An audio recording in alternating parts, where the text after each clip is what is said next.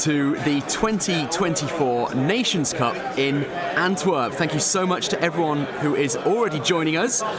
We have just gone into the draft for round one, so the teams now have 20 minutes to figure out who is going to be playing who for the first game, and then we will shortly, very shortly, so in about 20 minutes time, we will be actually starting round one here at the Nations Cup. I'm very, very excited. If you're not one of my usual subscribers and you're new here for this tournament, my name's Alex from Battle Camper. We normally do... Scenario 1 is Lords of Battle. There you go, you'll have heard the voice of Will Champion behind me there, the one of the TOs and masterminds behind this whole thing, who I'm sure we'll be hearing from later. He is just announced that the first round is going to be Lords of Battle, and on our table, our beautiful table, which I'll show you just now, there you go, this is the table we'll be streaming from all weekend, and we will have Italy versus France on this table. We'll have Italy versus France on this table, so I'm really very excited to see who is going to come out on top. Those are both, from what I've heard around the hall today, very, very strong teams indeed, and so it's going to be very interesting to see who comes out on top with that. We've got about 20 minutes while the players do their draft, so we're going to talk a little bit about what's going to happen this weekend. I'm going to get involved with the comments. I want everyone to say hello if you're here. We've got 20 people in chat at the moment. Definitely let us know where it is that you're streaming from, where you're watching from, because obviously the amazing thing about this event, and it is really incredible that it's come together, is we've got 15 nations represented here, 120 players, 15 nations represented, which is absolutely unbelievable. And so it would be amazing to see where it is you guys are tuning in from. I mean, poor America and Canada fans are obviously going to have... They'll have to be more committed, much more committed. I think it'll probably be about 5 o'clock in the morning, or even worse, it's going to be about 2 o'clock in the morning where they are. So I expect that a lot of those people will still be in bed, but hopefully they can catch some of the games later on. We've already got people coming in chat. We've got 23 players in. That's amazing. Like I said, let us know where it is you're coming from, where it is you're watching from, and we will talk now about what we're going to be doing for the weekend, because you're stuck with me for about 10 hours today and about 10 hours tomorrow. We're going to be streaming all day, both days of the Nations Cup, 6 full games. We'll also be talking to some of the players, some of the organisers, doing interviews. We'll have analysis. There's some very clever people behind me. You can see World Champion, the side of World Champion's head just there. You can see Ed Ball back there. And they're going to be analysing the results as they come in, of course, and they're going to be passing those results to me and telling me some clever things that I can repeat to you, because I am not an expert at the game by any stretch at all, but they are, so they can make me sound clever and I can just be the face of the operation. So we'll have 6 games throughout 2 days. We're going to have analysis, and we're going to also check in with some of the shenanigans going on between games as well. So let's have a look at some of the comments coming in. We've got 38 people in chat already. That's incredible at this time in the morning. Thank you so much. Absolutely amazing. Let's actually just have a quick look at what's going on in the hall today. So this is the teams engaging in the draft. They're deciding who's going to play who. And which armies are best suited to which armies. Now, as a reminder, so this is a team-based tournament, and also it is a good v evil tournament. So we're not going to have any blue-on-blues here, which I think is very exciting. It makes for much more themey gameplay and different tactical challenges, because you'll tailor your lists differently if you know that you're going to be playing evil with good and good with evil. So excuse me, I just burping into the microphone. I've only just finished my breakfast. That's my excuse. Yeah, it's a busy hall here this morning, and I can see some very frantic faces, some very intense deliberations about who is going to be playing who. Let's visit chat, because it's busy. It's already popping off, and I want to see where people are coming from. So.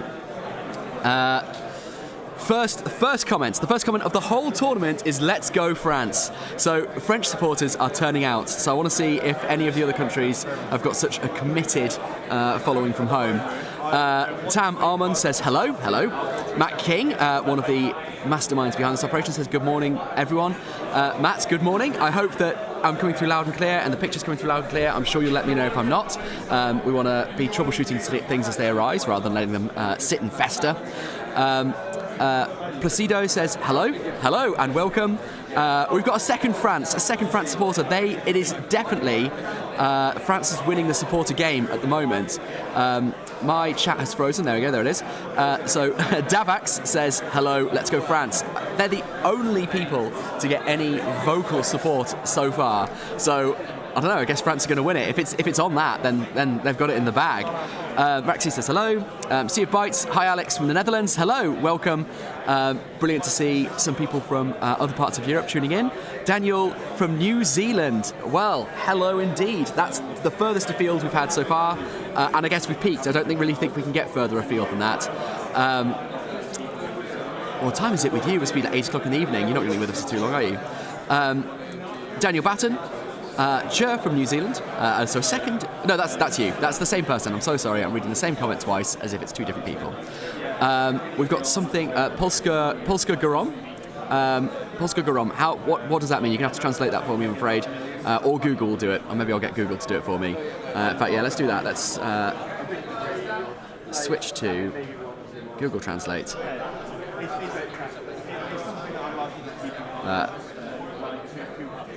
Was it Gorom? Polska Gurom. Polska Gurom? Polish Guron. Okay, I don't think that's it. I don't think that personally. I reckon that was that got it wrong. So we've got old school Chris in the house. Hello, Chris. Hi, Alex from England. We'll be cheering on for my honorary Danish friend today. I love me a pastry. Me too. I think pastries basically do it for me. Kevin, good luck today. And David Martin, hello from England. Did you bring your dog? I couldn't bring my dog. I'm gutted.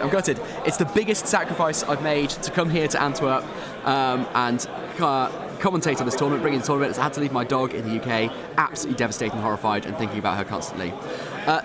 Tam says, let's go Frenchies. That's three big French cheerleaders. Or French big cheerleaders. Whatever.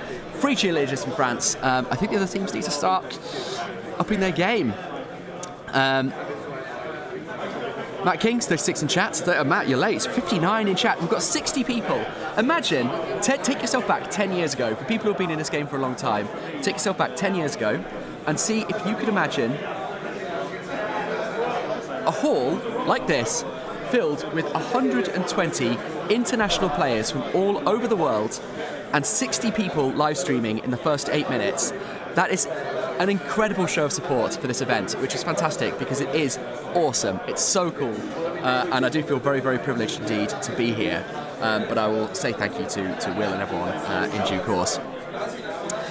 Old School says, shame it's in Belgium, not the Netherlands. Would have had some cracking opportunity for canal-based content.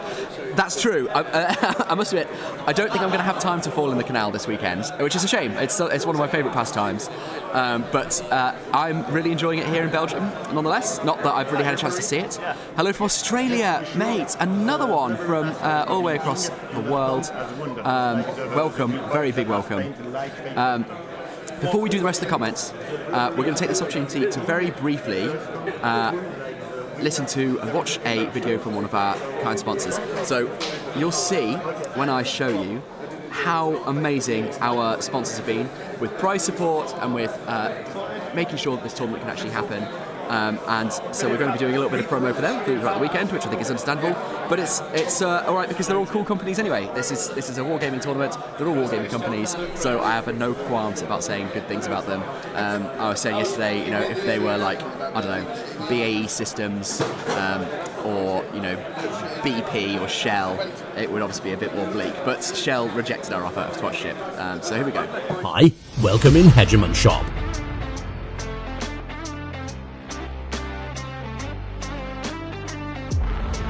Choose from thousands of products we have in stock. Your package can reach you even in 3 days. One of the lowest prices in whole Europe.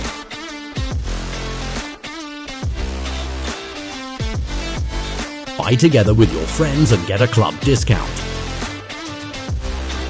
Buy all the modeling accessories and magnets you need in one place.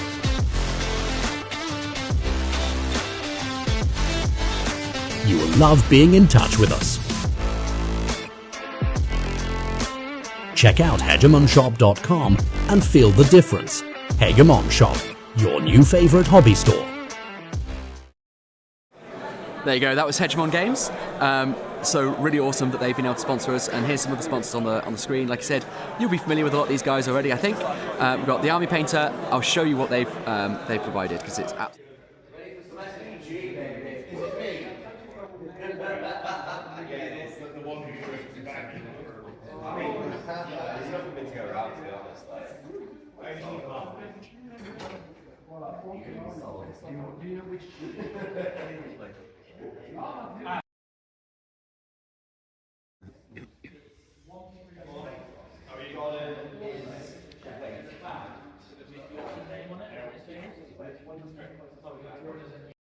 rather than streaming, but there you go.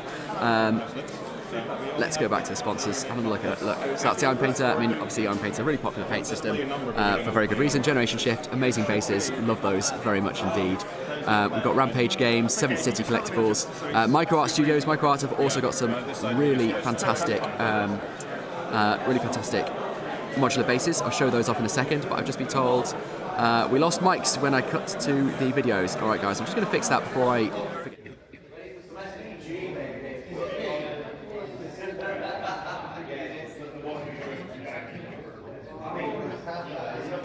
All right, you should be able to hear me now. Thank you very much, Chris, for pointing that out. And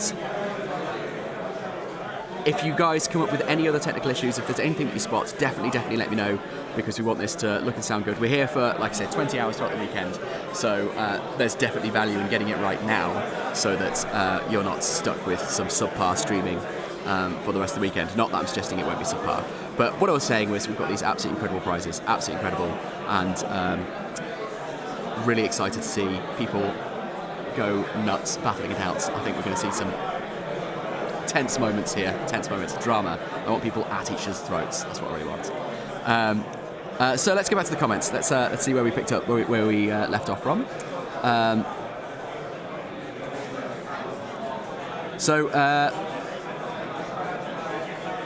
Where did I get to? Okay, so we've got a translation. So we've got more French supports. The French are really turning out. Yvette says, let's go Frenchies.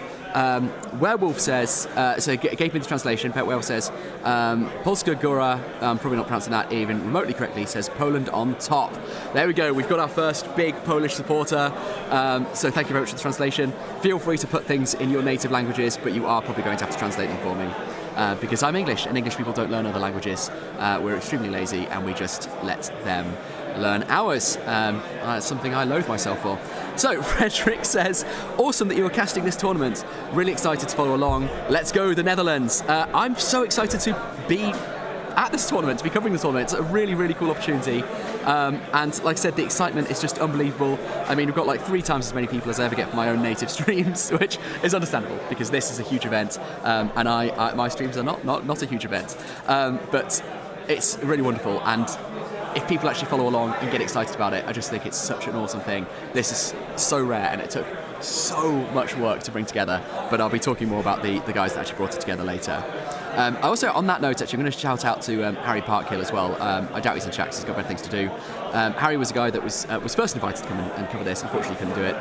He's an absolutely incredible content creator, a huge supporter of the community, and just all-around top guy. So what I'm going to do is I'm going to plug his podcast, because he's got a wonderful podcast called the Antwerp podcast, and if you're interested, you should definitely go check that out, because it's a bit of a shame that he wasn't able to come, although of course his loss is very much my win.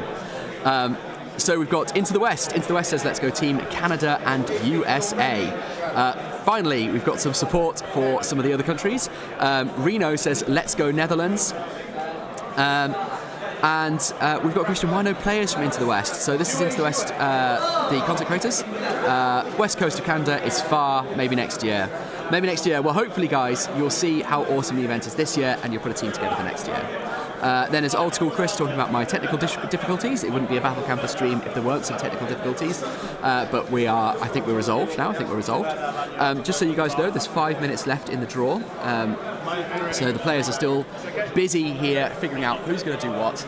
They've got just 5 minutes left, and then they'll be required to make their way to the tables in whatever order they've decided to put themselves.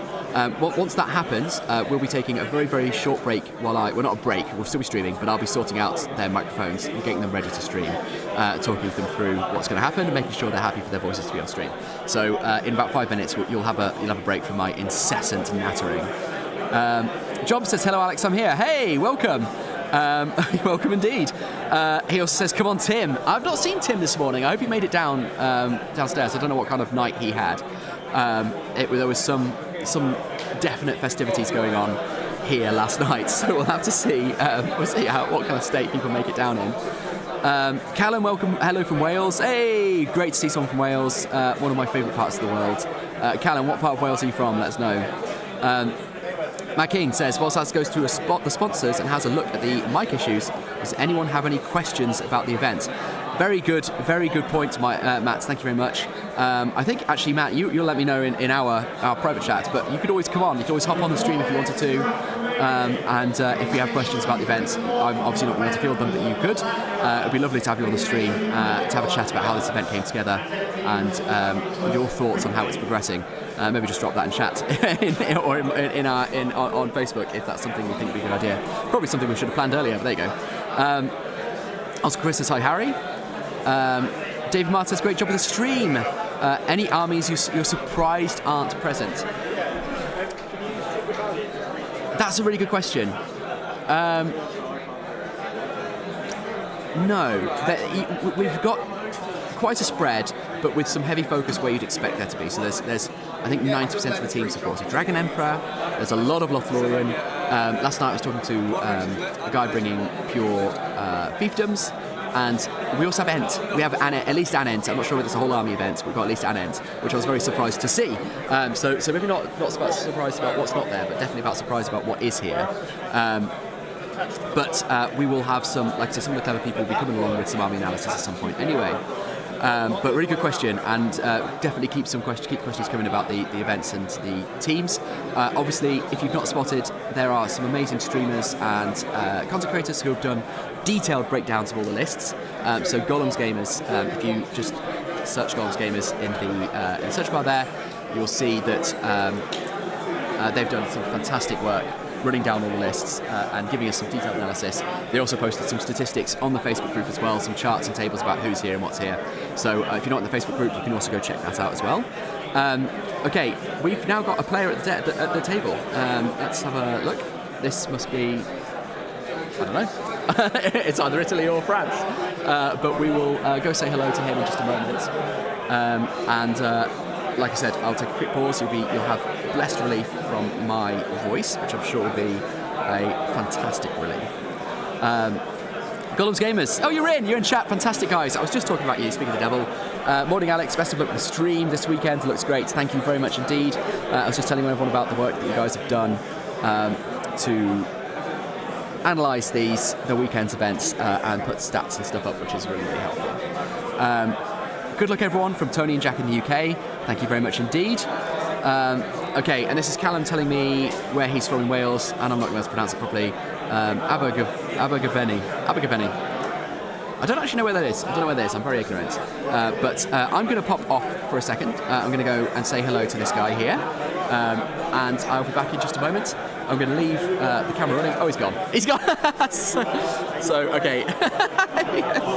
He obviously heard me say, I'm going to come talk to him. He was like, screw that. There's just no chance that's happening.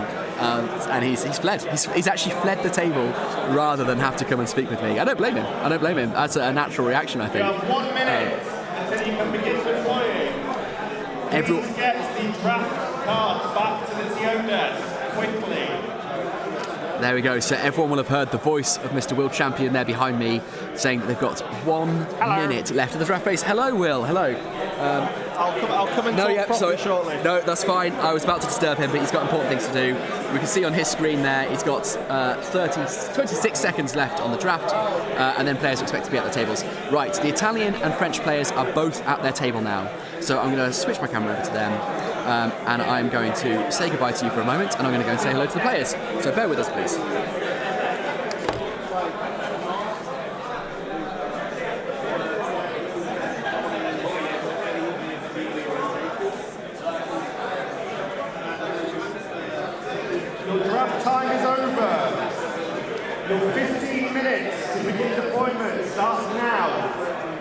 begin deploying. When you have finished deploying, you may begin playing.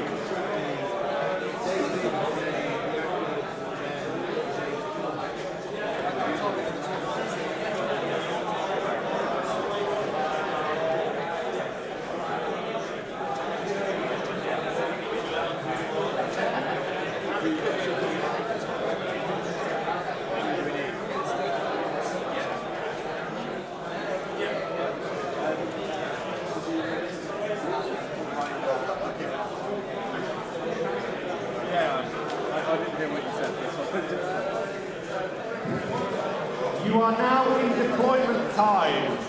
Please get the draft cards back to the TO desk and begin deploying. When you have completed your deployment, you may start playing. Okay, I've got some tasty info for you guys.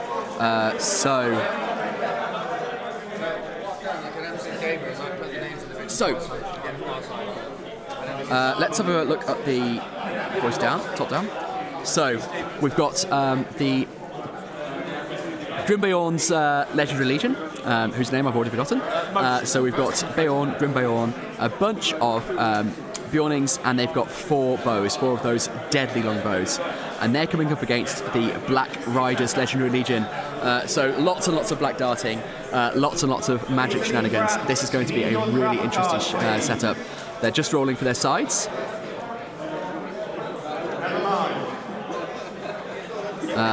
So that's the Italian team choosing their sides. We've actually got some real thought on the face going on there.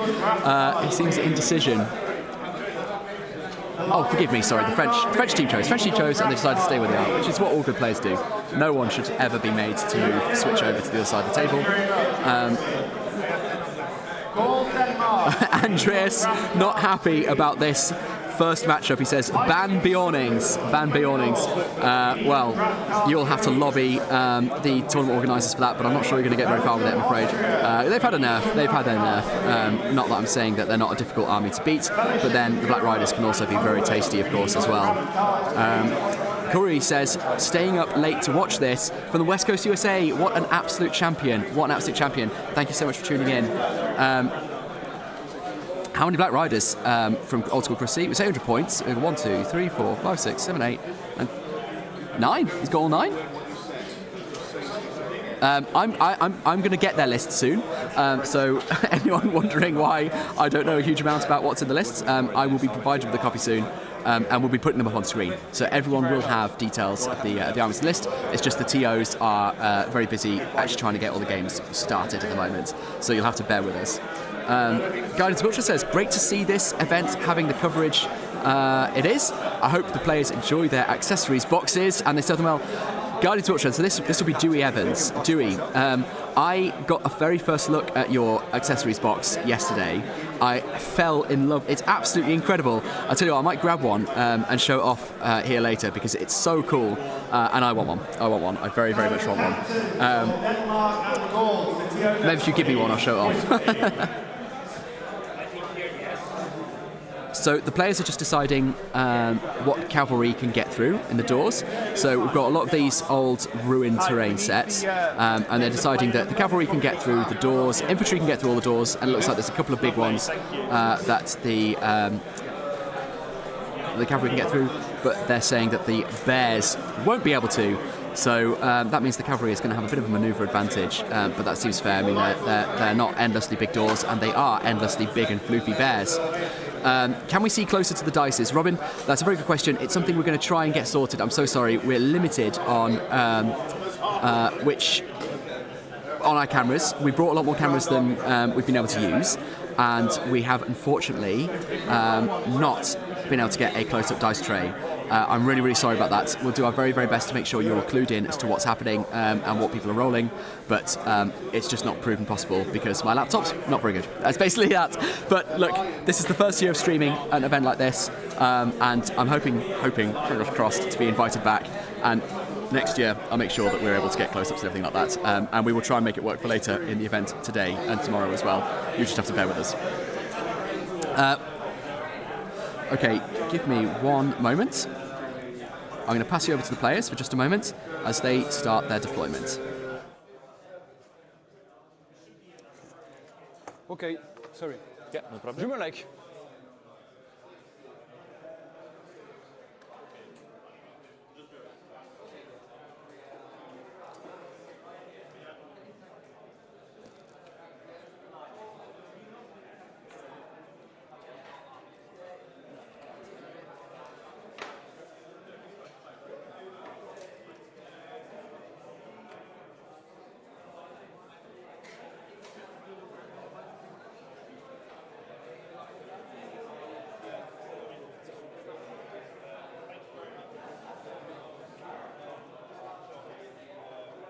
Yeah, Okay, so the that's it rest? for me. Yeah.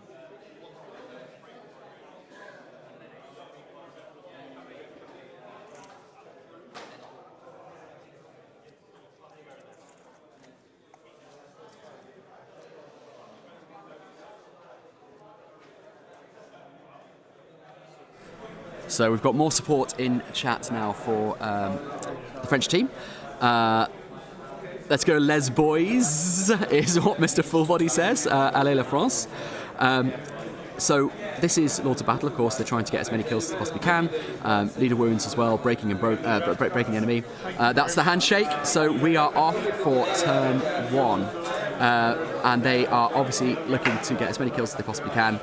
Black Riders are going to have, I think, an interesting time trying both to face off against the Bears, stay away from the Bears, and getting as much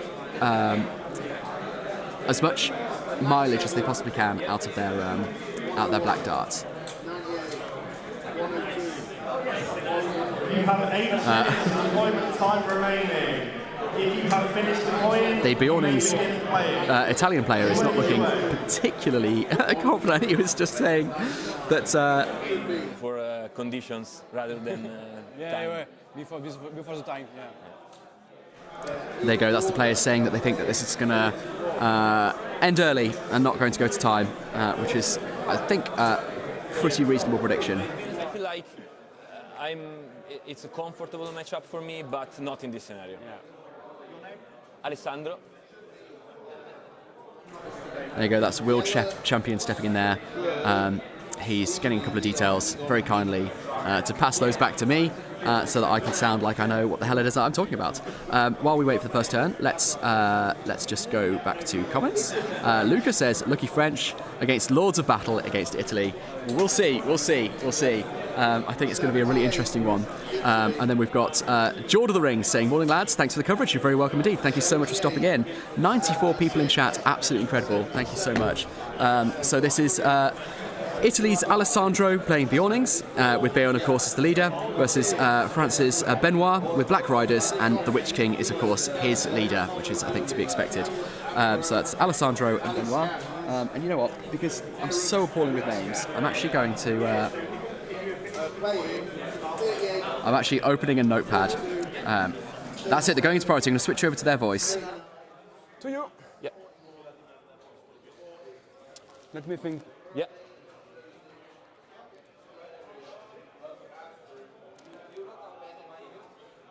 I will do an heroic move with the Dark Marshal.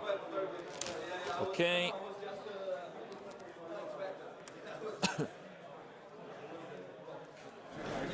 So Black Marshal's called a heroic move. Be interesting to see whether or not the Bjornings, Italy's Alessandro, decides to counter. I'm not sure how far away the Black Riders are and whether they've stayed within 10 to get close, but I don't think they really want to be in contact with the Bears, do they? So we've got some deep thought going on from the Italian player. Let's take a look at the agony. This is awful, isn't it? First turn. Okay, he's countering with Grimbjorn, so we've got a move off, first move off. Let's pass you over to their voice and see who gets that. you have just over 5 minutes of deployment time remaining. 4 plays? Yeah. 4 plays for you? No. To me, okay. Yeah. So Team Evil called it with me and taking the first move. So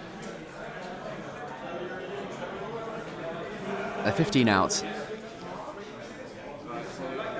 Nice. Yeah.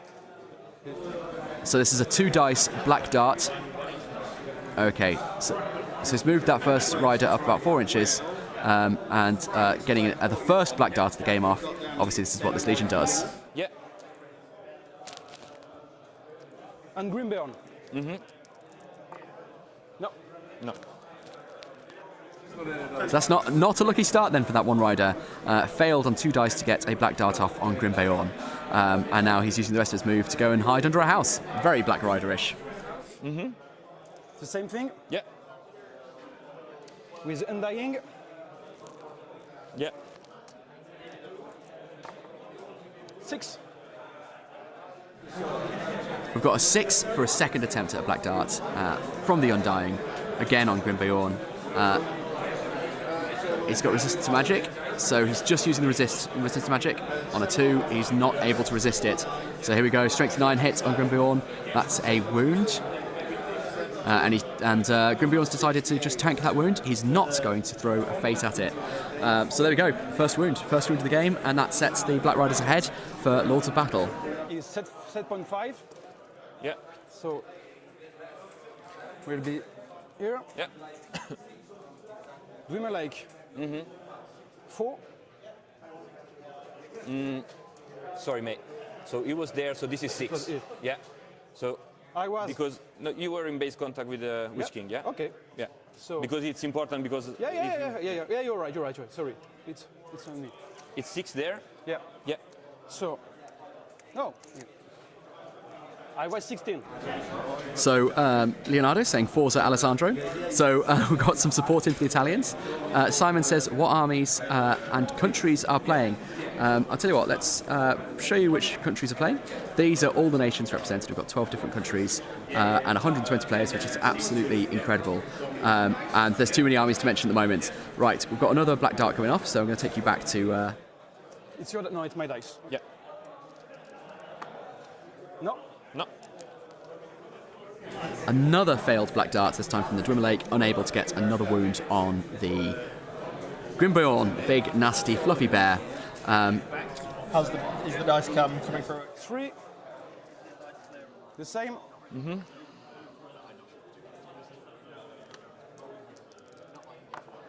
5. Yes. So I will resist with the free one Okay. and with another one. Okay. The So green. the green is resistant to Pay it. magic. Okay. So The black is my will. okay. Yes. But 1 wheel left. Yeah. No, 2 will left. Yeah, 2 wheel left. I used one. Yeah. So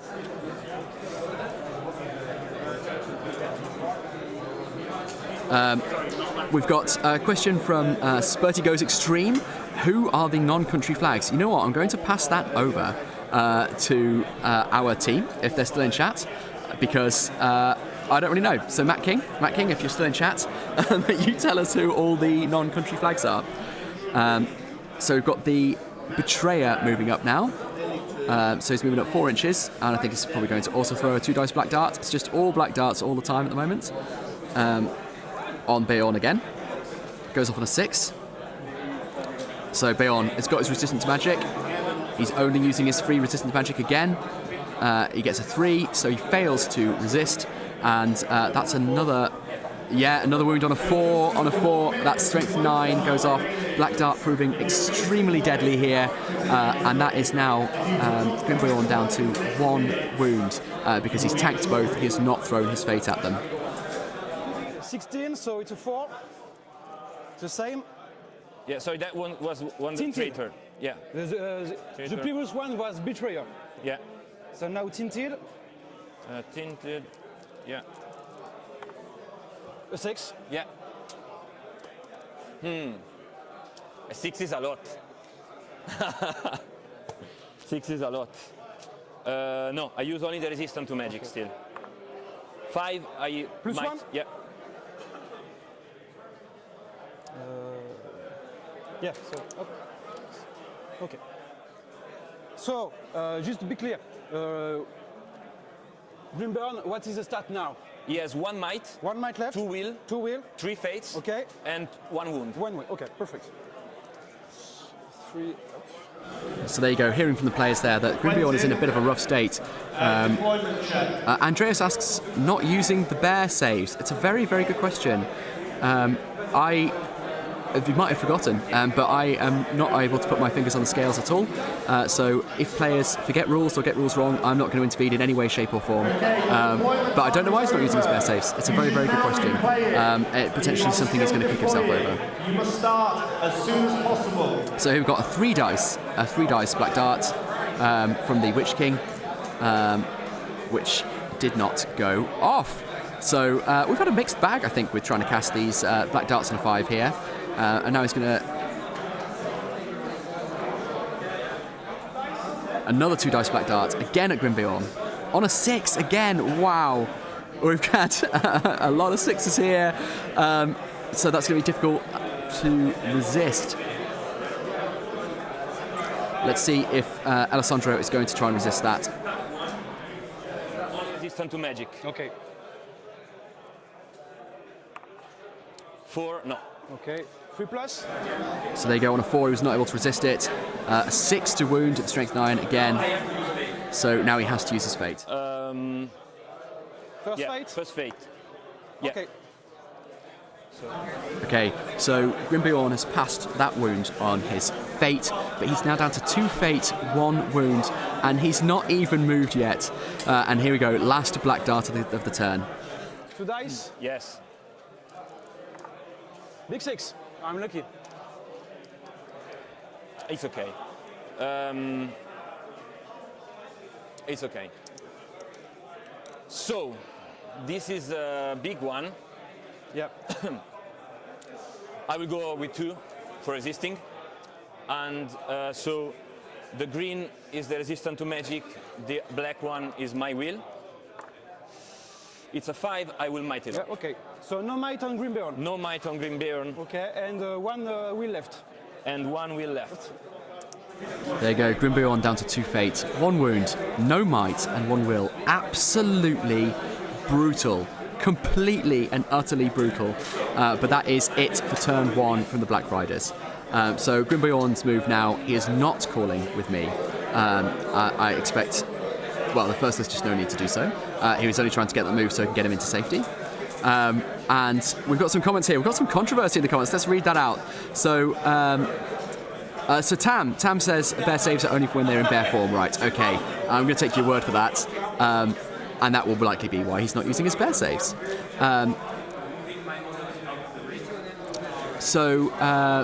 Tam says, can we switch the sides of their sound? It's reversed. It's so disturbing. I'm so sorry about that. I'll try. Bear with me. Let's see what I can do about that. Apologies for that. We've got some more comments here. We've got Erebus saying, great to Erebus. Bloody hell. Saying, wow, great turnout. It is a fantastic turnout. 120 people in chat from all over the world enjoying some games of the Middle-earth strategy battle game here at the Nations Cup, which is absolutely incredible. Fantastic turnout. So thank you very much, everyone, for joining us. And chat is popping off as well, which is great. Simon, here's the controversy. Simon says, honestly, this shows how boring Black Riders are to play against. What are your thoughts? I must admit, I've never played them. I've never, ever come across them in all my years of Middle-earthing. Yeah, I mean, they look terrifying. That was brutal. That first turn was utterly brutal. I can see why they're a bit considered a bit oppressive. Osandva says, but they're dynamic. They're an interesting match, interesting team, right? So we've got Beorn moving up now. He has transformed into a bear, and he's using his move extremely carefully and gotten as close as he possibly can to the Black Riders, but obviously not close enough to get a charge off this turn. David Martin says, I'd feel sorry for them if they weren't the Beornings. Well, yeah. I mean, it's not like they are doing themselves any favours in the sympathy department. So we've got some jump tests here as the Beornings try and cross that little wall. You can see Alessandro trying to get them over the wall there, which is more than half their height. So they're just taking a couple of jump tests, trying to close in on the Black Riders as quickly as possible, because, of course, otherwise the Black Riders are just going to destroy them. So Francesco says he wasted 19 will to get 2 might, 2 will, 1 fate, and 2 wounds. Interesting perspective. Yeah, I mean, I'm utterly terrified of the bears, so for me, I think bring them down at all costs is the way to go. But I can see why that is a very, very significant investment. And Asanvi says that's because of poor deployment. Poor deployment. You guys, you're really laying into them. It's some brutal commentary going on in the comments here. It sounds like you guys all know a lot more about it than I do. So I'm going to leave it up to you to tear these guys apart. Right, now Bayonne is moving. So Bayonne has transformed, and he's now moving up.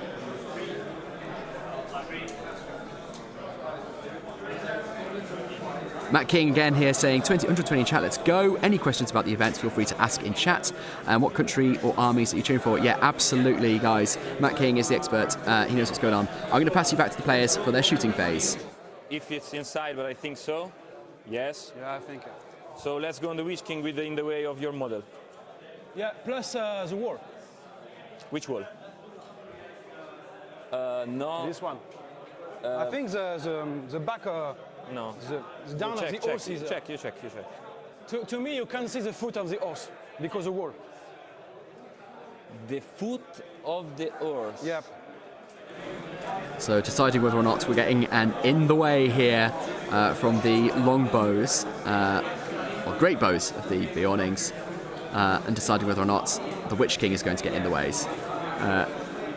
It seems like the consensus is there's 1 with no in the way and 3 with an in the way. And the other 3 goes on one. Okay. The first one. Okay. Yeah. So 1 hit. Yep. Horse or rider? The horse? Horse?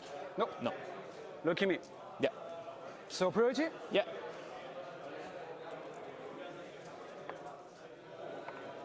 To me. 5 goes to you. You want to do something? So that's it, Team Evil. Team Evil taking the move, and Team Good, Alessandro from Italy, deciding that he is not going to call anything. But Benoit has called a march. Benoit's called a march. Let's see who's going to call that with. Clearly trying to keep as far away as humanly possible from the Beornings and their brutal combat capacity. So he's calling a march with the Drummer Lake, and I think that is a reasonable thing to do from my perspective. He is calling up the double, so he's going to get to that whole bubble of riders and get them. And here comes the black darting again. 2 dice. Oh, it's a 2 dice black dart with the Drummer Lake on Grim Beorn, and that is a 6. Let's see what Alessandro decides to do. No. 4 plus? Yeah. Plus 1. So you're 0 might, yeah? Yep. Fate roll for the skin? No. The other fate. Oh, sorry. Okay. Yes. Yep. So 1 fate left. Yes. Okay. And 50. So Grim Beorn with a single fate left takes another black dart there. Oh, it's just absolutely brutal, guys. It's absolutely brutal. I feel bad. I feel bad for the Bears, but I'm also advised by chat that we shouldn't feel too bad for the Bears, because at the end of the day, they're the Beornings. Beautiful army, though. Beautiful army. Let's just check in with chat. We've got Entmoot. Entmoot morning. What nations and armies are playing? So this is Harry Parkhill. I mentioned earlier with the absolutely fantastic Entmoot podcast and Entmoot videos. Definitely want to check those out if you're interested in some more MESBG content. Harry, we've got France v Italy. So France is Benoit versus Italy's Alessandro. Italy is Team Good with Beornings, and France is Team Evil with the Black Riders. So far, Grim Beorn is suffering. He really is suffering. And this is another 6. That's another 6 on another black dart on Grim Beorn, who's down to 1 wound, no might, 1 fate. So he's trying to resist on 2 dice with 1 of his will on black and green dice resistance magic. So resists on a 6, and he gets his will back as well. So there we go. That's the first thing I think he's managed to resist all game. 12. Yeah.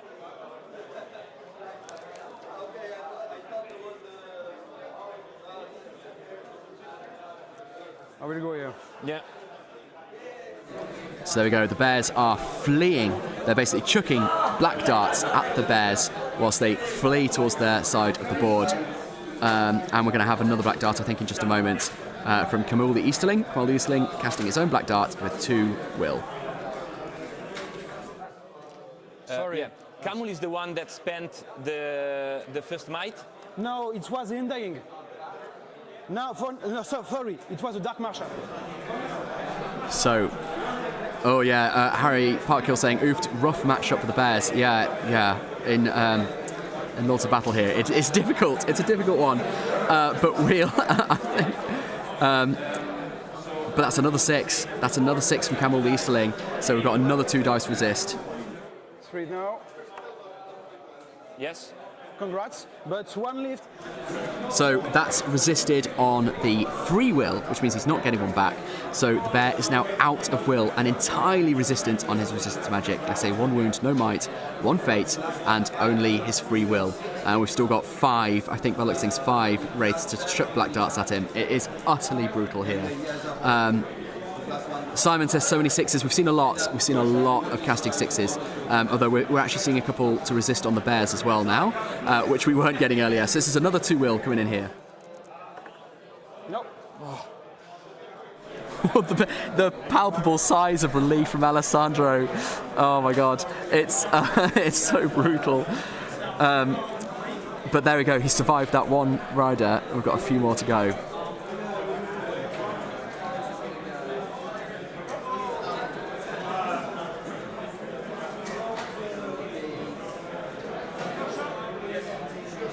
So here we go, the Dark Marshal cautious his own with 2 will. It's another fail, So we never know. Grimbeorn, I really thought he was dead. I thought he was going to go down this turn, but he might actually end up surviving 1 more turn. David Martin, how long can they keep up this level of black darting? I've never come across this legion before, David. I've heard a lot of things about it, but I don't know. So guys like Harry and Matt and Sean in chat, guys who know a lot more than me, drop it in chat. How long do you think they can keep this going for? I don't know how many fate they've purchased for each of the riders. I don't actually have their list in front of me. So I'd be interested to see how much fate they've got left. I might just check in a second and see how many they've got on that sheet. But we've got another black dart coming in, another 6 for casting. Only resistance magic? No, it's not resisted. So if he gets a 4+, the bear's going to be in big trouble here. Yep. Safe? Nope. No. Fate? Yes. Yep. But no fate. Oh, that's the last fate gone for the bear. No fate, no might, no will. 1 wound. And we've still got a couple of black darts to go this turn. Absolutely brutal. This is the Dark Marshal.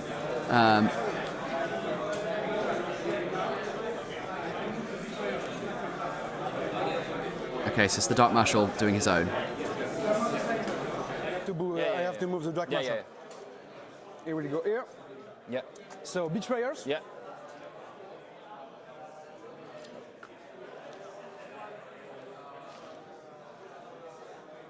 Okay.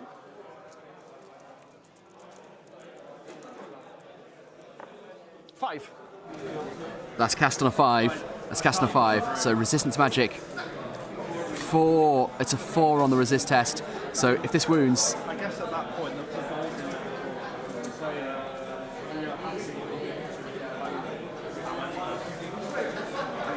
So Betrayer has spent 2 might to get that wound to go off.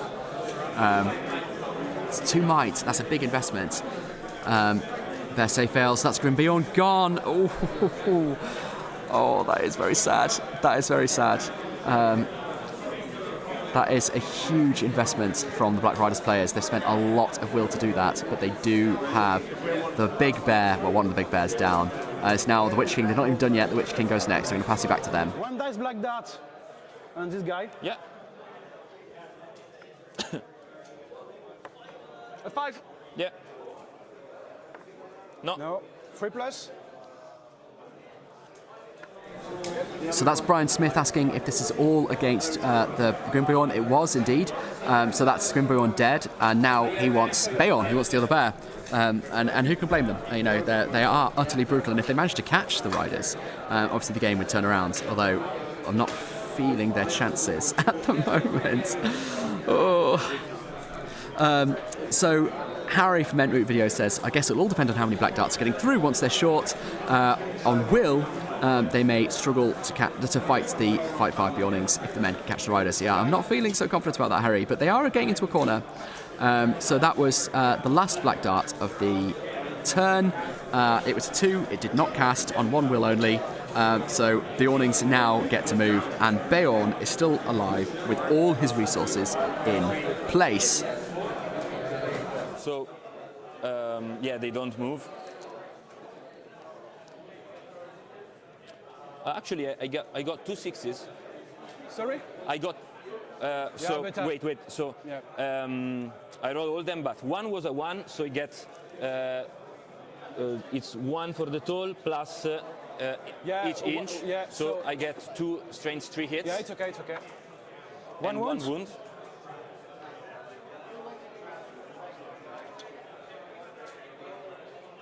And I got 2 6s. Okay. So it's 3 inches plus 3. Same behind, and this one just went down. Then all of these guys. So here, here, here, here. I'm so sorry to disturb you. I gave you the wrong microphones, so do you mind swapping your microphones because they're coming through the wrong sides of the audio? So sorry? Do you mind swapping these over? Because I gave you the wrong ones. I'm really sorry. Oh, it's okay, it's okay. You have to swap. Yeah.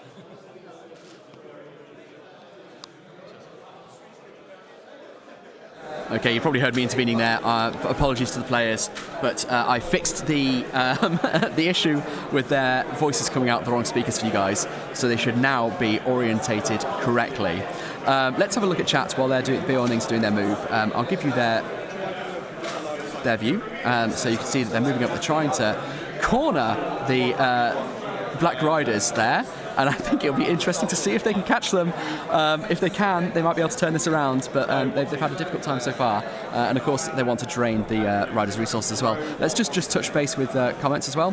Entmoot says, yeah, it's Lords of Battle, isn't it? Yeah, that's right. So they have probably done enough already. Yeah, I think it's quite likely. Difficult as though that is. Edward says, let's go, Ben. Chris Baird, there's only a handful of bows to shoot the horses. Yeah, there's 4 bows. We've got 4 bows on the Bjornings. And it looks like they're moving up because they're no longer going to get shots behind that big house there. So they are no longer going to be doing a huge amount of good, I don't think.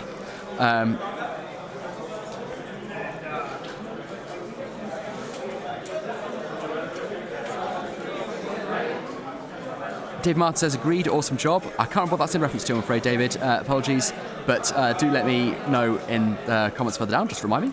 Grumble says, losing a wound falling down from the building is not ideal. It's not great. It's not great, no. Okay, we're back onto back to black darting. We are back with Evil Priority, and they're going to start again with their brutal chain of throwing as many black darts as they possibly can on the advancing Bjornings, see if they can whittle them down before the Bjornings actually meet their line. I'm going to switch over to their voices for a second. Yeah. Okay, I understand. So it's 3. Because they are running already a lot. Yeah. 3 to 7. Yeah. Right. Yeah. So 1 dice. Yeah. So Flying Dagger says Bjornings versus Black Riders always auto lose. Black Riders can always stay 17 inches away. Bjornings have too few archers. It's ridiculous. It seems, I mean, look, that prediction is working out, isn't it? It's a really difficult matchup for Alessandro.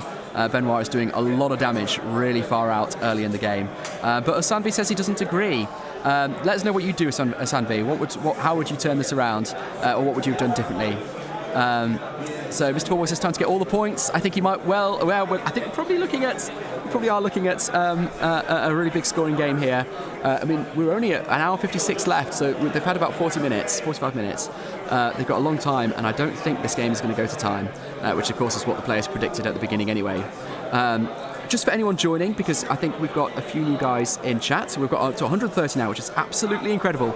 Welcome everyone to the Nations Cup here in Antwerp in Belgium. Today we've got, this first game we've got Benoit from France versus Alessandro from Italy.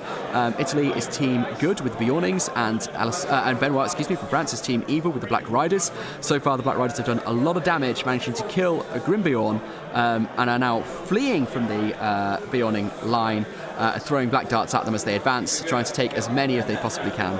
Obviously the Bjornings have got the advantage of having 2 wounds, so it takes 2 black darts to bring them down. Lucas says there will be no bears after they are done. It seems seems likely. Sean Clark. Sean Clark says, referring to me, sheepishly interrupting a game of world-class players. I do feel bad. I mean, if it did end up going to time, because I was faffing around with their microphones, I'd never be able to show my face again. It'd be horrific. Three, no. No. So the casting for the Black Darts isn't going quite as well this turn. They've not managed to get any off yet. That was Kamul throwing a single dice and getting only a 3. They need a 5 to cast the Black Darts, so it's a difficult ask. Shadow Lord's up next. One dice. Yeah. Yep. No. Almost. 3+. Yeah. Yep. Yep. He died. There we go, Bjorning down to the Shadow Lord's Black Dart. Cast on a 5, failed to resist on a 3+. So that's another one gone, and everyone hurts. Every single one of these Bjornings lost hurts. They don't have many, and they're obviously not doing what they want them to be doing. I mean, so far, the Bjornings haven't done anything. They've not been able to do anything. Chuck a couple of arrows, but to not much effect. Enmoot says they haven't used their screeches yet. Crumbs. They could table the Bjornings. Yeah, I don't think that is beyond the realm of possibility. Asandri saying, I would deploy the bears on the other board edge, advance towards the Bjornings, wait until the Nazguls are out of wheel, then move the bears. Well, I'm not going to second guess any of the players here, but yeah, I mean, interesting to see if that would have made a difference. Luca, no way to table them. How to lose. So I'm so sorry, I don't quite understand that comment, but sorry, Luca, if I've misunderstood you. How much time do they have per battle? They get 2 hours and 40 minutes, and they've got 1 hour and 53 left, so it has not been long so far, and there's a lot of damage already going on. Nope. No. So that was a 1 dice Black Dart from the last rider of the turn into a Bjorning, and it has not worked.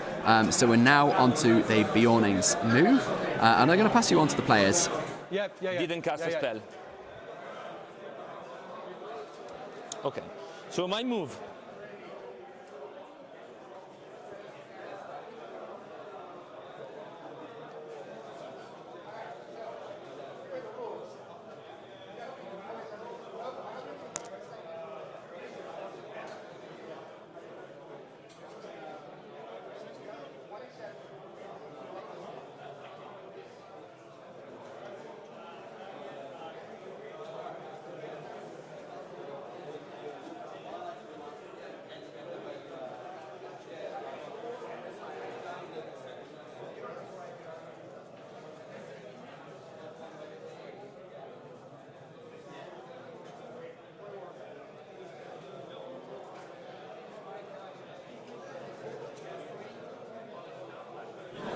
So you can see here we've got Bjornings racing to catch the Black Riders, and they might actually do it. The Black Riders, they're in a corner. I don't see how they're going to be able to get away from the Bjornings forever. So we might actually see some combat, which would be nice. Let's just visit the comments while the move's going on. We've got the moves going on the screen here. In the comments, we've got Peter Jean van de Voort. I'm so sorry. This is why English people shouldn't commentate multinational tournaments, because they have no skills with other languages and cultures. But he said, I couldn't be there, goddamn. Well, maybe next time. I'm sorry that you weren't able to be here. So that's it for the Bjornings, and we're back to priority. Let's tune in with them. To me? Yeah. Do you want to do something? No. No? Okay. I have to think. Yeah. So that's another priority to the Black Riders. And once again, the Bjornings are not calling. I think that's 3 priorities in a row. Bjornings deciding not to call. But now the French player, Benoit, is having to take some time to think about where he's going to put those riders, because he wants to try and escape the net that the Bjornings are creating for them. Understandably so. So you can see he's measuring out how far Bjorn can get. And I think trying to figure out where he can put his riders so they're not going to suffer some brutal double heroic combat shenanigans this turn. I mean, there is quite a net. You can see, I wish I could highlight my screen here, but you've got 2 buildings in the top right-hand corner or quarter of the board. they've got the one that Bayonne is sitting just to the left of, and to the south you've got some more Beornings coming around the right-hand side of that. So they're going to cut off the riders coming towards the bottom of your screen. And then we've got the bulk of the Beornings to the left who are going to cut off the riders trying to escape to the left of the screen. So they're not going to be able to get away forever, and we do have an hour and 50 left in the game. So maybe this is not a done deal just yet. Okay, so the Undying has just called a march. So that's it, we've got a march from the Undying. Obviously, he's probably going to call at the double and try and get these riders out of harm's way to the greatest extent possible. They do their thing and do their moves. We're going to revisit the comments here.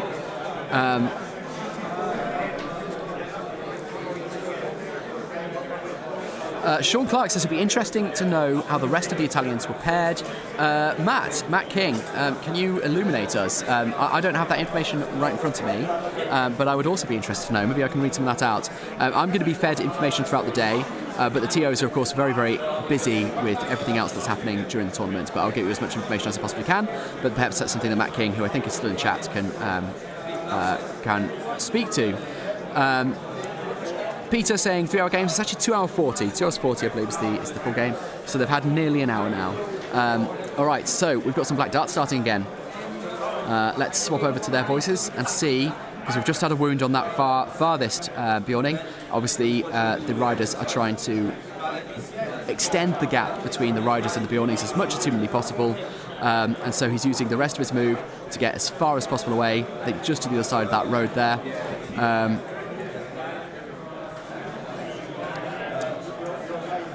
So yeah. Here. Yeah. Sorry. I hope the model can't. Yeah. It's okay. We know it's there. Yeah. Okay, so a little black dart with 1 dice on this guy. Yeah. Which one is that? It's a Dark Marshal. Dark Marshal. So he used 6 wheel now. Yeah. 1 dice. Nope. No. So Dreamer Lake. It's 12 to be here. Mm-hmm. Okay. So 3 left. Okay, guys, whilst everyone is doing their moves, we're actually joined by Will Champion, I think one of the absolute masterminds behind this whole event. Hello, Will. I don't know about masterminds. I am Minds, anyway. one of the idiots that's put this thing together. I mean, let's have a look at how it's going. I mean, look at this hall. Absolutely packed to the gills with players from all over the world. 120 people. I was saying to these guys earlier, this would never have happened even a couple of years ago. Absolutely unbelievable. No, it's crazy, isn't it? You've got to feel some pride. Oh, it's quite overwhelming. Like this is, it's certainly like a nerd dream of mine, but also sort of working in the events industry now and doing, doing tournaments for various different systems. Obviously, Middle Earth is my love. So it is an absolute aspiration to, I want to run the biggest, best events in the world. Like that's something that I'd get. Well, you're well on your way, mate. You're well on your way. It feels like a good start. The atmosphere last night in the bar was amazing. Every team pretty much. Every team was here last night, and immediately, we did all of our prep down here. I think we got to go up to the bar about 11:30. Every table was just a mix of countries. Like it wasn't, Poland sitting having their deep discussions about who's going to crush who, and Italy, everyone was just having a nice time, drinking very expensive Belgian beer. Everyone's mixed. Very expensive Belgian. Yeah, a little bit of shit talking, lots of hugs and handshakes. It's like honestly the best thing ever. Amazing. Well, congratulations. I'm sure we'll be checking in with you throughout the day. Yes, I'll be around. The Witch King is casting, so we're gonna swap back to him for the moment. See if they can escape that net.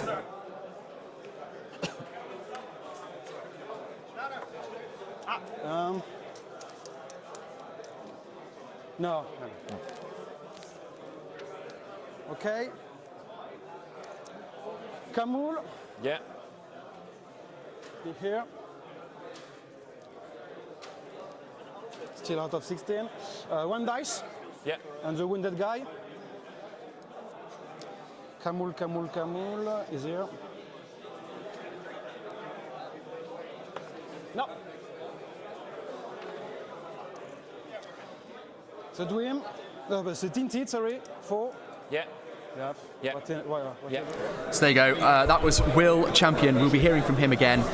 He knows he's a 2 times winner of the Great British Hobbit League, the biggest Middle-earth strategy battle game league in the world. So definitely a man worth hearing from, and he can give us all the analysis that I am simply incapable of giving you because of my lack of skill and knowledge.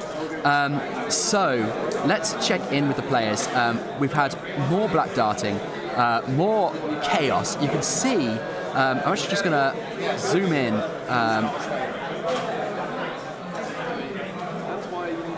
Because you can see the action up here. The Black Riders desperately trying to escape the trap that the Beornings are setting for them. And of course, using their mobility, they're able to leave basically half the Beornings' army behind, south.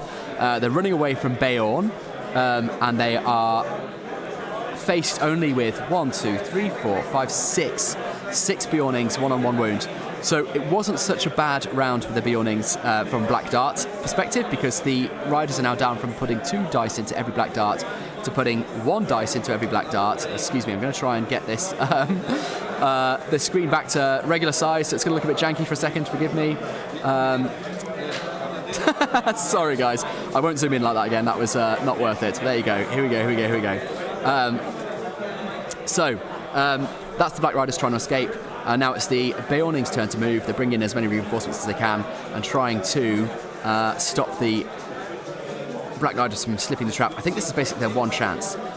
If the Black Riders can get out, that'll be it. They'll continue throwing the Black Darts, doing all the other Legion shenanigans, whittling down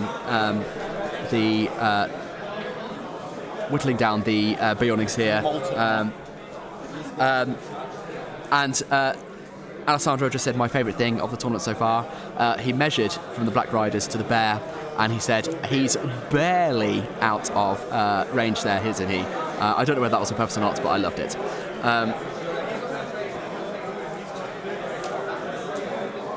He's transformed back into a man. In order to fit in through that gap there. That is a really interesting play. That's the kind of play I don't think many people actually think about doing. They think, well, he's in bear form, he's got to stay in bear form. But he's back as a man in order to get in between the rocks and the miniatures that he'd left there, in order to get as far forward as possible to enable the rest of the Beornings to move up as well. Right, let's have a look at chat, because it is popping off. We've got 150 people in, guys. 150 people. Some new people, we've got some questions about who's playing, so I'll just quickly recap. This is Game 1. Game 1 here at the MESBG tournament. That is the Nations Cup here in Antwerp. 120 players and 15 countries represented. And we have here at our table, we've got Italy versus France. Italy is Alessandro, who is playing the Beornings, and France is Benoit, who is playing the Black Riders. So far, the Black Riders have managed to kill Gwynbeorn with a huge amount of black darting. Lots and lots of sixes going off on those black darts. They spent a lot of will to do it, and so now they're running a bit low on resources. And Beorn is still on the loose and at full power. Let's check in with some comments then. So Richard Spencer says Black Riders is truly the most negative play experience in the game, and Guestman34 approves of that view. Says without a doubt, interesting. Right, they're going back to priority, so let's switch back to them for the moment.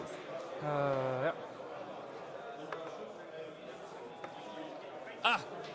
It's mine. Goes to you, but.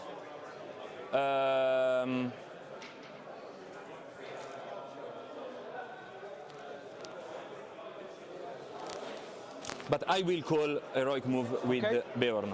Okay. There we go.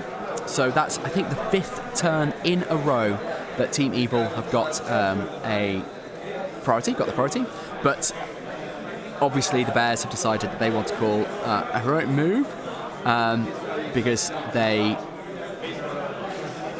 desperately want to try and lock the Bears in place here, and they've moved forward far enough that he could theoretically do it this turn. So this is going to be a pivotal roll-off. My heart is genuinely beating faster because we've got now Benoit from France deciding how he is going to counter this, if at all possible. because this is a pivotal moment. This is a pivotal turn. I feel like this is the moment that the Bears might get back in the game, and Italy might be able to clinch a win if he can get some really good dual rolls on a lot of those riders, which have, by the looks of things, trapped themselves potentially against that back board of the wall. So I'm going to tune in the players while they decide what they do and see if France contests that heroic move.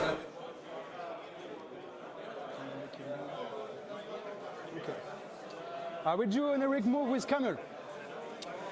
So Camel has used none. It's the first one. First one, yeah. So there you go, Kamul the Easterling using his first point of might to counter that heroic move. Here's a big roll-off. 4+ for the Bears to get it. The Bears get it. Bears get it. They're moving first for the first time, I think, since the first turn of the game. Yeah, Harry from Antwerp saying, yeah, the lack of priority is rough. It is. Simon saying, I'm wondering what the might is looking like for these Black Riders right now. All right, they've not spent a huge amount. A couple of them are down. I don't know what I might do is just go and sneak a look for you guys. So bear with me. Only these two were in. Yep.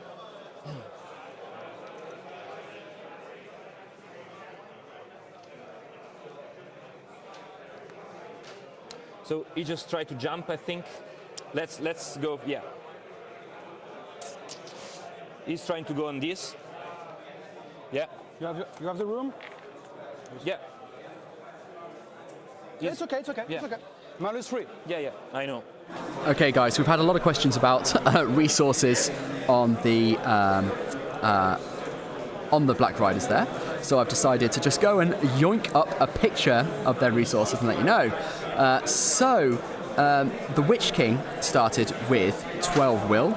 Everyone else started with 8 will. And everyone spent at least half. The Knight of Umbar, Nazgul 9, has spent 4 will. The Tainted has spent 5. The Dwimmer Lake has spent 7 of 8. Undying has spent 5 of 8. The Shadow Lord has spent 5 of 8. The Betrayer has spent 6 of 8. The Dark Marshal has spent 6 of 8. Kamul has spent 6 of 8. And the Witch King has spent 6 of his 12. As for might, there's still a lot of might on the table. Witch King's still got all 3 of his. Kamul's got 1. Dark Marshal's got 1. Betrayer has spent up. Shadow Lord's got 2. The Undying's got 1. The Dwimmer Lake has spent up, and both the Tainted and the Knight of Umbar both have 2. So there's a lot of resources still available for the Black Riders. But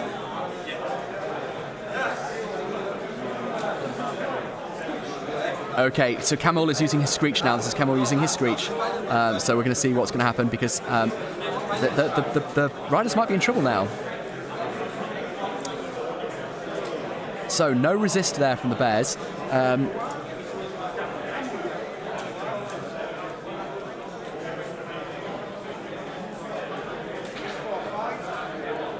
So this is one of the few riders still unencumbered, now trying to escape the trap, escape the net. Yeah, Simon Degan saying, huge turn here for the Bears. Let's go. Hype. It is huge. It is really significant. I think that's a big, big deal. We've got some traps. We've got Bayonne in combat. We've got a load of Bears in combat. That's a really big deal. And quite possibly we're going to see the tables turn here in this turn. Luca agreeing, saying turning point for Bears. Simon saying Bayonne. Forgive me, Simon, I'm not sure what that's in reference to. And Charlie says, let's go Bears. We've got a lot of support for the Bears in. A lot of support for the Bears in. These are obviously the Italian fans coming to support their team.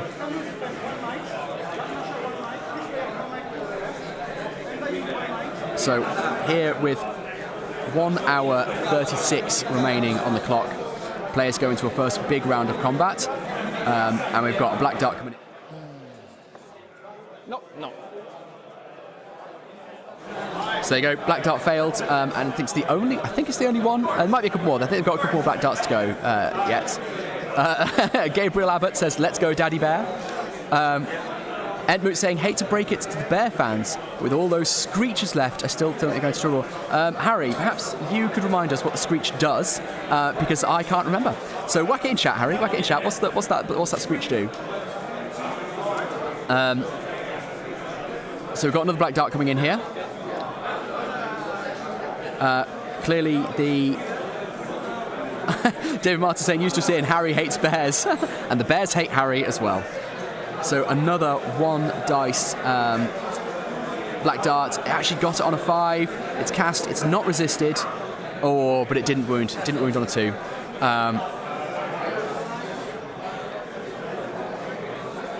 I think he's miting it. He's miting it. So we've got a wound there on one of the Bjornings as the Dark Marshal spends a might in order to get the black dart up to a wound after a lucky 5 and a failure of the bears to resist it with their resistance magic. Etmoot, Screech equals a channeled transfix on a 6 for free. Thank you very much. Very handy to know, and I definitely knew that. I was just testing you. Let's switch over to their voice now and see what's going on with the rest of these black darts. Guy. 6. Sorry, mate. Tainted, now how many we left? 2, but 1 for casting. Another one after this? Yeah. You're counting bad, man, because It was a show you. But mate, So a bit of controversy now going on as to how many resources the guys have left. Okay, so I think a little bit of controversy. It's a bit awkward to watch, to be honest.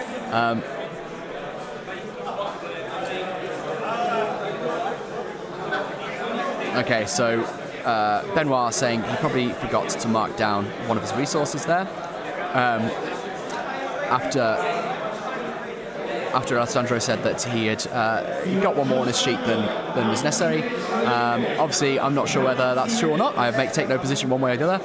However, if anyone wants to watch the stream back, he'll be able to find out. We'll be able to find out. It's all on camera.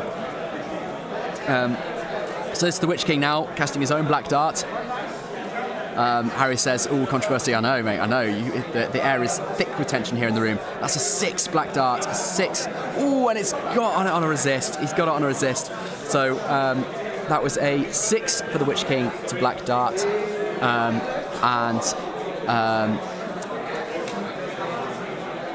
The Bears resistant magic coming in clutch there and just sneaking a resist there.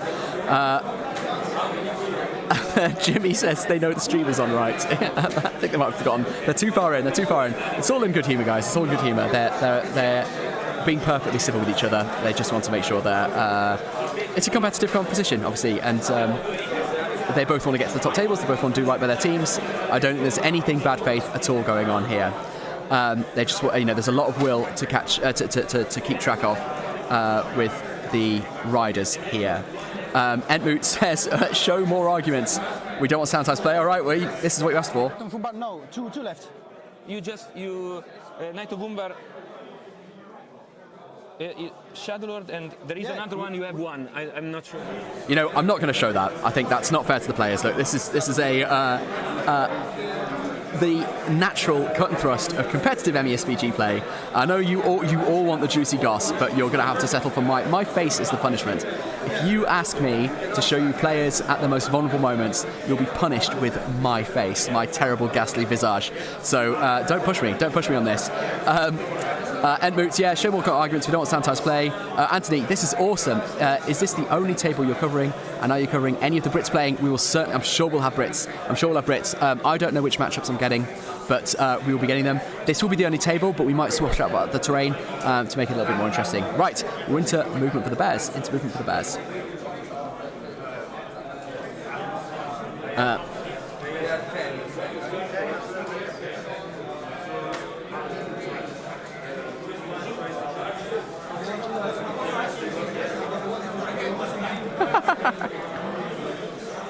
We've got, I expect, Damien now from Battle Streams in Middle-earth, another fantastic channel.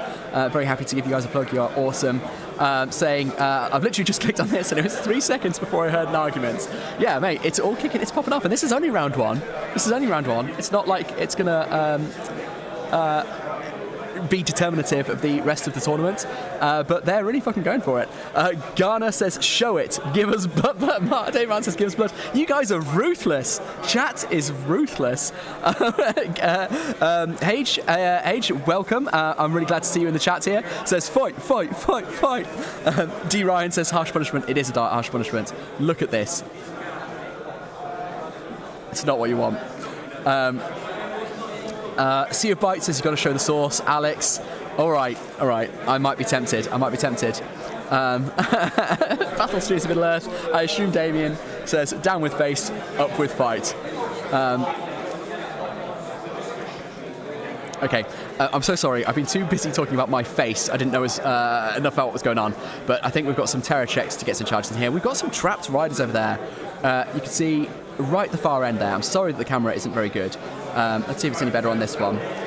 Because you can see... no, it's not. No, way better. I'm going to go grab a shot in a second and I'll just transfer it to you so you can see what's going on. But we've got the riders really trapped up against the board over there. So I'm going to pass you over to the players for a moment. I'm going to sneak and grab a photo, come back and transfer it to you guys. But bear with me 1 second.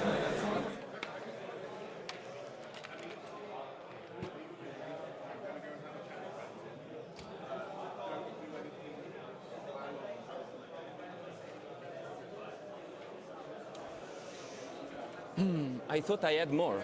Where are my Bjornings? I haven't killed many guys. I thought I have more. Okay. Yeah, that's it. So, fight phase? Yes. So let's go. Yeah. Start with. I'm charging here, so start with here. Yeah. I have 2 dice. Yeah. You have 4.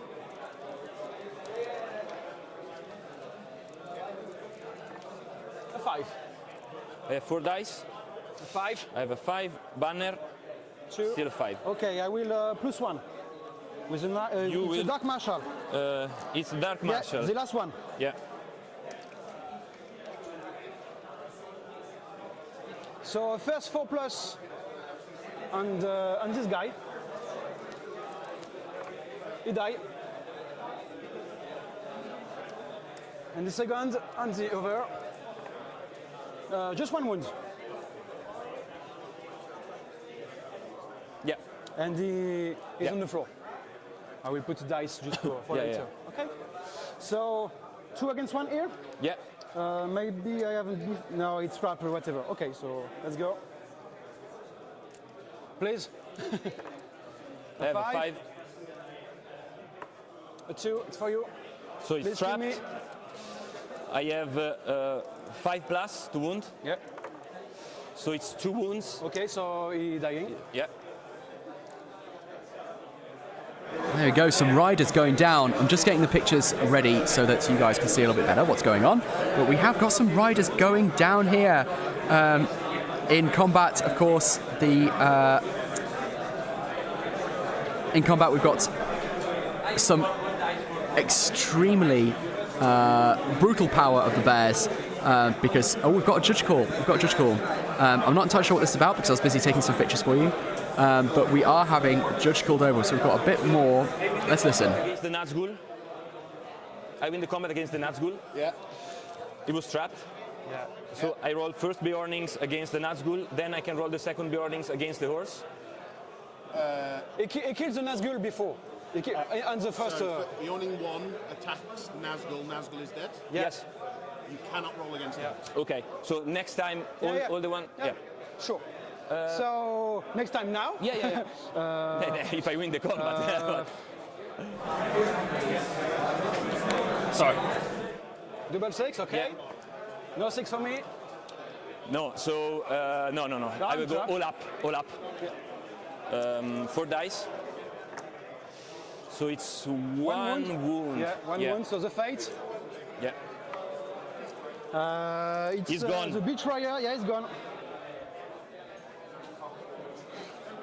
I do a mistake.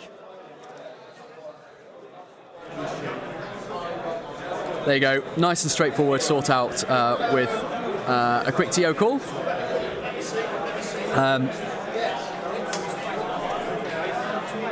So Gollum's Game is saying it's a mistake by the Italian there.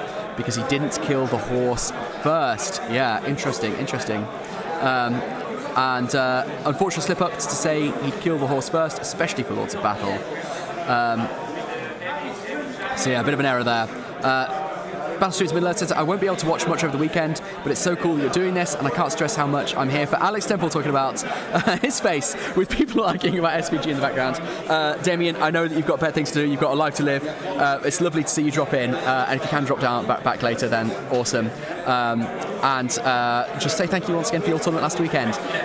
Anyone who doesn't know, Damien with his friend Tom runs Seven Stones, a fantastic tournament that happened last week. The polar opposite to this one. This is a paragon of professionalism and competence. Seven Stones is all about fluff and hobby. Right, let's check in and see how these combats are going. You can see loads and loads of riders gone over there. They're really thinning out the board. I mean, my picture's now a little bit out of date, but let's have a look at what they look like just a moment ago. It's far too big, forgive me. Nice and professional here. As I try and I've literally just taken this picture, so it's a little bit janky, but that's what we're here for, isn't it? A little bit jank. So this is what the board looked like a moment ago. So you can see how trapped the riders managed to get themselves. The bears on the right there, or the Bjornings on the right, had locked in one of the riders. Another Bjorning had locked in the rider on the left, and then the bear was then trapped against the board edge with Bjorn just absolutely tearing him to shreds. The rest are trying to flee around the building to the left there, but it doesn't look like they're necessarily going to get very far with it because they're going to run headlong into another set of Bjornings. So yeah, definitely the Bjornings are playing it well, I think, now to pull it back and trying to get the riders finished off.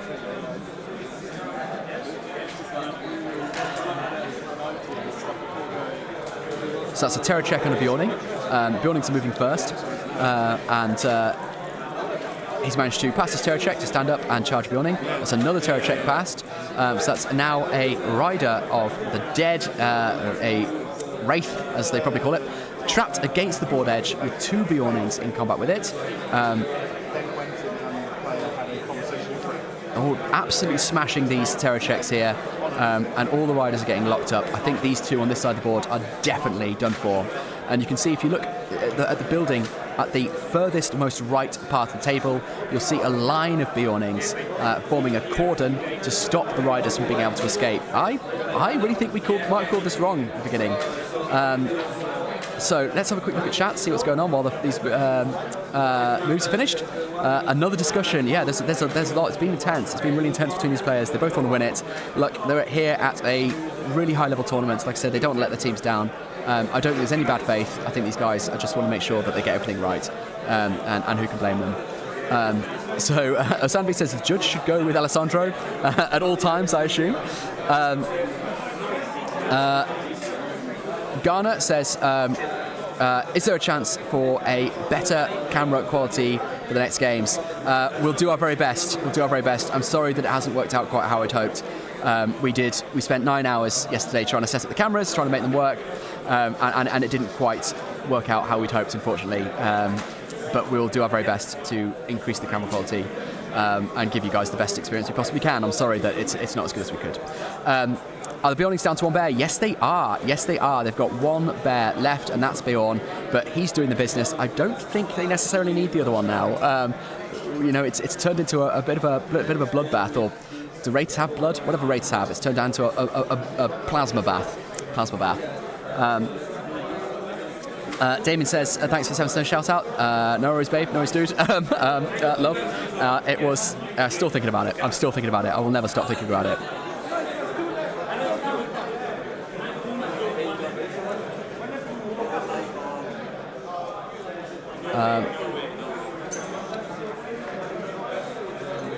Emissit. Okay.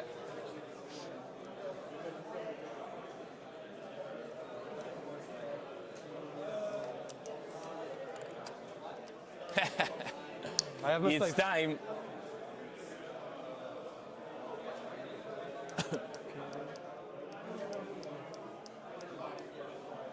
Okay. And will you charge here? Both? No, just one. Just one, yeah. Okay. Okay. Now, Camul. Just one left. No, Camul now over. Yeah, one left, so no cast. No more cast. It was, you had one with the 4 and one with 2. It's... It is a count. Okay, so another discussion about resources going on. Golan's Gamers said, did you have a DSLR or something you were having to use? I did, and I do. I'll show you in a second, actually. It's not a DSLR, but it's a...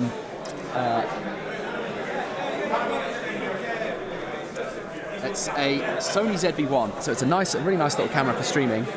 And to prove to everyone, I did try and come prepared. So I did bring it with me, obviously with a light on top as well. But unfortunately, there's something wrong with the charger. It simply won't take charge, and the battery power is just not capable of running a whole game.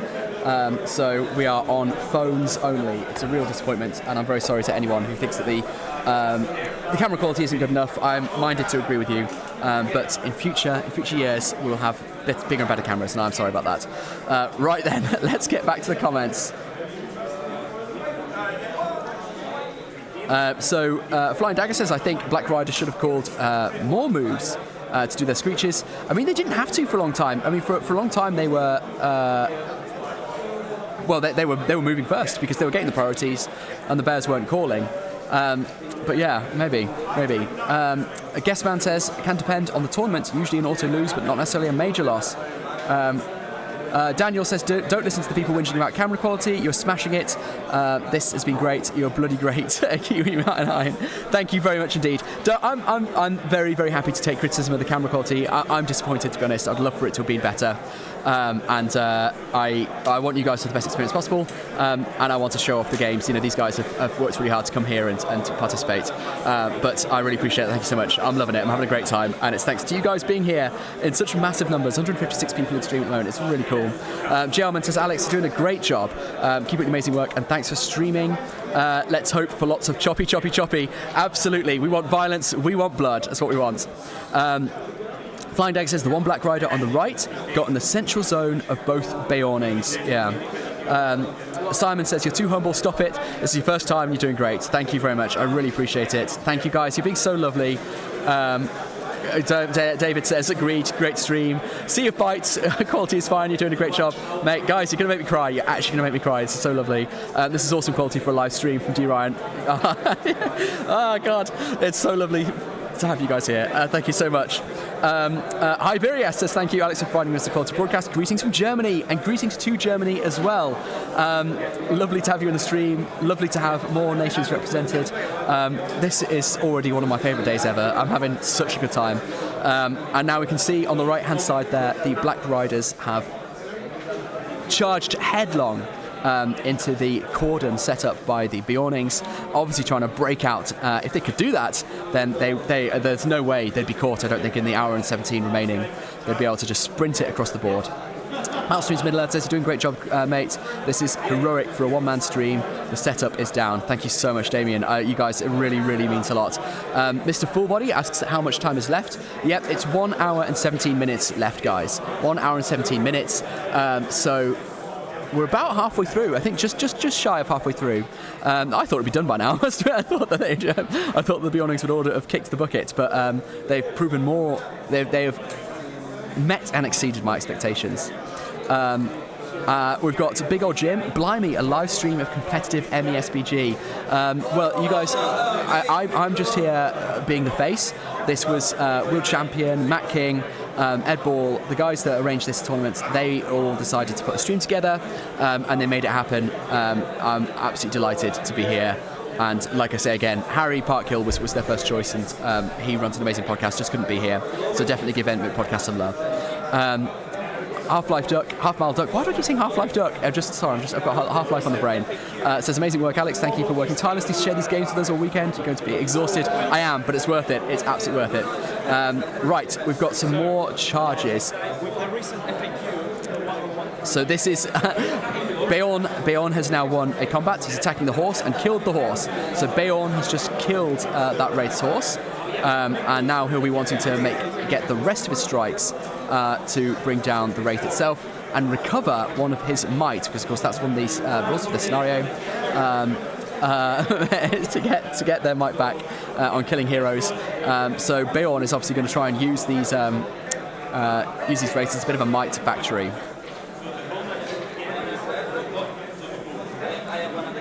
So there we go. Undying is dead. Undying now Undie or something. I don't know. That was bad. Scratch that one from the record.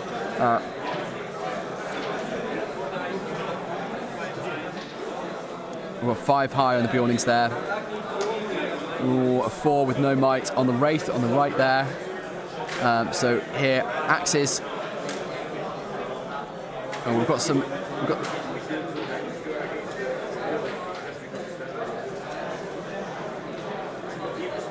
Okay, we've got a conversation now about whether or not that Wraith is trapped. Alessandro is saying that he's trapped against the wall, but Benoit is saying that he has a way of moving. We'll let them talk about that. I'm going to read the comments while they figure out whether or not he's trapped or not. I'm not quite sure he's going to. Not quite sure he's going to need it or not. Okay, we've got a bit of a dispute over here. But the horse is dead. The horse has died. And then we've got 1 wound on the Wraith. So horse down. 1 fate on that Wraith. So here comes the fate rolls. Fate or die. Dead.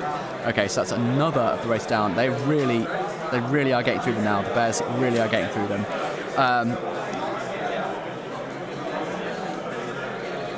Pierre G. France is supporting France. That's what a surprise. Pierre G. France says, great job on streaming and comments. Many thanks, and let's go France. The French team has really brought out the supporters for this stream, doing a bang-up job, guys. Keep it up. 171 people in stream now, guys. We'll talk about that in a second. We've got Camel up next. Camel is now fighting his Bjornings. It looks like the Bjornings have taken it. What are they going to do? Look at the thought going on Alessandro's face there. Italy wanting to take down Camel the Easterling. So he's putting 1 attack on the horse. The horse is dead. And then he'll put the rest on the Easterling himself. A wound on Camel the Easterling. See if he can fate that one. No, it was a fate or death, and Camel has dropped that fate. I mean, everyone was saying this is an auto win for the riders, but it's not looking like that now.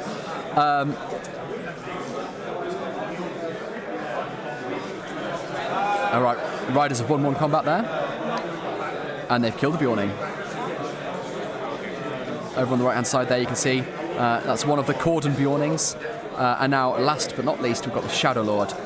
Shadow Lord at the far right, at the back there, fighting some Bjornings. 5 for the Shadow Lord. 5 for the Bjornings. They're matching fights, both fat 5. So Shadow Lord has spent a might to get up to 6. Might to get up to 6, but they're fighting through a wall and the ruins there. So it's an in the way. So that hits the wall, the first one. Second one hits the wall as well. So they did not manage to kill Bjorning. So that's the combat's over. Back to priority, let's check.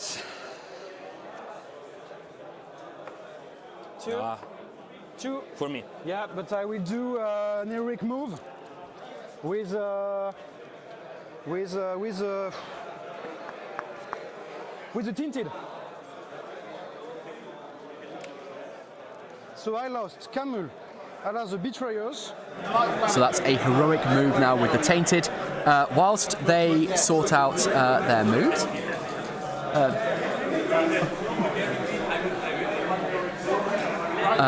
So with their moves going on, sorry, I'm going to talk quietly, so I'm trying not to distract these guys as they're really thinking about their game, both trying to get the best they can out of it. So I'm gonna read a comment here from Damien. It says, in all caps, make it cry. The people want tears. It puts the tears down its face, or else it gets the hose again. It's gonna happen. I think, Damien, you need to tune back in when I'm more tired and more hungry, and I guarantee you'll get tears. Rip on City Wargamers. Hello, guys. Headzio has finally had 5 minutes to go to the toilet, and he sat watching the stream. What does that tell you? too much time on his hands. There's good Wi-Fi in the toilet. That's what Damien reckons. Leonardo says, what a turn of events. It has been an intense game. It's been really intense. Right, we've got some screeches going on, so let's see what happens. We're going to switch back to face down. So, Witch King doing a screech. Mark Garland says, Alex, we're all here for you, mate, to keep the good work. Thank you so much, guys. I can't thank you enough. I really can't thank you enough. Craig Hughes, it wouldn't even be Battle Camper if there wasn't a technical hitch. Of course it wouldn't. It would be some other crap. Not even worth paying any attention to. Love the stream. Thank you so much.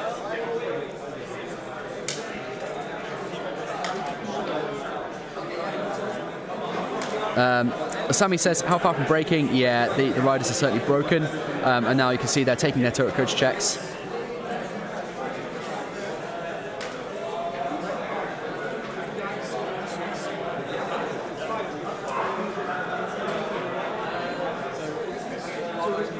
So that might be a failed courage check there. Daniel Batten says, Alex, where can I get your polyphonic Lord of the Rings soundtrack you use in your videos? It's banging. Thank you so much, Daniel. I make all the music for my videos. I tell you what, I upload it for my patrons. My patrons get the music. So that's how you do it. Sorry to brutally and ruthlessly plug my own Patreon there, but that is how you do it. Leonardo says, die Alessandro. I mean, he's doing a fantastic job here. He's really pulled it back. I thought he was doomed, but it has not turned out to be the case. Guessman says, trying to see the wound tally on the French player's stat sheet, looks like roughly 17 kills versus maybe 9-ish max. That's an interesting point, Guessman. I think what I'll do is I'll go over it and I'll snap a picture in just a moment so I can get you an accurate wound tally. So here's the Shadow Lord's test. Shadow Lord coming up now. Okay? Yeah. And I will charge him. Yeah. And the Witch King is a automatic pass. Yeah. Okay. And I will do a cast on this guy. Just one. So you have 2 left. Yep. Forecasting. Nope. No. And I will charge. Sanvi says, are the buildings broken? No, I don't think they are. No, I think it's just the riders. And Ghana says, comment about camera quality was just out of curiosity, by the way. You're doing an incredible job with the stream already. No worries at all, dude. No worries at all. Like I said, all comments and criticism are very, very welcome. I'm delighted to be here. I really hope I get invited back. And if I do, I want to make sure that it's as good as possible. So next year we'll bring a proper DSLR, make sure the quality is upped. But I also want to know what you guys think, whether you enjoyed it, because at the end of the day, we're doing this for you guys. So I'd take nothing personally, unless of course you tell me like I'm not going to say, unless you intend to insult me personally. But otherwise, definitely give us your feedback. Michael, Michelle? I'm so sorry. Michelle says, Poland for the win. Best team in the world. We'll see. You're going to have to prove that, I'm afraid. Poland, you don't get an automatic pass. Let's see how you do. Okay, so we've got Bjornings coming in now and trapping that last rider on the right. I might go snap another picture in a moment so you guys can see just how brutal it has been for the riders in the last few turns, which means I'll pass you over to their voice.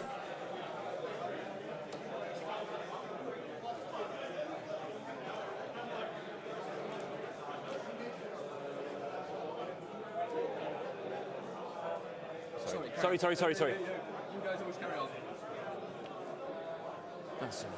Porta cazzo, I haven't seen the door. Fuck me. It's hard to play.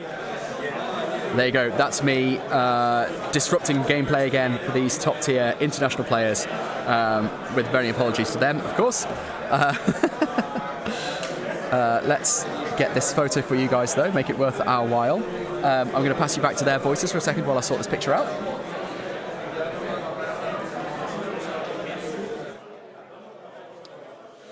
Yeah. Okay. I will try an aerial combat with the Witch King.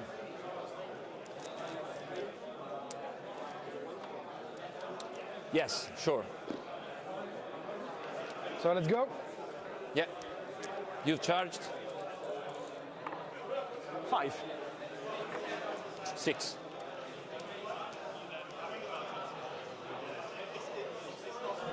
So that is a heroic combat with the Witch King, but the Bjorning has won the duel roll. So we're going to see now whether or not the Witch King is going to spend the might to do it. We've got a few more comments in. Simon says maybe it'd be good next time to have an second international commentator. Agree. That would be great. That would be really great. Yeah, I think that'd be lovely. All right, so the Witch King has mighted up, so it's a roll-off now. Goes to evil. So 4+ to get a kill on that Bjorning. Got a dead Bjorning. So that heroic combat has gone off. That's a real bummer for the Bjornings. It's going to be a real shame. But yeah, it was a good move then for the Witch King. Seeing how close he is to Bjorn there and trying to avoid the Witch King being charged by Bjorn. Again, sensible, very sensible. Grumble says, making the rest of the EU hate the Brits even more. Shake my head. Oh, we know we can't take any more hate. I'm so sorry. Francesco Maradona, Bjornings have passed every courage test. That's crazy. They've done really well, really well. After a really brutal start to the game, they've really pulled it back. All right, I'm going to pass you back to these guys while I get this picture up. So Stretch here. Shadow Lord was here. Who doesn't have it? The Tainted. Tainted. Okay. Okay. So let's go on him first. With 2. With 2. Okay. Yeah. 6. 6. Please roll off. I'm lucky. I will kill this one first. Yeah. On a 4+. No, not yet. Just one wound. And I try to finish him. Yeah, sure. Now I will try to kill him. Yeah, okay. No. So one wound on him. Yeah, and both are on the floor. Yeah. Okay. And 2 the Nazgul other- against 1 here. Yeah. It's a 3 high. So 1 with fainted. Okay. So Tinted fainted. The Shadow Lord first. So that was what the board is looking like at the beginning of this turn, guys. We've got, as you can see here, 4 riders trying to survive against the onslaught of the Bjornings, who are catching up. And we've got 2 riders, two Bjornings coming through the doorway to the right-hand side. And obviously the riders trying to do their very best to escape them. As you saw, the Witch King called a heroic combat, defeated the 1 Bjorning he was in combat with to try and escape from Bjorn, who is behind that building there, and the other Bjornings who have finished off their riders on their side and are now coming to join the fray on this side. So let's back to priority now. Back to priority, and it goes Team Evil. I am.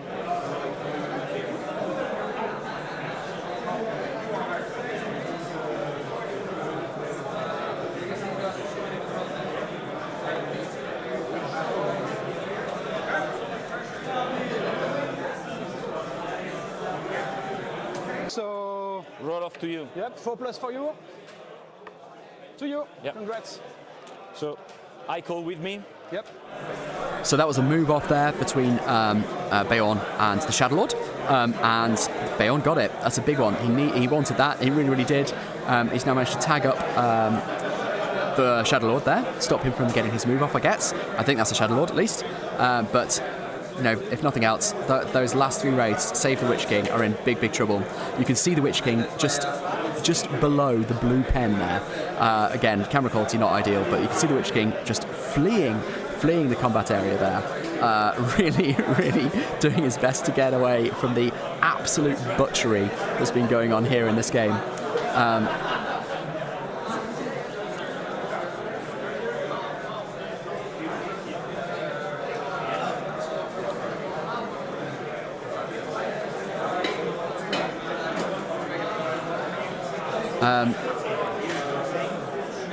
This is really tense. I really am.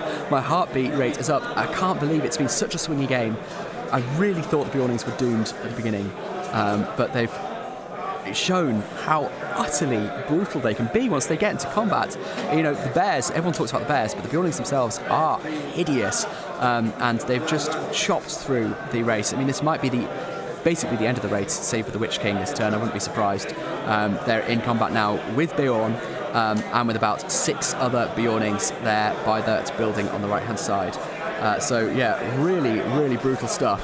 And I don't see a way, really, of the race being able to pull that back unless they get super lucky on their rolls, because they're obviously tying fight. So they want to get the 6s or match the dual rolls, and then they want to win the roll-offs as well.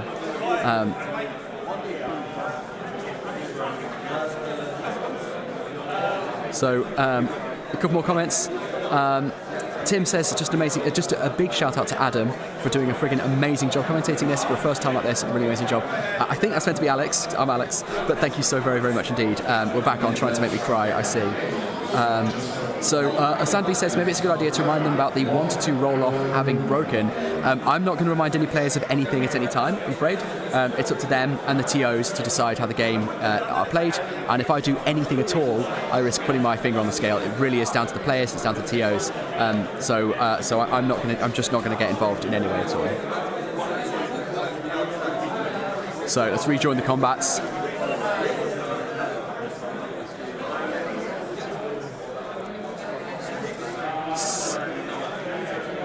So this is Beorn in combat with the Shadow Lord. The Shadow Lord got a 6 and Beorn had got a 5 on his dual roll. Beorn is deciding whether or not he's going to might up. And so far, Alessandro is saying it doesn't really matter. Let's switch over to his voice. It doesn't really matter. Fuck me. You have 1 left with the Witch King, right? 1 might left. 1 might, yeah, 1 might.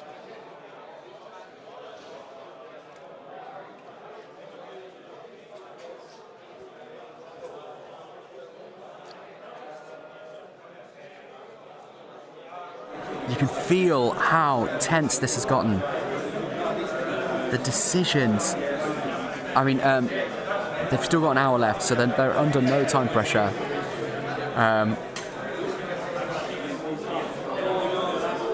You know, this gameplay at this level, when they're both desperate to represent their teams properly, they are just both of them desperately want to make sure they're making every decision correctly. And I think because the game is so tight, at this stage, 1 wrong decision could absolutely swing it. Absolutely swing it.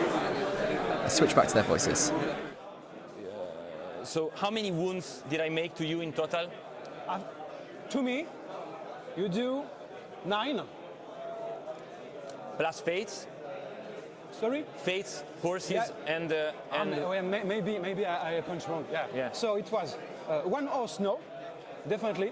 yeah, the other yes. So, but it's 3 here, 3 here, 3 here. So it's 9 to 12. It's 12. Yeah, to 12. Sorry, I count back. No problem. And it's you've killed 6 Bjornings, so it's 12. 12 plus And 6, plus 18. 2, so it's a 14. Sorry, 14. 14, yeah. Plus 2 for the. Yeah. I think I forgot at the end we will- fate each time. I think. Okay. Yeah, okay. I will use the might. Okay. All right. All right.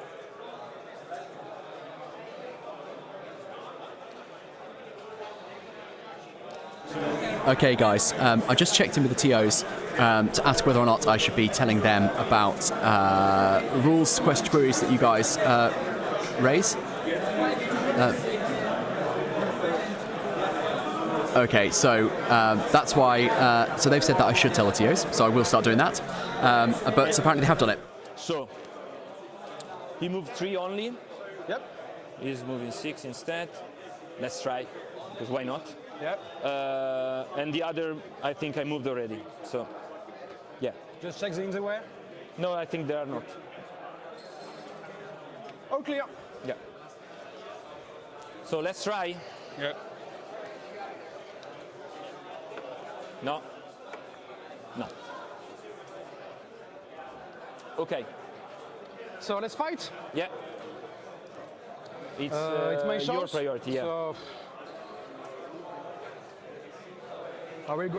Okay, guys. So again, just to update what the TOs told me is that I should tell them, and they'll decide whether or not they want to intervene. So definitely do flag up if you think there's some kind of game state errors. So my apologies to Osanve. You suggested I should intervene, and I said no, but actually I should have done. You were right. But there you go. It's all a learning experience. So that's what I'll do from now on. But what the players have said is that they have been rolling their 1-2 roll off, and I think I might just have not been spotting it, and therefore not been pointing it out to you guys. So let's get back to the combats.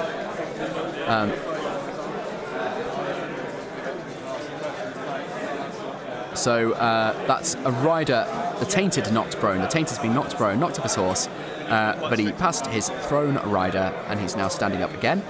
So not been as brutal this turn as we were expecting. The riders have really done a solid job staying in the game. Clickor says Black Rider should do better than he has done now, I think. With Screeching, he can easily kill a few Bjornings. Tried to block him in and then just move around thanks to superior mobility. Yeah, really interesting point. Yeah,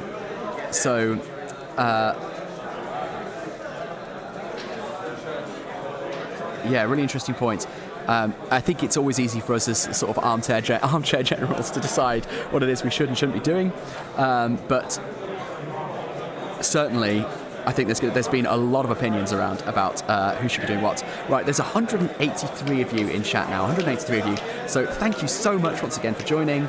Just so you know, this is Bjornings, commanded by Alessandro from Italy, versus the Black Riders Legendary Legion, which is commanded by Benoit from France.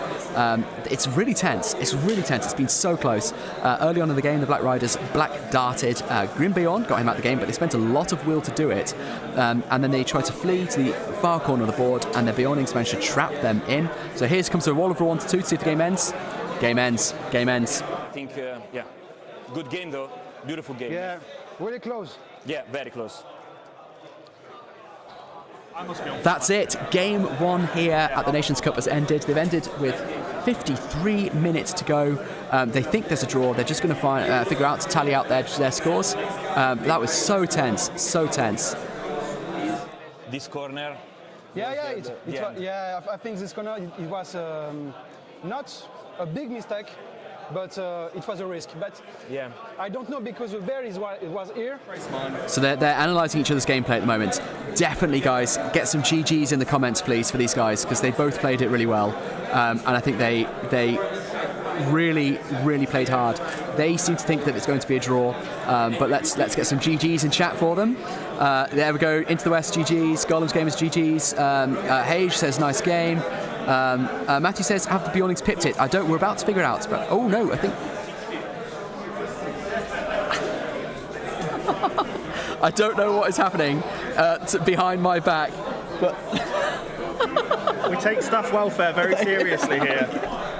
I'm actually getting a massage mid-live stream. Will does look after me very carefully. He gave me a massage with his hands last night when I was a bit stressed. And that was lovely. That was really nice. Thank you so much, Will. Appreciate it.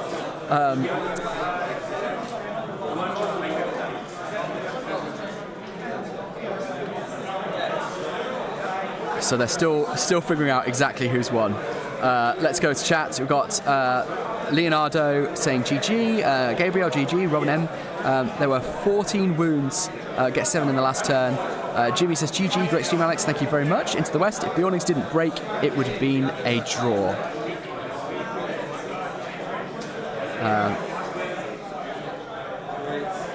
6 on Grimbeorn.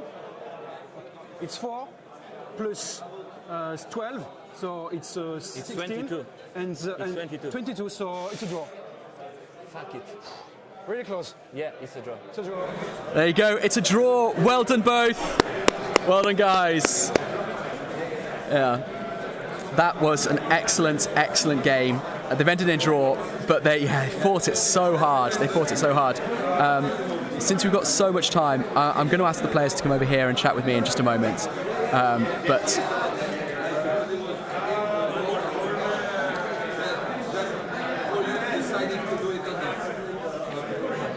Right, give us a second, guys. I'm going to turn the lights off, save my battery on those, and we'll see if we can get a chat with the players. bear with us while I just put the sponsors up on the screen so you can have a gander at the glory that is this fantastic set of hobby businesses.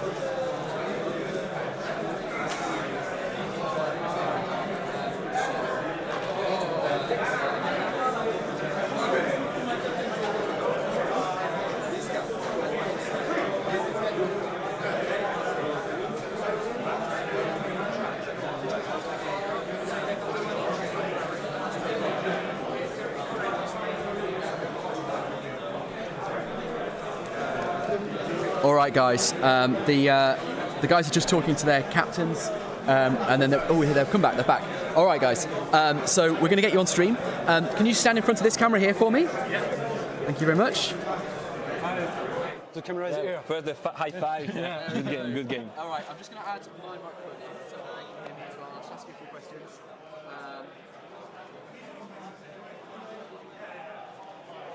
All right, there we go. So we should be able to hear everyone. You're both still wearing your microphones? Yeah, brilliant. So, guys, how do you think it went? What do you think? Give us your rundown of how you experienced that game. Yeah, go on. So the thing in the pairing was like Black Riders will win. We have a choice. So one chance is you put Black Riders against any other of our lists and you just lose major, or you try to have 3 possible matchups, almost even matchups. So we tried, of course, knowing that Black Riders are pretty tough. So the thing is, I didn't want you in the beginning to target my Bjornings because I didn't want you to break me, because that would have meant loss, because you can still manage the bears with the string, but I'm going to take a picture on the TV. If I'm broken, there's no way I can win. So the thing is, I put Green Bear there and Bear behind, very hidden. So you can kill Green Bear and take a lot of resources. It's still a big loss for me, but it's the only way I can try to. And then throws you in a corner if the time allows. And that's it. It was very good. Yeah, it was very nice. Benoit? Yeah, it was a very close game. And killing Green Bear at the first time was a discussion with my team before the game. I prefer kill Bjorn, but you can hide it. Okay. When I saw I can focus on Green Bear as a man, it was easier to kill him. So I think it was too hard for me to manage 2 bears. One bear is really hard to manage. So I saw Green Bear as a man. Let's try again. In fact, it cost me a lot of resources, but killing Bjorn with a Black Dart is really hard too, because you have the resistance magic and two wounds. So I think maybe it's better to kill him first. Almost winning, because if the game ended at the previous turn, I win him, so almost good, but the dice decide not. But you play very well. I haven't seen the move with Bjorn. You can distransform just to win a little inches, 2 inches, I think.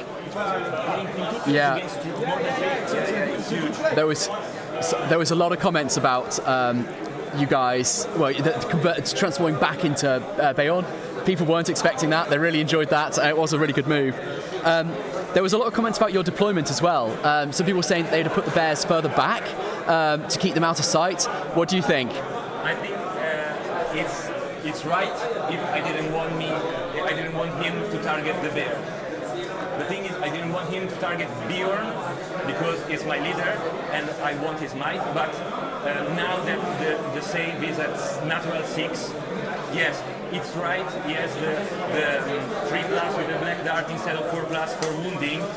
But I think it's a nice trade. I think it's a trade I have to make in this scenario. He wasted the two turns with many wheels, with all the Nazgul for killing him. I take it. Like, and also it was a roll-off. So if I win the roll-off in the first turn, I transform, otherwise no. Yeah. It's interesting because for France, so for Italy, for Alessandro, they were saying, yeah, deployment, I wonder whether that was the right way to do it. France, they were saying, you know, that the amount of will you were spending, they were counting up in the comments how much will you'd spent in that first turn to try and bring Grimbeorn down. So I think that was your controversial point. In hindsight, do you think that was the right thing to do? So you spent a lot of will to kill Grimbeorn. Was that worth it, do you think? The issue is it's hard to stop the process.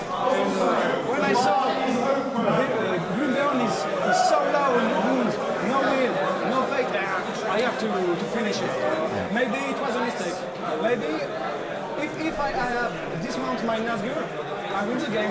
So but I thinking about it during the game. Maybe just lose the horses, but I need the punch to kill Beyond it. Maybe I will try to break you even in combat at the end of the game. So I take this risk. Well, thank you both very much indeed. Really, really awesome to watch you guys play. Really great game, and also it was funny that you both have some of the most notorious legions. People were really struggling who to support if they weren't supporting Italy or France. It's like, I hate bears and I hate the Black Riders. But it was fantastic. I think, I'm afraid to say, I think if we had to poll it, I think people came down in favour of the Bears more than the Black Riders. but France had the more vocal supporters though. They liked the French, but they liked the Bears. So they can't decide. They're idiots basically. They can't decide. Thank you guys. Thank you. Okay, so I'm going to take a quick break so I can take these guys' microphones and just go grab a coffee. So we've got the sponsors on team here. Please don't go anywhere, or do go and take five, grab a coffee yourself. We'll be back in 5 minutes, no more than 5 minutes, and we'll start having a chat about how that went and go through the comments. But we'll see you shortly.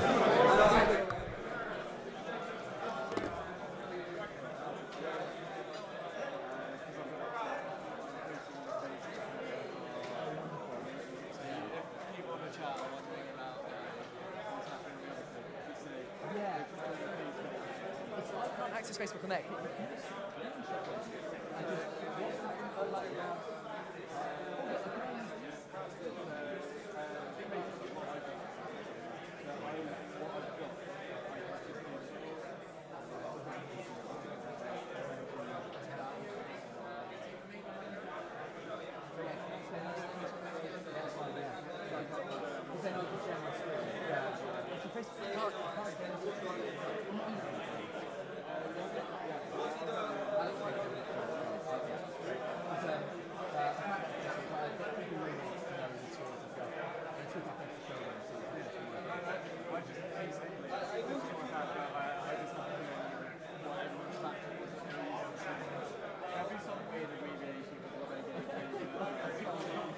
We'll figure it out.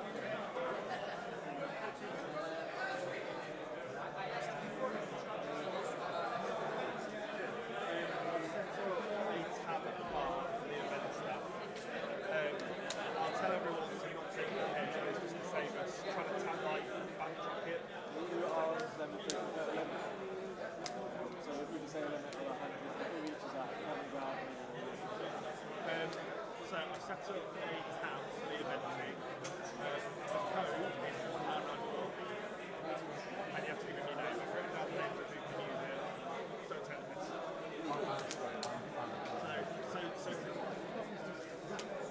I mean, they'll probably try and charge us now when we get free coffee on the way. We have an event tab. The code is 1921. Yes. And you have to get the Yes. Yeah, but the thing is, even the balls are code for €3.70, so don't feel like... That's what I said, if we can put a limit on it, not because I think anyone's taking this, I think it's just more because of hotel that you do. I mean, it's either way, but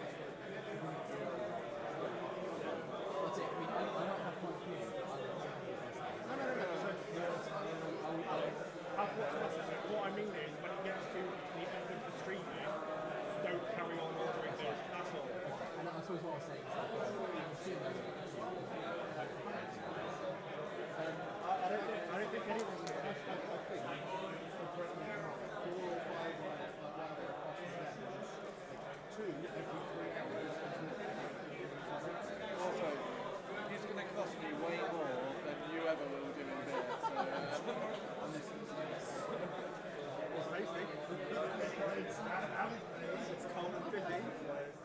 Yeah, so yeah, code 1994. Give it a name.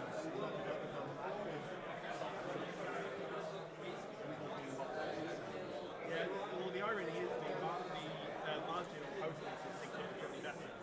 But the problem is post-mix goes, that will be their event stock. And they go, cool, turn the business on it. Did they explain what ASU rates were doing? They got some Okay. I know. I mean, do you think it was being too Yeah.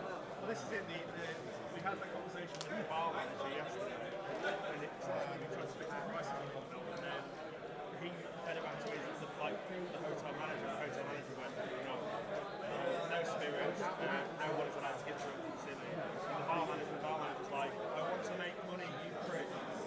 He was livid just like, I'm so sorry. I was like, listen, you don't care.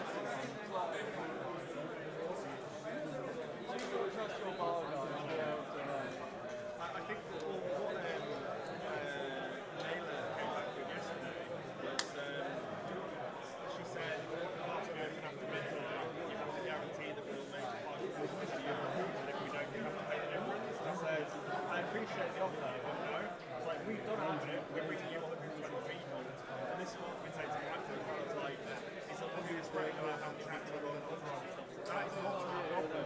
We paid our bit and we told them the expectation. If they then overcharge things, people go elsewhere. That is not our problem. That's what I said to Nana. She was like, I'm sorry, it's what the manager said. I said, that is fine. But you may now make less money. I'm fine. So you're saying you've got so if I hit the right, I also need to so you can hit the wall. So that's right. There's another thing. I don't know whether it's out. I know how I like being on the task. I think they I guess it kind of has to be. Because that's what I'm trying to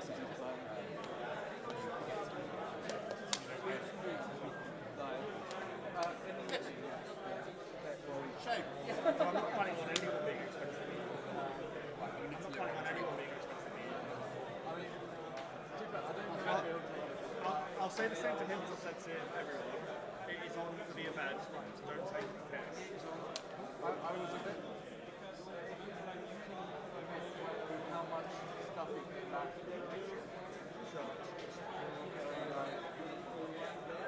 I think bring us some Christmas and chocolate. It was the whole matter. I know how much that was. It's not really an issue, but it's also there going, well, we're spending all the money. We've thrown quite a chunk of it away. Like, it's kind of being sensible. And it's there going like, Yeah, I'm going to have a drink, but they'll put it behind the on my hand. behind the desk. Way more than it needs to be. Like, I mean, we got to Brussels and we each had a €2.50 wrap. Feels much more reasonable. And then you know, when we went to John, we had Red Bull and a bit of butter, because we were like, we don't really need to go there. No, I mean, that's your conversation to have with him. I'll go let him know about the tab, and I'll tell him it's 10 pence. And I'll say, like, it's for while we're working.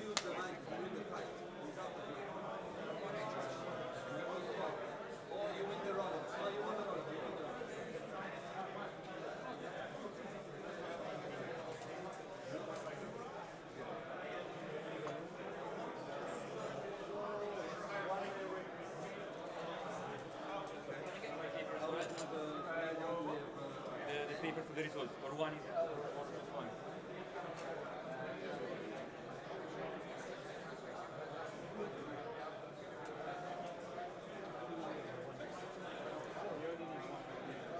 One is okay. Just sign this one. So one is okay. All right, guys, we are back. We are back in business. Oh, that's my screen. You don't need to see that. There we go. That's better. So thank you so much for bearing with me. I just had to grab myself a Fanta and relieve myself. The game is still going. They've still got 35 minutes left. But we're going to have a chat about how that game went. Hopefully I'm going to get some of the TOs who can talk me through how they think that game went. Okay. I will catch up on chat as well in just a moment. Yeah, that was intense. That was really, really intense. I genuinely felt I felt both the players' pain. You know, it was really tense, and they both were thinking through each and every decision. I mean, because they're both small model count armies and both pretty deadly, they're of course thinking through the ramifications really intensely with every single move because they had the time. They didn't have to rush. I did not leave myself into the Fanta. I can't speak for whether anyone else did. You never know.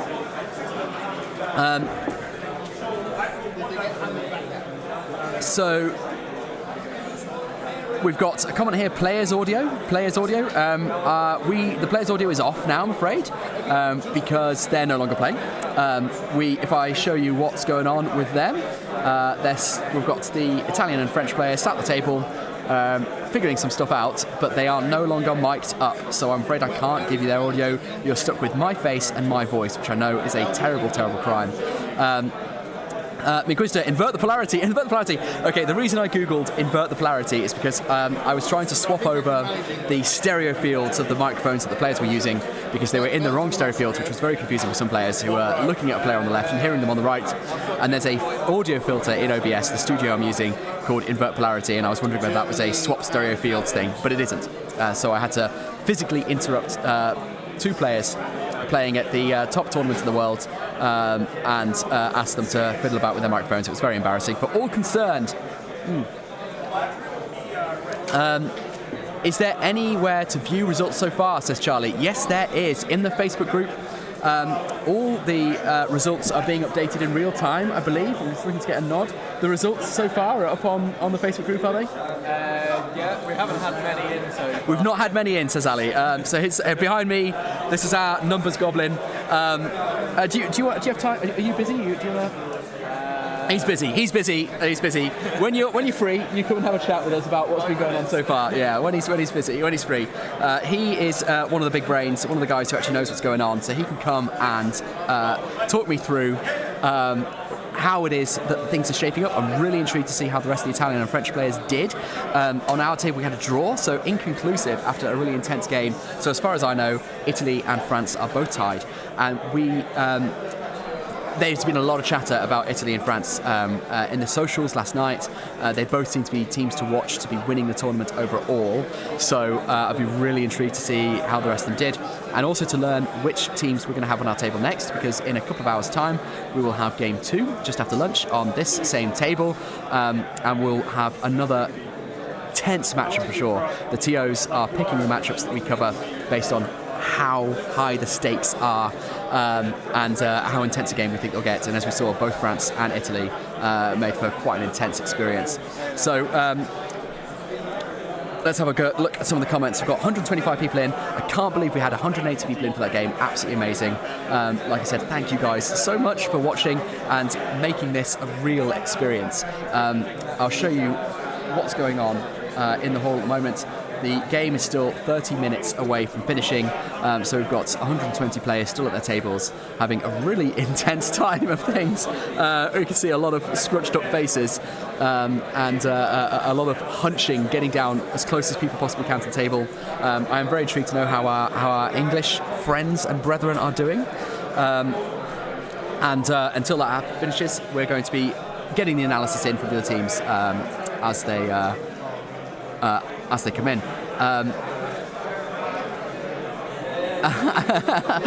Dewey from Guiding to Ultra says, Ali knows what's going on, ?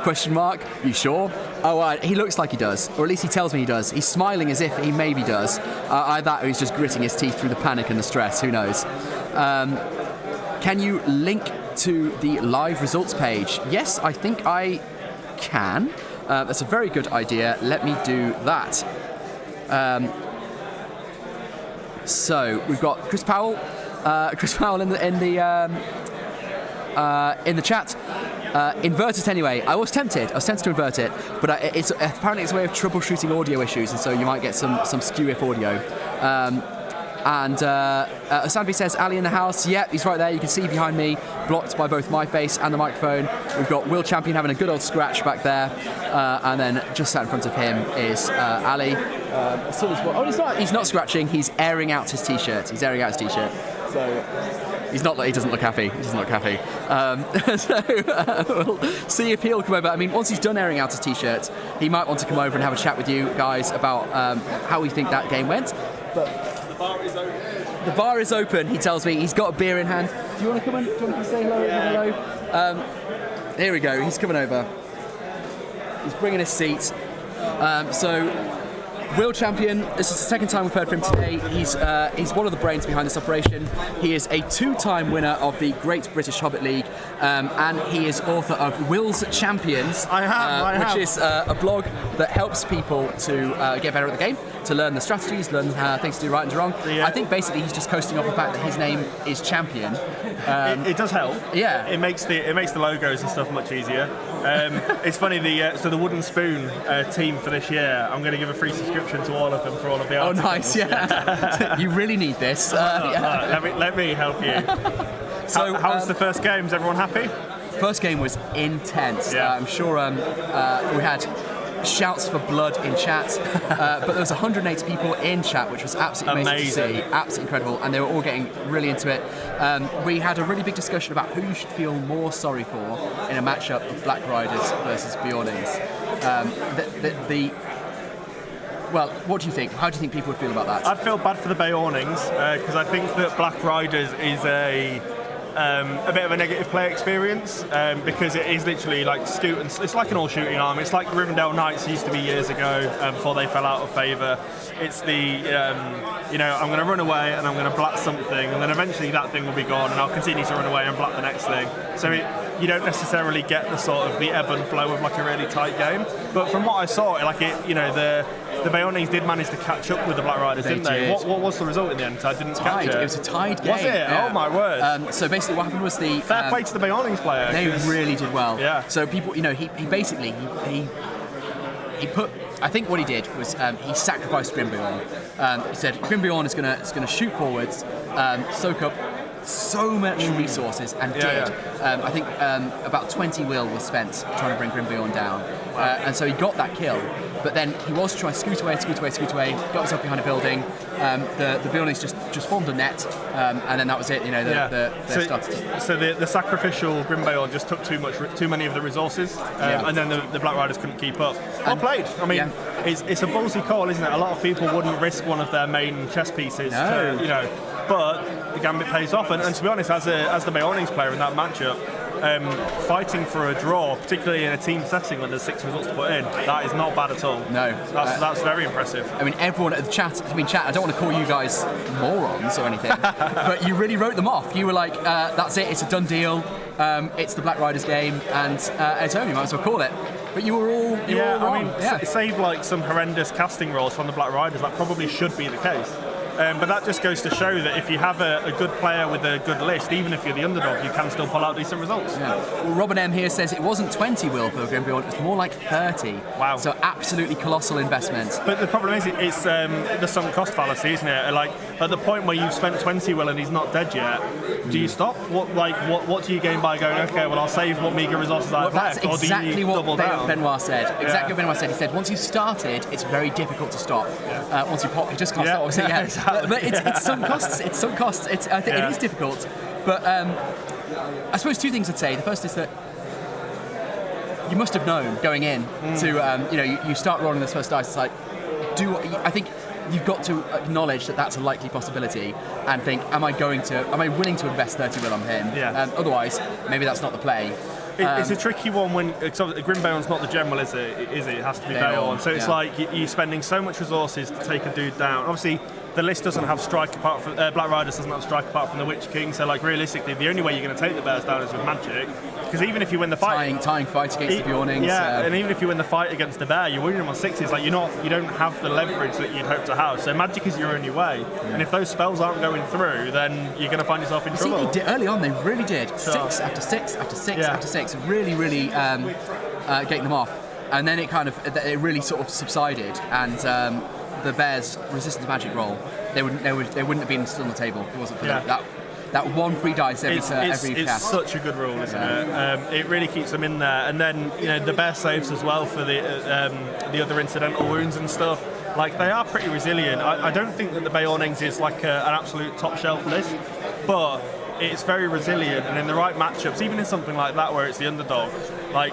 If you get some decent rolls for your resistance to magic, and if it wasn't Black Riders, let's say it was like the Witch King Suladan cheats build that people like to take, and there's maybe 1 or 2 casters, you know that magic's going to do nothing, and then what are they going to do to those bears? And the Bjornings are going to go nuts.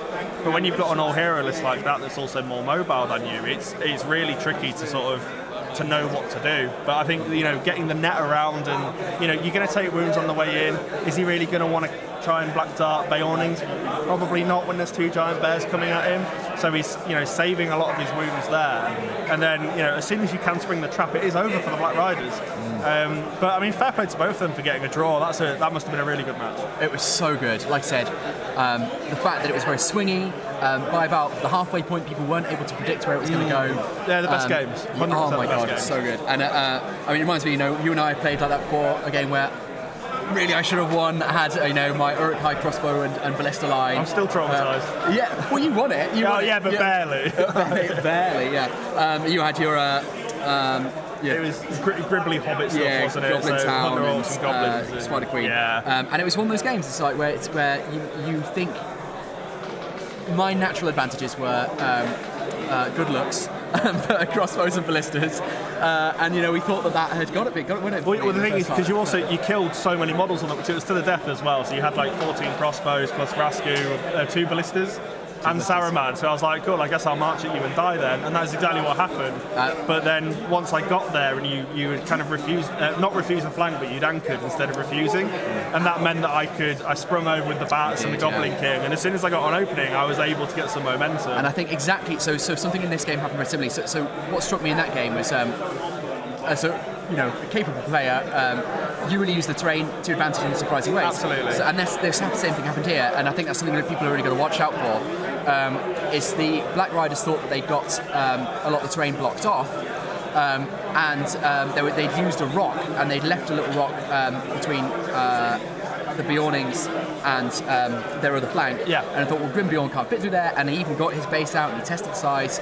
And of course, what Grimbeorn did, not Grimbeorn, Bjorn, is he then transformed back into a human, slipped through that gap, jumped over the rock. And it's like that's exactly what you did in that game. Is you thought, well, he thinks he's safe, but he's blocked off like the one little gap.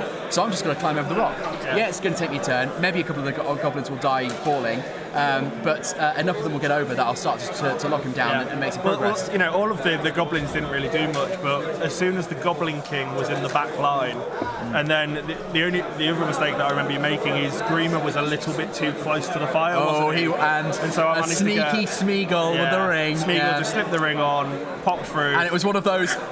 Snapped his neck. And then as soon as the mic tax was gone, it was like, okay, let's go. You say you're traumatised. I'm traumatised. It was awful. I mean, Gollum is a traumatic model in all the ways.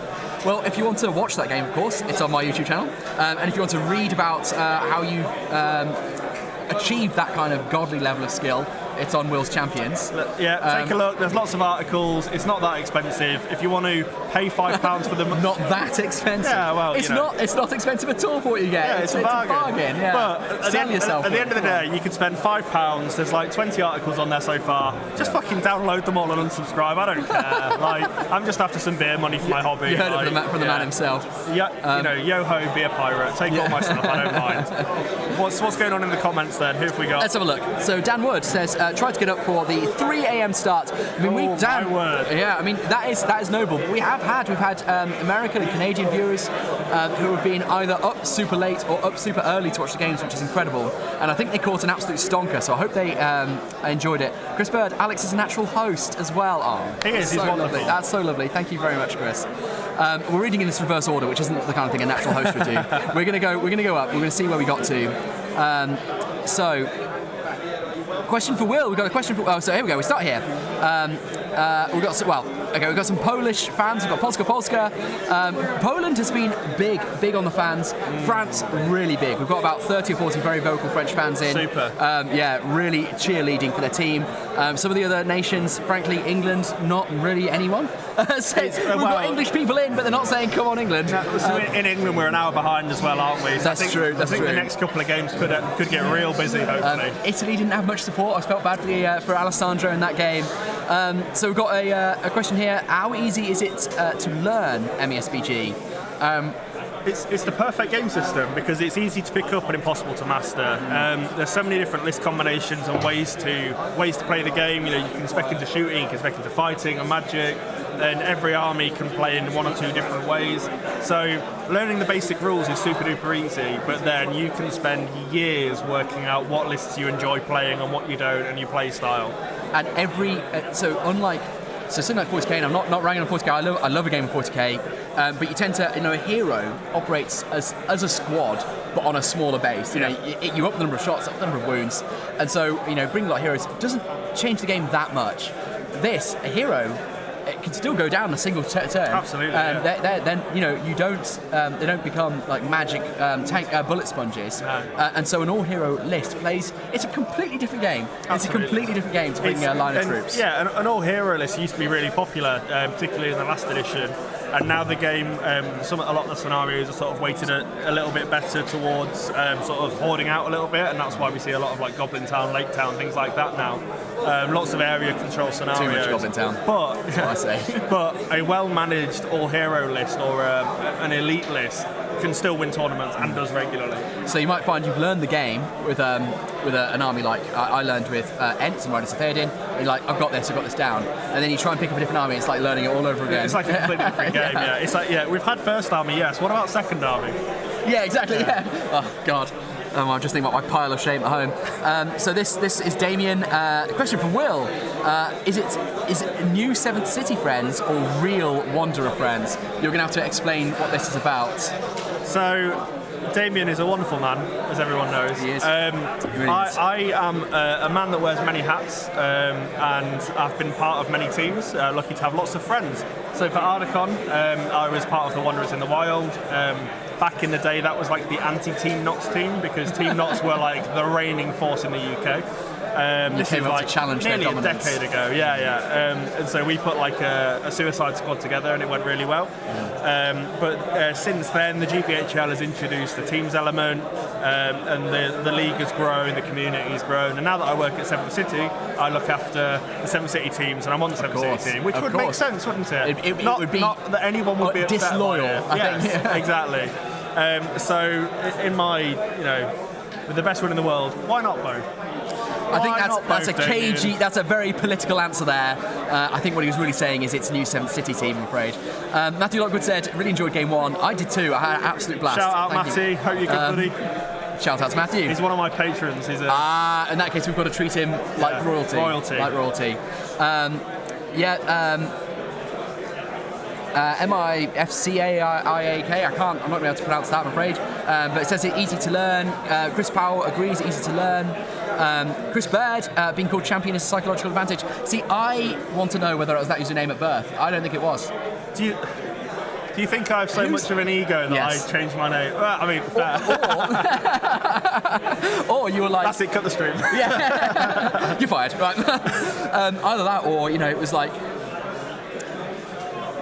I want to be a champion. So, and I don't think, maybe it was too humble. You're like, I don't feel I've got the skill. I think... There we go. Yeah. And so you changed his name by default.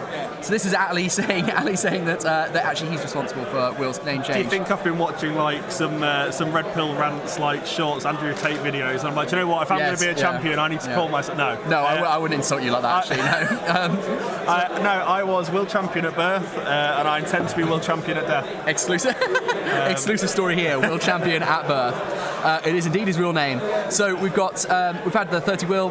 Chris Baird says MESBG is. We've lost that comment, Chris. It's super easy to learn. I learned how to play in one evening, then went and played a tournament and got in a few games of quick successful. It's exactly what I did as well.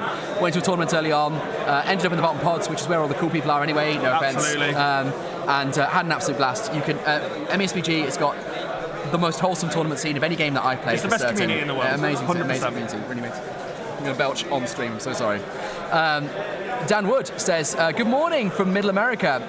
It is 25+5. What an absolute hit. You're not the real champion. No. These guys are the real champions. Change your name. Yeah, Dan Wood. Dan Champion. Dan Champion. Okay, you can be Will Wood, I guess. Will Wood what?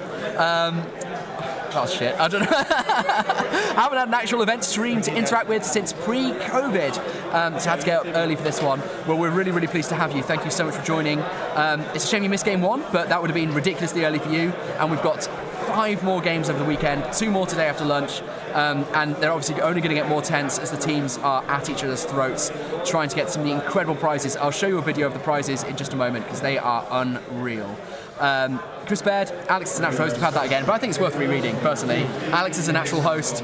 You can't hear that enough times. That's the 15-minute call for the teams that are still playing. Let's have a quick look at everyone's still playing. They've got 15 minutes left. Do we have a result share sheet? Presumably that's meant to be. Yeah, so they're all being posted as we go in the Nations Cup main page. And we'll also share like the next round matchups in the GBHL as well. Yeah. So we'll share it in as many places as we can. We will put them up here as well. Yeah. So we'll have some on screen. But definitely, if you guys aren't on the Nations Cup Facebook group, go and have a look because it's where all the up-to-date information is, and it's just a cool community. So I definitely advise you to go and have a look in there. So Hassan V, who first asked about whether or not MESBG is an easy game to learn, says, I meant how people absorb MESBG in your experience, Will. Over to Will. So people learn in lots of different ways. Some people can sort of read articles and you know absorb all of that and then go play a game and immediately put it into action. Other people really need to just get reps in and play games. They need to see it on the table. They're very visual, and that's kind of me. I've got a very addictive personality, so if I start a game that I enjoy, I'm like, I want to play 100 games of this right now, and that's like how I learn best. Regarding the Patreon, so the articles go out fortnightly, and here we go. Another cheeky plug. I try to make them quite sort of. I don't know, quite an easy read, of like not necessarily dumbing things down, but just explaining things very clearly of the things that you're looking for. Haven't even plugged my Patreon. Mate, this whole thing is your Patreon. Right? I haven't put the link in the description yet. That was a bit of an error, that's my fault. Yeah, that's my fault. Sorry, Will. Carry on. No, it's all good. So the articles come out and they're very sort of chatty and informal but informative. And then we also have a really bustling Discord that people we talk about list ideas and what works well, what doesn't. We have live chats before each event, like for the submission day, like what are we thinking, what are the scenarios, what sort of things do we need to look for. And then we have like the TTS League, and people will come and play tutorship games as well. So we'll actually play, and we can either play a competitive game and then do a debrief after, and we take lots of notes, and that really helps some people. Or you play like with the stabilizers on, and if you're about to do something really dumb, I'll be like, okay, let's think about this. If you do this, I will do this. Yeah. And they're like, okay, that makes sense. So people learn in lots of different ways. I think I need some games with the stabilizers on. Mate, I'll sort you out. Thank you. Thank you. But yeah, people learn in lots of different ways, and the best thing that you can do for a game is find out the way that you learn and then do it as much as possible. I mean, it's interesting because I think there are some.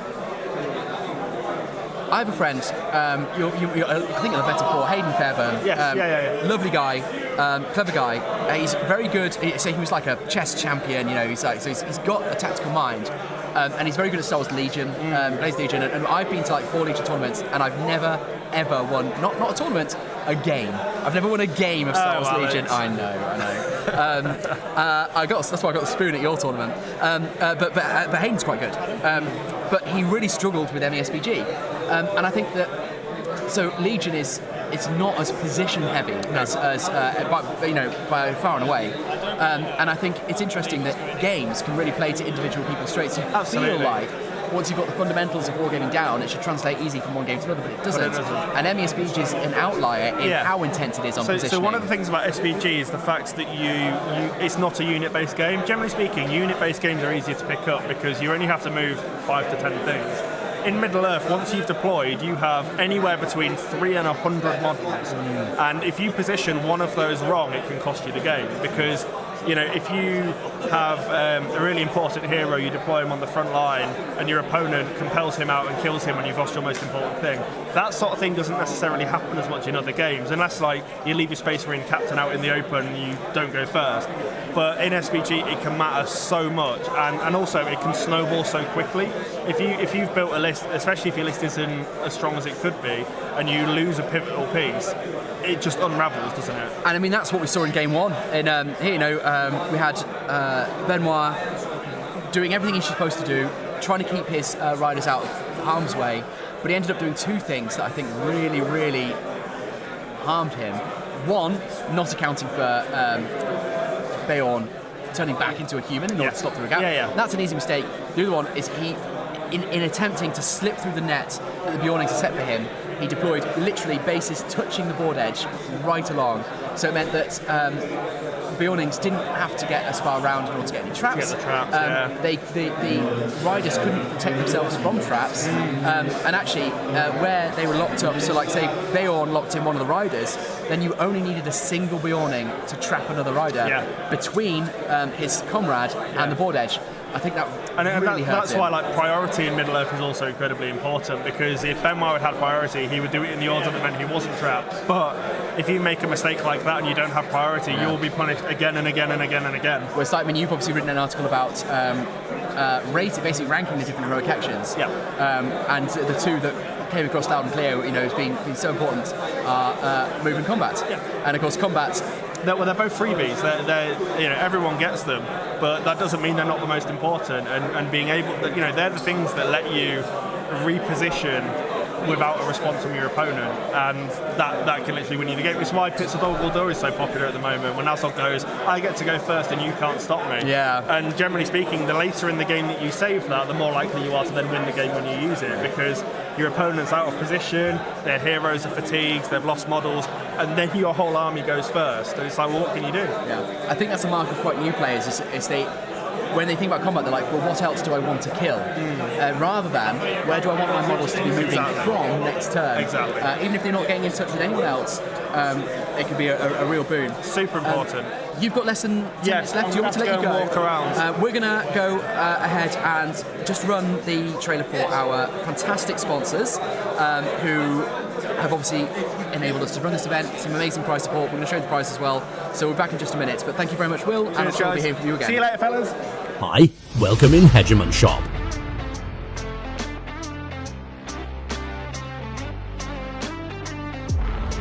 Choose from thousands of products we have in stock.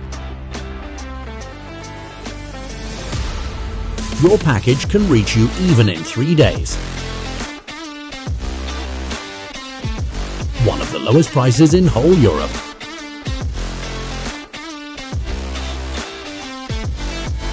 Buy together with your friends and get a club discount. Buy all the modeling accessories and magnets you need in one place.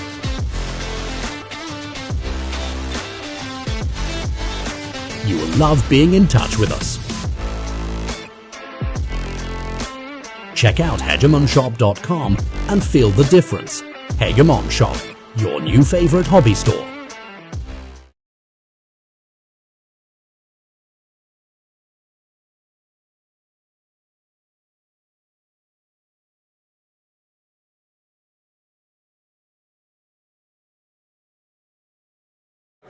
Okay, there we go. Thank you very much for bearing with us. Again, really important that we we thank our sponsors who made this event possible. We're going to go back to chat in just a moment, but I'm going to show you again the prize support on offer here. Look at what people are playing for. That trophy, it's like the size of my leg. It's incredible.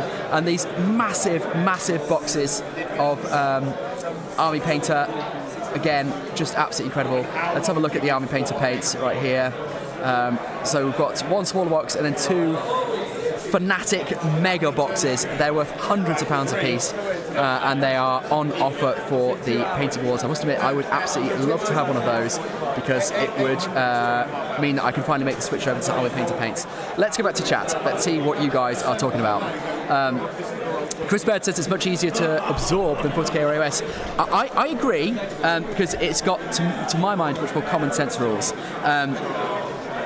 Excuse me, again, not ragging on 40k or AOS. I really enjoy a game of 40k, I really do. But there's a logic and a consistency, I think, to Middle-earth strategy battle game.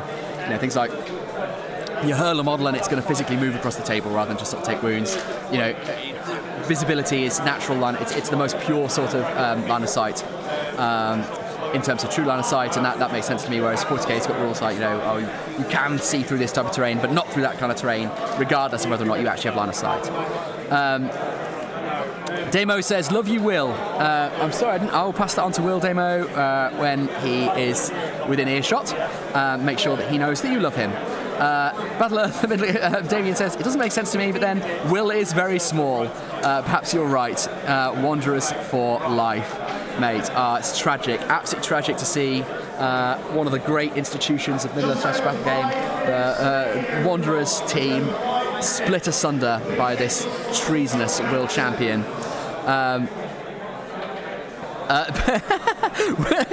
Chris Baird says Will was born Will second place and had to change his name to Will Champion. I mean, I would if I was born Will second place or Alex second place. I think that's a name I'd change.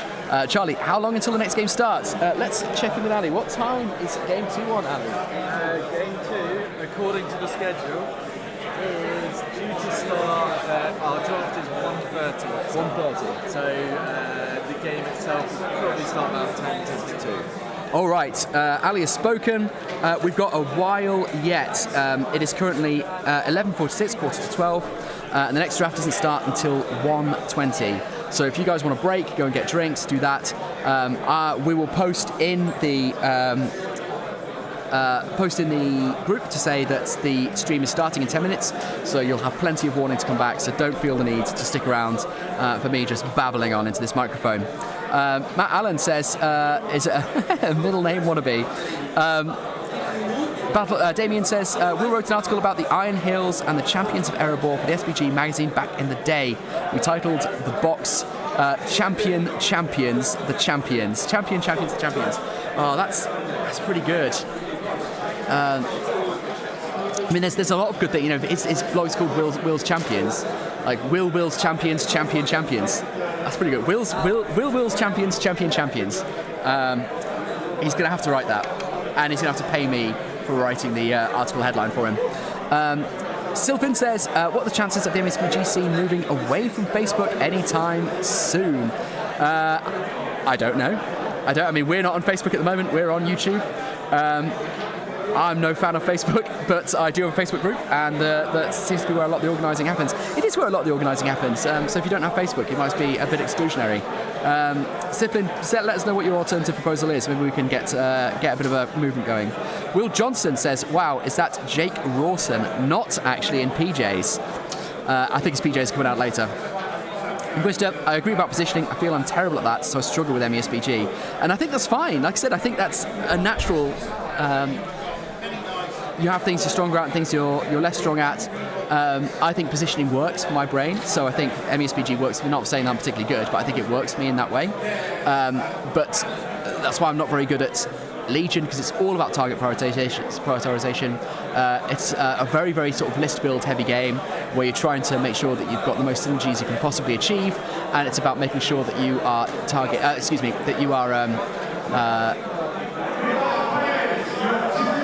capitalizing on the effects of your command cards, and that's the kind of stuff that I'm not very good at. I'm trying to predict what command cards the other players are going to play, so I'm not very good at that. Chris Baird says, I used to play X-Wing back in the day, and it was known as the game of positioning. I think it is why I love MESBG so much. You're rewarded for things like good movement. It feels very natural to me. I mean, like, you put a captain out of position, and then you realise, then you're like, oh my god, they're going to hero combat into him, or he's going to get trapped, or I didn't spot that. Mistakes and positioning have really real-world consequences, just as you imagine they would in a battle. Like, someone moves out of line, and all of a sudden they're exposing themselves to a very bad day. Spurty Goes Extreme says the game looks very cool. Unfortunately, I don't know anyone around me who plays it. That is a shame. Where are you? Let us know where you are. It'd be amazing to link you up with some of the players because it's a fantastic game, and it's very sad if people are excluded from it for want of players around them. Spurty says the same thing. Ask where you are. Lucas says thanks for broadcasting, guys. Go team AT and CH. AT and CH. I don't know who that is. I don't know whether I'm meant to be able to see flags there, but I can't. Siflin says, what country are you in? There's players all over. It can just be tricky finding them.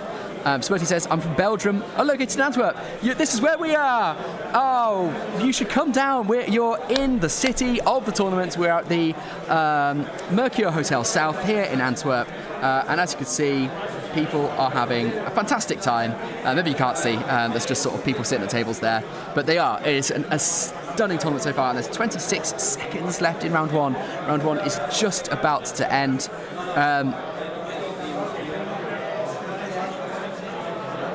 Chris says, I can't believe you hate 40k. Hey, we keep a true record of the facts here. I said I like a game of 40k sometimes. I do actually really like it. I do like it. MESBG just always captures my heart. NKMY says MESBG is so much better than 40k. I mean, some people will obviously disagree vehemently with you, and some people will agree vehemently with you. For me, I definitely think MESBG is the better game, but I love them both. And there are some people who will hate MESBG because it doesn't cater to their particular tastes. What a benign thing for you to say, just sitting on the fence there. Keeper of the card says, let's go Team Austria. I'm looking forward to seeing what the results are. I want to bring you the results soon. The round has ended, so we should have some of them in now. I think Ali is going to be sending me some at some point soon, so I'll be able to give you a rundown of where everyone is and how they've done, and we'll see how all the nations have got on. I'm very intrigued to see how the rest of the French guys and the Italian guys have done. Siflin says, an alternative to Facebook, the Dutch community uses almost exclusively Discord, and I do think Reddit would be a great place as well. Yeah, maybe so. I don't use Reddit, but a lot of people do. I nip in every now. I've got a Reddit account, so I know how to use it, sort of. Certainly, branching out from Facebook is no bad thing. Mo Johnson says, great job on the broadcast, Alex. Keep up the good work. Having a painting day, so great for breaks and background noise. Thank you so much. I'm really pleased. I'm so pleased to be here. Having a blast. I really am having a blast. And like I said, to see so many guys from all over the world tuning in, it's just absolutely incredible. We're on 134 now. We had 180 people tuning into that last game, which is just stunning. I mean, a really amazing show of support for this fantastic game. A game that, there's often chat about how it's dying because it's not being supported enough, and we're proving them wrong here today. I think this is a game that's still very much in the prime of its life. Although, of course, I'll be eating those words if Games Workshop announces it's closing up shop after the announcement of the new movies. Red for Rock says, thank you for covering this beautiful event. Greetings from Germany, and greetings back to Germany. So we've got a couple of Germans in now then, and I'm really intrigued to see how you guys do today. You're very welcome for the coverage. Fly Mammal, hey, that's Ruth, I think, with a party hat face. Welcome to the stream. I hope you enjoy it. Is this on Longshanks? I don't think they're using Longshanks. We're not using Longshanks, are we? What? We're not using Longshanks, are we? No Longshanks. It doesn't quite have all the different functions we need for a team. Okay, it didn't quite have the functionality to do the team events, so we're not on Longshanks for this one. Maybe once they add that. Simon says, what is your favourite non-meta list competing today? I tell you what,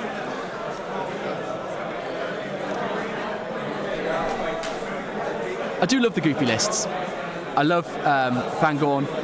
The shame about Fangorn is you so often have so many points left over. Chris Powell, who's in chat, and I have been pioneering a revamp of the the Vanguard list, which you can take Huorns, and for anyone who hasn't read the books, Huorns are the sort of a step between trees and Ents. They are sentient to an extent and they can move, but they're not going to be as brutal as Ents, and they can be warrior choices at much lower points. And you can also have upgrades for the Ents, so gnarled bark to give them a pip of toughness, long legs, or they can be top heavy so that they've got a bit more power behind their thrusts, but there's some kind of a movement disadvantage. And these would be upgrades for sort of 20, 15, 30 points, so you can round out your points values and make it a much more usable list. But I love me some Ents, love everything Rohan. Helm Hammerhand, not particularly meta, but a wonderful model, one of the coolest models, and a lovely set of rules as well. So that's where I'd put my 2 cents. Sanvi, Battle Camper to Poland? Oh, I would love to. When I can be sure that it will survive the journey there and back. At the moment, the van's in a bit of a shaky state, I'm afraid. It made it to Antwerp, and let's hope it makes it home from Antwerp as well. It's currently sat in the manager's car park in the hotel, but it needs a service, it needs a bit of work. Chris Baird says Facebook is good for creating event pages, tournaments. It is, and it's where a lot of people are. I do find it very helpful for that kind of thing.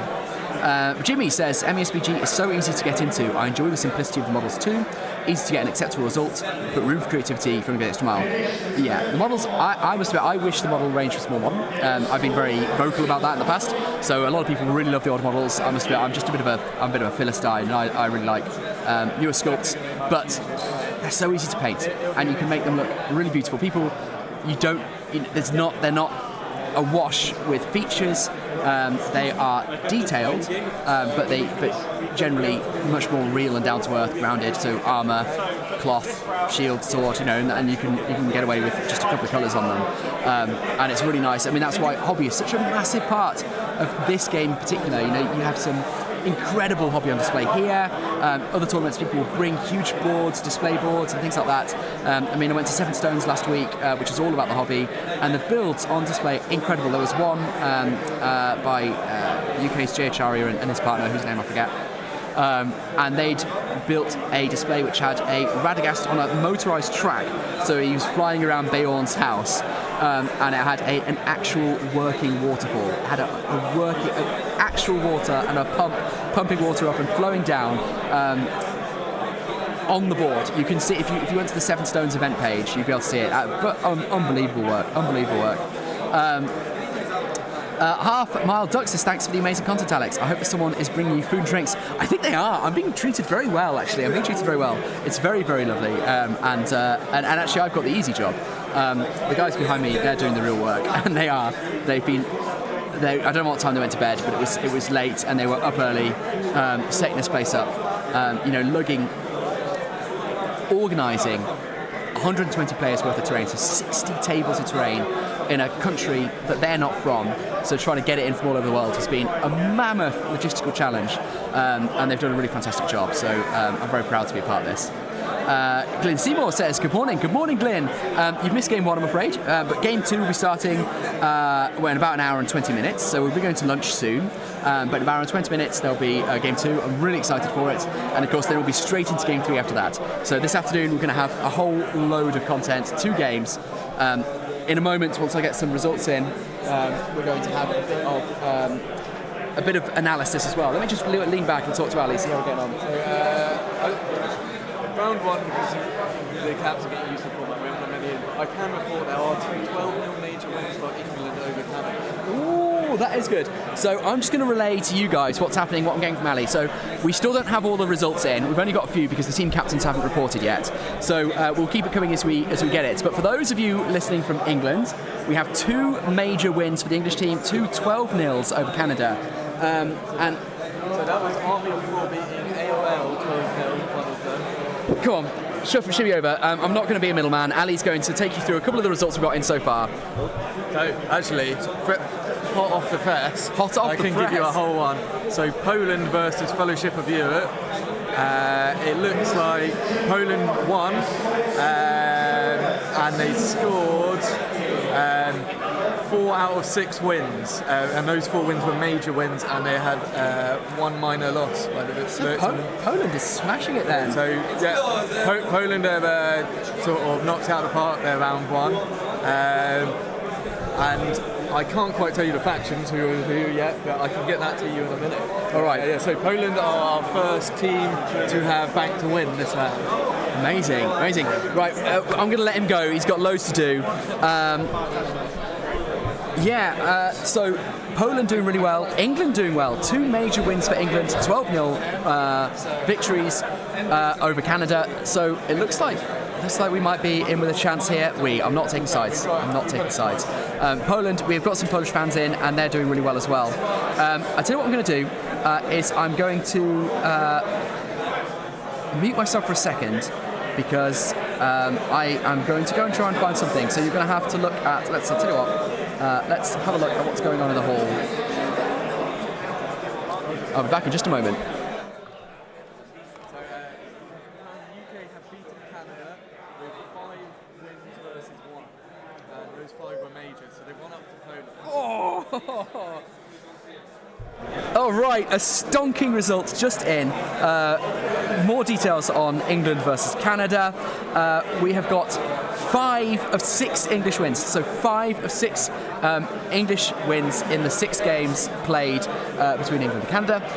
And those 5 are all major wins as well. It sucks to be the one person who lost to a Canadian. It was Jay Chaya, just to name him. It was Jay? Yeah. Poor Jay, who I was just talking about, he did a splendid board for 7 Stones last week. Jay has unfortunately not managed to overcome the Canadian menace. It looks like it was a close game though, and he only lost 4-3. So. Close game there between Jay and his Canadian opponent. Lost 4-3, but still England absolutely smashing it. And Poland doing really well as well. We'll keep those results coming as we get them in. And I will be back in just one moment.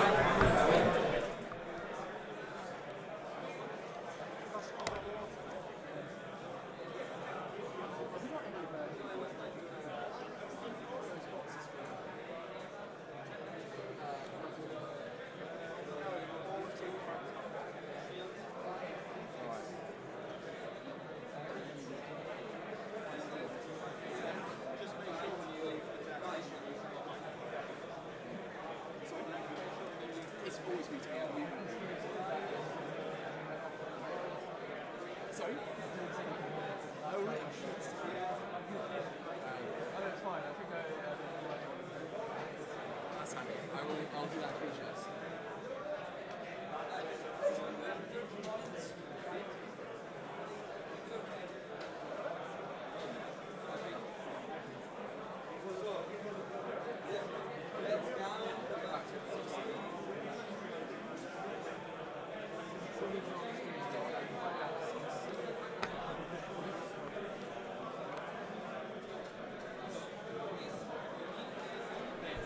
All right, sorry, a little bit more product placement. So these guys aren't a sponsor in any way, shape or form.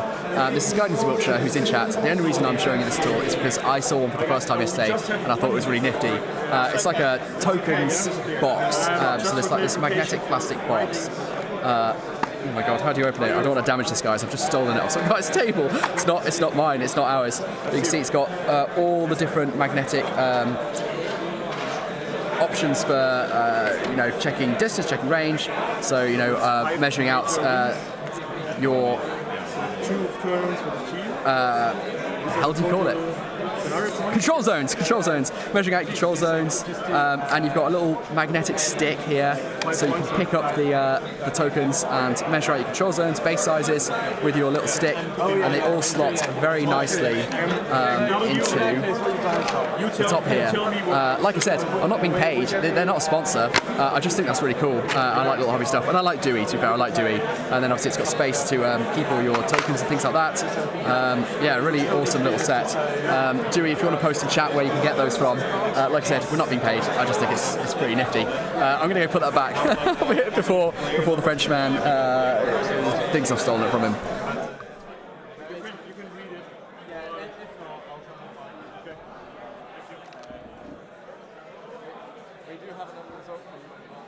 Oh yeah, back in set.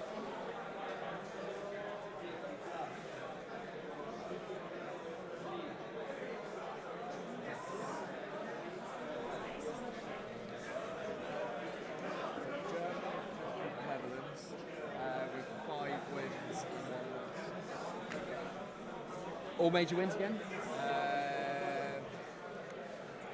Yeah, all major wins. So 5 major wins. So we've got another result just come in. Germany beat Netherlands. Germany has beaten Netherlands, is what Ali's just told me. Another one where it's 5-1. So I was very, very proud of how England done, but now actually Germany has come in and stolen our thunder. 5 wins to 1 loss, all major wins as well. So that's Germany over the Netherlands. So actually we're seeing some real competition emerge now. I think they're still slightly behind England because they had a major loss. They're just behind England at the moment. Okay, just behind England because they had a major loss, whereas our loss was very close, which is how true champions do it, of course, yeah. So there we go. So that's Poland, England, Germany, all doing very well. Poland on 4 wins, 2 losses. England, Germany both on 5 wins, 1 loss apiece. England, Germany both having 5 major wins as well. So definitely teams to watch in the next couple of rounds. Here at the Nations Cup in Antwerp.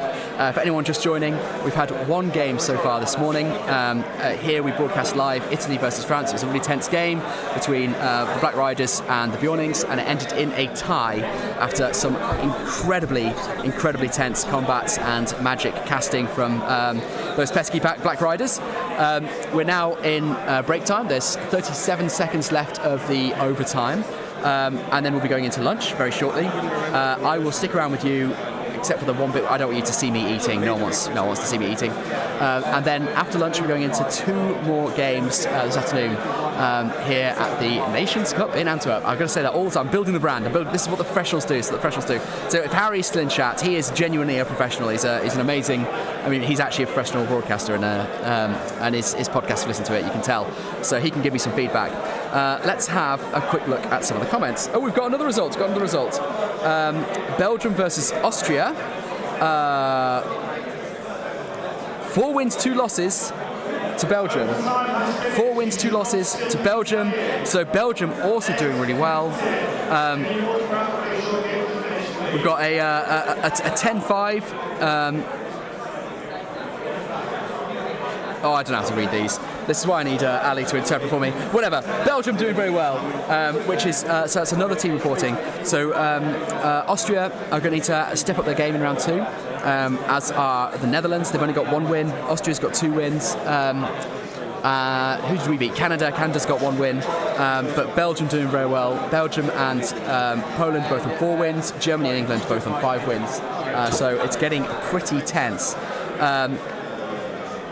So let's look at some of the comments. Red for Rocks, can you add the scenario and list to each table? That would provide you with a bit more context. Yes, I think that's a good idea. We'll see how we can do that. At the lunch break, we'll do a bit of tinkering, see if we can get you the scenario and the lists up next time before we go into Game 2 and Game 3 for the day. Thank you very much for the feedback. Like I said, all feedback really helpful. This is the first time we've ever streamed something like this, so it's super helpful to us to know how you guys are experiencing it, because it's incredible to see the support that you've given us, but we want to make sure we make it as good as an experience as possible. 4 Farthings Gaming says, I'm going to a very casual 700-point tournament in July. What do you think about a Blackgate Opens list with 4 chieftains, 2 with hammer weapon swaps, and a troll with drum for exactly 700 points? So I love it. I mean, it's a casual 700 points, so it doesn't matter if it's meta or competitive. And to me, it sounds like a lot of fun. Troll Drummer, I think, is just it's the choice of champions purely because it's a troll with a massive drum. I mean, what's not to like? It's got to whack people with his sticks. Love that. And of course, hammer swaps means you're doing some bashing.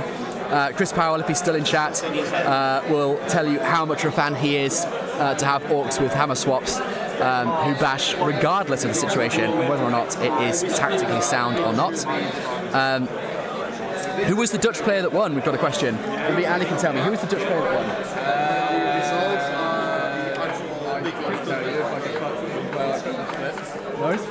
The Dutch player.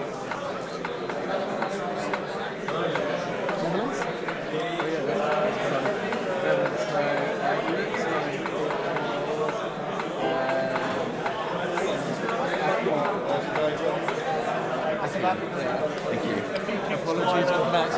Apologies for pronouncing it wrong, but Akeem. It looks like it's Akeem who won from the Netherlands. So there's your champion out of that list. Simon says, what time will the next round start? Drafted about 20:01. Round starts about 22:02 local time. If you're in England, that's going to be an hour behind, so that's going to be 20 to 1 it will start. There we go, JCS 1:30. That's about the time you want to rejoin if you're coming back for the next match, which of course I significantly hope that you are. Do we have a nation? Matt King says we do have a Nations Cup website in development. However, Facebook is the go-to place to keep in touch. We have everything Nations Cup at this point in time. That's very exciting. Would be very keen to see a Nations Cup website in future. John Plunkett says troll list, chance of podium low, chance of mega fun certain. Exactly. Trolls are one of MESBG's greatest tragedies. They're one of the most iconic monsters in the game. I absolutely adore them, and yet they are not meta. So, almost never brought, which is such a shame. Love a troll. And I wish we saw them more often. Are there any results online? Yes, there are, but we will be bringing the results here, so you'll see them on stream. But if you got Facebook, go to the Nations Cup Facebook group, and all the results are being posted there, so you can keep up with the results as they come in there. Like I said, so far we know that England has won 5-1 over Canada. Poland has won 4-2 over Austria, I think. Germany has won 5-1 over the Netherlands. I know it's a mess. I know he's bad. So that means you get anything about the stick. you get 90. And Belgium has won 4-2. Belgium. So there's obviously a home team advantage going on here. We've got players over here handing in more slips as we speak. So here, this is what the TO desk looks like at the moment, as they desperately try to get all their results in for the next round. So I'm sure we're going to have a few more results coming in just a moment for you. Four Farthings Podcast says, Chris and I are definitely cut from the same mould. My favourite orc troop choice is a two-handed orc warrior. Yeah, you guys would get on like a house on fire.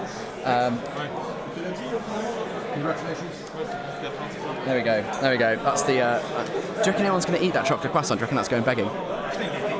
I'll wait for lunch. Poland has won 4-2 over Netherlands 2. Okay. So there you go. Those are your results. Like I said, check the Facebook group. That's where they're going to be coming in. But we will be bringing them you here as well. Any events that you are heading to play this year? Yeah. Oh my God. What am I going to this year? So I'm going to move that down a little bit. I'm going to an event called Tis a Gathering next weekend, which is another really fluffy one. It's one of Harry Park Hills, and I think the reason people are so excited about it is because there's a bunch of different competitions. One of them is playing the old PlayStation 2 Return the King video game and trying to max out points on that. So really excited for that one. It's going to be a lot of fun and just a bit silly. Then I'm going to Unnumbered Tears, which is one of Ed Ball's. He's here somewhere, Ed Ball's. That's a politician. I'm just drawing a complete blank on his actual name. Oh my God. Right, anyway. Sorry. Oh dear.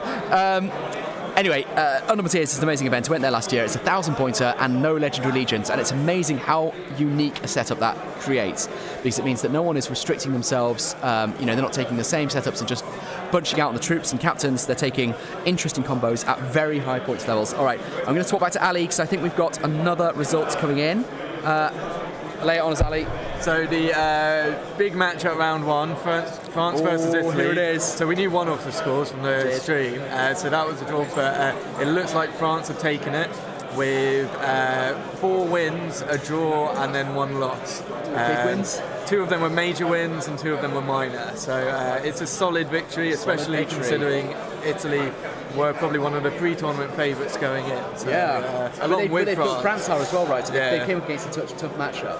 Yeah, but it does also mean France are likely at the moment to avoid England and potentially Poland and the other sort of pre-tournament favourites. So having the tough matchup and coming through for France may actually pay off in the long run. But we shall see. We shall see. Thank you very much, Ali. So there you go. The big expected showdown between Italy and France, two of the teams that are both highly regarded as potential podiumers or winners of this event.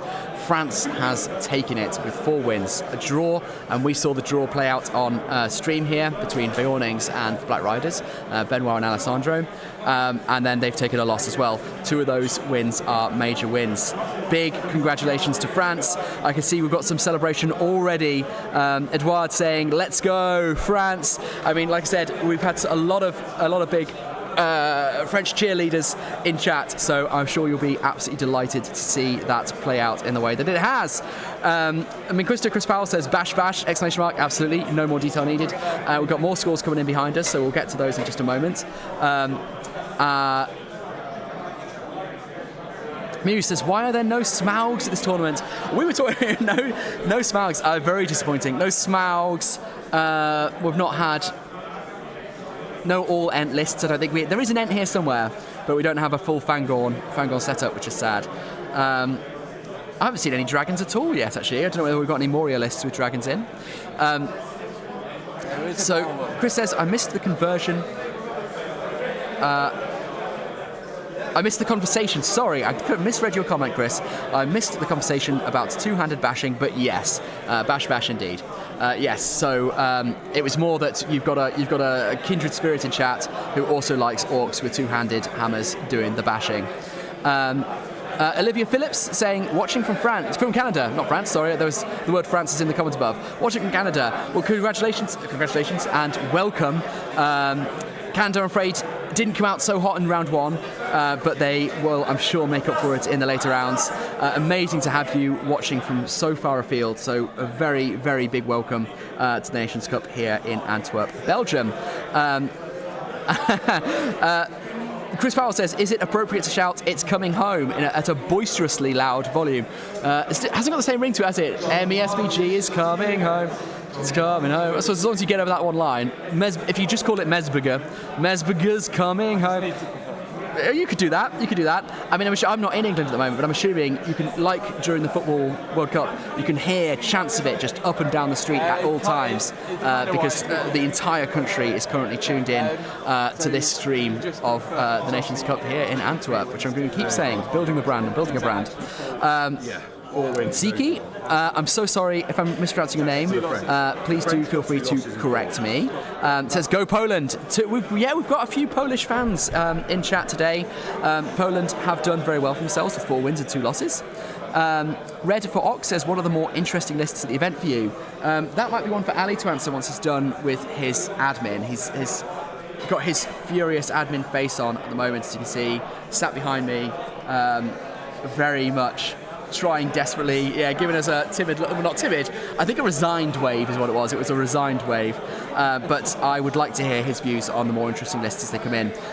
Like I said, I don't know anything. I'm an idiot. I've just been fed information over the weekend and relaying it to you. So until I have that information, I don't know. I mean, we've got a big Dol Almaroth list from one of the Italian players. I'm being intrigued to see how that went. With all the usual suspects, which is something that I find interesting. You don't see them show up at tournaments and taking the podium that often. Like I say, we do have an Ent. Another result. Go on, another result coming from Ali. So the Lions, which is also known as England 2, really, versus Le Grand Army, also known as French 2. England 2 versus France 2. So it was a big bound match-up, but the French managed to clinch it with 4 wins against the Lions 2. There was some late-minute drama where a couple of players thought they drew.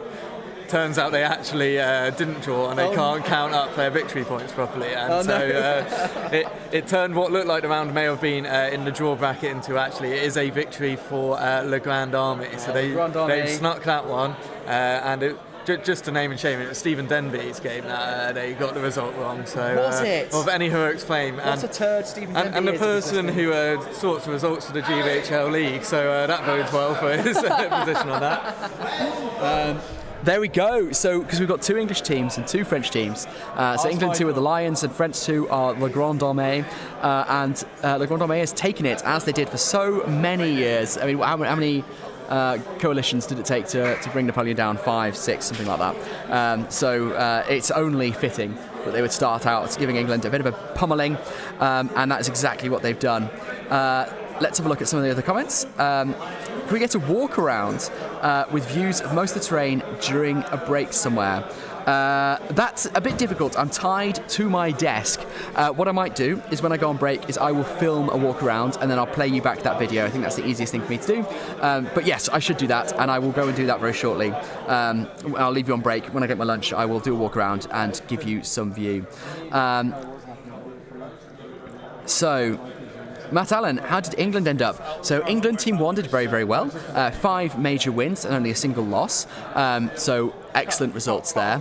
England 2 has lost to France 2 with 4 wins to France and 2 wins to England. So all in all, we're doing okay. England 1 is the team to support if you're minded to try and churn in the wins at all costs. So that also answers Glenn's question. England 2, unfortunately, has lost to La Grande Armée. So it's going to be a bit of a shame for anyone who was hyped for the big France-England matchup. Obviously, we have centuries of animosity and mutual distrust vented over toy soldiers here in Belgium, a country who essentially existed as a big buffer for quite a long time. Obviously, it is a proud nation in its own right. It's just historically speaking.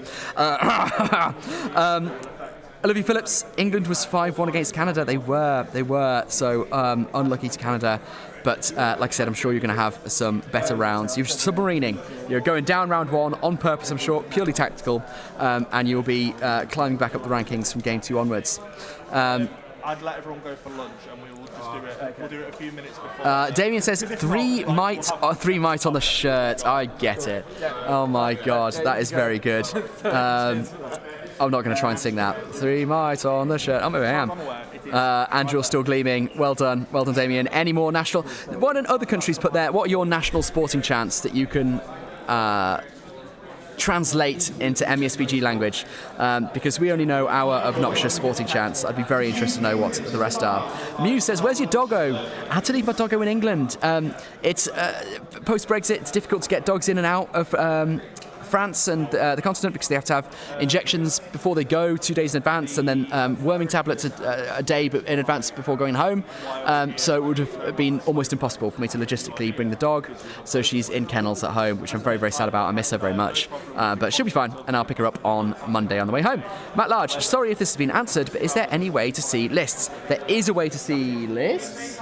Ali? How did the players see lists if they want to? How do they see the lists if they want to see the lists? So they are available online. In the group? I will need to check where they got. We'll check, and we'll come back to you. After lunchtime, I'll make sure they're available for everyone. After lunch, we'll make sure they're available, and we're going to have. I think we're going to have the lists. I'm going to have the lists to put up on screen, I think, as well. That's great. I'll have the list to put up on screen here as well, just to create more administrative work. I can do that. I can do that myself. You don't need to do that. So from going forward, the lists will be available here. You'll have the factions at least, if not the full list. We'll have the factions, if not the lists. I will make sure I learn the lists and I'm able to recount them to you. But you will be able to get the full lists online, Ali tells me.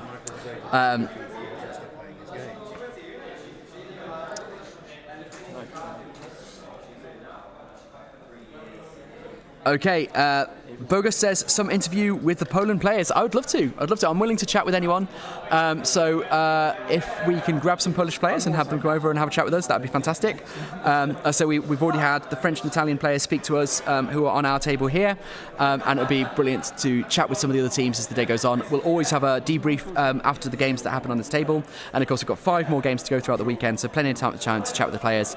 But I would love to have all the different nations represented. They've travelled all this way. It's definitely worth them at least having a chat on stream. Glenn Seymour says, Allez le bleu. Yep, good. I'm just going to move. Yep. Matt King just screams Denby into chat for letting the side down. I know. I'm sure he's hanging his head in shame. Will Johnson says that is classic Denby behaviour. So I think he's not going to live this down anytime soon, and is going to want to clinch a couple of wins over the next few games to try and claw back some honour for Team England. JCS says, go Switzerland. JCS, you are our first Swiss cheerleader in chat today. And you've done it with two crying, laughing... Oh, no, you haven't. That's a wrong comment. You've done it with just a laughing face. I'm not sure. How did Switzerland get on? Do we know yet? I'm sure Jay will tell me when he's got moments. He's really busy, and I keep... Yeah, sorry. I keep interrupting my colleagues as they're trying to do much more important work than I'm doing. I'll let you know how Switzerland got on in just a moment, but you are the first Swiss cheerleader, so if there's anyone else watching from Switzerland, definitely shout up in the comments and let's give them some cheers. Ziki says, quite nice pronunciation, my friend. You guys are doing a good job. Again, go Poland. Thank you very much indeed. I appreciate that. My pronunciations are awful. I am an English Philistine who's never bothered to learn other languages and cultures. I have been to Poland, so I've got no excuse. But if anyone feels like I'm butchering the pronunciations of their names and teams and countries, just tell me off in chat. Glenn Seymour says it is Waterloo reimagined. I'm not sure that's true, because Waterloo was obviously was a victory for the coalition. This is more like earlier. Maybe this is Austerlitz, although England weren't there. Whatever. This is an earlier battle. This is the war in Spain. I think that's where we are at the moment. Some of the earlier coalitions where the Grande Armée is doing the business and on an apparently unstoppable march to cut off British trade throughout the continent. People are in the line, and they are the people who've ordered food before. Mateus. Oh God, I'm so sorry. Mateu said SZ. Tell me how to pronounce your name. So true about the Polish interview. We'll get one, my dude. I promise. Once I spot some Polish players, we'll see if anyone wants to come over and have a chat with us. It'd be lovely to see how they're getting on. Robin M, can two of the same nation country face each other? If they are on different teams, I believe so. So we've got a few countries. It's a team-based event, so you can't fight someone in your own team, of course. But I think that two teams from the same country could theoretically face off. It's teams rather than strictly nations. That's my understanding, but perhaps Matt King, who is in comments, will correct me on that. Looks like the TOs are having a good time. Does it? Let's have a look at them. They are having an intense time. It's a stressful time for them, and it takes an enormous amount of work to make something like this work. I mean, poor Ali behind me is, trying to get through. Oh, we've got another result, I think.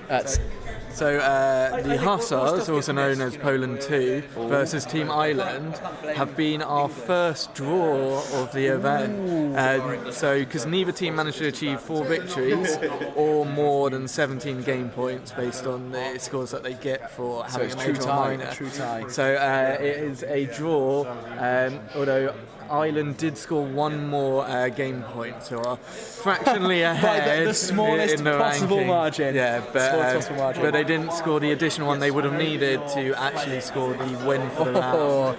That's brutal. Thank you, Ali. So that is the latest result in Ireland versus Hussars. Hussars being the second Polish team at the event today. So Poland 1 did very well with 4 wins. Poland 2 still doing well and clinching a draw. So on the most technical and minor measure possible, Ireland achieved slightly better with a single additional point, but it's not enough to get them out of draw territory. And we had 3 wins apiece, so it was a draw between Ireland and Poland. I think we've got another one here, so we'll pass back to Ali. And I'll have to double check this one, but it's hot off the press, but because someone was requesting Switzerland, weren't they? Yeah, requesting Switzerland, that's right. So Switzerland versus USA looks like that may have ended in a round draw as well. I will just confirm it though, but that's current. So a provisional result there for the Swiss fans in chat. It looks like USA and Switzerland have tied their round 1 as well. Ali's going to confirm that, but interesting if true. So that's 2 ties come in. Poland 2, the Hussars versus Ireland, and USA and Switzerland. Right, let's go back to chat. Julian says, let's go Frenchy. Julian, France have done well. I can't remember. I think France beat Italy. They did. France beat Italy. So France are doing very well.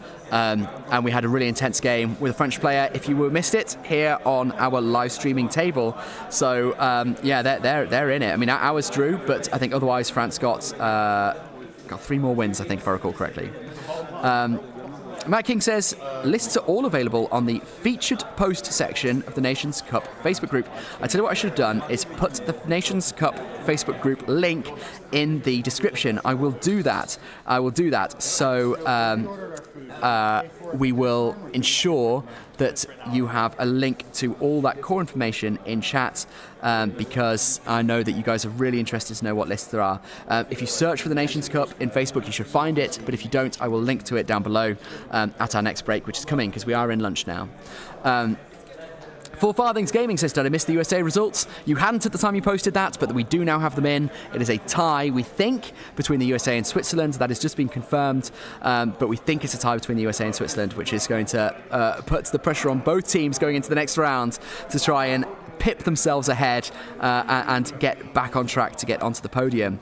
I can now confirm it was indeed a tie, and it was a dead heat with both 14 game points each as well. Wow, okay, that, if you didn't catch that, Ali says he has confirmed it was unlike Ireland versus Hussars, Poland 2, which was a technical tie, but Ireland had a single additional point. Between the USA and Switzerland, it is now confirmed it is a dead heat with 14 points per team. So that's our first dead heat of the tournament, and a really interesting one as well, because those are two nations with only a single team apiece, so they don't have a second team in there to sort of pick up the slack and push ahead. Chris Powell says, I'm guessing Ali Le Bleu means come on the Blues. That would make sense. And then we also have from Devax, the MESBG Army Tracker, which must be an app. Devax, if you want to plug yourself in the comments, please do. I'm always up for more MESBG online resources, particularly because keeping a track of your might, will, and fate is so very important in this game. It says, Ali Shaka. Okay, I don't know what that's in reference to. And GG, the Frenchies team, yeah, they've done really, really well. The Italian team is, I'm told, a very strong team, and so the fact the French team have pulled out ahead is a real achievement to them. And it seems like the guy we're playing here was a really lovely guy, played a really good game, so I think they've done really well and should be pleased with themselves. Sanvi says, what city in Poland? That must be in reference to where I went. You know what? I definitely went to Krakow. We went a couple of other places as well, and it was so many years ago. I remember it being beautiful, and you having excellent bread, and I'm a massive bread fan. Julien says, come on, Davax. Luca says, how did France-Italy finish? Yeah, so France pipped that one with 4 wins, if I recall correctly off the top of my head. A draw and a loss. So a really good result. It might have been 3 wins, a draw and 2 losses. Yeah, forgive me, I will confirm that. Like I said, they're all going to be in the Facebook group, and we're going to put that link down below. But certainly it was France did really well and came out with a couple of big wins. Glyn Seymour says, now someone stop England 1. I love the animosity. They're unstoppable, mate. They are going to the very top.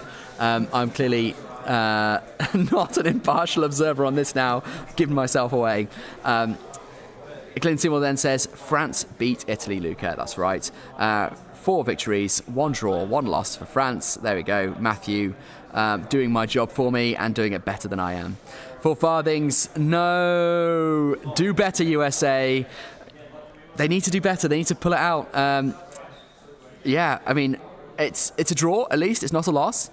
But I know there's a huge amount of pressure on all the teams, and so many supporters at home who want to see their countries come out on top. So you're gonna have to put your finger out. Let's see if we can get. We'll see if we can get some USA interviews in as well. I saw the USA team captain milling around here early. He's gone to lunch now, I think. But it'd be lovely to have a chat with him and see how they're going to ensure that they pull ahead in round 2. I'd be interested to see once they've got the draws, who they decide to put against who. I'd love to know which armies were against which armies round 1. That's some information I'm going to try and collect throughout my lunch break, and I'll relay to you, give you as much. We want this to be an information pump, I guess. That's what you're here for. Jakey says, this coverage is class, Alex. It's gone through housework and gardening, now for a dog walk before the afternoon of hobby, with this on in the background. Thank you so much. I really appreciate it. Everyone here, like I said, it's the TOs that have put this together. I've just rocked up and sat down, and they've worked so hard to make you. I mean, I'm in the TO chat. It's unbelievable how much effort goes in to bringing people from this many nations together, getting this amount of terrain from this many nations together, putting the stream together, which was all them, booking the hotel, this amazing hotel, the Mercure South in Antwerp. So, I mean, I'm just delighted to be here, to be honest. I'm absolutely delighted to be a part of this, and my thanks go to them for inviting me. Like I said, I wasn't the first choice, but I'm here now. Harry Park Kills Loss is my gain.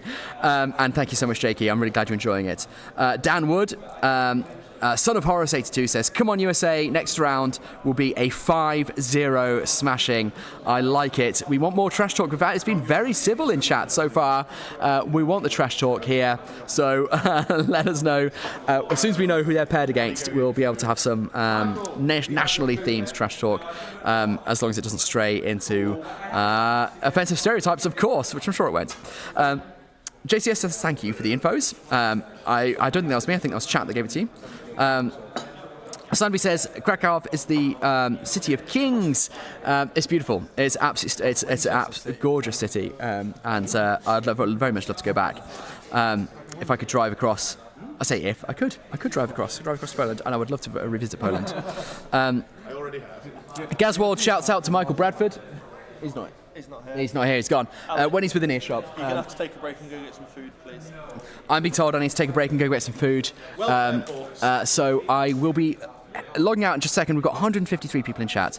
Let's keep you guys here for the next game. As a reminder, it starts in just over an hour, but we'll be doing the draw in just under an hour. We'll be getting some more information, so if you want to come back at about 1:15, we will talk a little bit more about how round one went. You know the results now, and you can go to the Nations Cup Facebook group. I'm going to put that link in the description, and we will head into round two. I'm so excited to have the teams back on this table. So I'm going to put you on the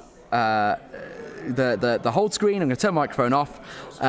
Please do go and have a break, grab yourself some foods, and I will see you back here shortly. Thank you very much indeed.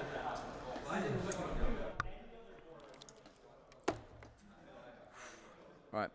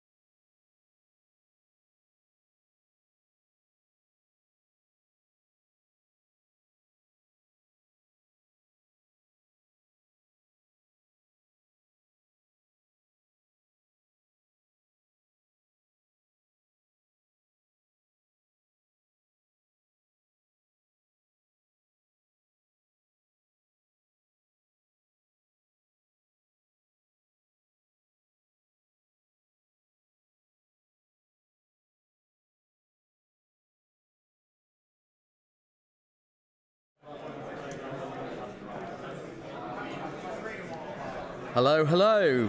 All right. Okay, we are back after an extremely satisfying lunch break.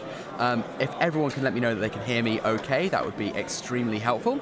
And we are just about to go into the draw for round 2.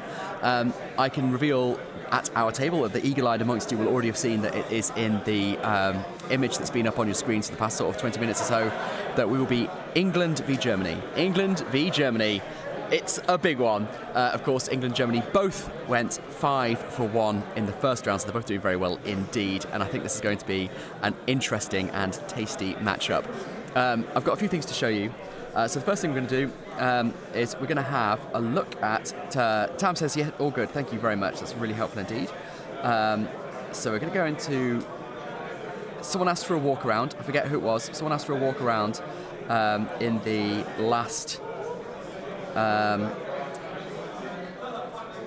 bit of the stream. So we're just going to drop that in like that. There we go. So here it is. I just took a quick walk around of the event hall and space, so you can have a quick look at some of the tables that we're using here in Antwerp today.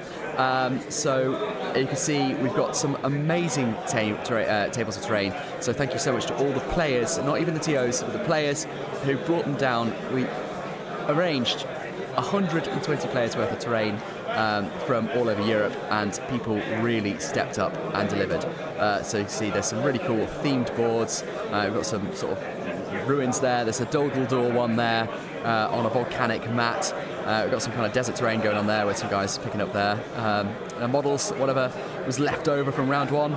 I'm not really sure what that is, but I quite like it. It's very gothic. It looks a bit Age of Sigmar, doesn't it?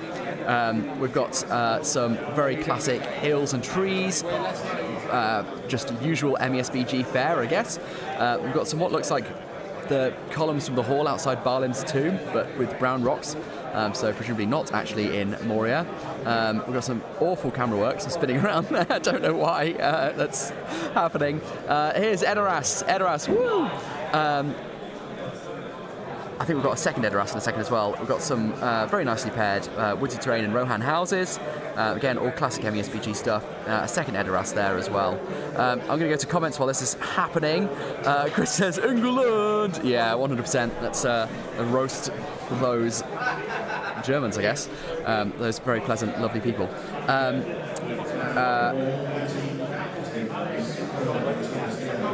All right, we're going back to Captain Chat here at the TO desk. So I think I'm going to have to stop broadcasting my microphone for just a moment. I'll leave this video on, and I'm going to put you back on the sponsors for a minute because we need to make sure the Captain's Chat's happening in private. So I'll be back with you in just a moment.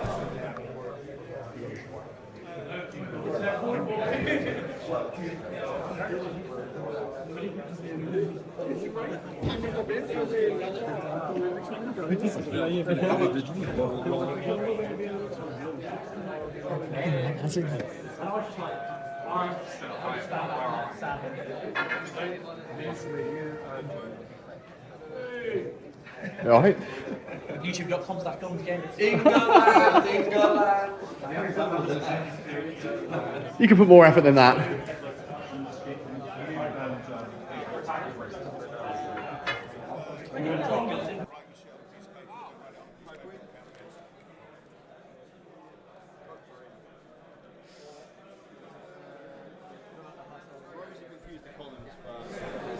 Right. We are back with my voice. I'm keeping the volume nice and down so I don't disturb the very important chat going on behind me with all the team captains. So we've got a few comments in. Where can we find the results from round 1? You can find them in the group. Let me put a link to the group in chat. So let's go share, copy link. And let's just drop that in chat right there. At the beginning of every next game, we're going to be getting the sports spotting. There you go. So that's the group to find That's the group to where you can find all of the results as they happen.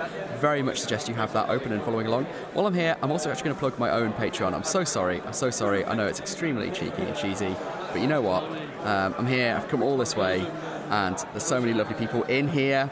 So if you are interested in supporting me at all, I'm sorry, I feel so filthy.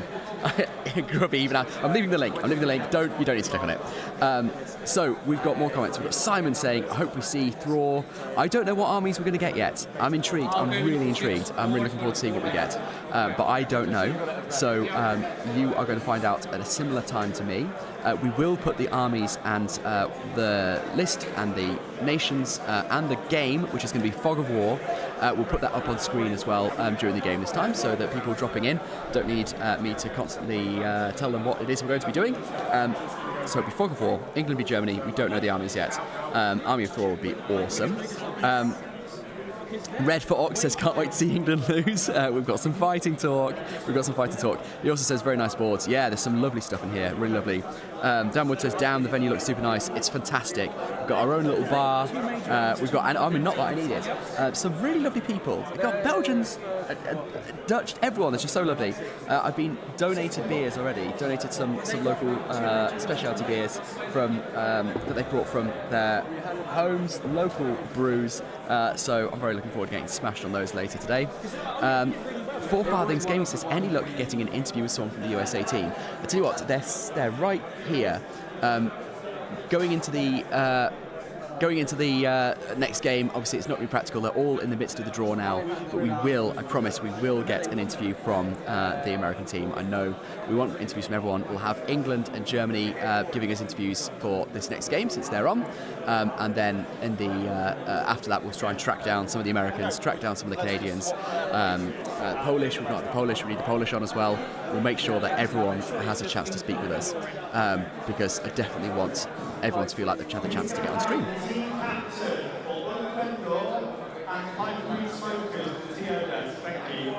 Okay, we've got Sandvi saying, am I the only one who can't find the results? There are only pairings. I am going to have to pass that on to Matt, who should be in comments. I've not even tried. I must admit, I've not even tried. If I can find a link specifically to the results, I'd be happy to link to them. I think they're in. I thought they were in pinned posts. I thought they were pinned.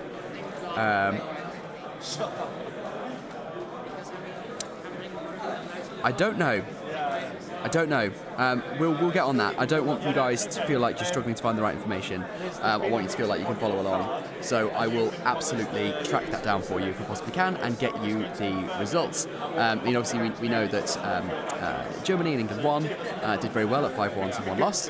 We know that Poland did very well at 4 wins, 2 losses. France as well, 4 wins, a draw and a loss. Really, really strong. Italy, only 1 win, 1 draw, and 4 losses. That was against France. Who else did well? Canada got only 1 win against England. England 2 tied or lost. England 2 lost, I think. This is why I need them as well. We know that Ireland tied against the Hussars, which is Poland 2, and the USA tied against Switzerland, and that was a true tie. So those are a few. I will look into how we can get the results up for you. Robin M says maybe we can create a share sheet, like a Google Doc, where they can copy the results. That's a very good idea. The tiers are all very, very busy at the moment. I'm hesitant to disturb them, for fear that I will interrupt some work that's far more important than the work that I'm doing. But I really like the idea. Let's see if we can get something like that on the go. Four Farthings Gaming's 2.5 hour rounds. That's right. They've got a good long time. It's nice. It's good to make sure that most games don't go to time if at all possible. We've got some wrangling over our table already, so I'm going to just switch over camera in a moment. We'll get the light on as well, and before we know it, we will know who our players are going to be. So you can see over here, players who come to the table, ready for round 2. Having a look at what the terrain's going to be doing, I think agreeing who can do what and what can go through what, presumably before they agree which army is coming over, because you don't want to get a whole army of cavalry over here, only to find that they can't fit through the doorways. Matt King says he'll look into it. Thank you, Matt. Thank you very much indeed. You're an absolute champion and a legend. Half Mile Duck, I've got your name right at last, asks, how was lunch? Good lunch, mate. It was good lunch. I need something desserty. That's my problem. I need like chocolate or something like that. I'm very bad at just leaving it at savoury and leaving it at that. You can probably tell. But I will go on the hunt, I think, on my next break for something a little bit sweeter. think we're caught up. I think we're caught up with comments. So let's have a chat very briefly about David Farmer is in. Says showtime. It is, well, David apparently. It is showtime indeed, or at least just about. They are in the thick of the draw at the moment. They are discussing amongst themselves who is going to fight who. Let's have a look at the gaming hall and all these teams in their huddles, intensely figuring out who is going to fight who, what army they want paired against what army. It's going to be a really, really interesting game, I think, here between England and Germany. And in just about 10 minutes' time, they'll come to the tables ready for turn one. Chris says, so Glinseal says Germany. Yeah, I mean, I think this is going to be a divisive one in the comments. We want your best trash talk, please. England and Germany. Let us know who you're rooting for. Who has got the cheerleaders in chat? There are 165 of you in at the moment, which is absolutely incredible. Thank you so much. Let us know who you're rooting for. You will have England and Germany playing Fog of War here on this table. We don't know what the army is going to be yet because, like I said, they are all in their huddles. That's the German team in the foreground there, figuring out who is going to play who.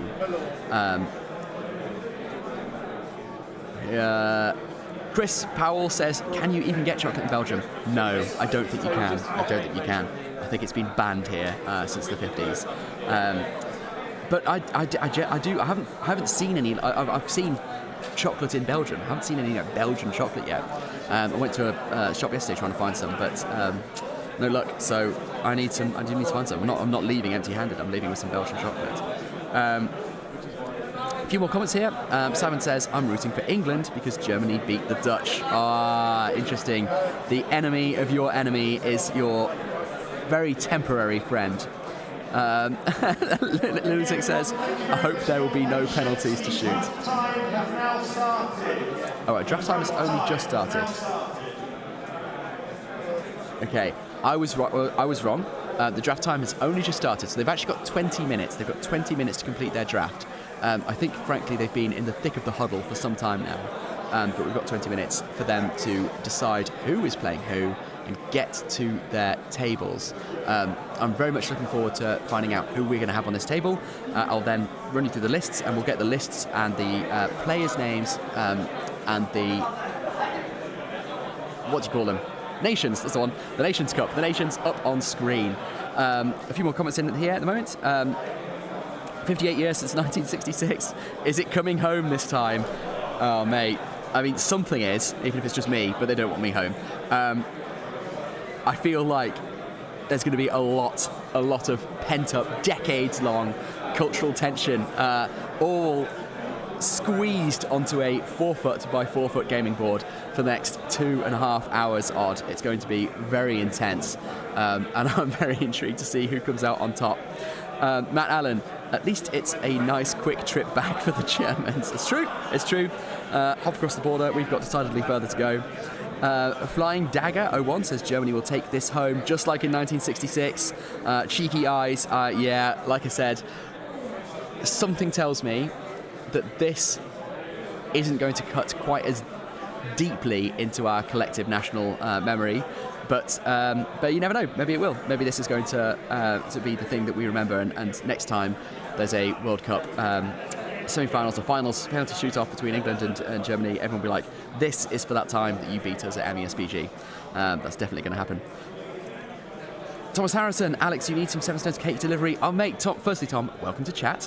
Thank you for joining. So I do. So Seven Stones last week, there was all weekend long cake delivery service. You order to your tables, drinks, cakes, homemade cakes. The homemade flapjack was exquisite, excellent. Another reason why Seven Stones is one of the best events currently going in the English circuit. But we're not talking about that this week, except the fact it is amazing. And I love you, Tom. We're talking about the Nations Cup, and we've got Mick Bacalaz? Mick, anyway. I'm so sorry for butchering your surname. Go England. Tom Ha says go Germany. Agnes says Auf geht's Buben. You're going to have to translate that. Tell you what, I'll whack it in Google Translate. There we go, just copy that. Let's go to Google Translate. Let's go, boys. There we go. Google Translate did me well this time. Okay, let's go, boys, is what Ignis says. 4 Farthings Gaming says the only thing going back to England this summer is its players. Ooh, we've got the spicy talk out. We've got the spicy talk. How's the American team doing, mate? There's not, I don't know. I think feel out of the 2 nations. One is perhaps climbing the rankings a little bit faster than the other. Matt Allen says, poor Germany, thinking they've turned up to a bolt action tournament. Agnes, yeah, it's Go On Boys in German, thank you very much. Very helpful, like I said, I'm a Philistine and an English person, therefore I've never bothered to learn anyone else's languages, I'm afraid.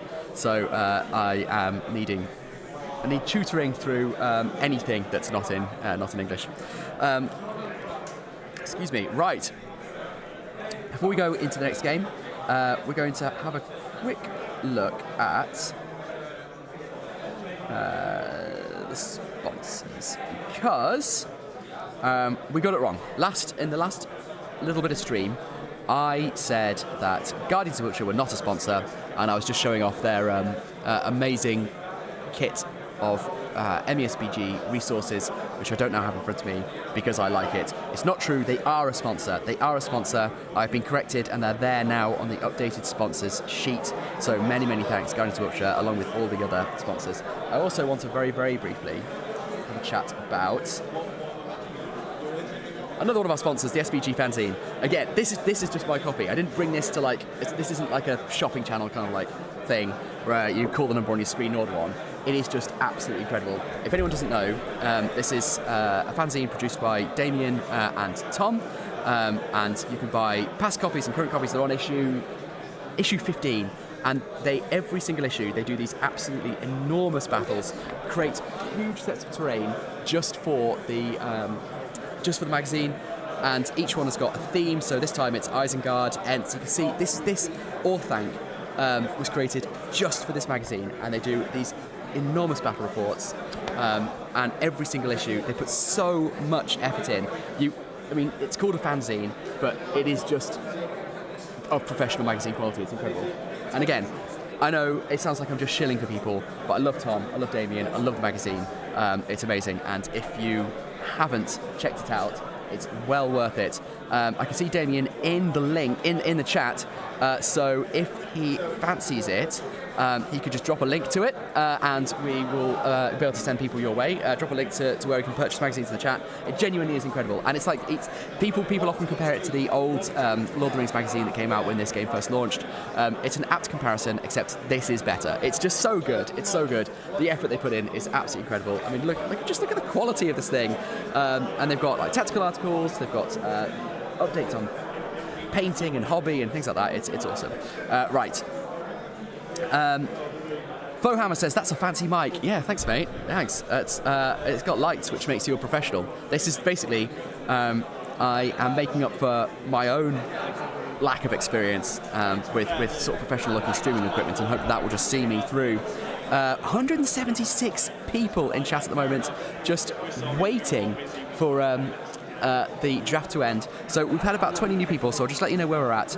We're going to have Germany and England on this table here. Let me just turn that around. So we'll be streaming Germany v England on this table. It's going to be Fog of War, and at the moment they're just in the huddle so that they can decide which members of each team are going to play each other.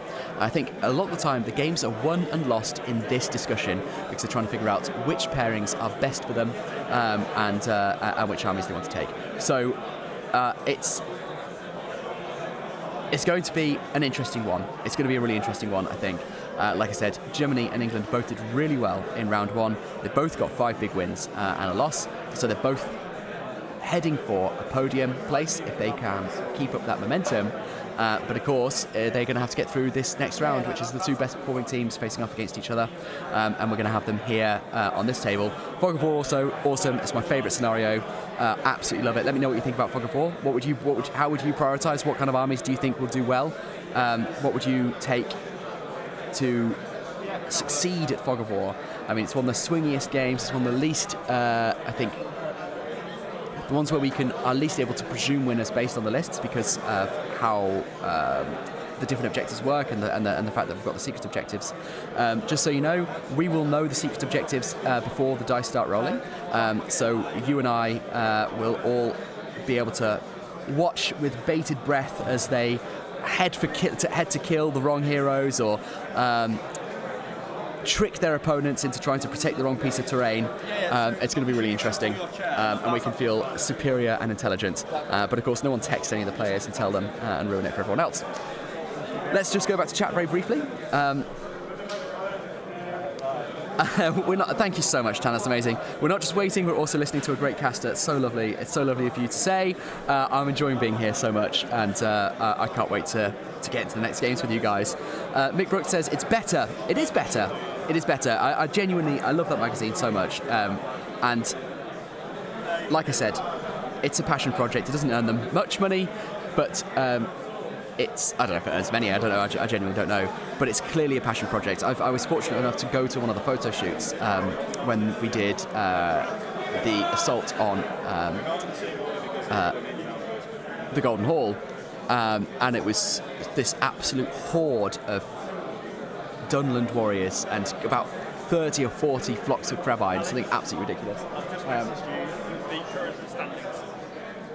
And it was yeah, just this unbelievable experience, this absolutely massive, gorgeous set of terrain that was produced just for this one photo shoot and this one battle report. And then I got to actually participate in the battle as well. And it's just like, you know, the joy of getting like 300, 400, 500 miniatures on the table and reenacting these enormous games was just absolutely a real privilege. And then, you know, the magic they put it through to turn it into a magazine of that quality. Right, I've just been told by Mr. World Champion that they sent me the rankings. So I'm going to download these, transfer them over to myself, and in a moment I'll be able to show you where we are with the rankings. So, do I have...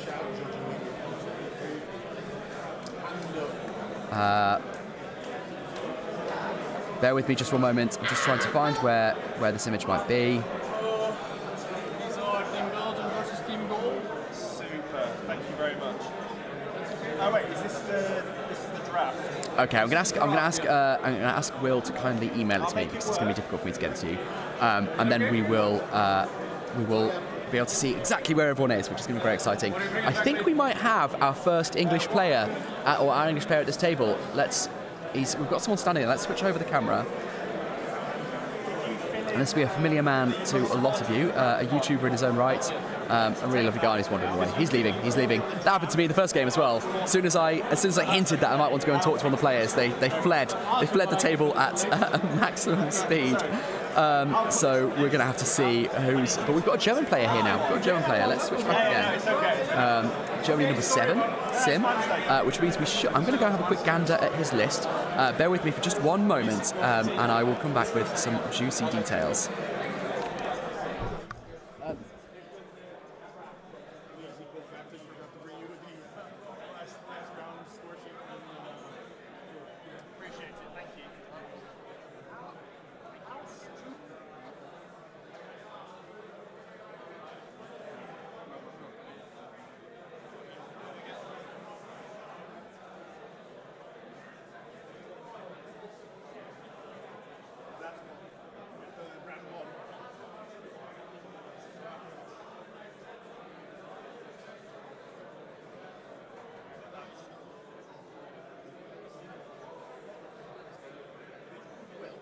So sorry, can you email me that? Because I can't access my Facebook. Ali will. Is that just the... is that the standings? The standings, yes please, that'd be great. Okay, you might have seen me sheepishly looking at the board over there. I was trying to figure out what he's brought. I was like, well, I'll have a look at his list, but of course his list is all in German. But it's Angmar. It looks like it's Angmar. It looks like it's the... it looks like it's the Witch King. We've got some Banshees in there, Wargs, orcs, so orcs causing terror, things like that. A pretty classic tournament list. I think it's going to be a strong one, and one for the a challenge for the English player to overcome. So let's have a look at some comments. We've got Chris Powell says, how long does a game like that last when each model is moved individually? So the guys had ways of speeding it up, so things die much more easily in order to ensure that you can actually get through the whole game. They've got a few special rules that means that the games are actually doable. But yeah, it takes a while. It takes a while, but it's fun. It's so much fun because there's so much cinema in it. You know, big games of MESBG, beautifully painted miniatures. And that's the thing, they don't you look at the photos. If you get a copy of the magazine, look at the photos, the detail and the effort they put into each model. And so, you know, when I played the Siege, we had Dunland scaling the walls and like trying to knock the Rohirrim off the walls and trying to push back these big chunky heroes, and it was just absolutely wonderful experience. So it does take a while, but it's well worth it. We've got a question here. Did we get the results yet? I'm about to put them up. I have asked Ali to email them to me, which I think he now has done, which means I can just download that picture and share it with you. He has. So let's have a look. Give me one moment, guys. Sorry, I'm doing this. It's a one-man operation, so I'm trying to download and obtain the pictures and then put them in the stream whilst also simultaneously streaming. But let's have a look. Let's go. Let's just whack it in here. Let's make it big. These are the standings presently. So you've got, is that the whole picture? That is the whole picture. So England right at the top there with 2 tournament points, 26 GPs, whatever that is. Game points, I think it is. And then the VP difference is someone more clever than me. It's Ali. Sorry, who is it? Yeah. So, VPS, Martin plus VPS minus? What's that mean? How many did? Sorry. So I've just, you can't see him because he's behind the scores, but he's eating a sandwich. I've interrupted him. VPs plus is how many VPs they have scored. VPs minus is how many they had conceded. Okay, fine. So it goes tournament points, game points, and then victory points scored and victory points conceded as sort of the order of merit, as it were, in the tie-break. Thank you very much. There we go. Ali coming to the rescue and bailing out me and my incompetence. So here we go. England right at the top, then Germany, Poland, France, the Grande Armée, which is French Team 2, Pipeweed Smokers. I don't know who they are. I'm afraid. I'm not sure which team they are, so we're going to have to find that out. Gaul, Belgium, Ireland, Hussars, Switzerland, USA, come on, pull your finger out. Denmark, Austria, 0-0 for them. Unquendor. The Lions, that's England Team 2, really languishing down at the bottom. The Fellowship of Europe, a very wholesome team indeed, but again, not really pulling their fingers out and climbing the scoreboards, but they've got plenty of time to do so. Italy, one of the favourites to win. You know, this is a scary team with some incredible players in it, and they are third from bottom after round 1, so they're really going to want to do some catching up. The Netherlands second from bottom, and Canada currently in dead last, but there's only been one round so far, so there's all still to play for. Those are the rankings. Let's turn those off for a moment and switch over to the players who are now at the table. So you're going to have to bear with me just one moment. I'm going to go set the guys up, and I will be right back.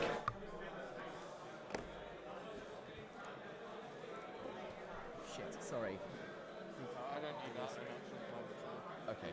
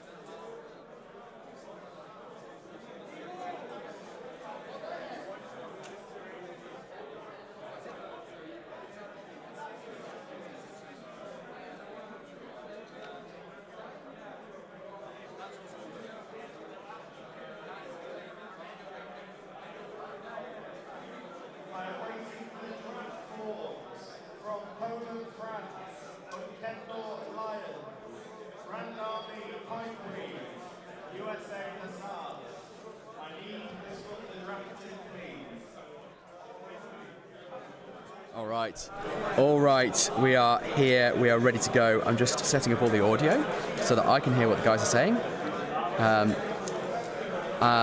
We are ready to play Fog of War here at round 2 of the Nations Cup. I've just snapped some pictures of their lists, so I'm going to take you through those in a second.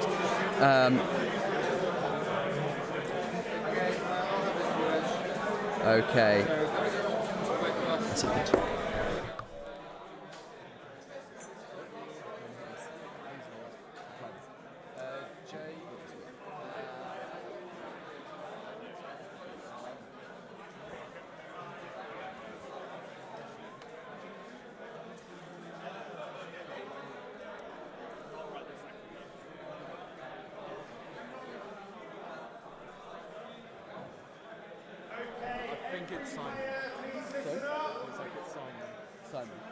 Silence, please. Silence, please. Listen up. Some kind of TO announcement, so I'm going to be quiet for that. Thank you. I'm still waiting for the draft forms from Poland, France, Kendall Lions, Grand Army Pipeweed, USA Hussars. That's okay. I need them as soon as possible. Please listen up. Regarding this scenario, Fog of War, for your secret objectives, you must write them down and you must put them under a terrain piece on the table. You must not put them on your phone or anywhere else. They must be on the table. Okay. Deployment time starts now. So that's Will Champion laying down the law with regard to how they deal with their secret objectives for Fog of War. While they're setting up, we're going to go through the lists. So let's just show you what the table looks like at the moment. So we believe it's Simon for the German team. Simon, will let me know if he thinks that's wrong, or thinks it's wrong, if he thinks his own name is incorrect. I believe it's Simon. I'm very, very sorry if that's wrong. And he has brought an pure Angmar list with the Witch King on horse, the Crown of Morgul as the leader. In his warband, he's got 3 orcs with picks and shields, 4 orcs with spears. He's then got a 1 orc with a bow, 3 Dead Marsh Spectres. So that's a pretty tasty warband. The Witch King himself has got 3 might, 3 will, and 3 fate for a 150-point leader. Warband 2 is led by a Shade. It's exactly the same makeup of orcs, 3 with shields, 4 with spears, and 1 with a bow. Again, 3 Dead Marsh Spectres. Wow, so that's 6 already. And then there's a Warg in that Warband 2. Warband number 3 is an Orc Captain on Warg, and he's got exactly the same makeup of orcs. Not quite, actually. He's got, again, 3 with shield, again 4 with spear. He doesn't have the bows, and he's got 2 Dead Marsh Spectres. He's got a Wild Warg. And then there is an Orc Captain on Warg again, and that is exactly the same warband. That's cut and paste. So that's 2 Orc Captains with Warg.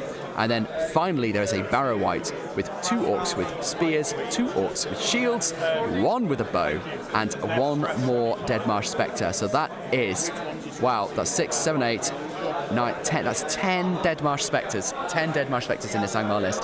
That is going to be brutal. So let's have a look at the English list, and this is Jake's. I don't know what you call it. It's a Yellow Alliance anyway. It's Yellow Alliance. It's Erebor Acclaimed and Lothlorien. Okay, Del Cypher has just clarified it is indeed. Oh no, it's Salmon. I'm not going to try and pronounce his surname because I'll do him insult. I'm so sorry. But yes, Simon for the Germans, and we've got Jake here for the English, and he's got Thorin, King Under the Mountain, on a war goat with Orcrist, and that is his leader, and he's got 14 Iron Hill Dwarves with no options. So that is a expensive warband right out the bat. It's either right off the bat or right out the gate. You can't have it both ways. So off the gate. No, damn it. It's the same. It's just I've switched the words around.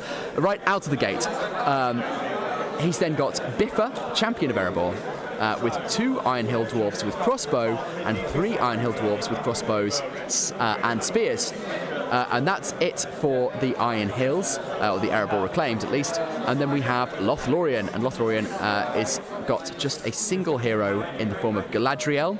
She does not have her mirror. She's got 7 warriors with spears, 7 warriors with bows and spears. 2. 7 warriors with shield and spear, 2 warriors with bow and spear, 1 knight with bow and shield, 1 warrior with a banner, and then 2 wood elves with bows and spears, presumably to go off and grab some objectives and stay out of sight using their Stalk and Seed special rule. We've then got a sentinel and 4 guard of the Galadrim court. So there we go. That's Biffa, Thorin, King of the Mountain, and Galadriel.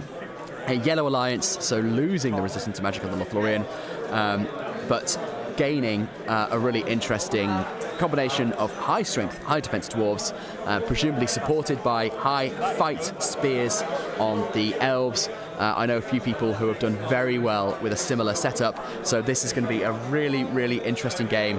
And we can see now the models going down for Fog of War. We have currently got Jake deploying a warband on the left there, which looks like it's Thorin's warband on his goat.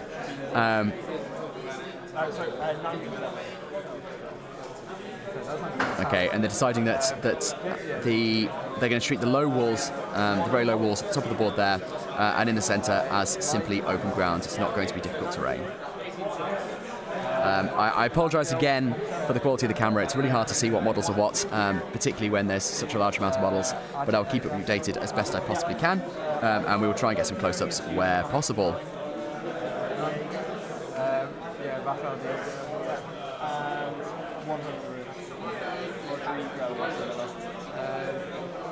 Okay. So Matt Allen says that's a lot of terror. It seems like Germany are overcompensating. It's interesting. I mean, it's what Angmar do, right? It's what Angmar do. But against elves and dwarves, they're not low courage armies, so probably not the ideal matchup for them. They're going to be able to do. I think they're going to get plenty of charges off. Harbinger, of course, is going to be -1. That's going to put the elves down to courage 4. Dwarves down to courage 3, I think. Are they courage 4 base? Someone will correct me on that if I am wrong, which I probably am. Tabletop Gamer, Golems Gamer says, at Atomic Cards, Tabletop, can't wait to hear yours at contest. I've read these the wrong way, so I'm not sure what that's in reference to, but we will start at the top. Let's start at the top. Let's see what we've missed. So, answering Chris's question about the special rules for getting the magazine battle reports done for the SPG fanzine. Damien says, we generally do 2+ to wound if it's a warrior fighting a warrior. It means things move nice and quickly and makes games really dynamic with lots of movement instead of static battle lines. Olivia Phillips says, go Canada! My 4-year-old is cheering on his dad. Oh, that's so sweet. That's so sweet. They're going to do great. I'm absolutely certain that it's a strategic early game, early tournament loss in order to get some wins later.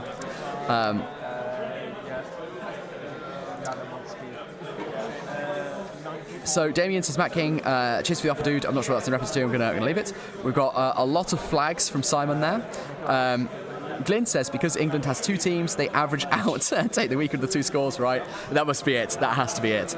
Matt King says, Pipeweed Smokers are a team comprised of members from multiple countries. There you go. Thank you, Matt. That's very, very helpful to know. Golems Gamer says, Rawson is about to clean up here. We will see. I feel like you might be biased in your assessment of the situation, but I'm very, very interested. I mean, the pressure's on him now. The pressure, you can see on his face. Look, he is feeling the pressure already. That is a I'm thinking very hard about this chin scratch. Matthew Lockwood says, let's go Jake. He's got lots of personal support. It's not even particularly England support, it's lots of personal support. McQuister says, thank you to Battle Streams in Middle-earth. It makes sense, it sounds really good. I've often thought about how great it would be to do big massive battles, since they have big massive battles in the film. Yeah, I think it's a nerd dream of all of ours. One I vicariously lived through the SPG fanzine. Arno, we've got some Simon fans at last. Arno says, let's go Simon. Looking forward to a demonstration of the Spectre spam. We're definitely going to get that. One way or another, we are definitely going to get that. Let's see what the Spectres can do. All right, we've had some deployment finished up here, so let's go back to the table. It's weird. It's the one that I think it's time for Angmar to put another warband down, going down in that house there. Now, we still don't know, they won't have chosen yet their objectives, because they do that after they've deployed. So once they do choose, we're going to go up and grab pictures so that you guys know exactly what it is they are trying to achieve. So let's carry on with these comments for a moment. Jomp says, Onnen Deutsches Angmar Würfer. All right, so Angmar, I understood that bit. Right, we're Google translating it. I get the feeling it might not know Angmar Würfer. Let's go to translate. Let's switch the screens over so you can see what I'm doing. Okay, it didn't like that. German. It translated the word German. That's about as good as it did. So you're going to have to tell me what that means. Atomic Card says, I love when Will uses his serious voice. It's terrifying. I think it's utterly terrifying.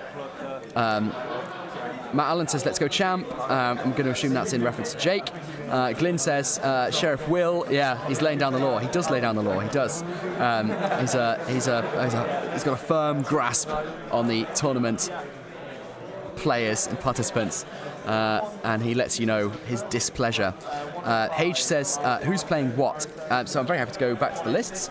So we've got Germany, commanded by Simon, and he's playing an Angmar list with, I think we counted 10 shades. 10 shades. All right, they're done with deployment, and they're currently writing down their objectives. So we'll go back to the list in a bit, and I'm going to go and disturb them in a second to make sure we know. But we will get the top down there as they pick what they're going to write down. All right, I'm going to have to switch over to them this time, so we know what they're counting each building as, so they know how to pick them. 1, 2, 3, 4, 5, 6, 7, and then here 1, 2, 3, 4, 5, 6, 7. Yeah. Okay. Yeah. You have less than 5 minutes of deployment. If you have finished deployment, play.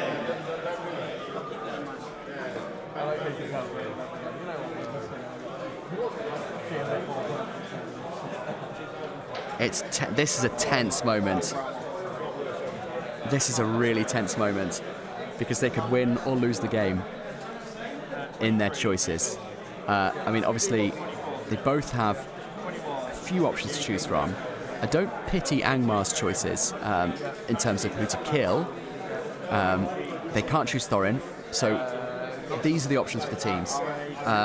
Team Evil, the Germans with Angmar, they can choose either Biffa or Galadriel. That's it, Biffa or Galadriel. Galadriel, of course, is going to be trying to stay out the fight.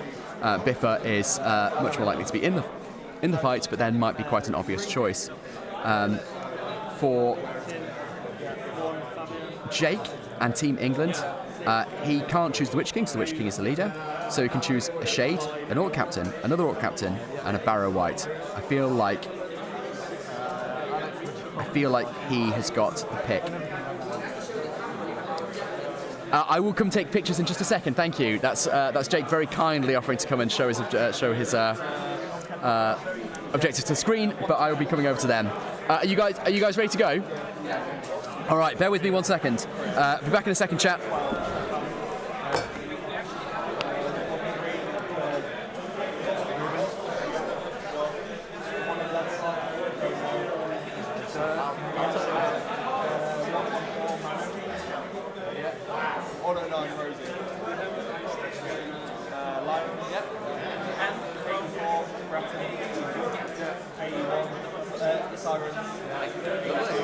Thank you. Let's do this.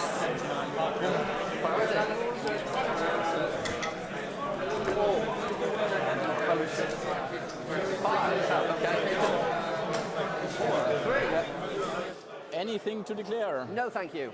Thought so. So we are into turn 1, and I'm going to have to whisper when I talk about the objectives because I can't risk that they hear me. So I hope you guys can still hear me because this is a bit weird. It's getting a bit intimate. I'm just leaning right into the microphone here. Let me know if you don't hear. So Jake has decided to protect Galadriel. He's decided to kill a captain on Black Warg, and his terrain is number 7, which is starting from rear left. We'll have to figure that out when I go back to the game down. So I think that means there's 7 pieces, so that's furthest right. So he's trying to keep that terrain piece, which he has not avoid that close to, but it's on, I think, on Simon's left. So Simon has decided to protect the same captain, the captain on Black Warg. So that's interesting. That's worth a lot of points now, that captain, a lot of points. He's trying to kill Biffa, and he's trying to protect number 2. Again, counting from the left, so I think that's the one he's making a beeline for at the moment. And there we go. I hope you guys caught that. I'm sorry that I couldn't speak any more loudly. Now I'm going to speak more loudly because I'm not talking about secret things anymore. And I sincerely hope they didn't hear me talking about it.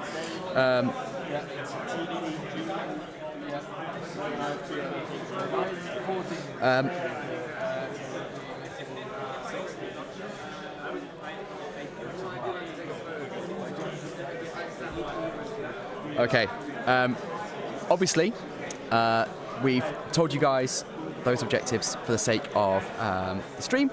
I don't think it needs pointing out you're not to inform your players. If we found out that one of you informed all the players, that would obviously be very problematic for that player. So please do keep within the spirit of the game, as I'm sure you all will. And I hope you heard. And if you didn't hear, then...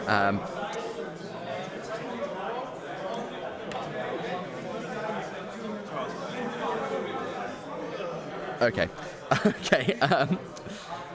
So, anyway, I'm a little bit distracted after all that. We are...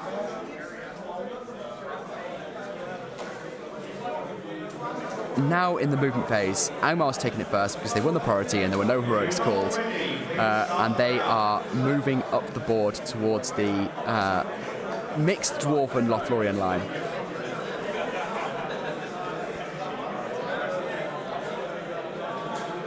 We put predictions in chat then. Predictions in chat. It's all kicking off already.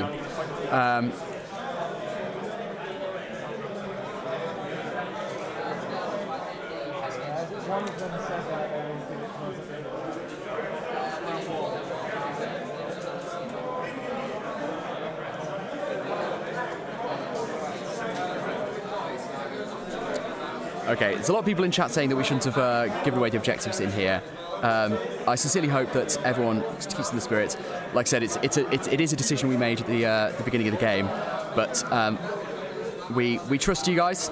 And of course, if anyone looked at the phone, we'd be able to see it on this camera. So hopefully, I think what we'll do is we'll ask them not to look at their phones and or to leave them at the table if they walk away from the table. Perhaps that will help keep the integrity. So let's have a look. Does Jake have a sentinel? Yes, he does. No, he doesn't. I looked at his list earlier. He doesn't actually have a sentinel. He's got 2 wood elves. So he's got 2 cloaks that will hide him if he wanted to go and grab some objectives and stay out of 12 inches for shooting purposes. But obviously that's not really how Angmar's going to bring him down anyway. Jump says, I wouldn't post their secret objectives here until the end. I'd like to know too, but you wouldn't want it leaked. I agree, but like I said, we'll see if they use their phones, and I'm going to just go up and ask them not to use their phones and to leave their phones here. But you are making me very nervous about it, if that helps. So, Ben Fitzpatrick says, God, that shade. Yeah, it's going to be hard to shut down with 10 Spectres. Yeah.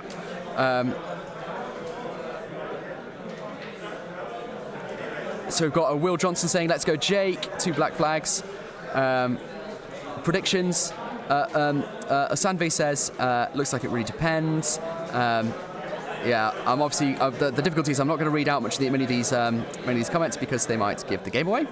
John Blockett, Battle Streams Middle Earth says John Blockett exactly the same. I'm starting to agree in hindsight. I'm starting to agree, guys, but we'll keep it all under wraps, I promise. Yeah, like I said, I felt quite confident about it until everyone started pointing out what a stupid idea it was.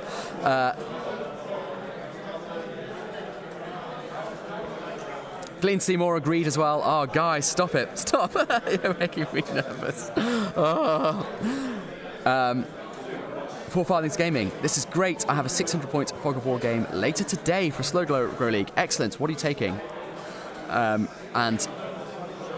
what are you taking? And do you know what they're taking? I wonder what your plan of attack is going to be. I love Fog of War. I think it's one of the best scenarios.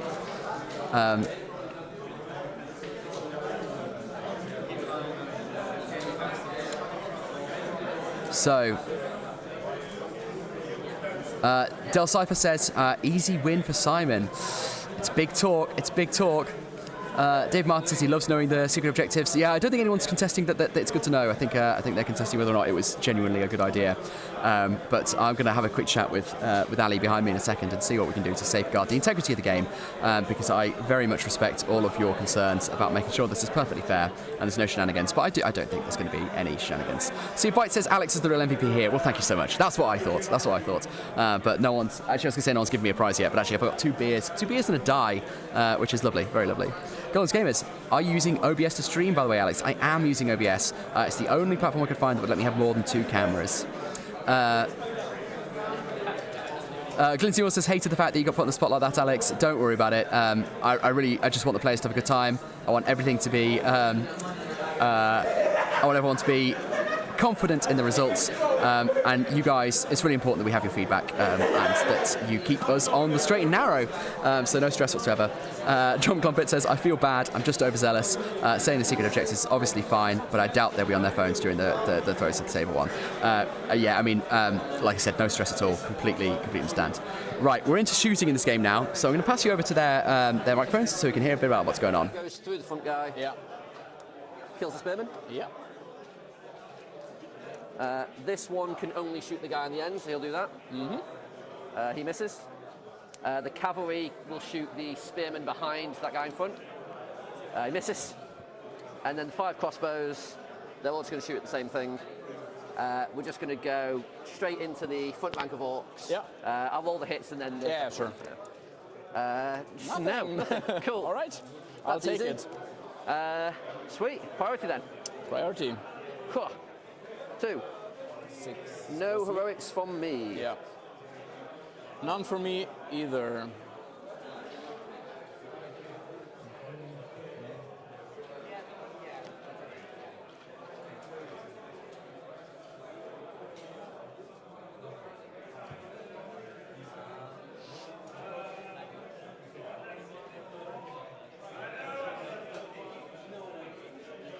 So did you play your list a lot? Yeah, I played at a few events over in England. I played the league finale with it. So while they get through their chit chat, we're back to turn 2, and Angmar moving up quickly. So Steve Bites says, "Don't snitch, boys." 4 Farthings Gaming says, "I'm not sure if Angmar has an answer for the elves. Spectres can deal with the dwarves fairly well, but not sure what he'll do against the elves. It's difficult. Elves, really difficult. The high courage makes such a massive difference." Glenn Sawmore says, "Snitches get stitches, chat." Exactly right. Exactly right. The mantra I live my life by, of course.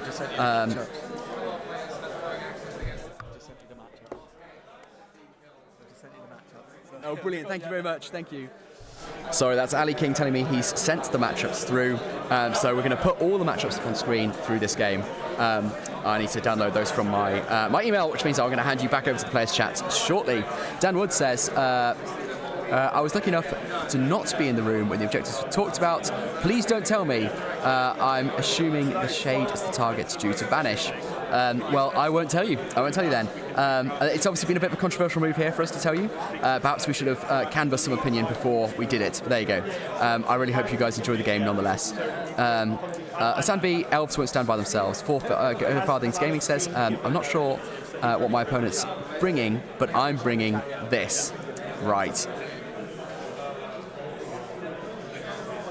Danwood says, I have faith that the players will want to keep the integrity up as well. Okay.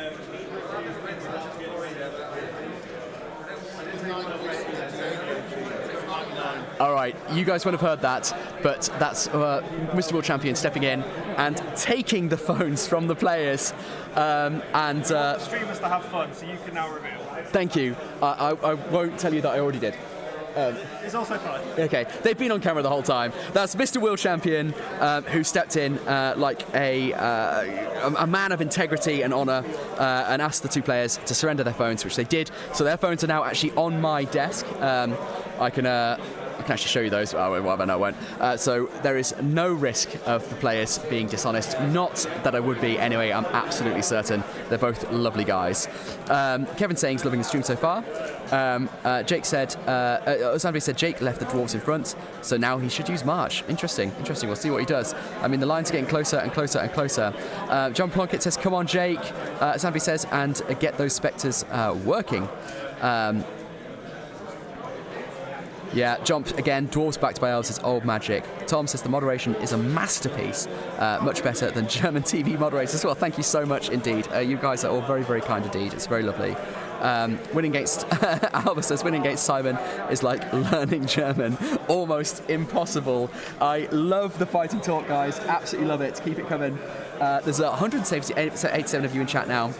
So let's just remind you that this is Germany v England. Both of these players' teams are doing very well. They both went 5 wins in round 1 to 1 loss. We've got Simon on the right there playing for Germany, and we've got Jake on the left there playing for England. Jake is bringing Lothlorien and Defenders of Erebor with Thorin King under the Mountain. Boffer? I can't remember the dwarf. One of the dwarfs, who I'll say in a second, and Galadriel. And we've got on the other side, Simon is bringing Angmar, Biffa is the dwarf for Team Good and England. And then the other side we've got Angmar with Witch King, Shade, an Orc Captain, another Orc Captain, Barrow White, and that is a bit brutal. The guys are saying that it's exciting to play on stream, which is lovely. So.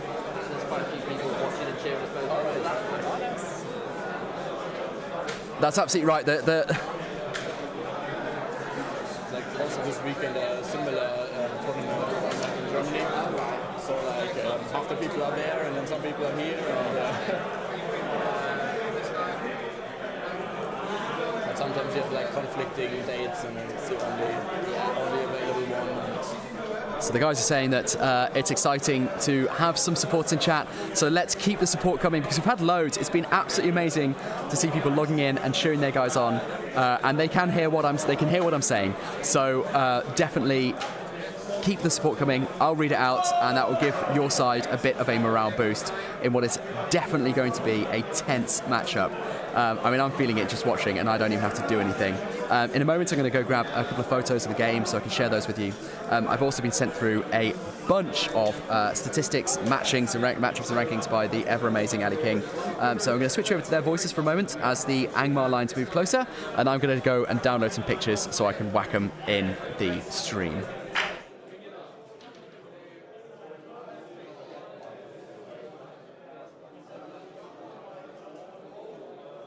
All right. Cool. My move? Yeah.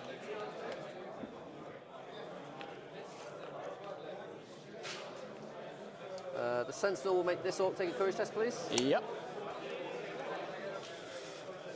Nice. He is not fine. Lovely. Was he within 12? Just there, yeah. And can you see him? Like, do you have line of sight? I'll half move out so I can see him. Right. Yeah. Yeah. Yeah. Yeah, there we go. Yeah, he's 11 away, so he's fine. And we'll just put him there, please, sir. Oops, sorry. It was this one, right? Yeah. Thank you very much. I'll put that there so don't forget the Sentinel move for shooting. And then, yeah, I guess we'll go charge him.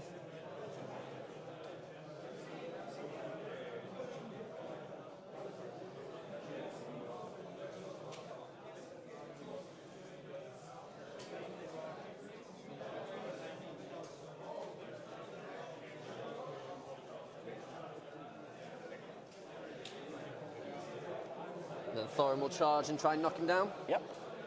Knocks him down. Yeah. Not that it makes a difference, but Okay. And then this dwarf will come out before.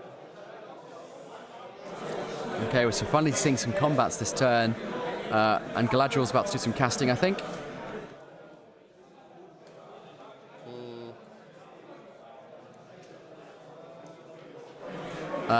Osanve has absolutely corrected me. There is a Sentinel. There is a Sentinel in the Lothorian list. I don't know why I didn't spot that. I couldn't see it on the list. I'm going to go back to it and make sure I've got everything else correct.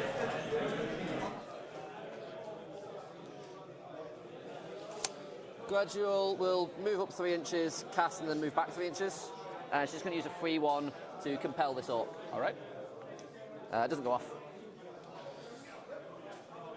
There you go, Galadriel fluffing her first attempt at casting of the game. I'm sure there'll be plenty more for her though. And then the rest of the army is just staying where it is. So we're into shooting now. These two, just these guys here. Yeah. See if there's any in the ways for the wall. No, they're fine. 2 hits. Yep. It'll have to be these two because this guy was blocked. Nope. The Sentinel who half moved will just shoot at this guy. Yep. He misses, he moved. One will shoot through here at this guy. So it'll be at this guy clear, but with that in the way. Okay. So he hits. Oh, that's cocked. Hits the orc in front. Doesn't kill him. This guy will shoot that way with the cavalry as well. So they both hit. We'll just go 2 in front. Yep. Nope. Elven shooting. Elven shooting is letting us down. But here are the dwarf crossbows and see if they do any better. So 2 hits. Bit better than last turn. A little bit better. One kill. Yeah. So just the guy in the front is fine, yeah. Thank you. All that shooting for a single orc. Painful. At least they got one, I guess. And the dwarfs showing up the elves in the shooting front there. So Thorin's doing his free heroic combat. We'll see whether or not Simon wants to call anything for Germany. Yeah, fainting everywhere apart from one of the dwarves. Yeah. Shield? Yeah, sure. Got It's 3 high. I know there's a 6. Cheeky little 6. Yeah. So Thorin's got that, so it shouldn't be too difficult for him to get this combat off. There we go.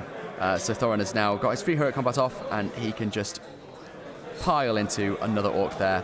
And as he says, reform the line. Oh, he's fleeing. He's walking back. He's walking back. There's no point, I guess, in leaving him in jeopardy this early in the game. And the rest of the Team Good Dwarves and Elves are coming back with him. All right. Priority. Indeed. Yeah. Nope, I missed. 5. 6. Goes to you. Any heroics? No.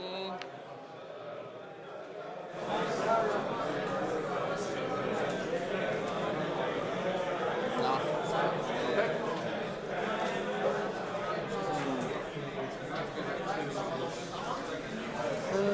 All right.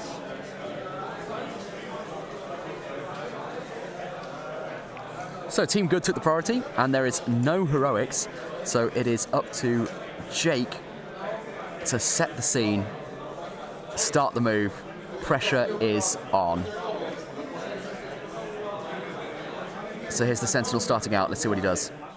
And make that guy take a courage test. Yes. Nope. Failed. Okay. He's just going to go like that. Okay. Just so that a model can't come through that gap there. So for anyone who doesn't know, the Sentinels get to sing songs, and they are a bit like magic powers, but they don't require a casting roll.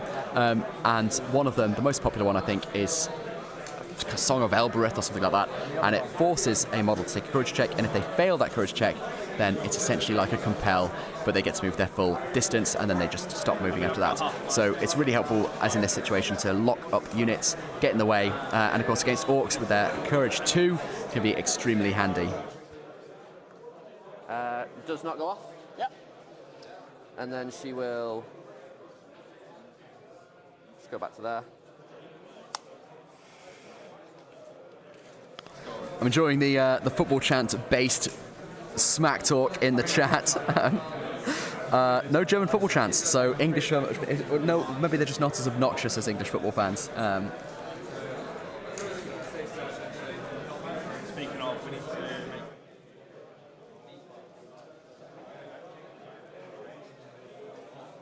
Right, very briefly, while these guys are doing the moves, we're going to have a look at the rest of the pairings going on in this round. So let's go to our screen. I'm going to get my face out the way. Let's turn me off. Make this a bit bigger as well so you can see it. And these are going to be the pairings happening throughout the other tables currently. So you've got Gaul v Belgium there, USA v the Hussars, which is the Polish team 2. You've got Switzerland v Ireland, Denmark v Austria, Ecuador v the Lions, which is England's team 2, the Fellowship of Europe v Italy. Then got England and Germany, of course, as we can see on this table, Poland and France, both who won 4 games, and the Grande Armée v Pipeweed Smokers being without a nation. They are a conglomerate of other nations brought together. Right, let's head back to the game because shooting is about to start once again. The Dwarves will have 12 of those guys, so these guys will go. I'll put one through the doorway here. One through to there. Ben Fitzpatrick says, will this live stream be uploaded to your channel to watch at a later date? Yes, absolutely. All these streams are staying up on my channel, so please do come back and watch them if you feel like it. Dan Wood says, I would start shouting some of the things we yell during American football games, but it's a family show.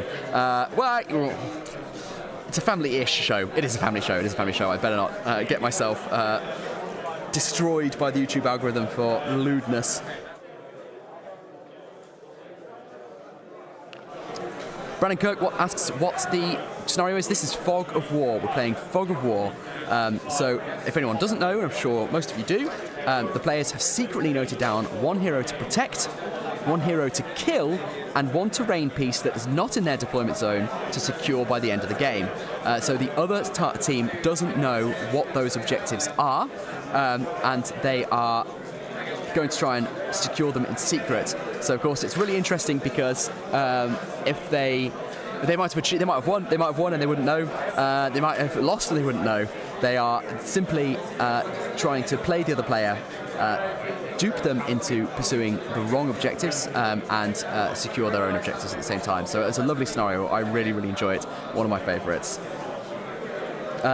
Forefathers Gaming says, I feel like English and American football fans are the 2 most obnoxious groups in the world. FIFA only made the mistake of putting a microphone in front of the American Outlaws. I mean, I have very little to add. I feel like you're dragging me into the mud with this conversation chat.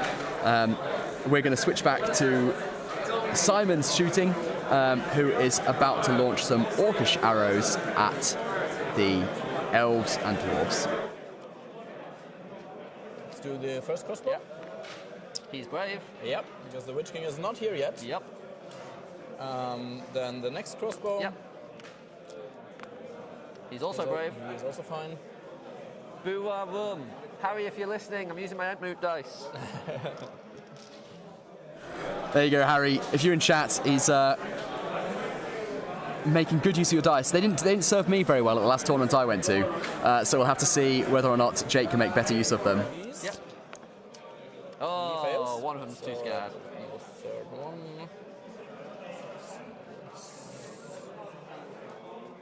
Yep.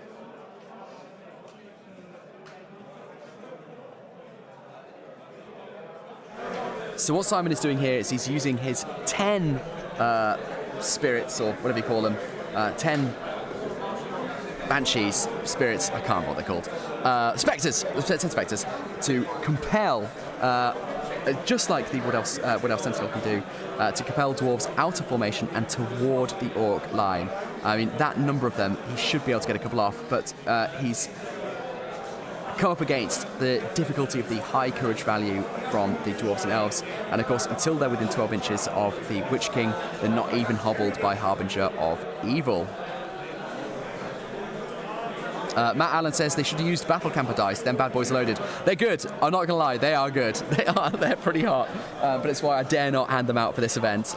Matt Allen also says to 4-5 Gaming, everything you just said is correct, but we're proud. And Asanvi says, what a blunder not moving the Witch King first. Interesting. Will Johnson, seen that at Scouring, Matt, table next to me, and it was savage. They're good. I'm not going to lie. Let's see. I've got a whole bunch of them with me. Maybe I should be handing them out to the winners or the losers just to give them a boost. 4-5 Gaming, hell yeah, we are. Can't wait for 2026.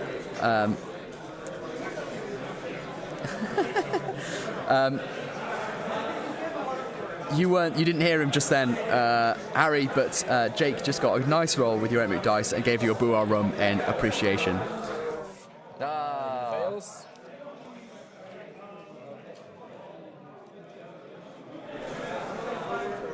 Yeah.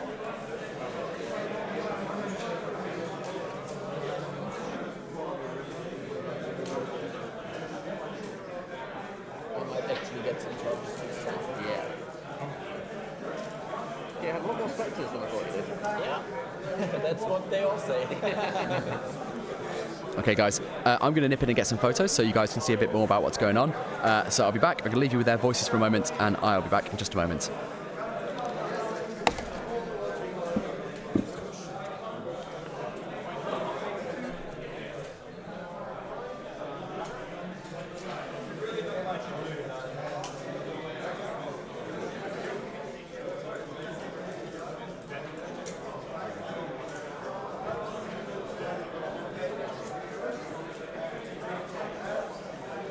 Another dwarf, please. Yeah.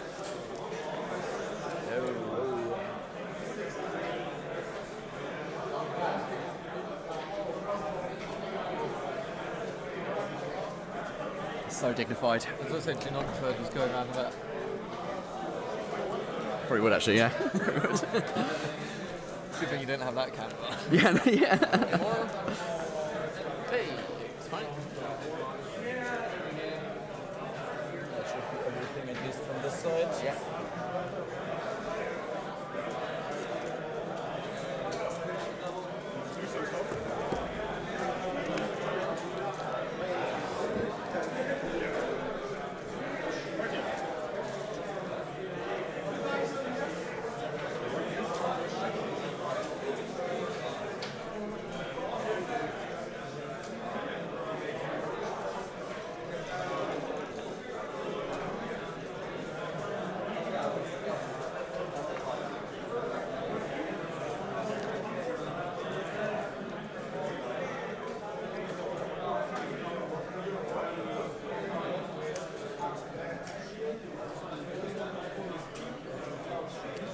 Okay, guys, I'll have some pictures for you in just a moment. You saw me sort of awkwardly shuffling up to the guys there, interrupting their gameplay in order to grab some stats, so we'll have a better idea of what is going on.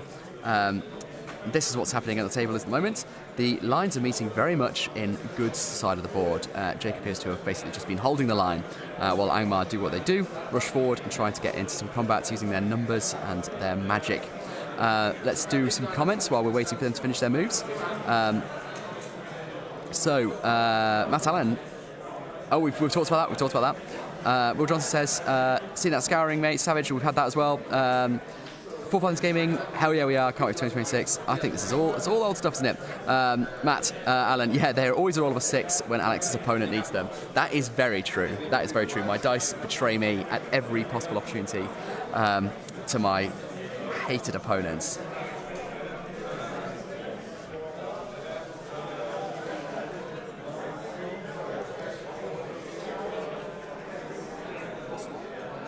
Oh, yeah. Maybe he's probably out fine because. Yeah.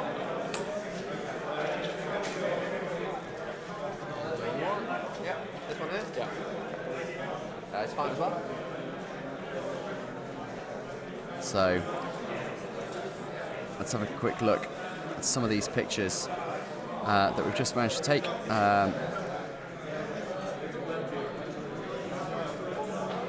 So this is what's going on in the Elven and Dwarf line here. We've got some beautiful, beautiful miniatures from Jake. We've got Galadriel at the back there. It's the awesome Hobbit Galadriel miniature, and you can see he's using the dwarves at the front line and the guard the Galadriel court pikes, and the Galadriel warriors with spears in the back line. Classic play.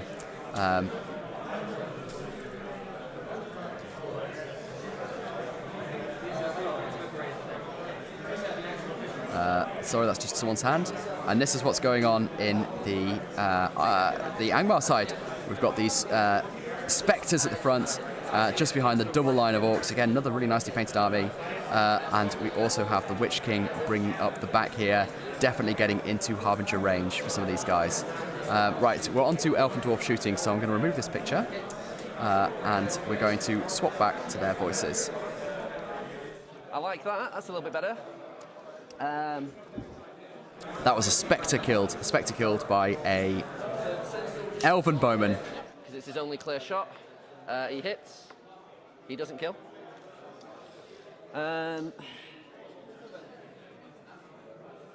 So he will shoot at this spearman with the orc in the way. Yeah. He hits because he didn't move. Goes through to the spearman. Kills the spearman. Yep. Sorry, which one was it? It's this one here, please, pal. Yeah. Thank you. Jake will be feeling better about this shooting, actually getting some kills. We've got an Orc Spear support, and we've got a Spectre down, and we've not even had the final shots yet. The cavalry will have to shoot at this Spectre with 2 in the ways, because that one's obscured by my own dwarf.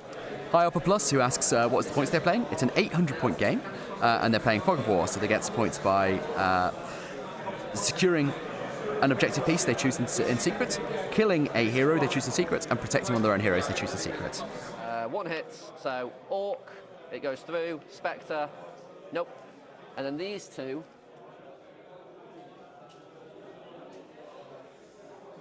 can't shoot the Spectres, so they're just going to shoot at these 2 Orcs.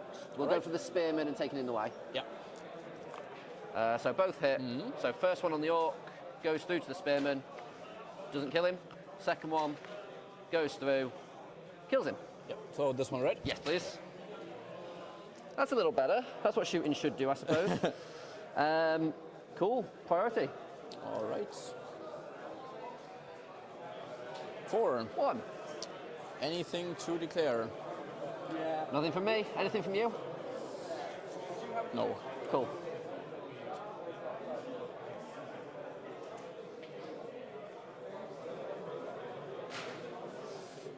We might. Sorry, can I? Yeah, thank you. Gonna have some combats. Yeah.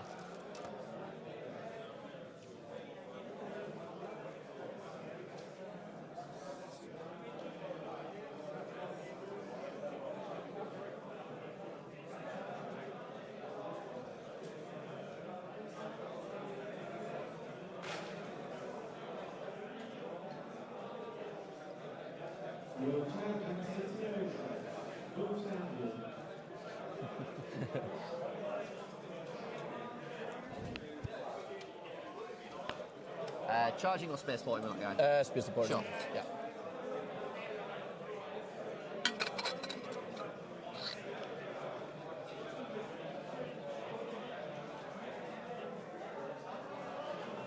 Same here? Yep, sure.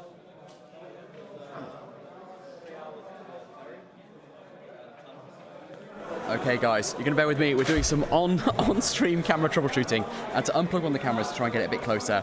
But we're going to sacrifice face cam in the hope that we can. So bear with me. Everyone keep your fingers crossed. Let's hope this works. Please, please, please, please work. Let's deactivate that. Reactivate it. It didn't work. It didn't work. Oh no.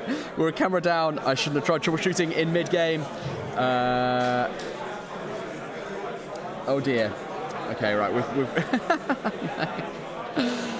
oh. All right. Well, I'm going to try and get that fixed, guys, in the background. In the meantime, we are stuck with just one camera because I've broken the second one in the hope of getting some better close-ups on the miniatures, and I'm so sorry about that. I will try again in just a moment.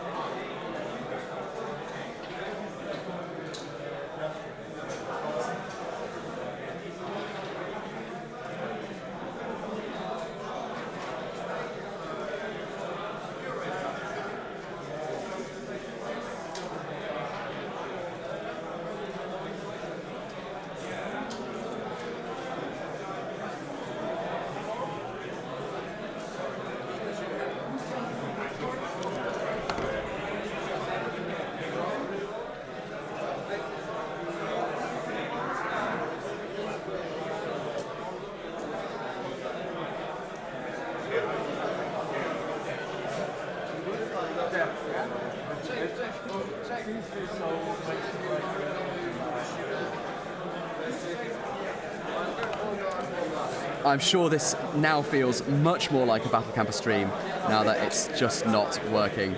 Oh no, oh no. Oh, I'm so sorry. Oh dear, oh dear.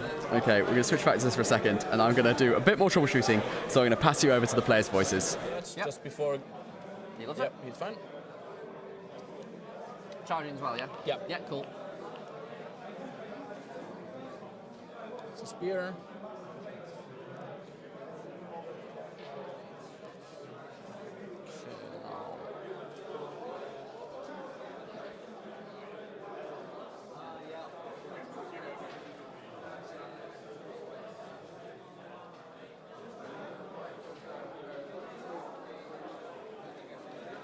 So I think if I put the Witch King somewhere like here, should be able to see him without any of the terrain obscuring him.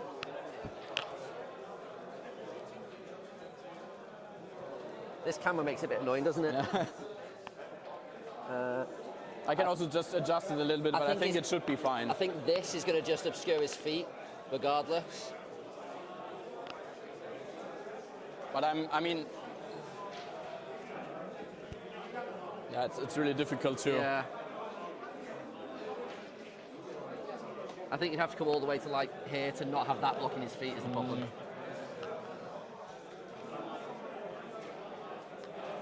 Yeah, it's difficult. I'm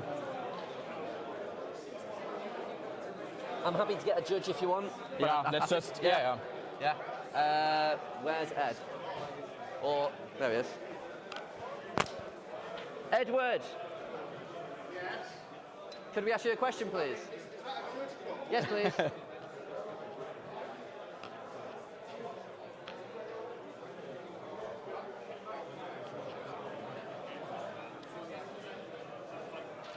It's a bit awkward with this. Okay. Yep. Oh, excuse me, guys. I'm so sorry. Right. I'm going to catch up with chat, guys. I'm just trying to sort out this microphone problem, this camera problem.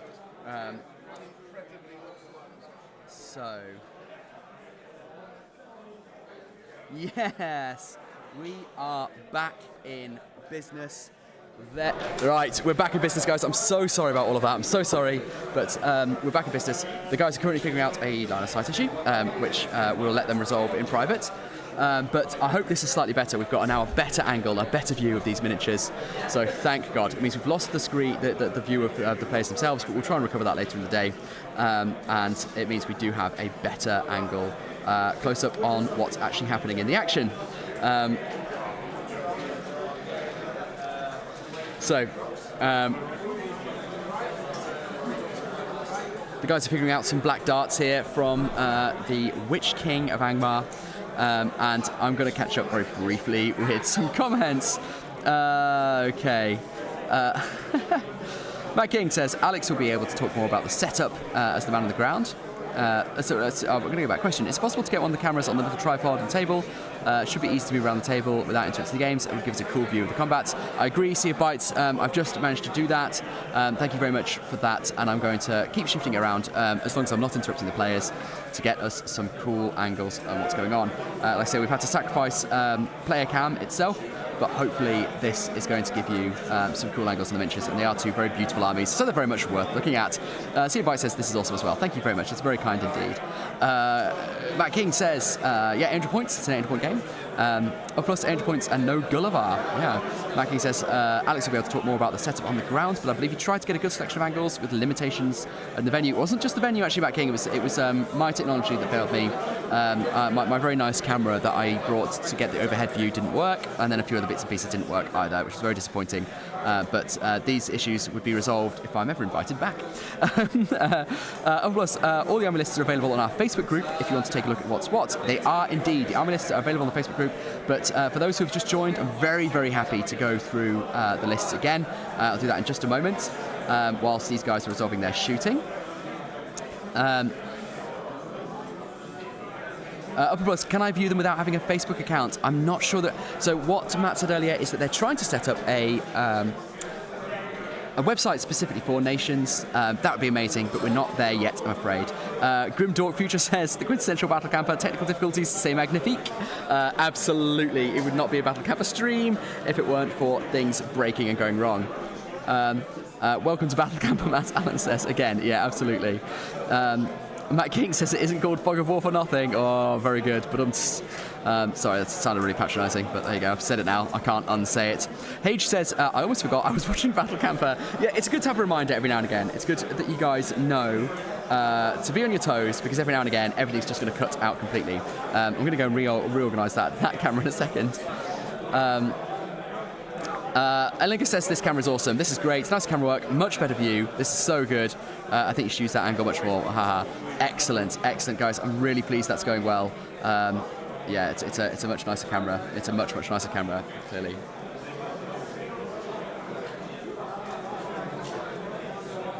And here we can see Angmar models coming up, taking some cover.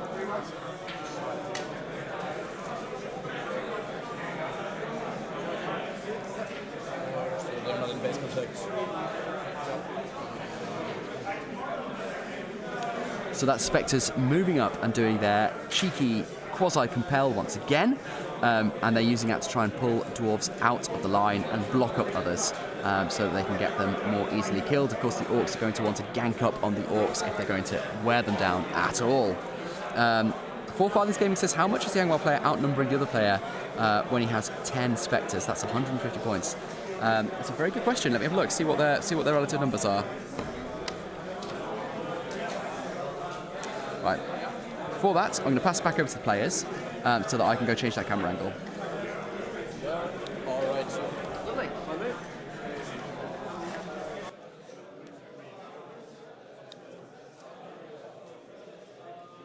So that orc is in the terror bubble. That one's obviously not. Yeah. So, right. Let's do Galadriel first. She is 11 inches away. Yeah. So she's going to spend 1 will point and a free to transfix the shade. Yep. And no, it doesn't go off. Might. Harry, you've betrayed me. Oh, okay. Do you guys need the sponsor? No. The dwarf in here will do a courage to charge the spearman. Yep. He fails.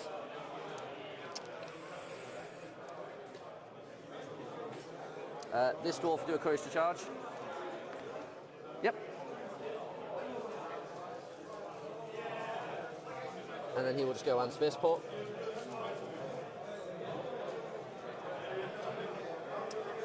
This dwarf will terror to charge. Yep. Yep. So for everyone asking for the lists, Ali has said that he is very kindly going to email them to me so I can put them up on screen in just a moment. So you'll have the lists in just a moment. So we'll put them on screen and I'll kind of keep putting them up every now and again throughout the stream so that you guys have them. But you're absolutely right, guys. This looks so much better. It looks so much better. And I think I will need to use this camera a lot more often throughout the weekend. But you can see now the lines are actually coming together. Now, of course, he's got to be a little bit careful. Jake's got to be a little bit careful here because the orcs within, I think, 6 inches, is it, of the Witch King are going to cause terror because of the Angmar special rule. And elves or not, they're still suffering from Harbinger of Evil, and some of them are going to struggle to get in. And he wants a nice, complete line. The worst thing would be to only get a couple of them in, for the rest of them to fluff it, and then those few elves or dwarves, super expensive troops, to just get mulched by orcs. A pike here.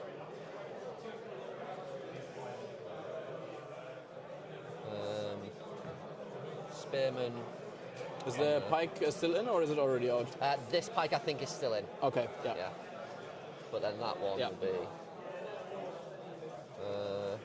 you might have to... So what I'll do is I'll put him in first, and then he'll go to there. Yeah. And then one will be in, one will be out. I've just nudged him off there, that's fine. There we go. Yeah. Okay. So let's put that spearman on there. And then he will terror to charge that orc. Yep. He fails. So that's a, he's moved, he's failed. So let's do... Upper Plus says I'm kind of new. What is the Elven Army bonus? So they're not actually getting any because it's Galadriel's Lothorian with Defenders of Erebor, which is Thorin and Biffa, and they are yellow allies, not green allies, so they've sacrificed their bonus. Otherwise, I believe that Lothorians is to get resistance to magic army-wide, which is really, really handy, and would have been quite handy on this list as well, actually. Yeah.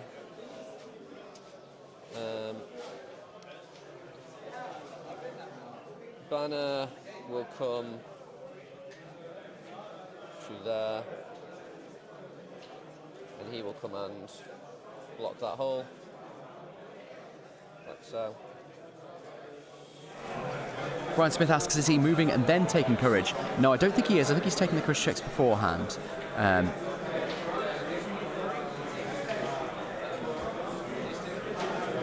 Upper Plus says, okay, thanks. So they allied for 2 models. Yes, they allied the 2 armies together, which means that they obviously get a greater range of models, and dwarves and elves work really well together, but they do lose their army bonus. So we're into shooting again now. We're losing our line of sight there a little bit, so we're going to go top down, and you can see how Jake is creating a line between those buildings, stopping the orcs from coming through and flooding in behind them. This dwarf will come to there.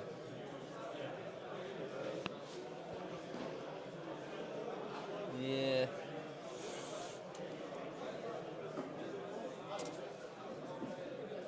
Someone's going to come and sit just outside of 6 inches. All right. Okay, guys, at this point in the game, there's not been too much happen. We've not had much bloodshed. It's not been like the last game where it was really brutal, really on. But come on, put your predictions in chat. At this point in the game, who do we think is going to win? And don't just put the one that you want to win. Yes, my half-moved guy. Going for your elf here. Yeah. This one. Yeah. No, he moved. So. So this is the guys into shooting now, seeing if they can have a bit more success than last turn. So this guy will shoot at him with 2 in the ways. He hits the first guy, kills him. Yep. So that was Beat this that one, guy, right? yeah. And then this one will shoot with this one in the way. Yep. Yeah, the dwarf shouldn't be blocking that. All right. Hits, goes through onto the Spectre, doesn't kill him. And then I don't think I've got any shooting here now, so... no, because he now can't shoot any... Oh, he's the one that you Spectred anyway, so... Yeah, no more shooting for me. All right. That's it, another unsuccessful shooting phase. So not ideal on the shooting front. Still really bloodless.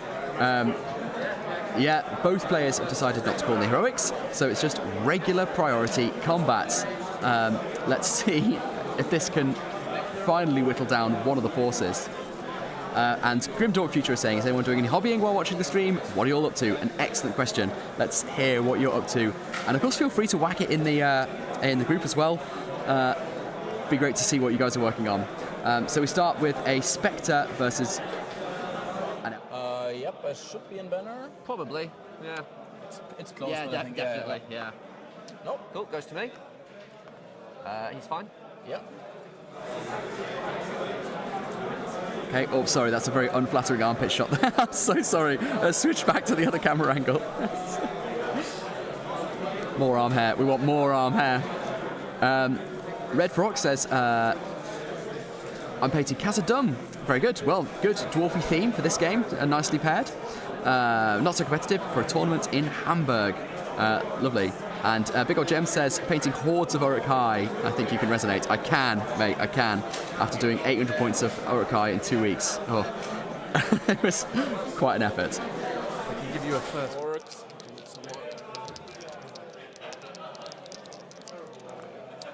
4 to 3. 5. Banner. Yep. Nope, goes to you. Nothing yet. Yeah, Get to 6. There we go.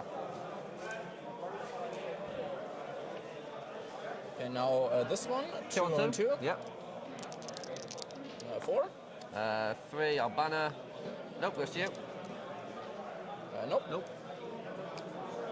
And then 1 on 2. 1 on 2, sure. Shielding. Yep. 4. 6 to a 5. Yep, here I'm definitely out of definitely banner, out of banner, so let me You're probably not trapped there, you can go sideways, I right? think I can go do like this. Ooh. It's tight, but I think you're okay. You're dead. Okay, as these teams resolve their combats, we've got our first score in. A game has finished with an hour and 26 left to go.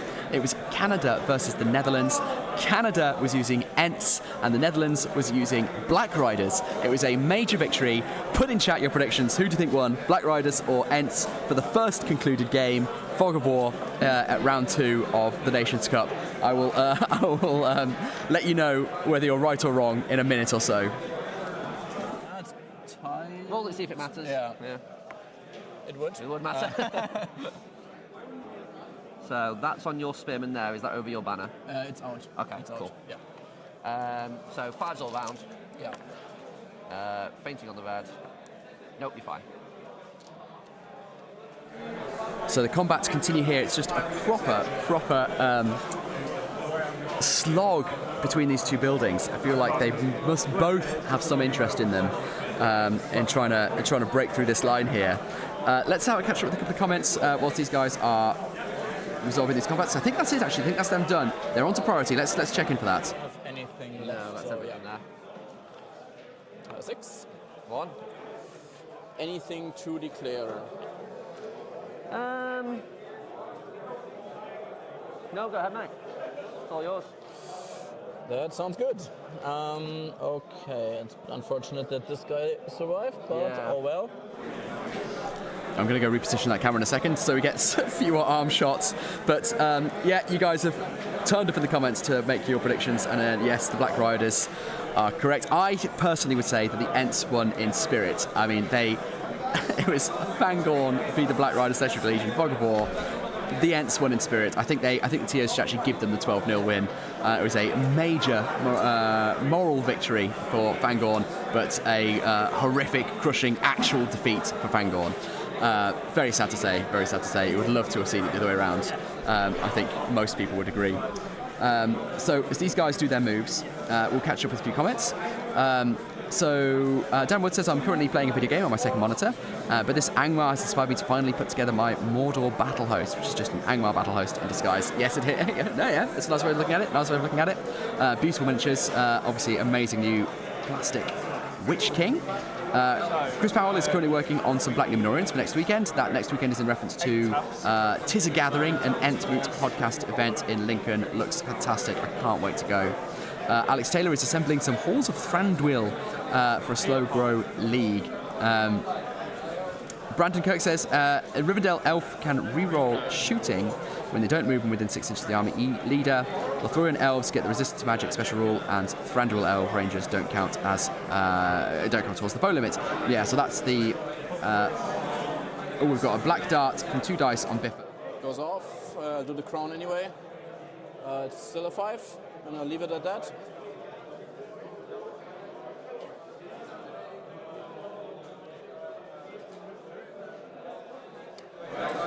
So Jake has decided to let Biffa's. That's a 4. Jake decided to let the black dot go through on Biffa, and we've got a 4 to wound. And Jake has got a 2 on the fate. So will Biffa take a wound from that black dart, or will Jake decide to spend more resources to save him? You can't see his face at the moment, but he looks very agonised.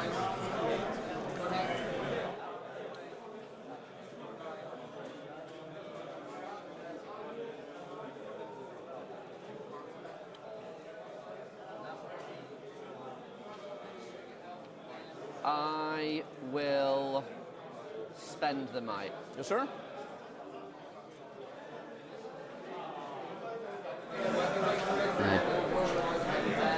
Jake's spending 2 might to get that 2 up to a 4 on that fate roll. save Biffa from the horror of the black dart. There's been a lot of black darting on this channel today. I'm not sure I'm so pleased about it. Upper Plus says that he's building some giant spiders from the Night Goblin Spider Riders I have from the old Warhammer Fantasy Battle Start set. That's awesome. That's really cool. I hope they're coming on nicely. Fly Mammal says repairing some Ents and chopping up some trolls and Thorin's Company. Chopping up stone trolls and Thorin's Company. Very nice. Good. Ents, like I say, Ents all the way. And then we're into all of the comments about the Ents versus Black Riders. Sanvi saying, Hyberias saying, Ents really need some buffs. They do. So upsetting. Hyberias saying Monsters Charge would be a good start. Agreed completely. Warhammer saying, I'm rearranging my pile of shame in the shed. In the shed? You've got a shed for your pile of shame. That is impressive. I'd be very intrigued. Is there other stuff in the shed, or is it just a shed full of unpainted wargaming miniatures? Matt Allen says, Alex, when are we getting the open-topped bus for the parade? We're on it, Matt. We're on it. I promise. So we've now got some very, very careful manoeuvring going on the table as Angmar makes sure they get as much mileage as possible out of the orcs flooding into the good miniatures on the left-hand side of the line. They really are moving up the table. They've got a lot of board control at the moment. I think that must put some pressure on Jake. Biffa's Swarm Projector has no range, right? It's just on him. Okay, yeah. Right, yeah. That doesn't make any sense then. Then let's do he passed. Yeah. So I charged him. Let's do the elf. Yep. He's fine. Yep, he is fine. So as per usual, this is the 10 now, 9 or even 8 Spectres using their powers to try and compel good miniatures out of line. But it seems like the good miniatures are getting, Jake's getting quite a few courage checks off, making it frustrating, I am sure, for Spectre spam. He's fine. He's fine.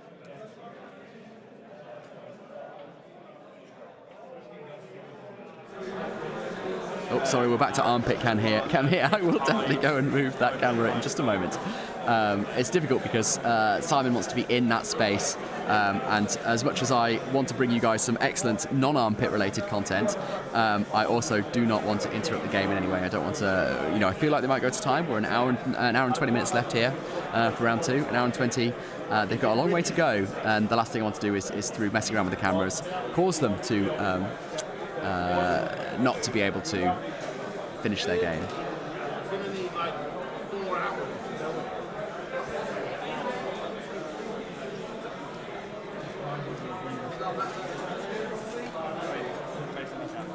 So that's the conference. So Jenga, we have 5.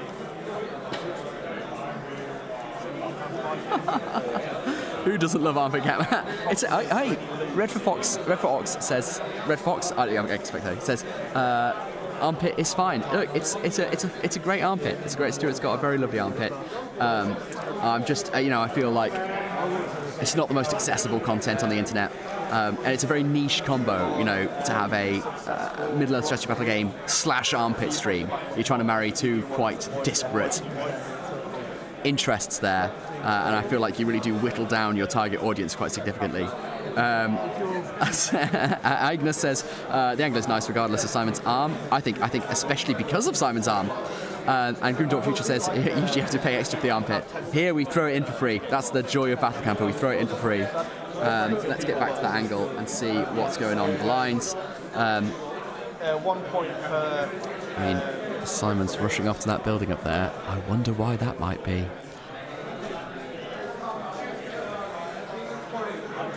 I think we might be seeing some so 1 point per brick. lunges for the objectives finally taking place. And I'm saying that very, very quietly in the hope of not putting my fingers on the scales.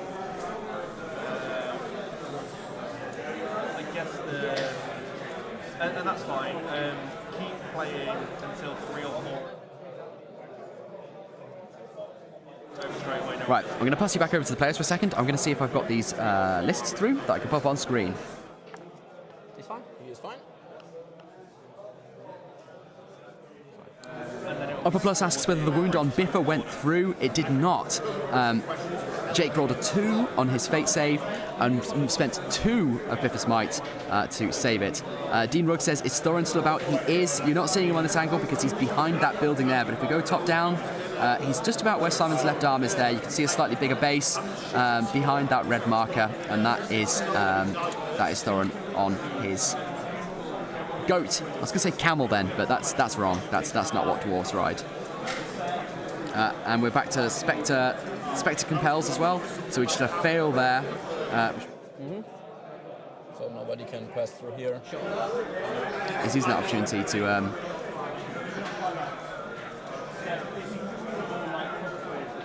take enemy models out of cohesion.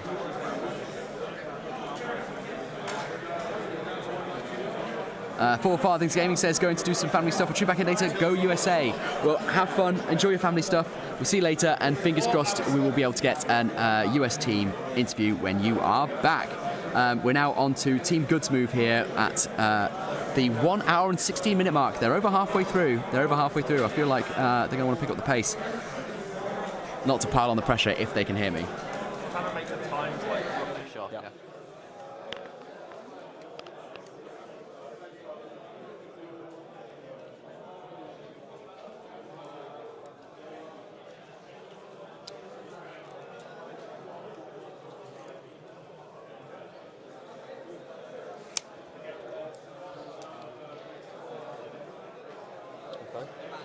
So, these orcs are currently not causing terror. All right. So he will come and charge the orc. Yeah.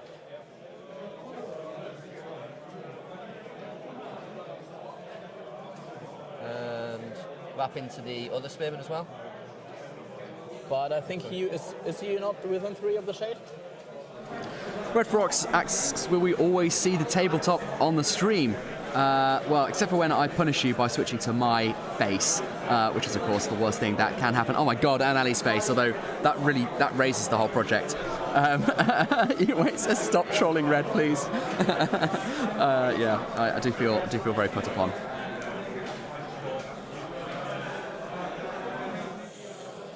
These dwarves will come up to there.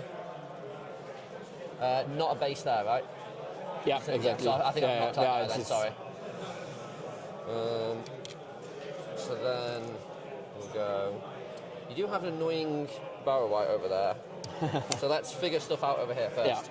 Yeah. Right, Galadriel is going to spend a will point again, transfixing. Sorry, not transfixing, compelling the shade. Yep. Although it doesn't make a difference. Yeah, she'll compel the shade. Should have transfixed. She'll spend.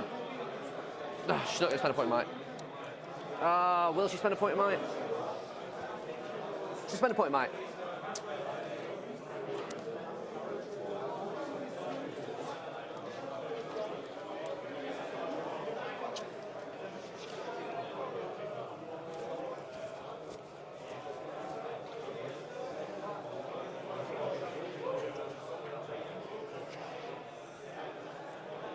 Use 2? Sure. Okay, that is. Sorry. Oh man. Okay. Sure. And then she'll just come over here. So Alexander Anglin says who's playing. It sounds like it's one of the Any Heroics lads. It is Jake. I can't show you his face, unfortunately, because I had to steal the face camera for this very nice close-up shot. I do desperately wish I could show you his. I have an extra camera, but I don't, I'm afraid. Sorry about that. It's been a bit of a disappointment camera-wise, as I'm sure the rest of the chat will tell you. But so do we go like? Lunatic Grinch says, my face sounds like a threat. It is a threat. My face is in itself a threat. Alex says, yeah, so who's playing? So, sorry, I didn't finish answering that question. It is Jake. It is Jake from Any Heroics. And then for Germany, it is Simon, who is playing the Angmar on the right. And Jake is playing the Lothlorien and Defenders of Erebor combo on the left. Alexander Anglin says, who's the USA player and what's the list? So it's not the USA, it's Germany. It is Simon from Germany. And he is playing. Let me get the lists back up for you. I'm still trying to get that over from my colleague, but like I said, he's very busy at the moment. So hopefully we'll have that at some point. But until then, Angmar is playing Witch King with Crown of Morgul, 3 Might, 3 Will, 3 Fate, a Shade, an Orc Captain on Warg, another Orc Captain on Warg, and a Barrow White. He's got 10 Spectres, although a couple of them have died now, and he has a bunch of Orcs, as you would expect, with an equal mix of spears, shields, and bows.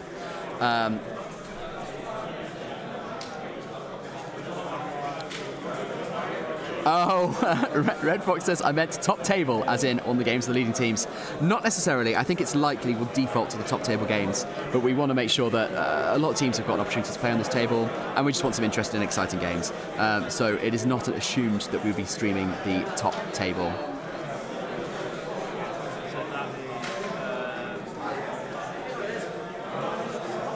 Okay. They're into shooting. I'm going to pass you over to them for their shooting, starting with Angmar, as it is their priority. Did you make sure to... I didn't check, so... no, you didn't. Thorin? Yeah, it's worth a crack. No. Cool. These two back at him? Yep. I'll do the front one first. Okay, Jake is trying to get some shots off at that Orc on the far side, all the way by himself over there. The reason to try and get him killed so he can't have a free run of any terrain pieces he might be trying to grab at the end. Hits. Yeah. Goes through. Yeah. Doesn't kill him. And then just the one on the wall.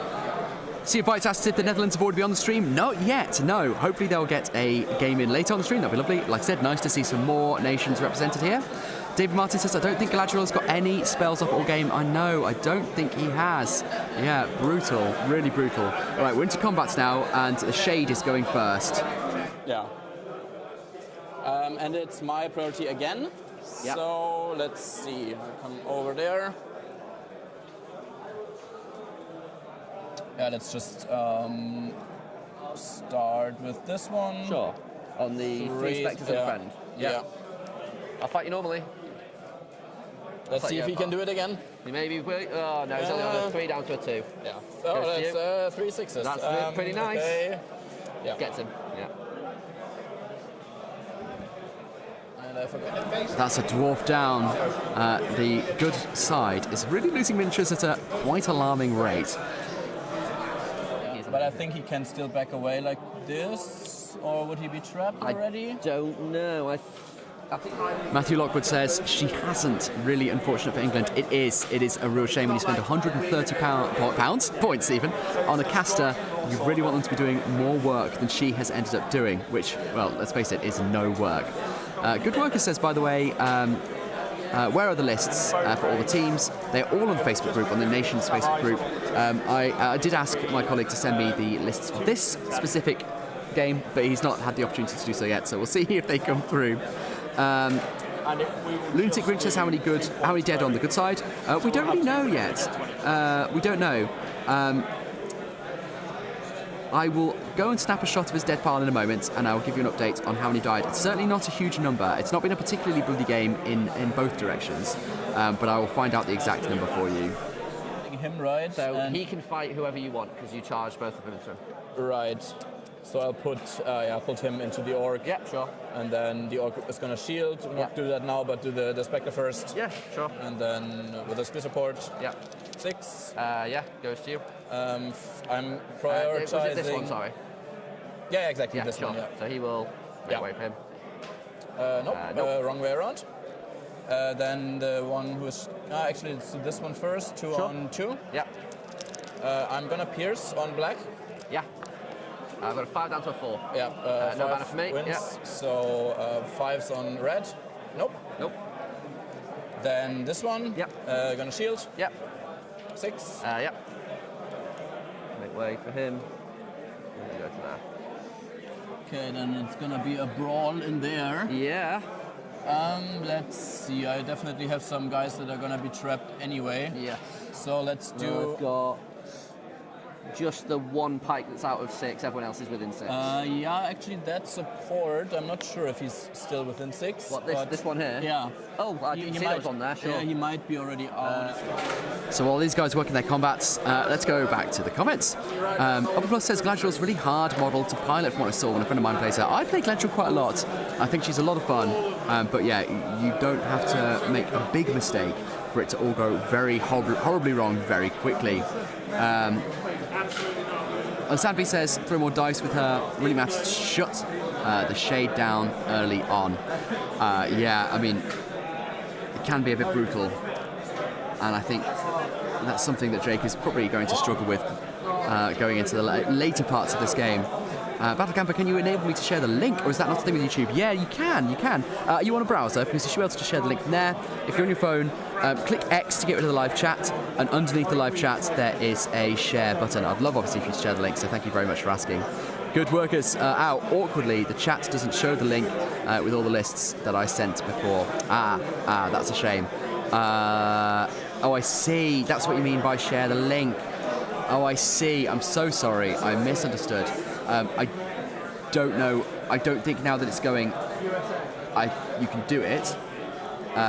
If I can get a hold of the link, then I will share it myself. Just leave that with me for a moment. Fighting 2, I think. Yeah. 2? I mean, I don't even have to roll well. It's crazy. It's crazy.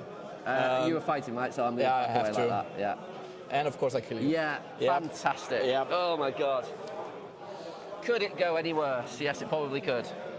And then we have 2 on 2 left. 2 on 2 left. Yeah. 6. 5. Hey, you have a banner. I do have a banner. Of course. Yeah. Of course. But at least. Not okay. I think that was. That's everything, isn't it? Maybe let's just separate this a little bit. Just. Over there's nothing, so priority. Indeed. Maybe you get 1. Hey, who knows? 2. 5. Yeah. No. Okay. This turn, any moves? Nah, it's fine, go ahead. Oh, is he still... Okay, I definitely have to come forward, but it's a possibility. Okay, while they're doing this, I have just been informed that I've had the lists for about 40 minutes now and just failed to show them to you. So here we go. Let's make that a bit bigger. There you go. So here is the good side list.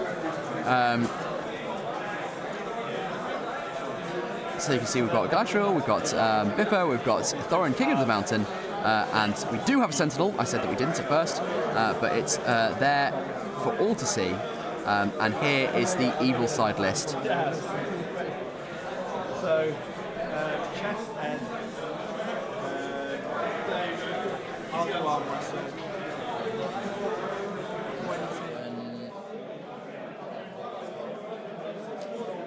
Actually, no. He will, for this one. Yeah, he's fine. That was the more important one. So a bunch of new people have joined ArmCam. So welcome to ArmCam here at the Nations Cup in Antwerp. You are joining round 2, which is Germany v England. Germany is piloted by Simon, and he's brought an Angmar list, which I just up on the screen just then. And I'll put back on my screen just now. There's the Angmar list.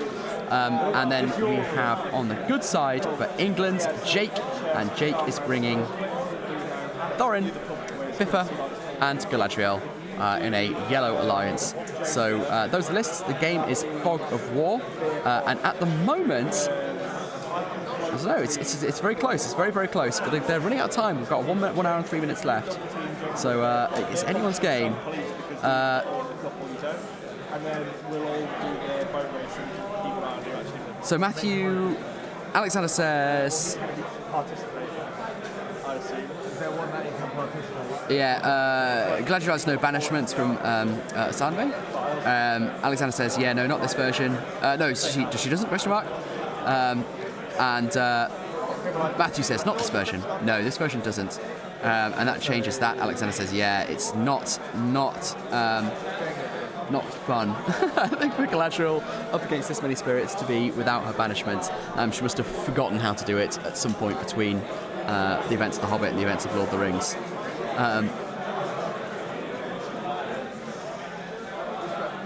Robin asks if I can update on might, will, and model losses. Let me do that, guys. I'm going to leave you with the players for a second, and I will awkwardly jog out onto the table and see what I can find out.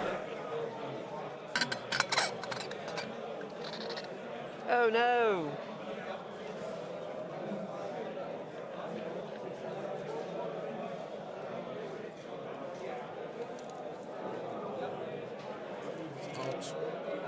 Okay, now Witch King. Yeah. Yeah, easy. This one should go through, so I'm gonna use 3 dice. Yep. Black dart again. Black dart, yeah. Yep.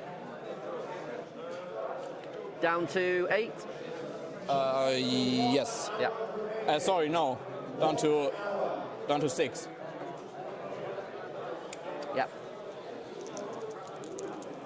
Alright, so I've got some updates for you guys in terms of might, will, and fate. So Thorin hasn't spent a single thing yet. Thorin has got 3 might, 3 will, 3 fate, he and his wound.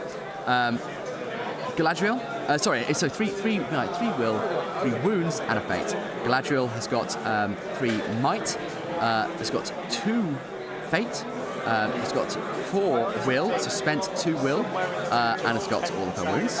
Biffa has spent 2 fate, but has got 2 might, has got a, I think I've got this all right. It's got a fate and got a wound. And then on the other side, oh my god, it's all in German. The Witch King. I'm assuming the Witch King is Hexenkönig. I think Hexenkönig. So you tell me if that's the Witch King if you're German and in chat. Has got 2 might left. Has spent 4 will of his 13. Has got 3 fate and has got his wound. Shatten, I guess is the shade. And has got no might because it starts with no might. It's got no fate because it starts with no fate, but it's got 6 will left, having spent only 2 and 3 wounds. The 2 orc captains, nothing spent whatsoever. They both have 2 might, 1 will, 1 fate, and 2 wounds. And the Dead Marsh Spectre, Grabundul, no might and no fate because they don't start with any, but not spent any will yet whatsoever, so it's still 5 will and 2 wounds. I've got some comment in here. Yes, Charlie, you're absolutely right. It seems to Charlie makes the point that Biffa spent 2 might to pass his fate, so I think that just hasn't been marked down because on my shot it's still got his 2 might unsquiggled in. Red for Ox saying, are we getting confused with Might Will Fate versus the German HWS? We probably are. I think we most likely are. Hexenkönig is Witch King, yes, thank you very much. But Charlie says, Biffa spent 2 mights, yeah, we've addressed that. And Upper Plus says, Hexenkönig von Angmar, and Barrow White, Red for Ox, thank you, that's what Grabenhold is. Grabenhold is Barrow White. So Barrow White has spent no resources yet. Red for Ox, yeah, again, you're right. Biffa must have spent 2 might. It's just not been marked down. It's 1 fate. And Dan Wood says, so many resources this late in the game. Yeah, it's crazy. Yeah, there's a huge amount left on the table. I'm sorry, I'm being... Imagine just out of your peripheral vision, you just see that face looming over your shoulder. It's terrifying. I just want to know how many excited nerds we have watching. How many excited nerds do we have watching? That's a very, very good question. Let's find out, shall we? 178 nerds. Well, 178 people. I expect a good 90% of them will be nerds. of those, a good 30 or 40% would be excited. And some tuned in thinking it was like a camper van review channel. Some of them tuned in thinking it was Camper Van fans. A lot of them joined seeing Armpit, and I think they're probably disappointed what's the Armpit cam. Because we had this cam showing a lot of Armpit for a while. Sure. But we fixed it. Well, I mean, or we've made it worse, depending on your perspective, depending on how enthusiastic you are about Armpit. I'm sure there are some Armpit enjoyers. Yeah, so we were saying, me and Chat were wondering how many people cross over between Armpit enjoying and MESBG enjoying. What's the Look, Venn diagram? there is a middle of the Venn diagram. It might be a surprisingly large one. Yeah, I mean, don't yuck people's yums. I do have a result. We've got results from Ali. For the Italy fans out Hot there. off the press. They've just racked up a major win, which is the second summit. Tasty. Their captain, Alessandro, leading the way with a 10-1 victory. So that is Alessandro. Bjorning's beating up a Balrog, so bears are better than Balrogs. It's official. There was a funny bit actually with the questions about what happens when the bear's on fire and the going prone to put yourself out, and he just went, "I'll just be on fire." So for at least some portion of the game, Bayon was running around on fire, hopefully humping the leg of the Balrog. Hoping, you hope so, yeah. That's what we're all here for. What's the deal on the table then? What's happening? So what's going on? Let's have a look. So far, hasn't been that much blood. Sure. Chat was just pointing out that there's a huge amount of resources still left on the table on both sides, but particularly with these spirits. They've not spent a huge amount of will. We've got 10... Playing very conservative. Yeah. 10 Spectres. Well, Galadriel's not managed to cast anything at all yet, which is a bit painful for poor Jake. And you can see, if we go for the overhead view, that Angmar are really pushing forward. Yeah. So just now we've got 2 dice paralyzed on Thorin, which has gone off on a 4. So we're going to... So Jake thinks he's going to roll 1 dice, and he thinks he's going to get 3. Let's see what he gets. It's a big roll. A 3. It's a 3 indeed. He's prescient. He's prescient. Get him out of here. Yep. So 1 might and 1 will left. Yep. Not going. So you guys in chat didn't hear me there, hear Jake there, but he predicted exactly what was going to happen. A 3 on his resist test with a single dice, and then spending a might on Thorin to avoid him from being paralysed. Guided to Butcher says, what's the scenario? The scenario is Fog of War. It's Fog of War, my favourite. Yeah, Atomic Cards Tabletop, there it is, Fog.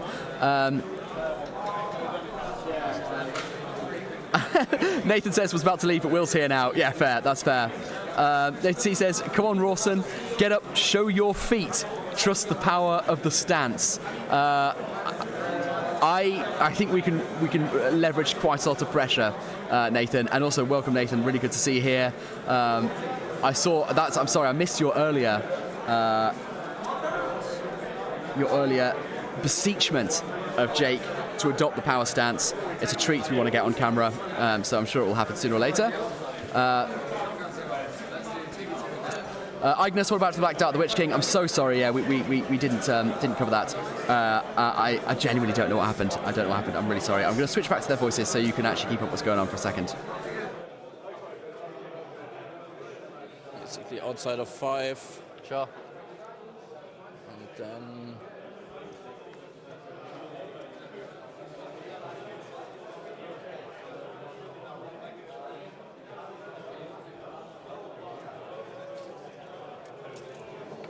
So that's the Orc on the far side over there, trying to get up to that wall, presumably to try and capture it. And that's it for Evil Move. We're on to Good.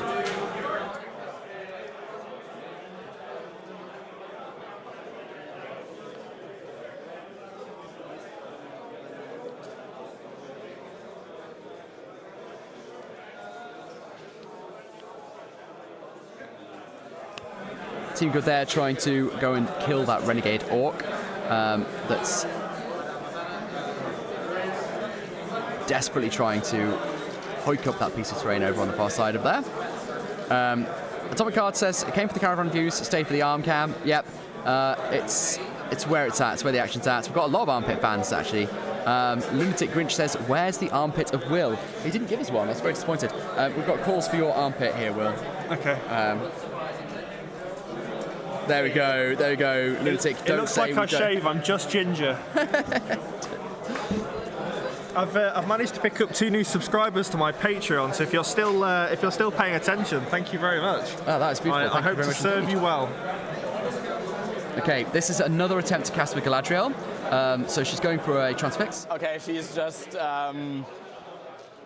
Oh no, I think he got it off. No, let's find out. Let's see. Doesn't look like he got it off. No, he didn't. He didn't get it off. I'm sorry, I missed that, guys. So that's another failure with Galadriel. Another failure. And Jake is now agonising over whether or not to spend the might, and he's decided he's going to do it. He's going to spend the might. So that's Galadriel a might down in order to. So here comes a resist. He's looking gracious in the face of adversity, though. He is looking very gracious. I wish I could show you him, but I can't because we've stolen that camera. I can only see the back of the German's head, but I can only assume he is grinning. Yeah, another failed cast from Galadriel. It's really, really disappointing for Jake, and difficult for any English supporters watching, I'm sure. One of them failed. I can't remember which one it was. It was that guy, wasn't it? Okay. Lucky for you, it wasn't the banner this turn. Yes. The question is, where do I want my banner? I don't think it matters. So you can hear Jake there agonising over where he's going to put his banner, and that's as he completes his moves on the near side of the board over here, continuing to try and maintain the line between these 2 buildings, which has obviously become the focal point for the battle. I wonder why. Yeah, it's a mystery. It's a mystery. Red 4 Ox says unhold is a German word for an evil spirit, and grab. A grab is just a grave for those interested. Okay, I think that's in reference to the German for Witch King, which I've already forgotten, but it was an excellent word. A plus says Red 4 Ox, grab the unhold and throw it in the grab. Oh my God. Nathan T, who's been angling for a shot of Jake's feet all game, says Jake is on his feet. Here it comes. He's still disappointing you, Nathan, but we'll be doing an interview after the game. Perhaps we can get him to show feet then. At the moment, he's obviously engrossed, as it's still such a close game. Such a close game. I'm really intrigued to see who's going to win, but they only have 50 minutes. Unlike the last game, which was done 20 minutes, for 20 minutes by now. This time I think they're definitely going to go to time. It certainly looks like they're going to go to time. Michael H says that Galadriel was so upset she can't cast Banish. She just gave her magic. Banish would have been very, very handy indeed, but she's not got it in this form, even though it is the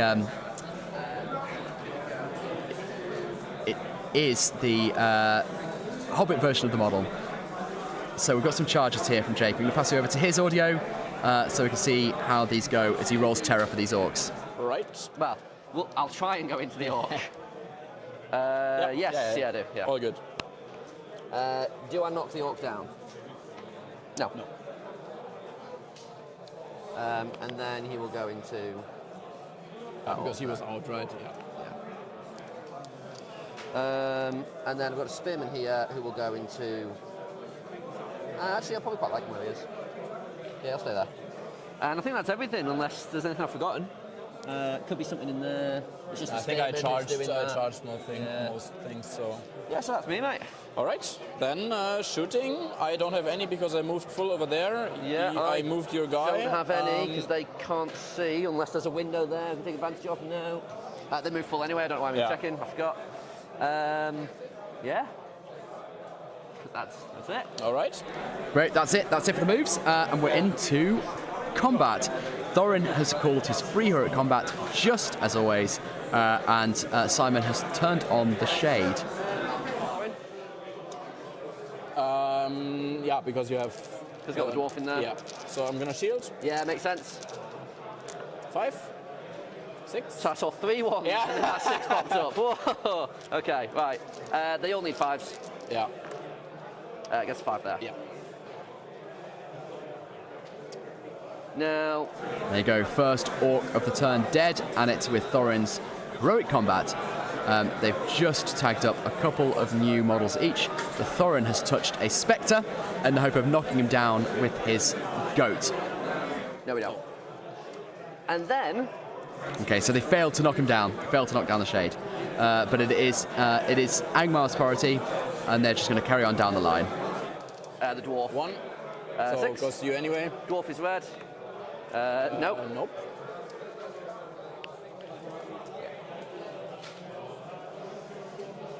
The Spectre? Yep. Actually, let's do this one first. Sure. So I'm gonna shield. Yeah, I'll fight you normally. Yeah. 1. 3. Yeah, goes to you. I think I'm trapped in there, but you shielded anyway. Yeah, that doesn't matter. Yeah. So the Spectre? Yeah, which are fight 2. Yeah. So I'll faint again. Yeah. Sorry. 2? 2 6s. Yeah. There we go. Maybe he's slowly warming up. Yeah. Gets -6. Yeah. England line dice, baby. Thank you, Mr. Clubley. So there you go. That is a Spectre down, it sounds like. There he goes. There's a Spectre down to a dwarf, to Thorin. So at last he's starting to do some work against these evil spirits. So we've got a few comments here. Can't tell what's smoother, Will's armpit or the dulcet tones of his serious voice. I've told him that. I thought it was a very, it's one of the age-old questions, like Sophie's choice. Sea of Bite says, ginger armpit action. Now this is proper battle camper content. Algnus, as a German, I like the game, but as a dwarf elf player, I hate it. it's a difficult decision for you to have to make. Do you support your country or just loathe this awful Angmar army? Jakey says, feet and armpits. Now you're spoiling us. I always spoil you. It's. I know what the people want, and I aim to deliver it.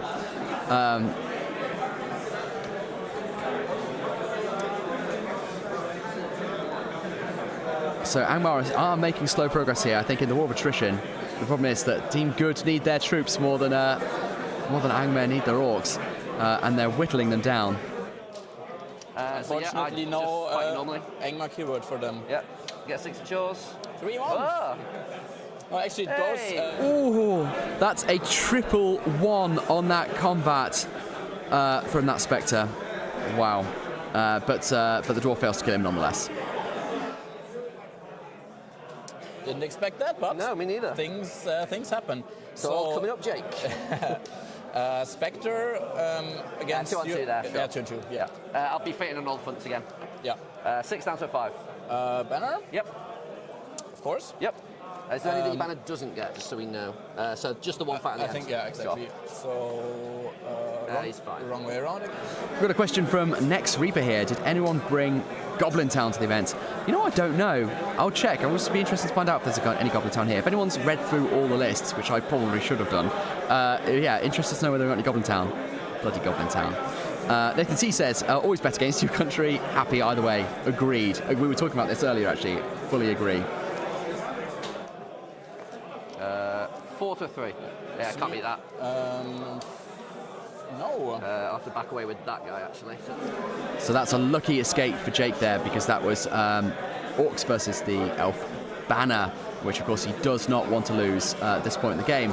The Durin Show says, how many points? Hello from the West Coast USA. Hello! And a big welcome. Amazing to see guys from so far afield joining in the stream. We've got 179 people in, so let's very quickly recap what we're doing. We're at round 2 here of the Nations Cup in Antwerp. Here's Armcam. It's always Armcam when new people are joining. And we have Germany versus England. Germany is playing evil. It's Simon, who's in control of an army of Angmar with the Witch King and all the spirits you can possibly imagine, including a couple of orc captains. And then we have got Jake in command of the English force, which is Team Good. Let's get rid of Armpit Cam. We don't need that right now. We've had enough of that for the past over the past hour. And we've got Jake, who has got a mixture of Defenders of Erebor and Lothlorien in the form of Galadriel, Thorin, King of the Mountain on Goat, and Biffa. So a massive welcome if you're enjoying. We're playing Fog of War, and we have only got 43 minutes left. Nathan saying sadly got to leave. Oh, you'll miss feet cam, Nathan. I'm sorry. I'll take a picture and I'll WhatsApp it to you. No worries. Tune in later, hopefully, and have a good day until then. Red for Ox says not sure which lists they dropped though. No, I don't know either. It's interesting. So Simon says he thinks there are 2 Goblin Town lists at the event. I'll have to take your word for that. I haven't seen them around. No. Okay, let me see if I... Oh, yeah, sure. think so, though. If he moves here, you should be able to. Yeah, that's fine. Yeah. Fainting on the red. Fainting, yeah. Nope. No. Then 2 on this spear. Which 2? Sorry, 2 in the middle. No, the outer 2 ones. on the end. So that's on a dwarf. Actually, and an maybe elf. let's do because I think the elf is trapped anyway. Yes. So yeah, let's do that one. So it's Sure. 2 and 2. 2 on 2. Let's do it. Yeah. 6 goes to me. I think you should be in the shade there. I think you are right. Yes, you are right. So it goes to me. They are both. So the dwarf can come out. The elf should be trapped. Yeah. So I'll do a first doubled on the elf. Yes, sure. Go ahead. Nope. Again. Yeah. Nope. And I'll just pop the dwarf out of there. Okay. And then your 3 on my 2. Yeah. Where one of them is out of the shade. All right. 6. Yeah, got you. And needing another 6. Yeah. No. Yeah. Sweet. All right. That's everything here. That's is. everything everywhere, I think.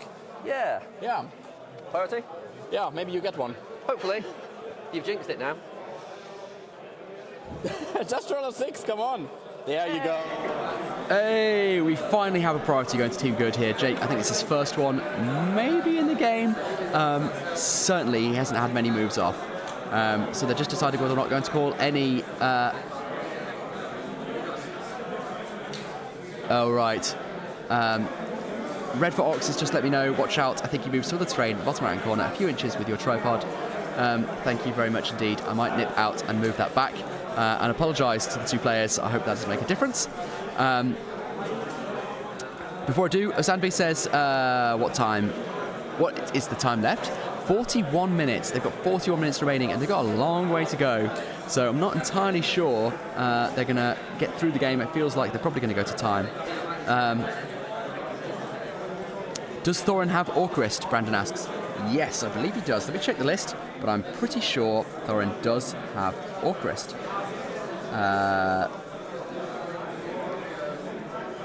He does. He does indeed. He does indeed. Right, let me go and resolve that terrain. Like that, I can shoot you. You're not in base, so I can't charge you. So if I decide to go 3 inches like that...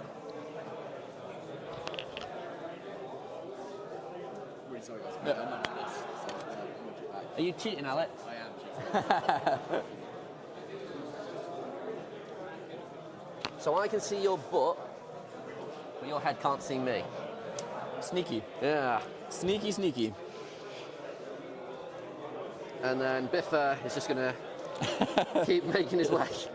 Making my way downtown, walking fast, faces. Right. I cut away at just the wrong moment there, as Jake gave us a beautiful rendition. I'm hoping that's fixed the terrain issue as well. So Austin Featherstone says, good luck to Team USA. Yeah, they drew their first round, Austin, going for 3 wins for 3 losses against Switzerland. So I'll be very, very interested to see how they're doing now. I might just go and check who they're paired against. Roll a 3. Let's hope. This is Galadriel attempting a transfix. Double 6s. Okay. Mwah. That's the question.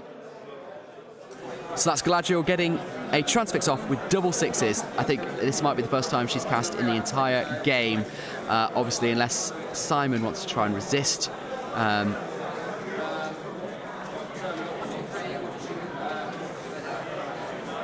It's letting it go. That's it.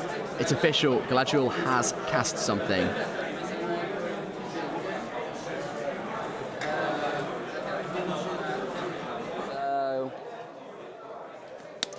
Cavalry will charge the warg. Makes sense.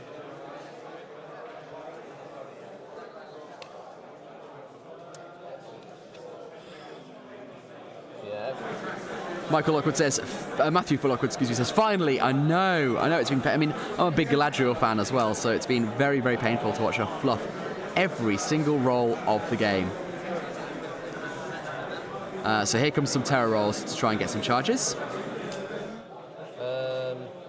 I might.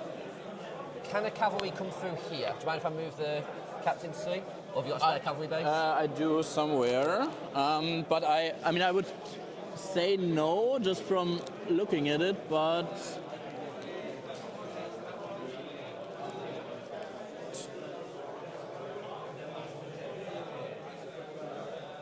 No, cool. So the elf will charge and wrap into the warg, so that then the captain can't charge the elf. Right. Yeah. And then Thorin will come around into these two orcs here, I think. Or maybe comes into these two orcs. Let's do this terror first, because then I can decide. So the dwarf terror test. Yeah. Passes. Okay, so that makes things easier. So the dwarf will charge. There we go. It's interesting how this game has developed. You've seen now the Angmar line really getting pushed back. I mean, they were right up against that wall right where Jake's left hand is pointing. They'd crossed over the road, and they appeared to be pushing the elves and the dwarves right back toward their table edge, but that swing has been completely reversed. And now, actually, there aren't that many evil models left on the board. You can see that it's, oh my god, how can I not escape arm cam? Every time I move the camera, we get an arm back at the bloody hell.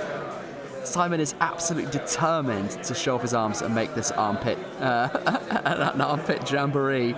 Oh Jesus, it's awful. There we go, we'll switch back to that one for the moment. Next Reaper, what's your favourite army? For me, Rohan, without a doubt. There's just nothing like this massed Anglo-Saxon cavalry charge.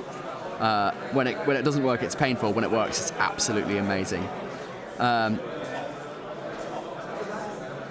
Is anyone playing the same as your Assault on Helm's Deep list, or are there any translucent ghosts? I've not seen any of the translucent ghosts around. I think there is an Assault upon Helm's Deep list, and they're all much for muchness. So I expect so. Yeah, but it's an easy list to do pretty well with. So you'd expect to see them sooner or later, wouldn't you? In a tournament like this. He will come and charge that orc there, pairing him off. The shade is transfixed this turn, so let's come through the door and charge that spearman. Where was he standing? Just here. So it's going to pop through there and then 3 inches down. He's what we all call terror, right? Yes. So up to him is terror, the rest is fair game. Okay. So he will go into that one. He'll go into those two. He will go into that one. He will go into spear. He will go into spear. He will go into spear. Into both of them, and I'll decide later. Terror test for this guy. Yeah! They have found their courage. He will go and stand there. Terror for this guy. No, because Harbinger is around, so that's fine. It's terror for this guy. No. He's not. Okay, guys, I've done my very, very best to escape armpit cam. I think it's finally somewhere where Simon's arm can't reach it. Let's see. That might be tempting fate. See Bites, any plans for a new tournament battle report video soon? Yes, indeed. It's going to be a travel report next, but I've got 7 Stones battle reports, tournament reports to do. Very, very excited about that. It was an absolutely incredible event, and I'm going to and filming it 3 more events over the next couple of months. So there should be quite a few coming up. And next Reaper, what a shame if I sent some Mummerkill against you. That would be very sad. It'd be very sad to have such a beautiful themey matchup. It'd be devastating. Matthew Lockwood says, pure Isengard is a little better than Assault on Helm's Deep these days, even if you play it in the same way. That's really interesting. That's really interesting you say that. I do worse with pure Isengard than I do with Assault on Helm's Deep, but that might just be because I think it takes a bit more thought to do pure Isengard. Assault on Helm's Deep is extraordinarily forgiving, and you can rely on weight of fire and your ballistas, and you don't have to think too much about clever hero things. Matt Allen says, who's winning? Sorry, I'm flicking in and out. No problem at all. I think that's what people tend to do. I don't... If I had to put money on it, I'd say that Team Good. I'd say that England are taking it.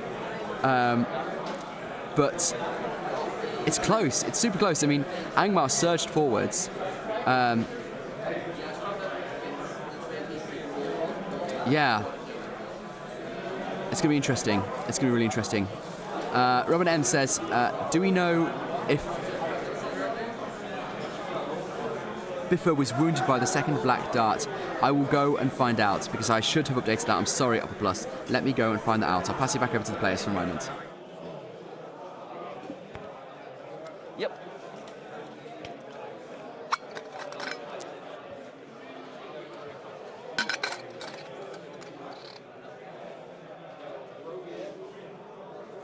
I guess I can't charge you like this, right? Because there's not... You could, but I'd be defending the barrier. But you're fighting him. Oh, but he'd get powered off, so, yeah. So, yeah, I mean... Oh, you mean to come through the door? Not through, but just if I can charge him in general. Because, I mean, you're right about the barrier, but, I mean, I can come into base contact. Oh, I see what you mean. Yeah, no. Yeah, you're right. So I can charge him, or I can? I don't think you can, because he's not in space, yeah. So, in answer to your question, Biffa was not wounded. He's alive. He's alive and well. So, not wounded by that second black dart. I'm sorry again for not keeping you updated on that. I think I was distracted by Will's armpit. I think that's what happened, which does seem to have been the theme of this game. Next Reaper says, I must say that Lurtz's scouts are the best Isengard, or at least the most fun. Right, we've got a banner combat going on. No, excuse me. No, it was a banner compel from the Spectre, and the banner passed its courage check, so it is staying right where it is. So I think we've got a few more. So we've got a courage check on a spear there. Again, Spectre trying to take some support out of combat there, but not succeeding. The elves are nailing their courage checks, as I guess you'd expect them to do.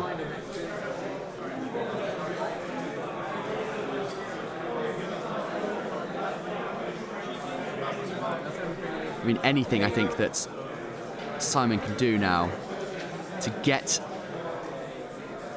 a few elves out of cohesion, turn the odds. So we've got a 1 dice transfix on Thorin. So went off on a 4. He could have re-rolled. He could have re-rolled with the Crown of Morgul, but he's left it. And he's decided to take it. So Thorin is transfixed for the turn. Obviously means he's not calling any heroics, not making any strikes if he wins his combat, and staying right where he is. So it means that he's not getting any mileage out of him for in this turn. And with only 30 minutes left, there aren't going to be many turns left for him to do what he needs to do, get some kills. But as Jake said, a paralyze from the Dead Marsh Spectre is worse, and so he's saving his will for a possible paralyze.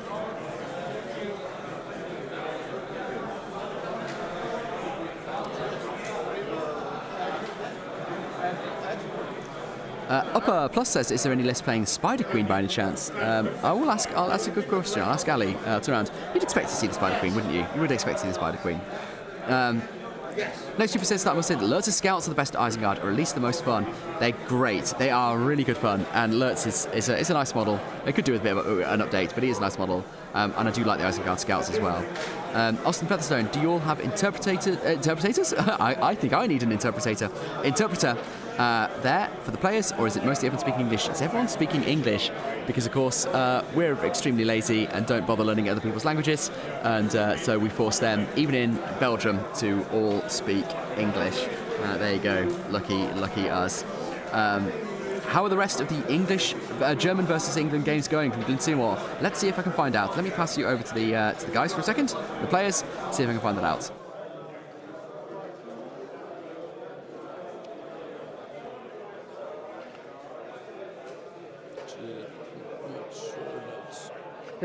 Yeah. Okay, now with like curving around.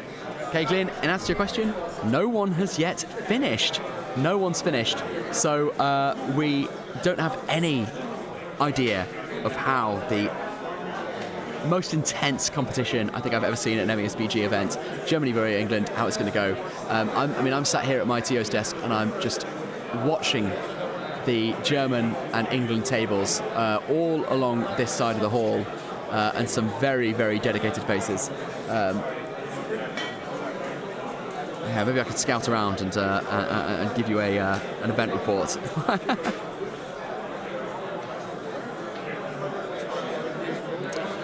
Robin asks, can you show us the England Sinitarin? I'm so sorry, I don't understand. If you could clarify that last word for you, I will certainly try and do that. Red Fort Ox says there are lists with the Spider Queen. You'd expect so. Glyn Seymour says cagey. Yeah. Yeah. To do, right? Yeah.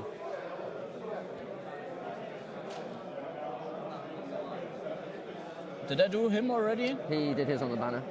Right, and then I just forgot to move him right. Move now if you want. No, there's no real point putting him into combat, so I'm just going to leave him there. So you charge both, right? Yeah. So, I mean, it's at least the same dice, so he will go here. That's fine. Banner doesn't have a spear anyway.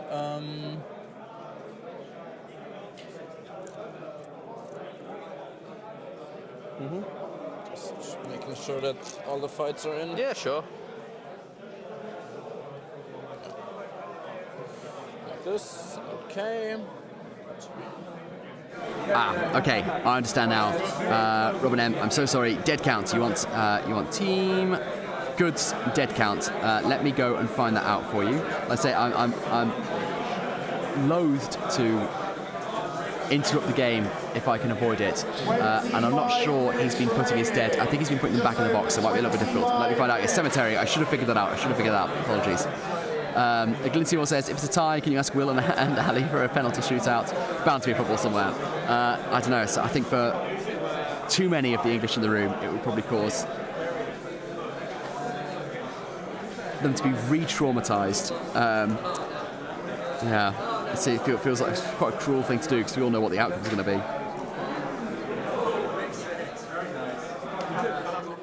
This crossbow failed his courage test. Can shoot him with the wall in the way. Okay. And also the shade. All right. So, does he hit? Nope.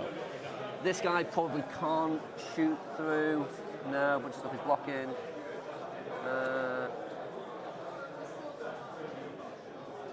He might be able to shoot the barrow white with this in the way, but it's this guy that might be blocking it. Yeah, I think it's... Yeah, we'll say way. it is. It's too close to call. And so that's all my shooting stuff that's in the space fort. Yeah. So, yes, combat then. All right. Any hurt? Still no might in combat, so... Cool. I'll free combat with Thorin. He's transfixed? Yeah, but I'm still going to call it and then just not do it because I forgot that I'm transfixed. So, so just normal combat. Yeah. Yeah, I can turn on the shade, so... Cool. Yeah. Let's start here. Right, you charge me. I did. So, 1 dice. 6. Yep.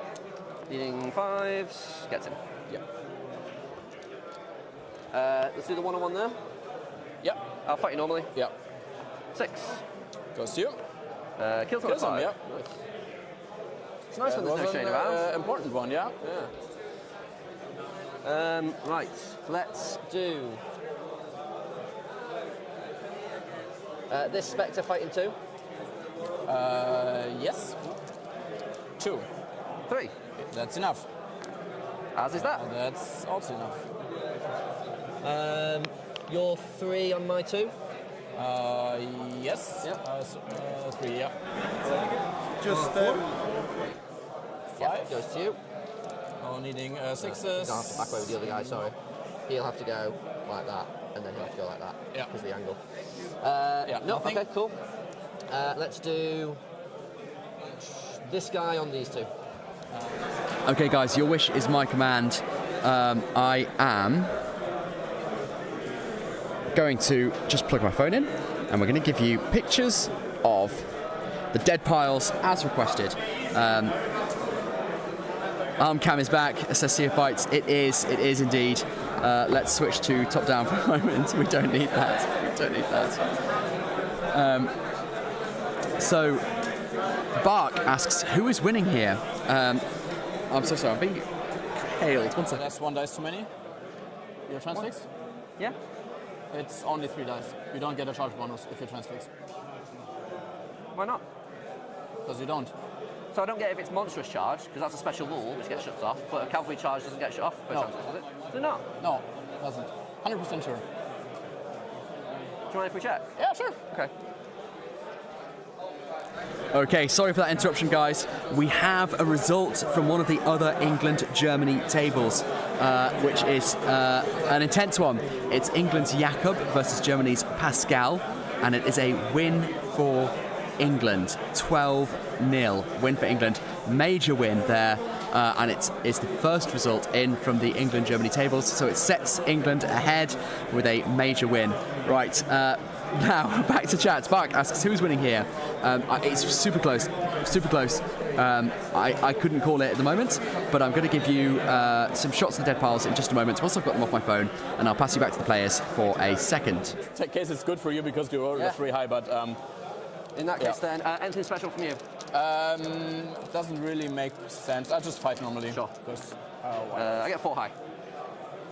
Yeah, it goes to you. I'm not spending a mat on that. You got 1 strike to make? Yes, the other one gets up on the goat. Yep. Dead goat. Throw reminder. He's fine.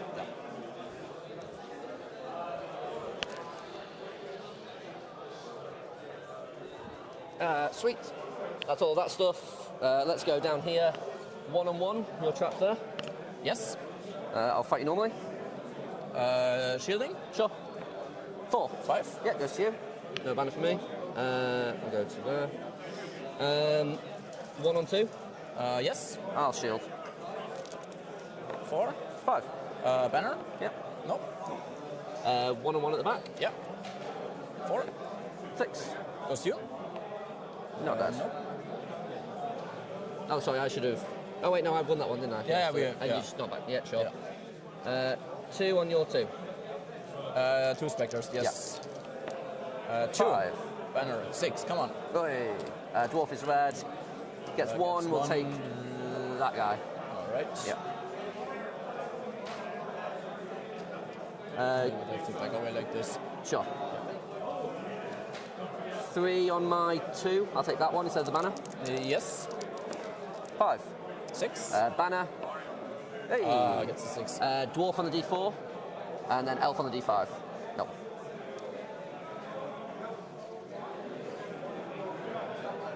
Yeah. Okay, sorry about that. While we're going, so here is the dead piles as promised. So we start with 23 from Denmark. oh dear, it's trying to move the wrong things. I'm so sorry. There we go. So here's a good team dead pile. Here's a good team dead pile. It's very, very clumsy, this. You'll have to forgive me, but let's make that smaller. Let's get it up its screen.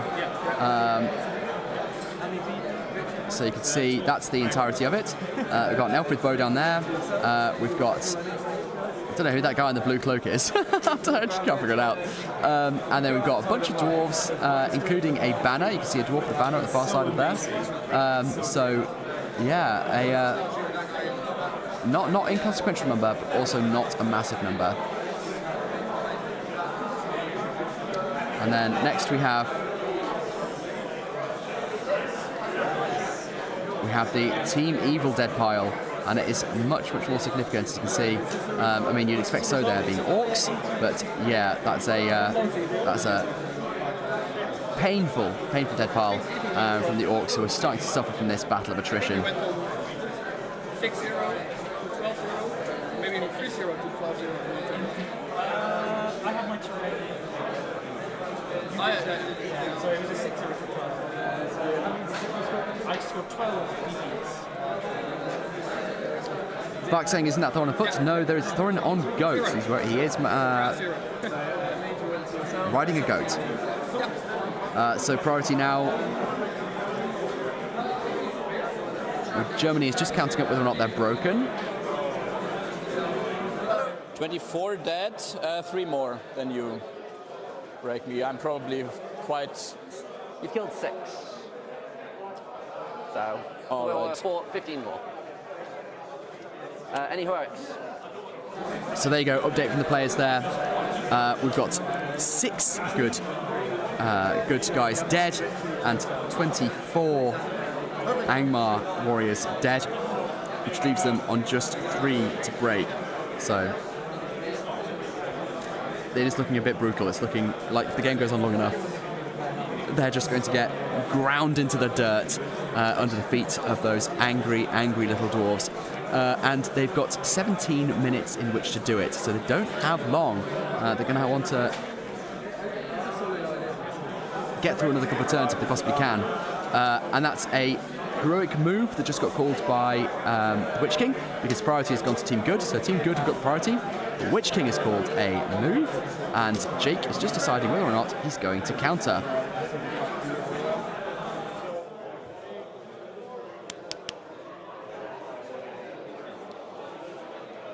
If you could see the look of concentration on his face right now, he's decided not to counter, so Witch King is going to get to move freely with its heroic move, and Team Good have not countered that, so there is no roll-off.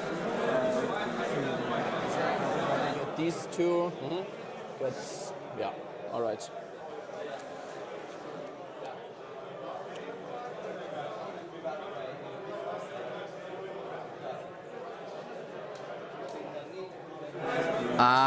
Nicholas, thank you so much for clarifying. You're absolutely right.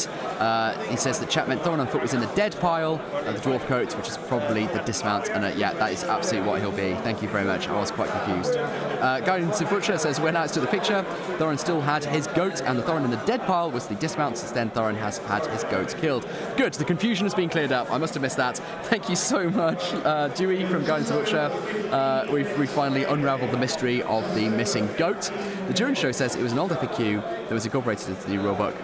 And Glyn Seymour says this might be the last turn. It might well be, mate. It might well be. I have a from the Spectre Thorin. Sure. He's fine. He's fine.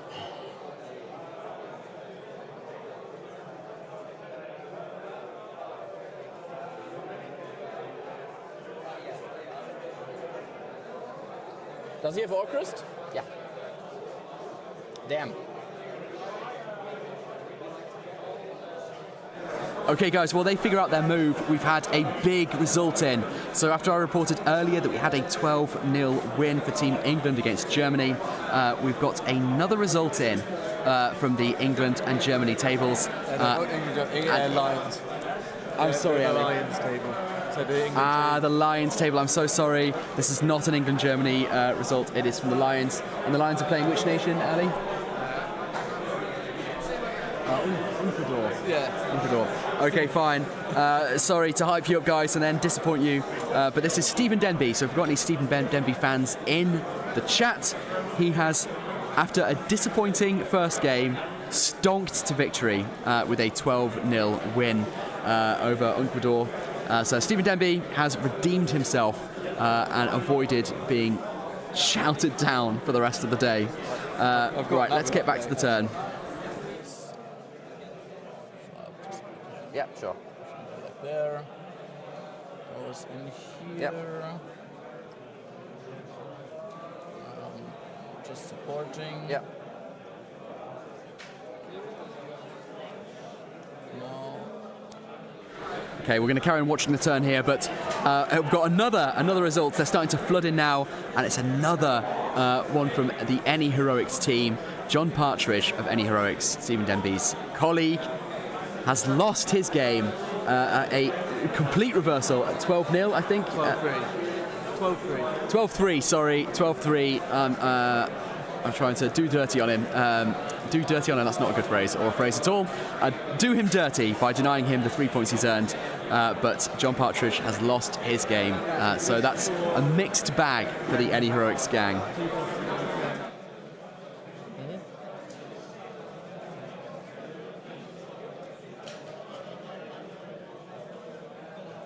The Barrow White is doing a 2-dice paralyze on Thorin. Yeah. Not Wow. like that. Oof. Not like that. So that's a failed paralyze from the Witch King on Thorin. The Witch King also, I mean, we've been talking a lot about how Galadriel's not really performed in this game, but I don't think the Witch King has either, really. I'd rather have over there.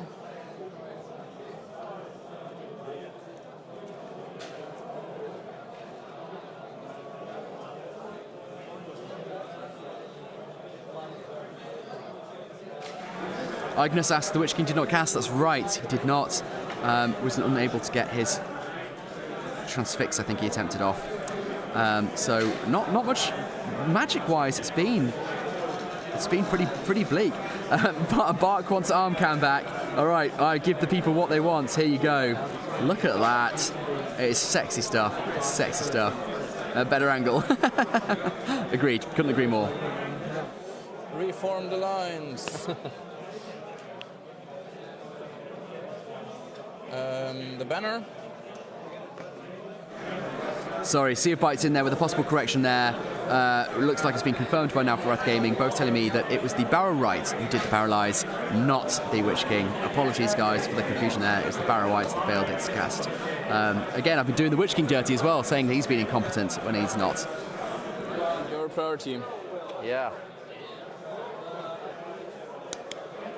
Oh. Hope I didn't break anything. There you go. That's the equipment taking a beating here, but you know someone's got to break it. Otherwise, it wouldn't be a Battle Camper stream. If not them, it's going to be me.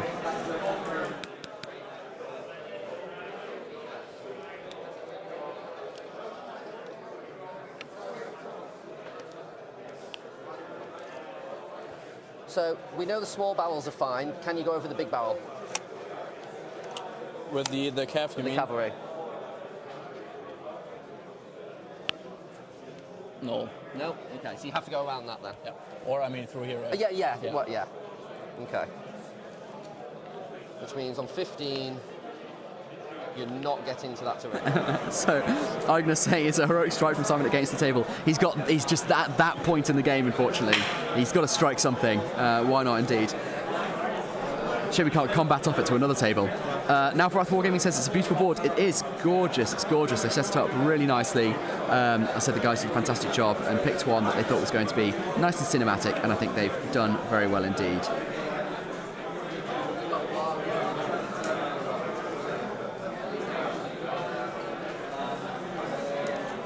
Right, I'm going to nip in and I'm going to change the angle once again. What causes terror?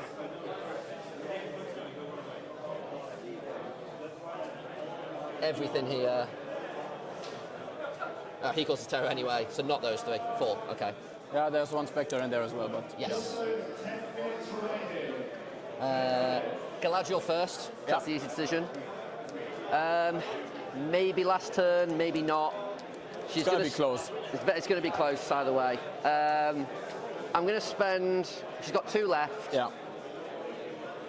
What's more important, the shade or the banner? The shade. I'm going to spend all of a will. Right. And we're going to transfix the banner because I can't compel it out of 3 inches to reduce terror. Yeah. So transfixing the banner. Sorry. Transfixing the shade, not the banner. Gets 2 6s. Gets 2 6s. You've got 3 left on it? 3 left, yeah. Yeah. I spend all 3 and gonna use 2. Yeah. There we go. We've got a cinematic, if not quite dull shot of the road down which all the action's happened here. You can see on the right-hand side there, the Galadrim Knight racing off to do things unknown as the slaughter continues in the centre of the board there.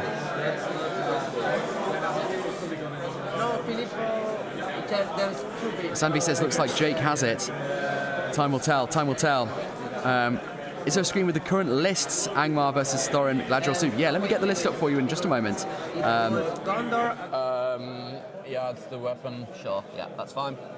So we've got 1, 2, 3, 4.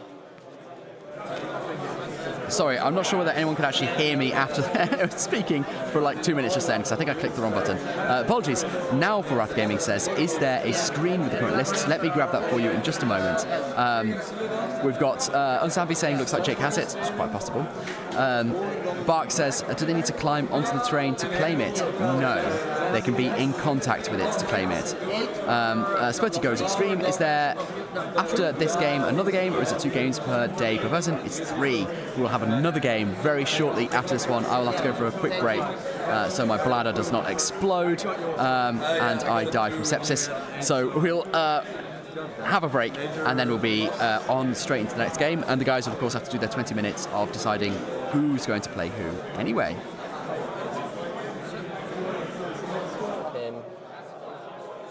can charge with him.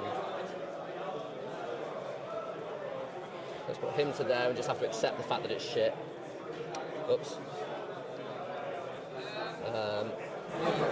Okay, guys, here's the lists. So this is the elf dwarf soup. As you can see, we've got Galadriel, we've got Biffa, we've got Thorin on Wargoat, although he's lost his goat now, with Orcrist. And we've got 14 Iron Hills dwarfs with him. Biffa's got 2 Iron Hills dwarfs and 3 Iron Hills dwarfs with crossbows. Excuse me, sorry, the 2 Iron Hills dwarfs have got crossbows, then there's 3 crossbows and spear. And then we've got Galadriel with a bunch of Galadrim, including 1 knight, a banner, 2 wood elves, a sentinel, and 4 guard for the Galadrim court. 40 models, which is decent. 21 to break, and they've only lost 6 or 7 at the moment. And then the Angmar list is here. As you can see, lots and lots of spirits, 10 spectres, although they 10 spectres, but they have lost quite a few of them now. Okay, Jake was just lamenting that he forgot to move Galadriel after casting, so he's left her out of position, an unfortunate oversight. Now, Froth Gaming says thank you for doing this, super cool. Thank you very much for joining. It's absolutely incredible. I'm loving it. 190 people in chat at the moment, which is absolutely wonderful. Huge support for this event, and I'm having an absolute blast. I really am enjoying it. Osampi says, not according to the rules unless they both decided. I think that's in reference to whether or not they've got to climb up onto the terrain, which they don't, and that was something the TOs have said. Love the Now for Wrath channel and list builder, says Dave Martin. Yeah, it's Now for Wrath channel is awesome. So he's in chat. You can of course go and check it out. I haven't used their list builder. I've never used their list builder, so that's an interesting tip for me. Atomic Card Tiltop says, do the rules not say wholly within for Fog of War? Interesting. I don't have a match play guide in front of me, but I can find it and we can have a look. I think the difficulty is we don't really have withins in this terrain, so I think the TOs have just decided that it's touching, but I'll check on that for you.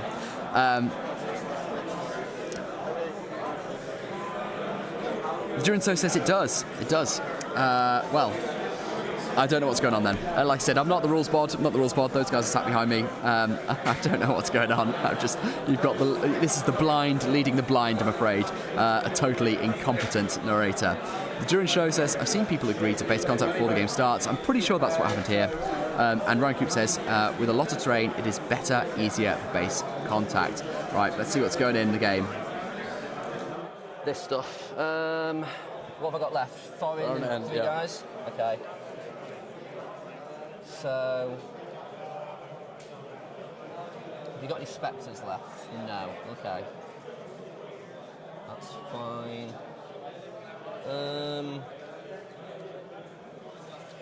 Thorin will do a courage test to charge. Yeah. 6. Yeah, it's enough already. Pass, so he'll go onto that orc.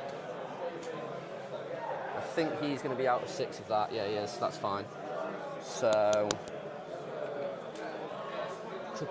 Okay, guys. Whilst they figure out the rest of their moves, we have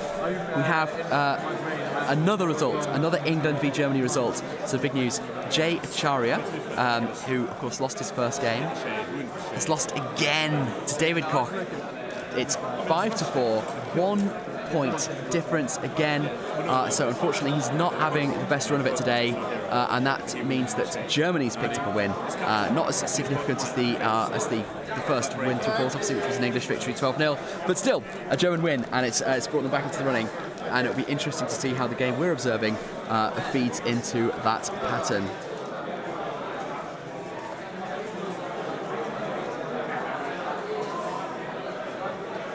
So that's moving done. I think we've got the non-heroic Angmar moves to do now.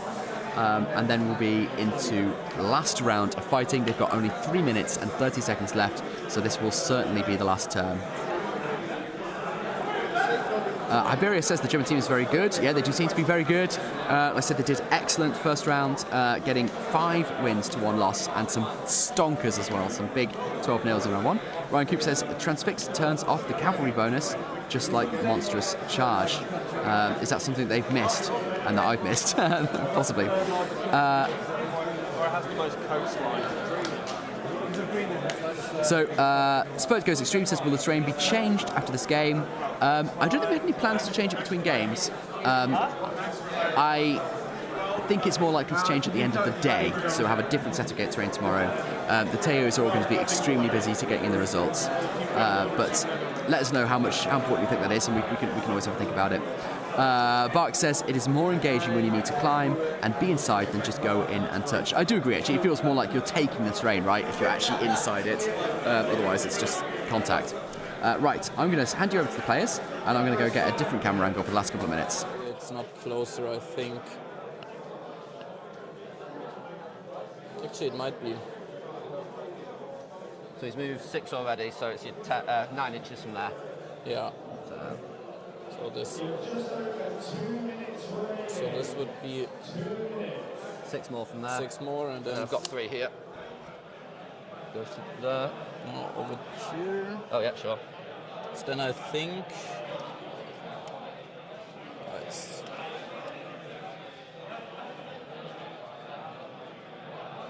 is it okay? Why is there also a cavalry base here? Because I might dismount. But you'll have to dismount and be in base with where he is now, right? So that should be an infantry base. The warg stays. If the warg stays? Yeah, so if the warg... then, right, yeah, you're correct. No, yeah. Yeah, the warg doesn't dismount, the man dismounts. Yeah. So here we go. I thought we'd get some faces back for the last few minutes of the game, although I've managed to absolutely perfectly place it so that they've both got the bars in front of their faces.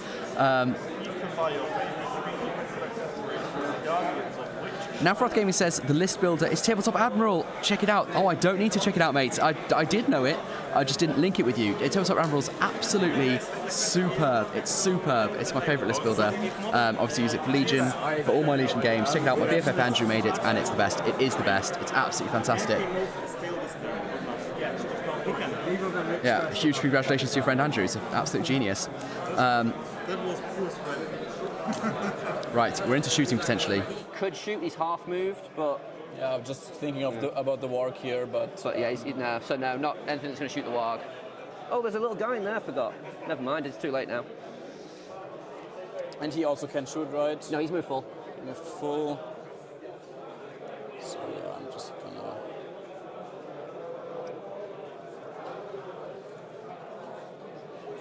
Just on to point out, guys, we've got 194 of you in chat at the moment. That's absolutely incredible. Wonder whether we can creep up over the 200 mark. It'd be oh no, we just lost 3. I've jinxed it by mentioning it. We've got about a minute, 2 seconds, 1 second. The round is over. The round is over. So no new turns now. So it's going to be whether or not either of these teams can manage to scrape up a last couple of points in this last turn. Sorry? Yeah, makes sense. Thorin can't get him like that. You have any shooting over there? He half moved, but it's 3 in the ways. Yeah, I mean, you put enough stuff there, so I think pretty much didn't. I think. Yeah. Okay. Sure. Okay. Cool. I assume the warg's just going to stay there. Yeah. Cool. Sweet. Shooting then. Go ahead. I'll take the shot with 3 in the way. Sure. Yeah. He's not going to do anything else. He hits. This thing, it's a window, so it's 5+. Nope. No other shooting for me. Combat. Yep. You're shading. Shading and heroic combating with the Witch King. Yep. I'm combating with Thorin. Yep. There you go. We've got a combat roll-off in the last turn. Thorin gets his free heroic combat, and the Witch King is using his might to call 1. Evil is 3 off breaking, and Team Good is 15 off breaking. So let's get a roll-off to see whose combat goes first. It's Team Evil. Team Evil get their combat off first. 3, 4. Yeah, I'm going to shield. Yeah, and the Spectre. There is so I can't win that because I'll go down to a 5 and I'm not an elf. So we'll win it. So I'll do the Spectre first. Yeah. Kills him. There you go. A dead dwarf to a Spectre, acting as a flesh wall for the elves. A bit brutal. So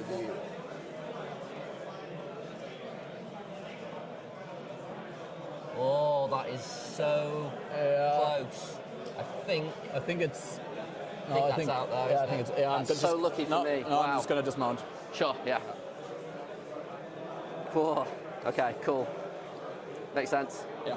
So the Witch King there wanted to get into Thorin, dismounted because his horse would not fit through the gap between his two models. It's definitely something that players need to remember because it's so rarely done, but it's so helpful in tight situations like this. Gets a 6, goes to me. Just, you have a point of mind left, I do, right? so I'm going to might it back up to win it. Yeah. And then needing 6s. Yeah. No, you're fine. So Thorin wins that fight, but is unable even to do any wounds on the Witch King. Yeah, it is, yeah. Let's do this one here. Yeah. I'm going to fight you. Yeah. For you. Dead on the 6. Yeah. So there goes the sneaky orc on the far side of the board. And then we've got 2 now on this orc on the near side of the board. Does not get him. Yeah. Just to say, guys, we have eked over into 203 viewers. Absolutely phenomenal work, guys. Well done. I'm absolutely delighted. Absolutely delighted. Yeah, huge, absolutely huge. As we are now at the end of the round 2 here at the Nations Cup. We've got England v Germany. So far, we know of 2 results. England has won 1, Germany's won 1. So it'll be very, very interesting to see whether Jake, with his mix of dwarves and elves, can take it, or whether it's going to go to Simon for Germany with his Angmar. Yeah, one more. One more, yeah. Sure. Okay. Let's do this one on these 2. Yeah. 1. Goes to me. No banner for me. No. No. Yeah, strength 3. No, you're fine. Let's do these 2 on these 2. Yeah. Ooh. 5 down to a 4. My banner? Yep. It's not a 5. So Good has just killed another model, and that breaks Angmar. All right, I think they're calling it. They've called it. That's game over. That is game over. Let's head back to the players' voices. So I think you'll win it because of the braking? I think just the break, yeah. Because you don't have your terrain. Which one was it? It was that one? That one, yeah. Moved him back just in time. Yeah. Yeah, mine was this one. So I thought about, at this point, charging that one instead of that one, but I was worried that this might, that might have been your terrain piece and you send the warg that way. Yeah. I thought it's worth the risk of denying. Yeah. Which one was yours? Was it that one? Yeah. Yeah, sure. Yeah, one more turn, and if I march both of them, I just needed to do the turn earlier. Yeah, absolutely. Heroes? This one. That was my target as well. Biffer, obviously, that's right, yeah. Yeah, I had my shot, but... Yeah. I did a terrible mistake here. What I should have done is put Thorin into there, and then put the elf there, so that Thorin couldn't have been tagged off. Right, And then I would have still got the combat off with the dwarf and gone into there. But, you know, to be fair, if that was the case, you probably get exactly. So that's what... 3-0, I think. No, you get points for protecting and so on as well. Oh, you get all the... So it's like 9-6, I think. No, sorry, 6-3, yeah. At least it's not a major, so... Yeah. There you have it then, guys. 6-3 to England. So that's England doing well in this round. England doing really well in this round. I'm going to grab the players as soon as I can and see if they'll give me a brief debrief. Happy to go for a beer. Yeah. Yes. Did you have time for a quick chat on camera? Yeah, sure. Where do you want us? Just if you can camera here. Yeah. Right? Should we sit down or? Up to you. Pick two. Yeah. Cool. Okay, thank you very much. So, would you like to take my... So thanks, guys. Give us your initial reaction. So it's 6-3 to England then. 6-3 to England. All right, but it was close. It was super close. Tell us about it. Yeah. I mean, I basically needed one more person to get my terrain piece, probably, so then I would have been a draw. And maybe if you pull if we're up far enough, I can get another shot with the Witch King, but lots of ifs. So yeah, that was a mistake for me bringing the so close at the start. I thought I should have kept him back. But, so it was the obvious. I'm not going to go for obviously, you're never going to get near her. She's got all that will and she's got all the fate. So I wasn't sure which two captains I was going to go for in the end, and then at that point, pick one of them. Casting, terrible all game. I mean, mine was good. Yours was great. Until the end, they all fell apart for you. I mean, chat were very, very upset about Galadriel's performance. So we actually had, it's funny, there were 202 viewers. So loads and loads of fans for the Germans. None for English. None at all. Everyone just pissed off about Galadriel. You had some personal fans. So in the last game, it was interesting. It was all sort of like come on Italy, come on Germany. This time there was a lot of not Germany, sorry, France. This time it was like there was a lot of come on Germany, and there's some people like Jake, yeah. So in hindsight, anything you'd have done differently? Anything you'd have done differently in hindsight? Not being a biffer so close, I think was my big mistake. Other than that, I don't think I would have played Iron any differently. I got some bad luck which happens, but it turned at some point. I basically just needed to do what I wanted to do one turn early, or have 5 more minutes on the clock. But it's always a bit hard to, especially in this scenario, like when are you making the move? If you make it too early, you can fall back. Well, loads of support, guys, for both of you. Alba says Simon needs a beer. Greetings from Germany. C22 says any changes in strategy. We've talked about that. Matthew Lockwood says well played, England. We've got 2 players. Agnes, who is a German supporter, saying which models would be your MVPs, and then to Jake says Galadriel. Lol. So who would your MVPs be? In the end, it was probably still Galadriel. That one turn where it was transfixed, save the day, exactly. Because I think I lost like 10 models in that turn, so So actually Galadriel.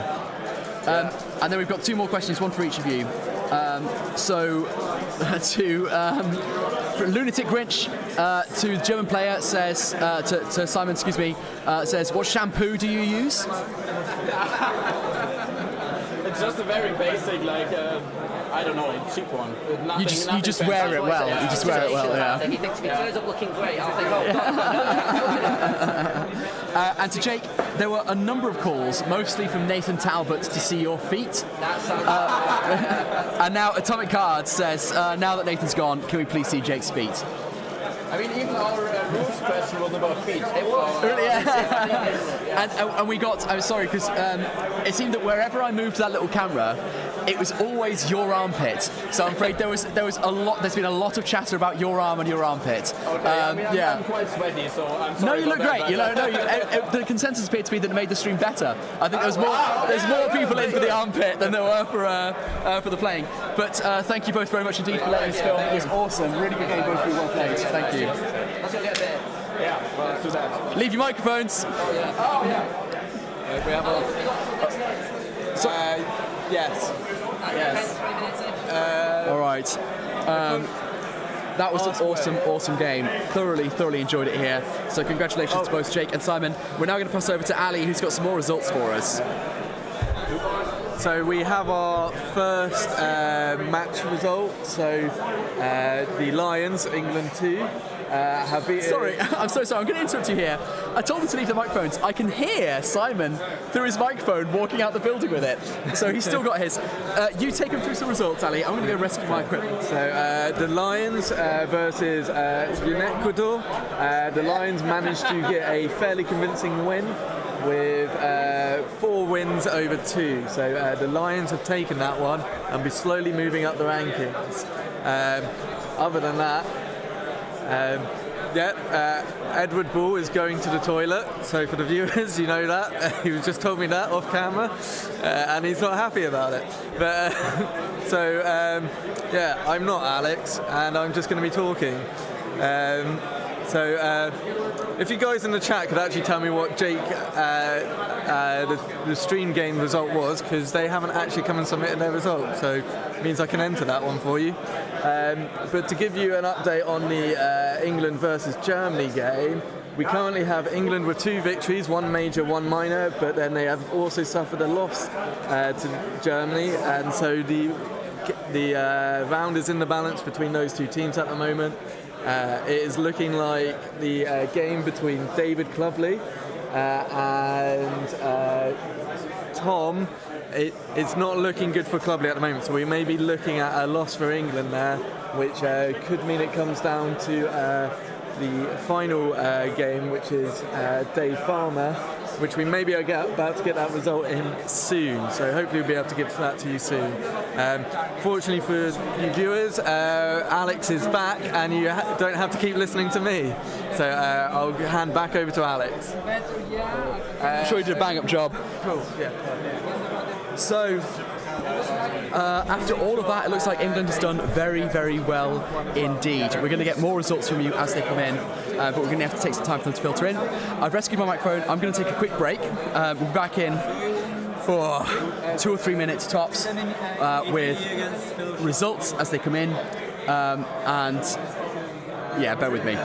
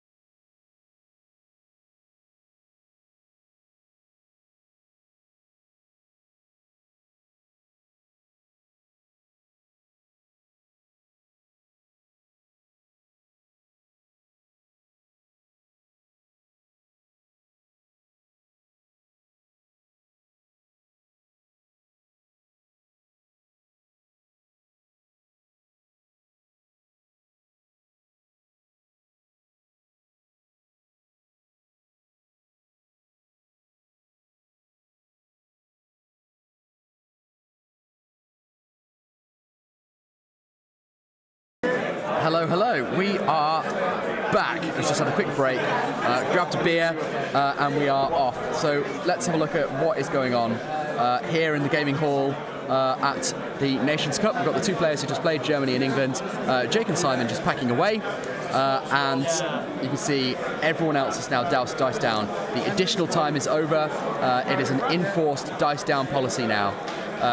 And we've got some results coming in.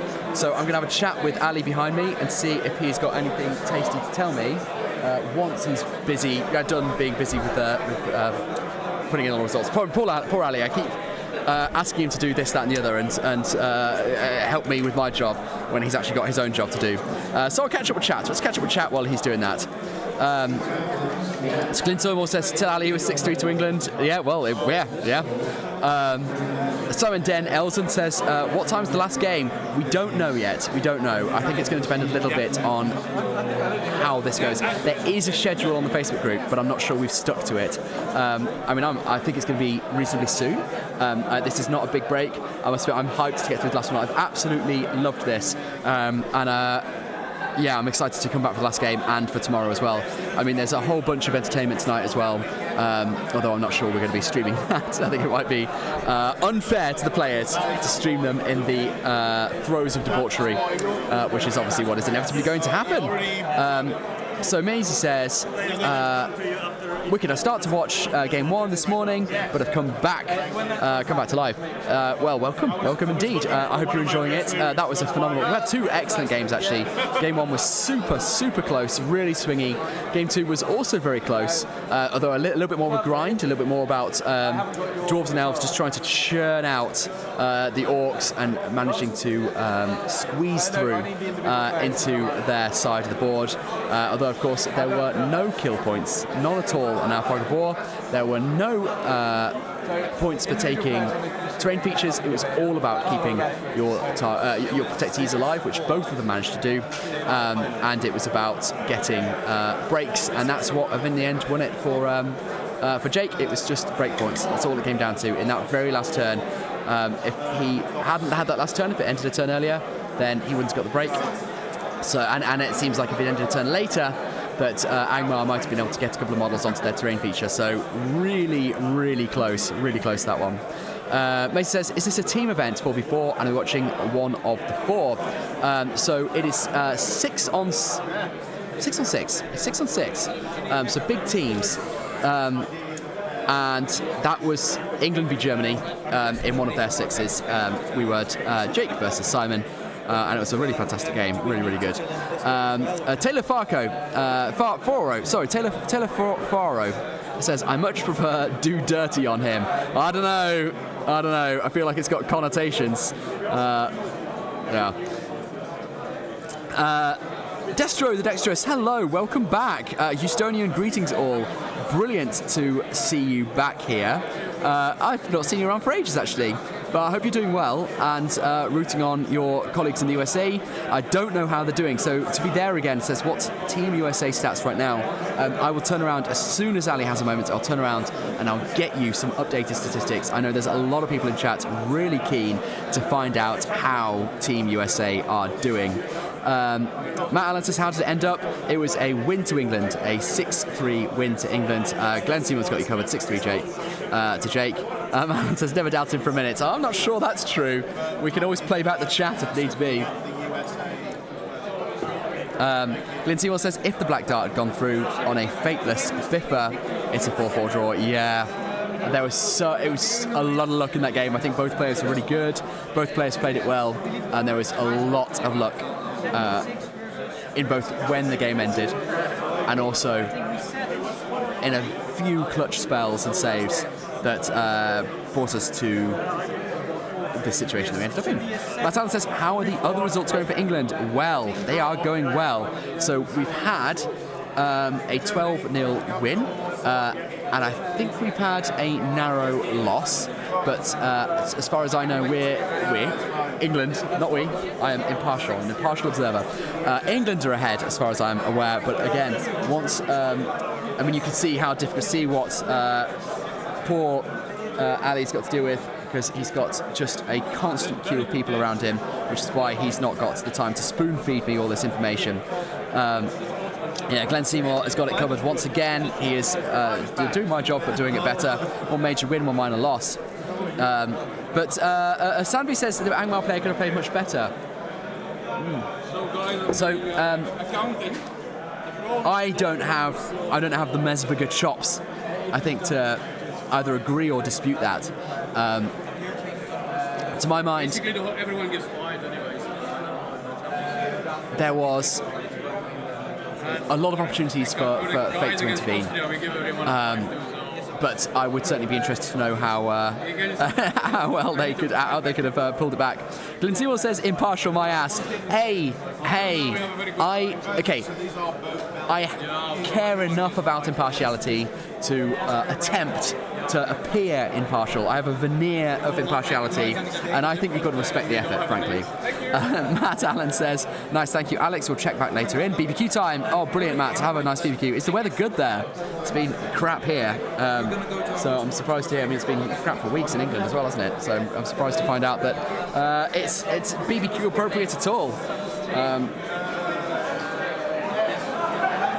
I'm just checking in. See how many of you guys are in. 263. We're keeping quite a few of you in. Can't believe we hit big 200 during that game. Absolutely wonderful. Really, really good. JCS says, what's the result for Switzerland? I will tell you as soon as I know, I promise. I really don't know more than you at the moment. Everything I've had, I relay straight to you.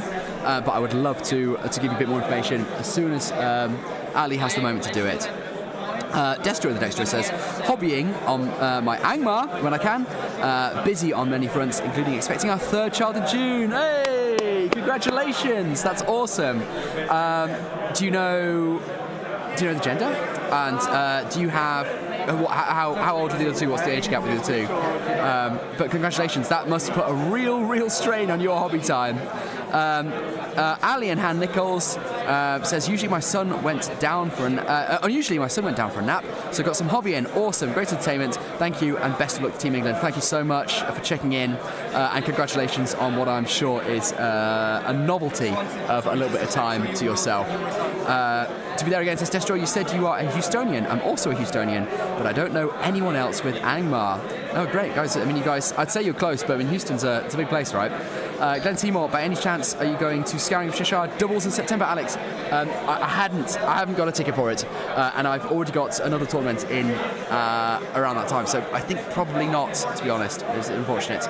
James Hilton says, the game's over. No, don't worry, James. We've got another game yet to go today.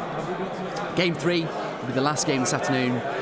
There's going to be a bit of wrangling as all the scores come in, and then we're going to have a new team up here and a new, what I'm sure is going to be a brutal fight. I can see a couple of English players over there I'd quite like to speak with. But I would like to speak with some of the other teams as well. I'll tell you what I'm going to do is in a moment I'm going to go and see if I can find one of the teams who haven't spoken to us yet. USA, Canada, Poland, Switzerland, and see if they are happy to come on stream. But bear with me when I'll come back and do that in just a second. Dexter says, damn, Impact July. I have a 6-year-old and 5-year-old, and this will be our second boy. Yes, hobbying is stressful but possible. I mean, I think parents are superhuman anyway. I don't have kids at the moment, so you very much have my awe and respect. I'm going to stop talking for a moment and listen into this announcement. If one turns up, if it's got your name in it, you should be able to get back to you. Thanks. All right, I think that's over. I'm not sure what that was, but it seems to be over. Oh, we've got one of the Hussars here as well. Tom, 1. Ivan, 12. Look, it's all chaos now. This is the classic between-game milling about that people do. And I'm trying to figure out who would be a good person to yoink and chat with. Hussars are the second Polish team. We've got Team England there. I see some of the Irish over at the far side. We'll grab one, don't worry. Since I come close. I feel like I'm a little bit like, there's fish that hunt by waiting for days sometimes, just in the sand. And then when something comes past, they're like, "Wah!" And they grab it, and they rely on basically just being so bland they blend in with the background. That's what I am, and I'm just waiting for some juicy morsel to come wandering past. Maisie says, while we're just chatting, Alex, been really glad for your videos recently. I've been severely ill with long COVID, not well enough to leave the house, let enough to play any hobby. I'm so sorry to hear that. And then you said your videos are a real delight. That's so nice of you to say. I'm so sorry that you've been struggling with long COVID, and I really hope that you make a recovery soon. I'm delighted, genuinely delighted, if my videos can help at all. I mean, I'm surprised anyone watches them, let alone that they might be able to help in situations like that. So thank you so much for saying that. It's a really lovely thing to hear. It's been slow getting them out recently, but I'm very, very much hoping to pick up the pace. I'm actually going to be off for a month in September or October. Obviously, hopefully you'll have fully recovered by then anyway.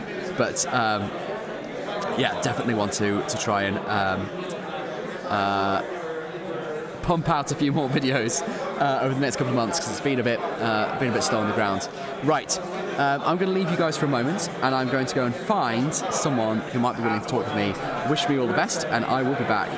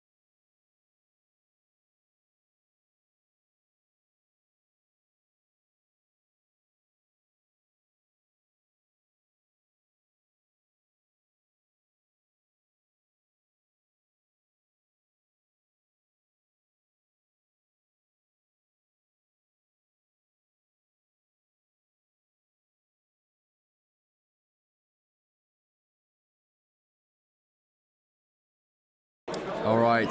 Hello. We are going to have a couple of guys from the Irish team come down and chat with us in just a moment. They've just had a win in their group.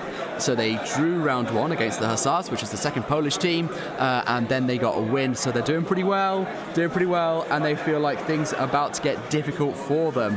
So really excited to have them come down and have a chat with us in just a moment. Till that happens, let's go through a couple of comments. Brian Smith says, shout out to my parents who have taken my little guy for the day, so it's painting and watching the stream for me. Well, I hope it's worthwhile, and shout out to your parents as well, because that's always a handy resource to have. Steve Byte says, thanks one more time for hosting. I think we need you next year as well. Well, pass that to the hosts, because it'd be very nice to come back. Like I said, I wasn't the first choice. Harry Parkhill might well want his turn, and or someone else, and the TOs might decide that they want a breath of fresh air, which would be perfectly understandable. So CPN 1916 says, please tell me the Italian team score and describe Tom Zerbe outfit. Is he the guy wearing a sword? Is he wearing a sword? Let's see. I should haul him over at some point as well. Chaotic Paintings, they stumbled on your videos a few months ago and the content's great, so don't wonder why people watched your videos, and great to see England doing well. Thank you very much, it's really kind indeed. It is good to see England going well, even though I am nominally impartial. Obviously there's a lot of guys that I know, and it's hard not to wish them well. Yeah, so we're just waiting for the Irish guys to now. We've got a Swiss team member as well. Oh, he's just walking away from me. I'm just going to try and haul him in. Anyone I can get to come and have a chat with me. But I can see the Irish guys at the back of the room still desperately putting the models away. But I think Michael is heading his way over now to have a chat with us, which is excellent. So let me just make sure that I've got them set up properly. There we go, lovely. Here he is. Hello, thank you very much. Do you want to stand just here for me? And can I ask you to put that on your lapel? Thank you. And is your colleague coming as well? No, I don't. All right, just you. Cool. In that case, yeah, great. In that case, I'm going to wear the other one, and I'm going to come around and just chat with you. So let's put that on. All right, give us a moment. Sorry? If we're recording already, I sound so thick. I'm like, what's the lapel? No, we are recording already. You are live. Hello, everybody. It's a shameful. Cool. So should we step back a bit so that the camera's not that higher angle. So how's it going? Tell us how it's going. You're team captain, Brian, right? I am. Took it on simply to do all the grunt work because, to be honest, that's what the captain needs to do. Make the others look good. I'm trying to make the others look good. So far, it's a challenge. It is because you've got to get the matchups right, and it's been so-so. We've got some good ones and then some not so good at all. But they're trying to do the same. You can. It feels like you can win and lose the pod on getting that right? I think sometimes, yeah, 100%. Yeah. I mean, one of the pods, I think it was Canada versus someone. They had Black Riders Legendary Legion Cold War versus Fangorn, and actually took the Fangorn, which I think is admirable in the extreme. 12-0 to the Black Riders, obviously, but tell me Tom Bombadil didn't pull it out the bag. That's such a shame. That man. Yeah, fair. So you guys have got one draw. Yes, very tight first round against the Hussars. I think it was kind of destined for a draw when it came down to the wire. And then you got a win. Yeah, it went well. 3 majors and a minor versus 2 majors, so it came good. Actually, one of those majors was Dave Coleman, actually known as the Child, who got a matchup which we didn't bank on and which he really didn't want, and he got a result. So that's what it's all about. It was a very hero-heavy matchups, like Warhammer, Warhammer, other people versus his Isengard. Yeah. Is it in Legion? It's Saruman, Grima, and a lot of crossbows and Gorolf, I think. I mean, Gareth, Grima is an excellent take against the hero list. He is. Fog of War, it depends. If they've got like Gandalf, I'm not sure if they did. That's just a sorcerer's blast away. That's my my target, and he's gone. So That's true. That's very true. So if they didn't have Gandalf, sorry, we're just on stream. I'll catch you after. so it's not very obvious in their defence. So people are like, hey man, hey, it's like, well, just 1 second. I mean, I remember making a mistake in Cold War when I deployed in their warband, but then didn't choose him as my protectee for Cold War. It's like it's a bit of a dunderhead move, you know.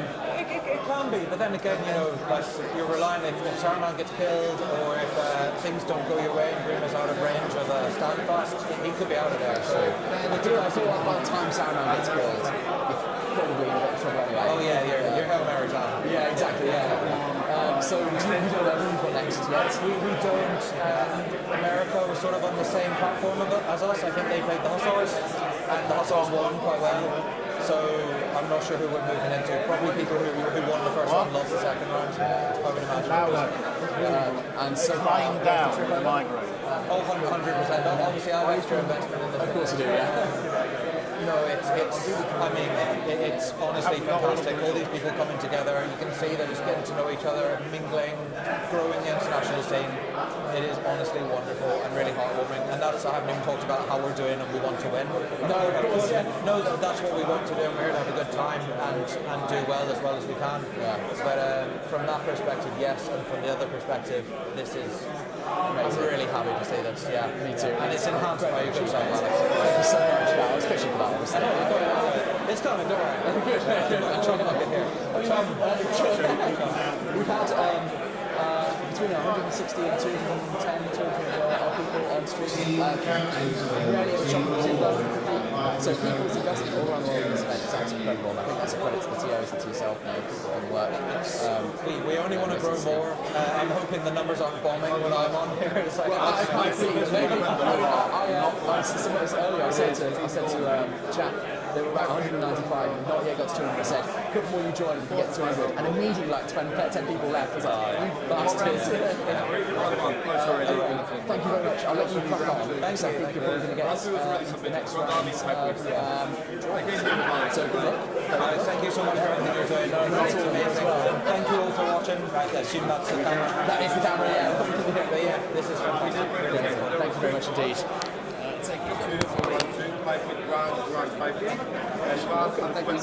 Yeah, see you in a bit.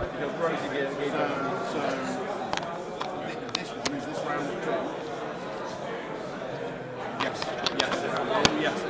Sure, sorry. Can I have a pen? My bad. Sorry. So this is round 2, very much so. So this goes here. This is round 1.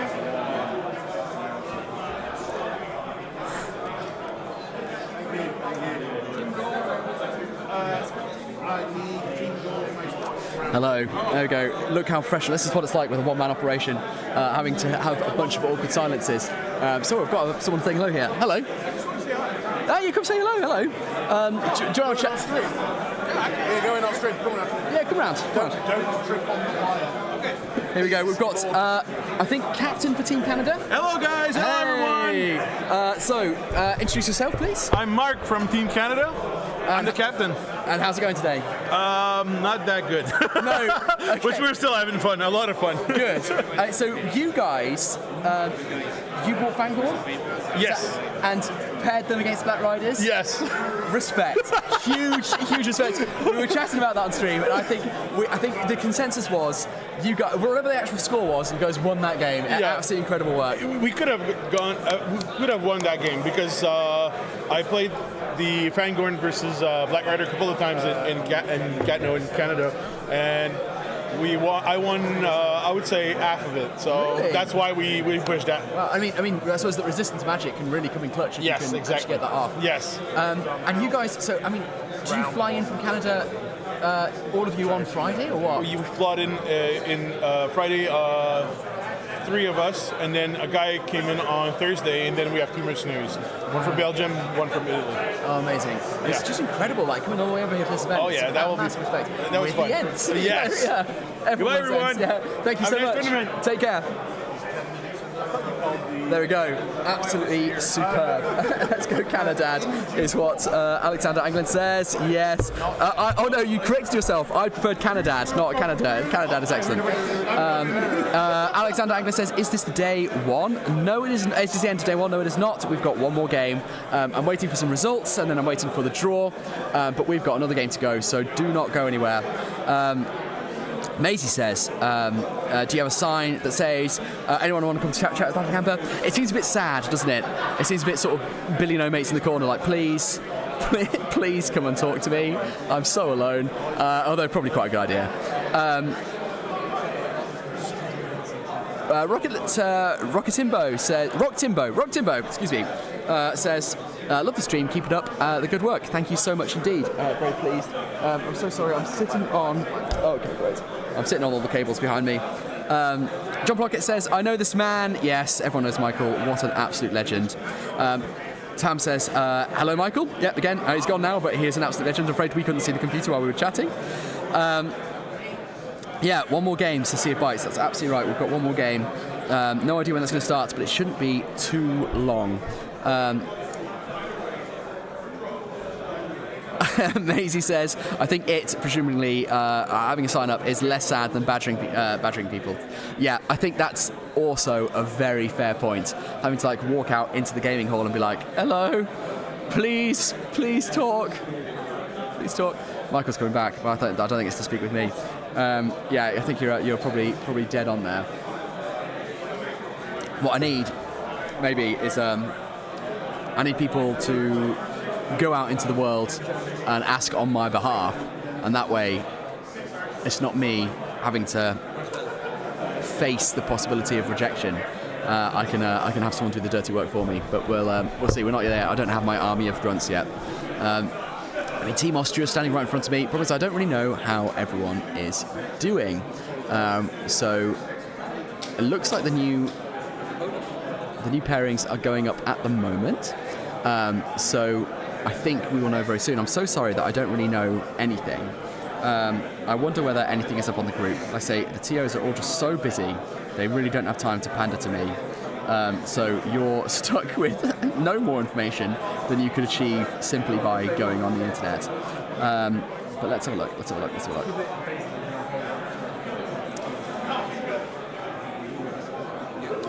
No, we've got nothing, guys. We've got nothing.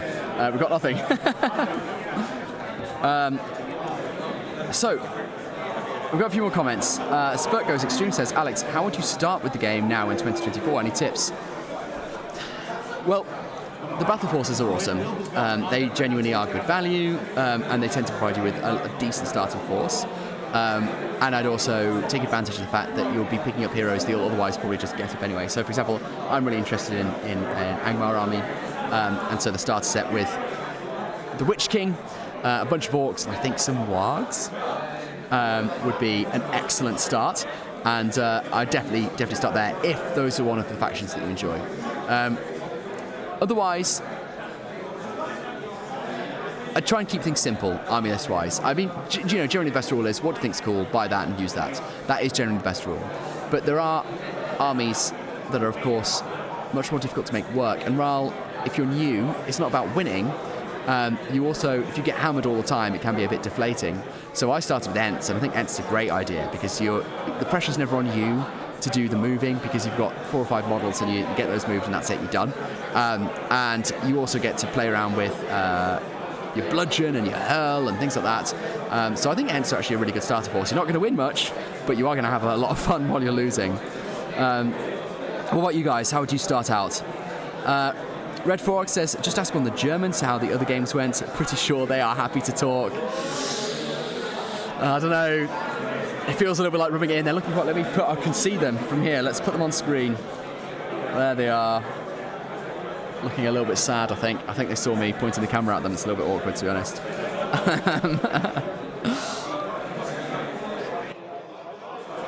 It is always a little bit weird, just shiftily pointing a camera at someone whilst they're all looking in your general direction. But that sea of red, I think, has got a little bit of the taciturn about them.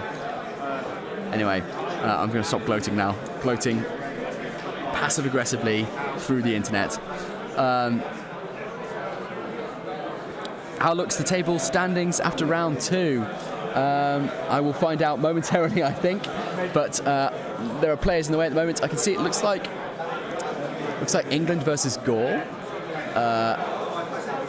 There we go. They're up, which means I can now get them from the website. So bear with me. I will get you the new pairings in just one moment. Literally downloading them as we speak and talking inanely until it is done. So current page as a PNG, please. I'll go download that. And then we'll go through this together. Round 3, I can tell you, is going to be hold ground. Hold ground, I like hold ground, although it's a maelstrom one, so a little bit controversial, I think, and definitely there's going to be some matchups that like it more than others. But it doesn't feel as much like one of the maelstrom missions where you can win and lose just in deployment, although I think that depends slightly on what armies you're taking. So let's go to pictures. Let's get the new pairings in. Here we go. This is round 3, and we've got a stream pick as well. I think that's Grande Armée on the right there. We've got Poland on the left. So yeah, so interesting. It's going to be an interesting matchup. I'm not sure how those guys have done. We've got Gaul v England, Germany v someone. Is that? I don't know who that is. Anyway, there you go. There's your pairings. And obviously down the bottom tables, we've got Canada versus the Fellowship of Europe. That's I really hope Canada gets another couple of wins out of that. US there again, not doing fantastically well. I don't know what their results are in the last couple of games. I'm going to try and find that out. But they're struggling to climb up through the rankings. So we've got a couple of more comments to go through here. Robin M still news about the Google Sheets. That's one for Matt King. If you're still in chat, it's not something I'm dealing with, I'm afraid. Matey says, how did you end up doing this stream? Did Will suggest it, or did you? This is all Will's doing. Will was a champion. And he first asked Harry Parkhill at NMOOC Podcast if he could do it. Unfortunately, he couldn't get the leave, and so I was the stand-in, and a very happy stand-in I was.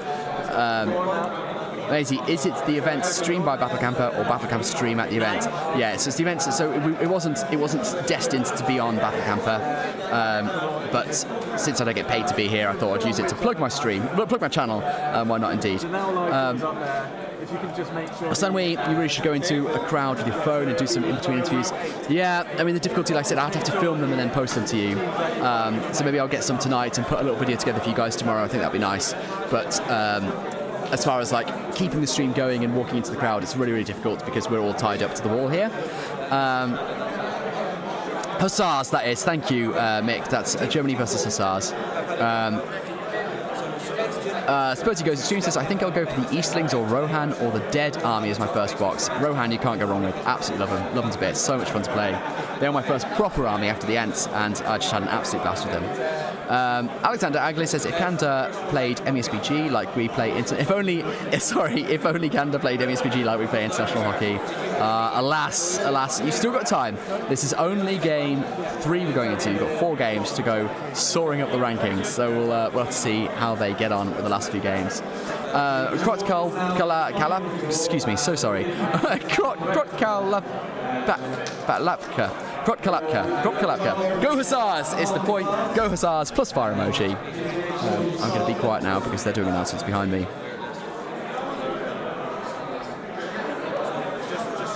There we go. Announcement's over.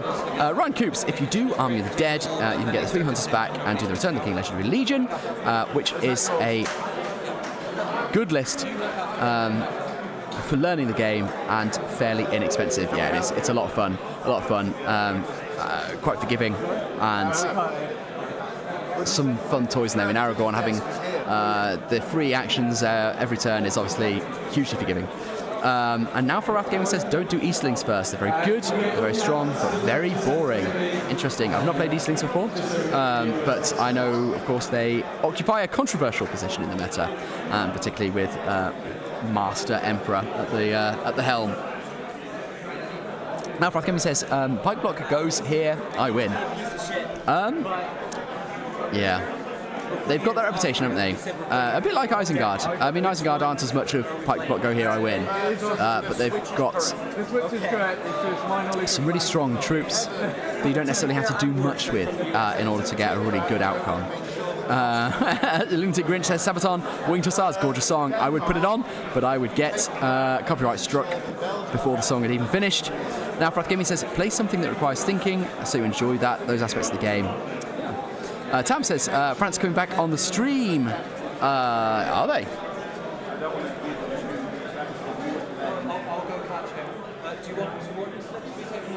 France 2. I think that's France 2. So we've had France 1. I think we're about to have France 2. But yes, more French representation on the stream is what this screen grab is telling me anyway. It tells me more than any humans ever would. Sporty Good Stream says, are there also armies from the Hobbit on the tournament? There's loads, yeah. So there's this, we've got, we had Thorin in that last game, and the Defenders of Erebor. Of course, that's not from that era necessarily, but we have, we've got Goblin Town, we've got plenty of Goblin Town, we've got, I've shielded some Mirkwood here, some denizens of Mirkwood. I've seen spiders and things going on. Bjornings, of course, we've got the Bjornings from the first game. They're around. Less representation in the Lord of the Rings era, but they are getting around.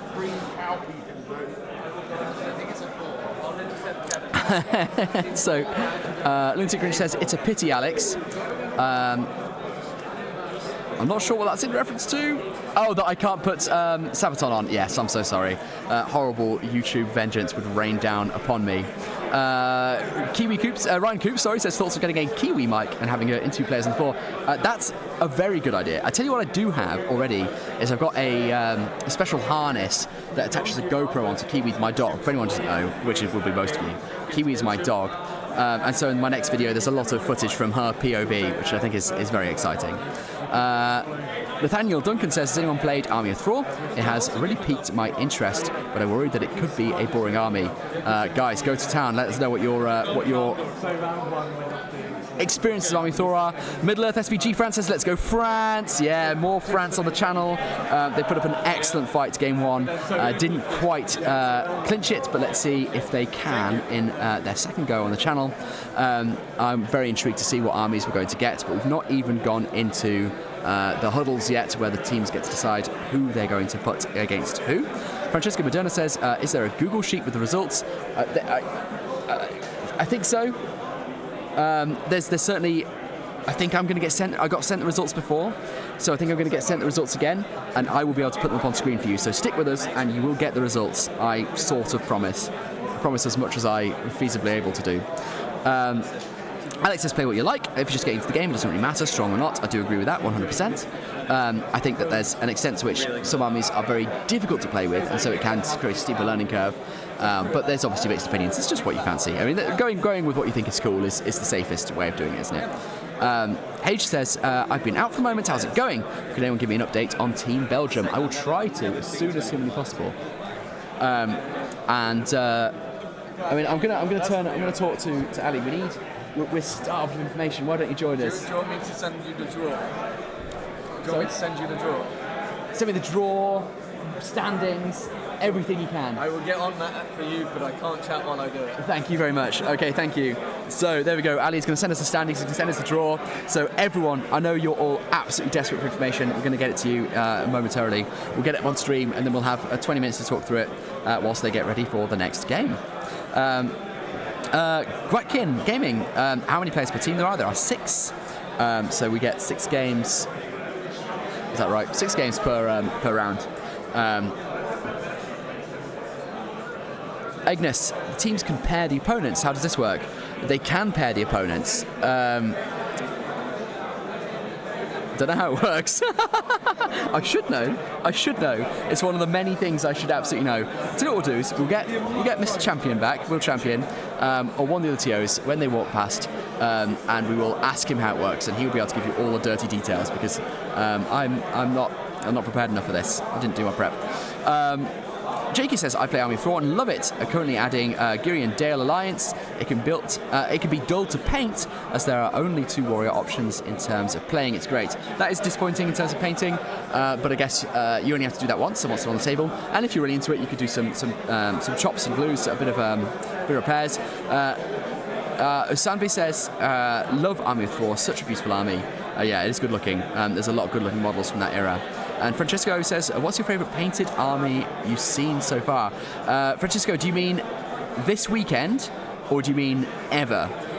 Because I definitely have some candidates for some stunning painted armies I've seen, but there's been some gorgeous ones here today as well. So let me know what you think. Do you mean ever or today? Grimdorp Future says, I started this year with an all-metal, oh bloody hell, all-metal Uruk-hai scout army because I'm an idiot. Yeah, I'm not sure why you do that to yourself. That sounds like pain. It just sounds like pain. What's the next game on the stream? I took a short break from Sea of Bites, so it looks like we've got another French player on the channel. Let me put the pairings back up. That's the countries. Here we go. So there you go. Oh dear. Oh, sorry, I heard a raucous round of applause. I was wondering what was happening. So I think it's going to be an interesting round. It's hold ground, which is always a bit of a slog. Not in terms of getting through it, in terms of you get to the middle and there's a pile up in the middle. Of course, as the players try to push each other out of the circle, it's sumo wrestling, but Middle Earth. Hi, welcome in Hegemon. Sorry, I clicked on the wrong thing, but we will probably show our sponsors in a second and have a quick chat about them because they've been so very, very kind to us. Grimdor Future says, I started this year, we've done that already.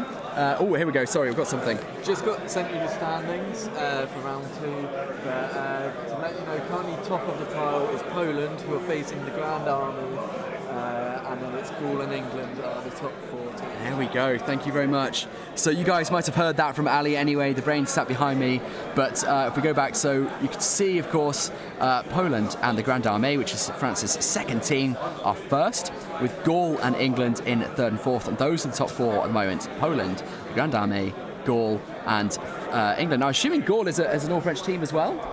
Gaul is Belgium. Belgium. Shit, so have I been ignorant? Don't worry, you're not the only person who's been thinking that. It's been France. Okay, I played too much Rome Total War. So Belgium, it's nice to see Belgium represented in the top 4. This is their home ground. Belgium, England, France and Poland in that top 4. Now, he's just sent me all the pairings by email, so we're just going to get those up and then I will show them to you. I need some food sooner or later. I'm so hungry. Here we go. As a thing at the point of your convenience. There we go, guys. So, Poland Grand Army, Gaul, England, Germany, Hussars, which is Poland 2, Ireland, Netherlands, the Lions, which is England 2, Italy, Pipeweed Smokers, which is a multinational team, France, Belgium, Denmark, Switzerland, the USA, Austria, Unquador, I don't know who that is, and the Fellowship of Europe at the bottom with no tournament points so far, and a bit of a nasty spread in terms of the VP difference. But you know, they're a wholesome group coming together, all of Europe. So I'm wishing them well. They've got 4 rounds to make it up. They've got 4 rounds. They can do it. Where's Canada? Am I missing something? Is Canada not on that list? Oh no, I see. I just missed them off. There they are. Oh no, they're literally hiding right at the bottom. There you go, Canada. But I believe in them. I believe that they can pull it back because they've got the might of Fangord on their side and therefore have already won the moral victory. Guys, I'm going to take a very short break to go and grab something to eat. I'm so hungry. I can't continue like this. So bear with me. I'm so sorry to put you on hold, but I'll be back in just a moment and I'm going to leave you with the pairings.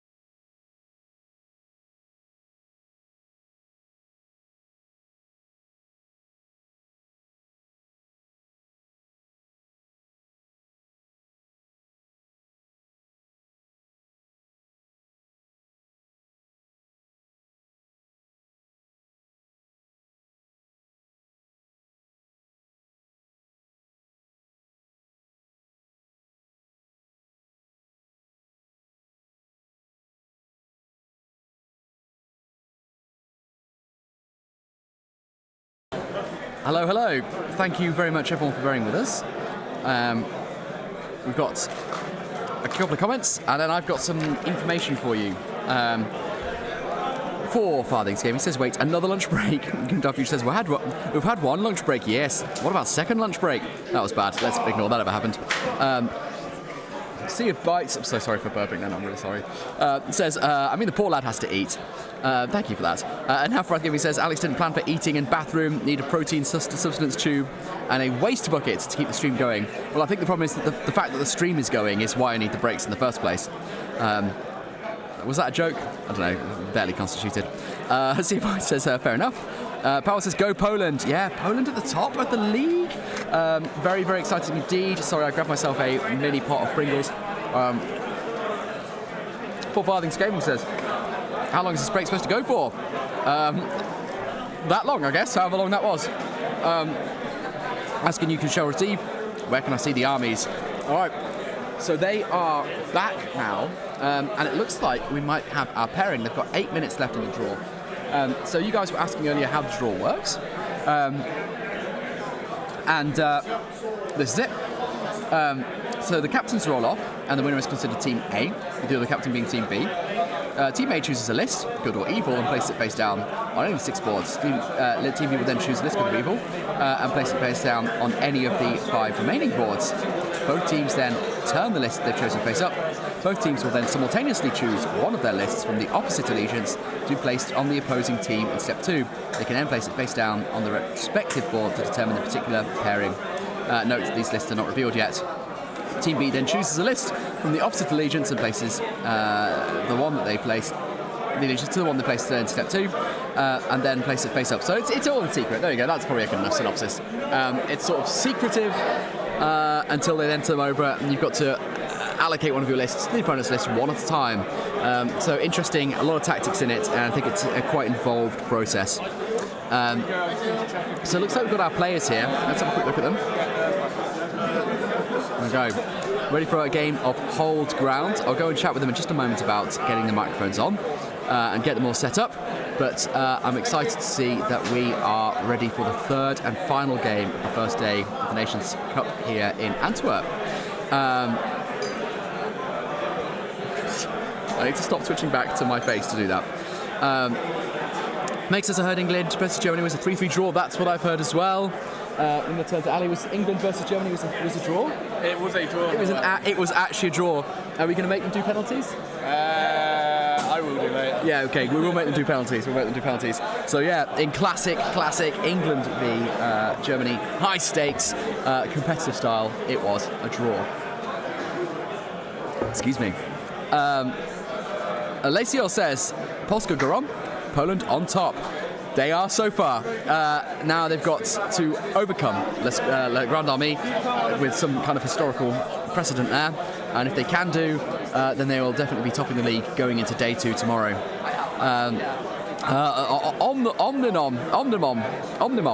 Omnimom says, is there a site I can go to for more information? It is all on the Facebook. I know not everyone uses Facebook, and I'm so sorry if you don't shoot the messenger, but that's where the information is. Facebook, the Nations Cup 2024 group, Facebook group. I can post a link. I can give you the rundown of the pairings, so let's go back to, why don't we go to my screen? Oh, well, that didn't work, did it? Let's try that again.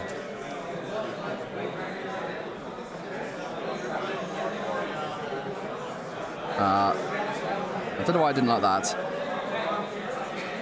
Don't know why I didn't like that either. Alright, let's leave that.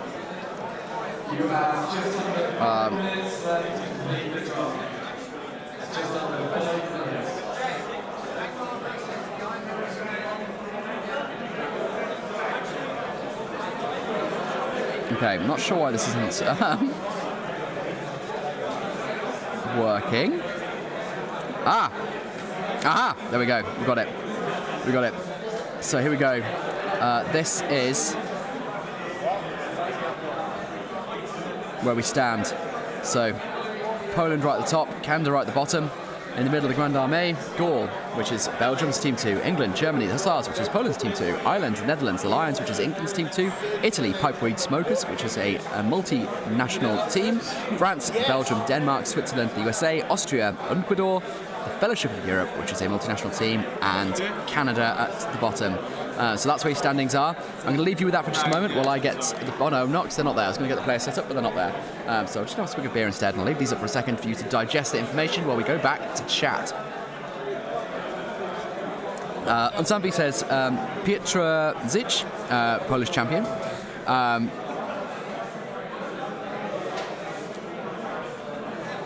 Fort Farthing says, just got back from my family stuff. I hope you had fun. Who won the Angmar v Erebor? Angmar v Erebor and Lothlorien. It was Erebor and Lothlorien. Really close, really close. Took it by 6-3. Both teams' protectee heroes survived. Neither team killed their target. Neither team took their terrain piece. But the good guys did break the bad guys. Right, if you give me a moment, guys, I'm going to go and say hello to the team and give them their microphones.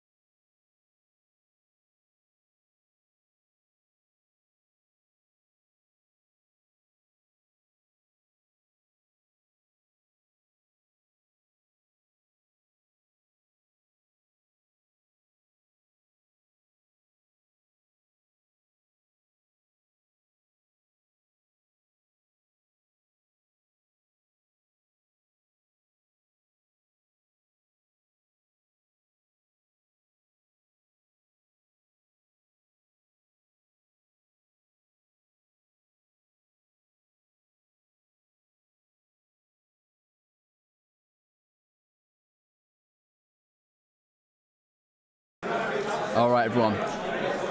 So we're going to get you names and lists in just a moment. But the game is about to start. They've got 30 seconds left on the timer until the game starts.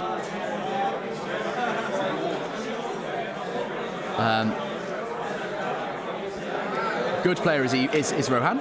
I'm not sure who the evil player is. So it's sort of Lothlorien and some weird Rohan Theodred Lothlorien list. All right, lovely stuff. Thank you very much. So we've got Assault on Lothlorien for Team Evil. And we have a mixture of Lothlorien and Rohan as the good side. So it'll be an interesting matchup here for Hold Ground. And of course they're going, there we go, so Poland I think is going first there. And being Maelstrom, they don't deploy anything on the table, they go straight into rolling to see who turns up. Let's listen in.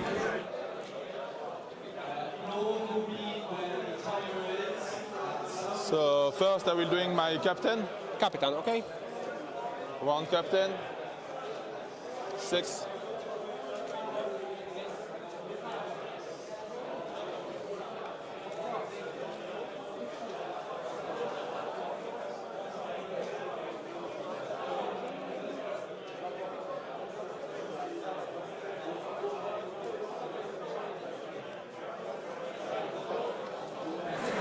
Glenn Seymour there saying, don't tie Poland and France.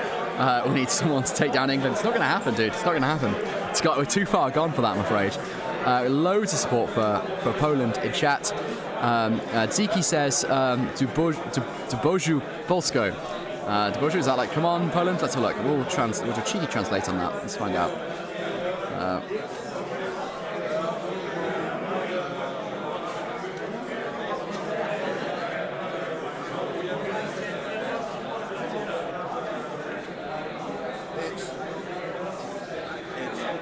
Oh, bloody hell, I copied the wrong thing.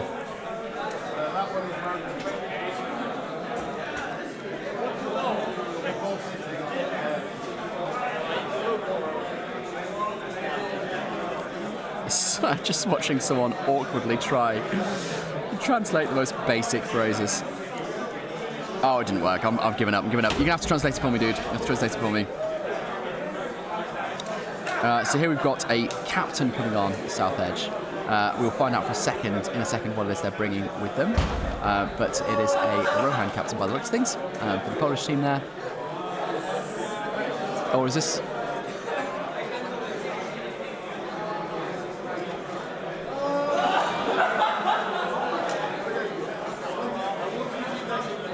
Dawaj, Godfried, you guys are really going to have to start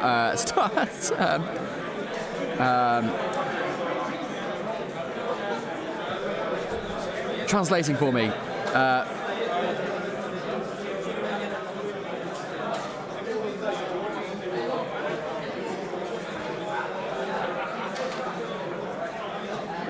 So that was a 5 for the second warband.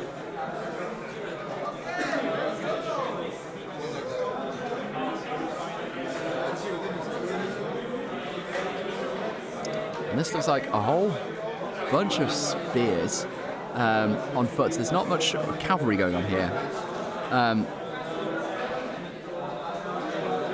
They also look like converted spears. They're super duper long, almost like pikes, but of course there's no pikes in this list unless this is the Lothlorien. I'll go and check it out in just a moment.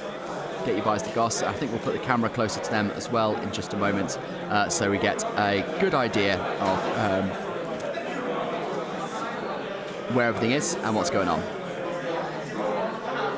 So bear with us. I don't want the players to have to wander around me while I try and move the camera. Genjon says who's playing. So we've got the Grande Armée, which is the second French team, and we have Poland, and these are the top 2 teams in the event at the moment. So we're basically at table 1, duking it out in Hold Ground. Hold Ground, for anyone who doesn't know, and I think everyone does, is Maelstrom deployment and trying to seize a circle within 6 inches of the centre of the table.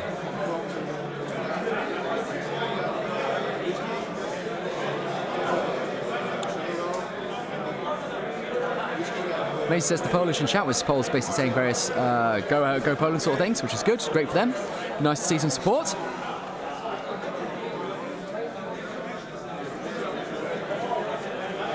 So this is Elfhelm going down. Elfhelm got a 1, so he's not going to be deploying this turn. No miting on that. This is Dernhelm. Dernhelm got a 5, so he's choosing north or south. So this is a good opportunity for him to sort of clump up the south. Dernhelm's coming on with some riders. Glenn Seymour asking for army lists. We will get them. We will get those army lists as soon as possible. I'm getting panicky fingers up from my colleague Ali behind me, but we will get you the army lists on screen in just a moment.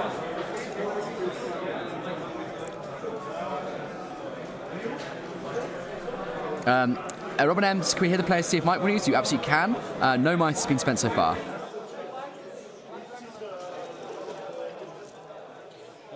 So now mine. What didn't come? Sorry? What didn't come? What didn't come on the battlefield? Everything. Just.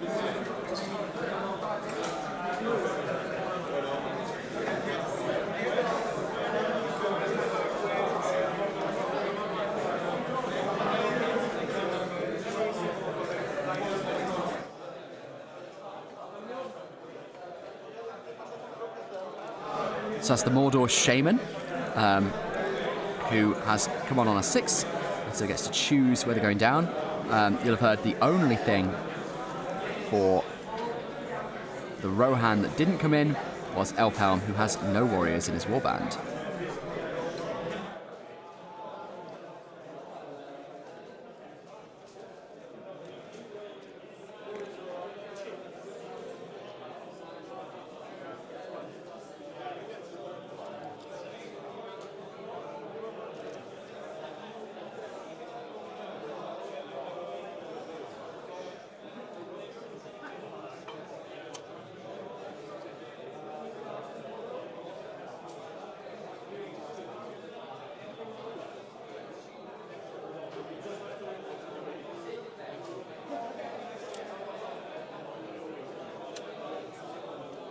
Okay, I've received the army lists, so I'm just going to get those on screen for you in a second. We can keep watching the players.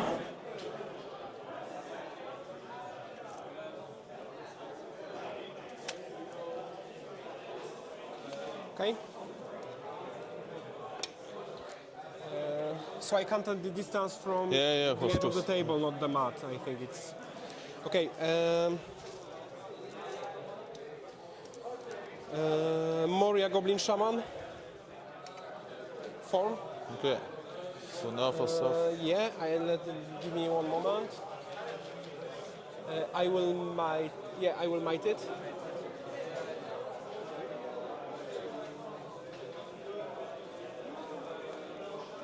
Fuck, this is not my list.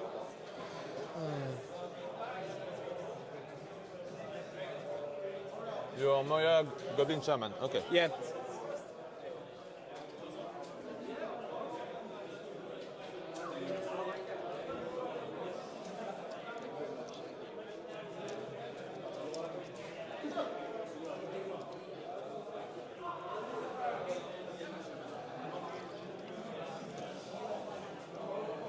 So yeah, from the Which same one point. is your Yeah. captain?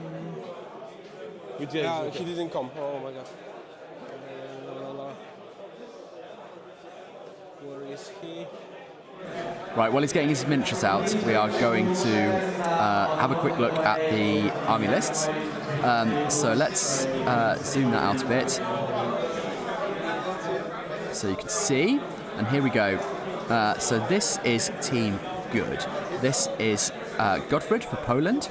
And as you can see, he's got Galadriel, 12 Guard of the Galadriel Court, 2 Wood Elf Warriors, Wood Elf Sentinel, another Wood Elf Warrior with a bow, a Galadriel Warrior with bow and spear, and then we've got Captain of Rohan with 9 Royal Guard, and those are the guys with the spears I saw earlier. We've got Elfhelm, who hasn't showed up yet and does not have a warband, and we've got Dernhelm with 1 Rohan Outrider with a horse, and then Theodred with 1 Rohan Outrider with a horse. So Theodred's on, Elfhelm is not, Dernhelm is, Captain is, and Galadriel is.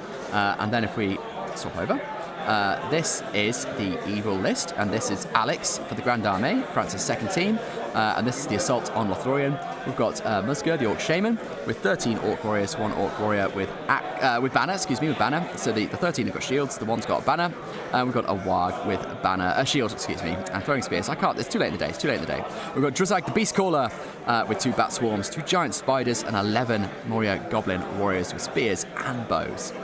We've got a Wild Warg Chieftain with 3 Wild Wargs, a Moria Goblin Shaman, 8 Moria Goblin Warriors with spear and bow, and Musgul, just so you know, is just deployed. Musgul's just deployed on a 6, so he's going to get to choose wherever he goes down. No might needed for that, just a natural 6 to get Musgul on the table. And then finally we've got an Orc Shaman with 10 Orc Warriors with a shield and axe, and 1 with spear and axe. Let's go back to deployment, see what's what.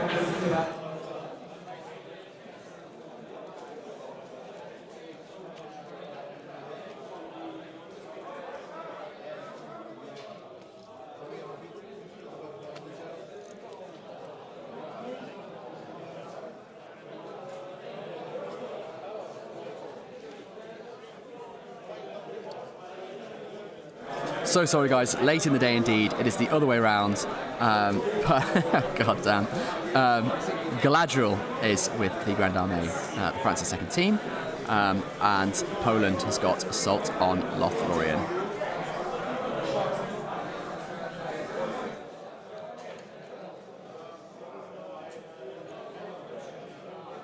It is late in the day indeed. I lost my point, so I can check if.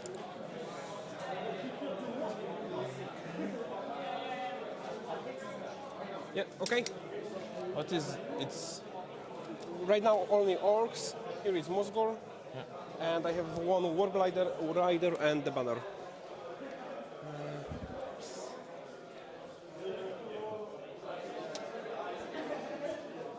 So here we go.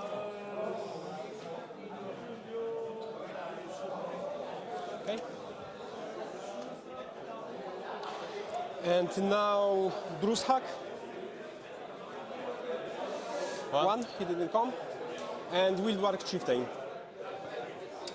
One, he didn't come. That's nasty. So both the Wildwark Chieftain and Drozag, neither of them turned up at the table. So they've finished their turn 1 Maelstrom deployments. They've got 2 minutes and 50 seconds to wait now until the game starts proper. So I think they're just hanging around. I think they might be allowed to start, I don't know. There's no TOs around to say, and I'm not brave enough to. I'm going to move the camera in, so I'm going to leave you with the players for a second. Give you a moment.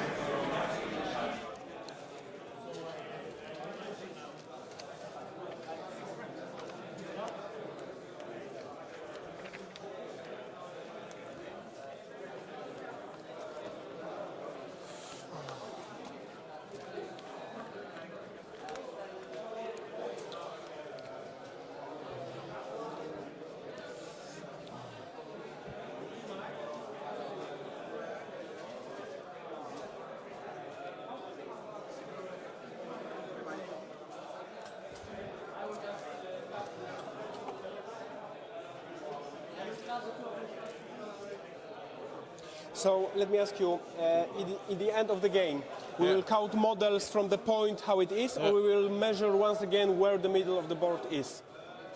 You know what I mean? Yeah, I understand what you mean. Because it's, I mean, it doesn't matter to me. Be careful. Jesus. It doesn't matter to me which way we go, but... Yeah, but we take this marker at the end of the game. Okay, so this objective... Beautiful Lothlorien and Rohan army here. Really, really nice paint job. Although this camera angle's not going to serve as much good for long. I might have to move it again. Of the marker. Certo, okay. That's fine. So yeah, I can... we can start if you want to start. Yeah, it's okay. Okay, so good luck. Yeah, you too. And priority. 5. 4, it's yours. Yeah. Do you do something? I will call channeling with Galadriel. Channeling with Galadriel. Okay.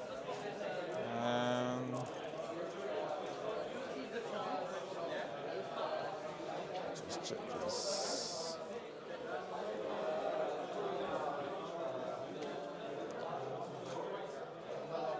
So I think I heard a Galadriel channel there, turn 1. Presumably to get a blinding light off, so that it will go to exhaustion. So that's it, yeah, just channel from Galadriel there.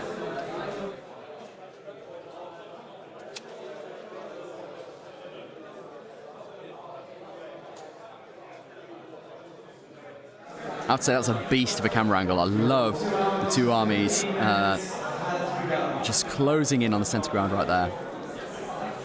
We're going to see a lot of bloodshed right in the centre around that little well, centre of the road.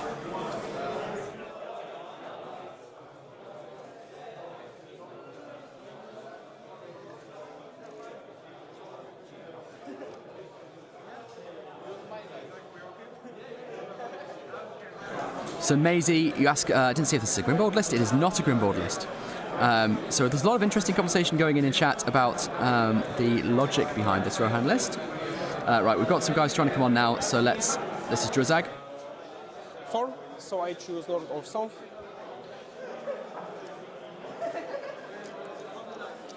So there you go, Drozag deploying on a 4, and I think we'll have a Wild Chieftain to come on as well. Yeah, Maisie, what's the idea here behind not doing Rohan Royal Guard skip ban? Mason says Theodred has a lot of killing power. When he's not the leader, his profile is balanced based on the fact that he's kind of weak and can be kept to safety. Can't be kept to safety, excuse me. Elves provide a fight value and spear supports that Rohan doesn't have. I didn't see if there's a Grimbold list, which it isn't, but Grimbold provides high strength to Rohan in the front line. I'm so sorry, I'm not going to pronounce the name. Razi? Yes, Rohan Lothlorien list is known in Poland, but with Theodred and 15 Rohan Royal Guard, not Elfhelm and Durnhelm, we like to ally Gwar here to the list. What countries and objectives are playing? Simon, this is Poland, who are currently right at the top of the tables, versus France's second team called the Grande Armée, and they are playing Hold Ground.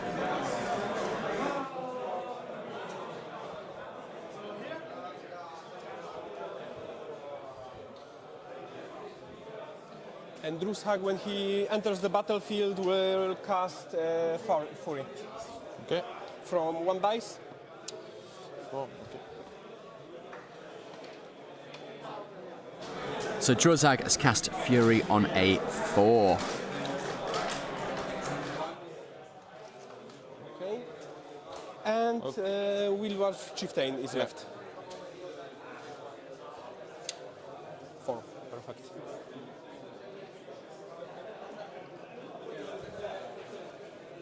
There we go, better roll this time. The Wild Chieftain is down on a 4, being able to bunker up with his comrades over there.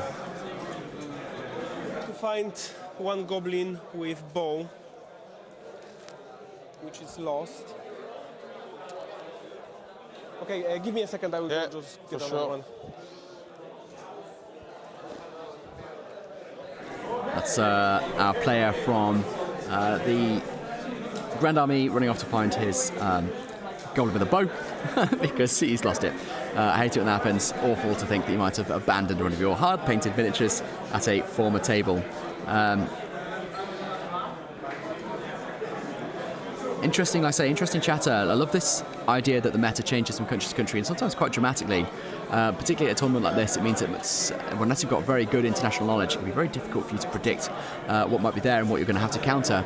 And it just shows how sometimes the meta isn't quite as sturdy a beast as we think it is. He's found it. He's found his last goblin.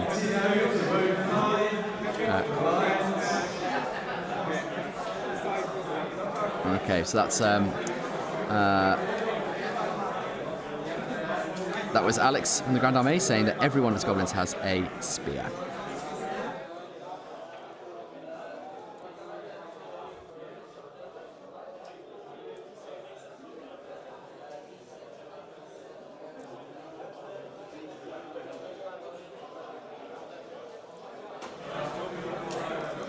Yeah, that's right. So Chaotic Painter said, missed it. Is Poland with good or bad? Poland is evil. I got it wrong earlier. That's Gothrid with Assault on Lothlorien, and we do actually have some Lothlorien on the table for Team Good, so it's a pretty fluffy matchup. I can get the lists back up in just a second. Dean says this is going to be a tough one for Rohan Lothlorien to get through, and Chaotic Painter says partner isn't a fan of the hobby, but being Polish, she's interested in this. Well, there we go. We've got a Pole fan in the chat. Let's have a quick look at those lists again, just so everyone has them.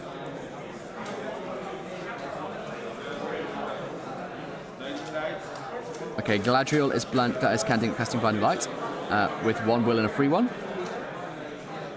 6.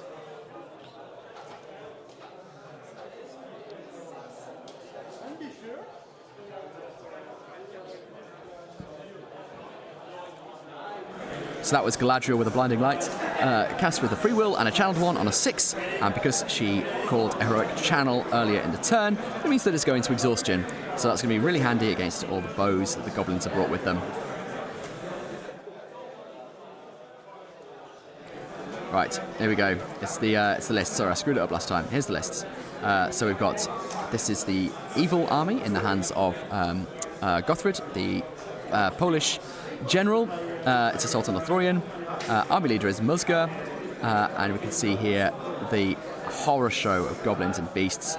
I'll leave it up for a couple of seconds because there's just a lot of shuffling up here with the Galadriel, and you'll be able to see what they've moved to once I take the lists back off the screen.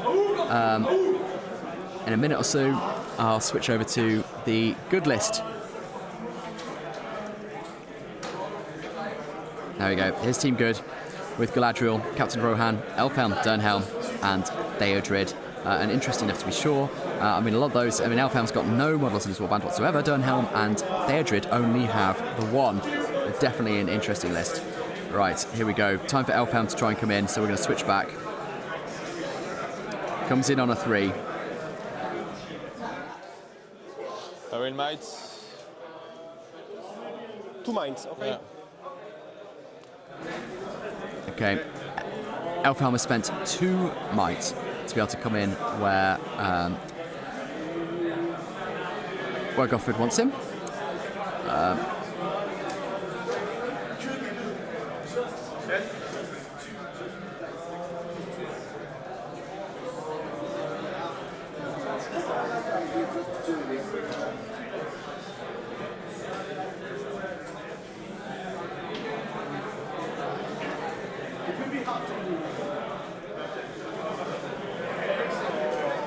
Okay, so we've got a heroic march going off there with the captain. Priority went to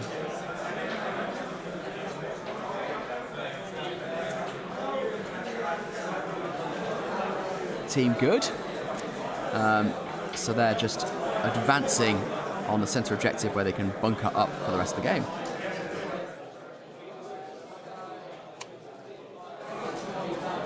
We've got a load of comments here. Analysis of the list, that's what I'd like to see. This is going to be a tough one for Rohan Lothlorien to get through. We've talked about that, yep. Ted says, do Druzag just cast Fury? Why really, really wants to charge Galadriel, I guess. And Marcin responds, they will be resistant to Sentinels. Ted says, alright, yeah, duh. I play Sentinels all the time too, lol. And Sandvi says that this is a savage list, presumably in response to the Assault on Lothlorien list there.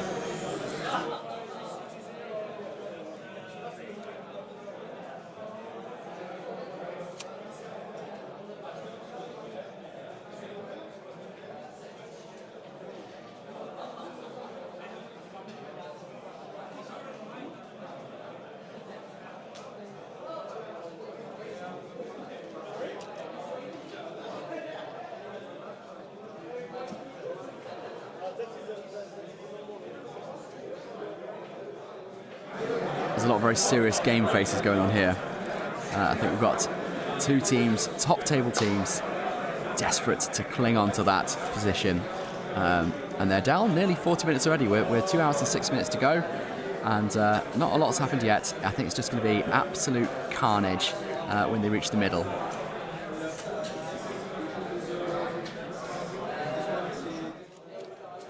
Okay, your moves.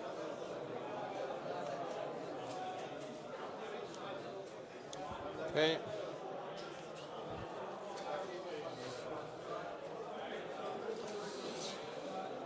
So I will march.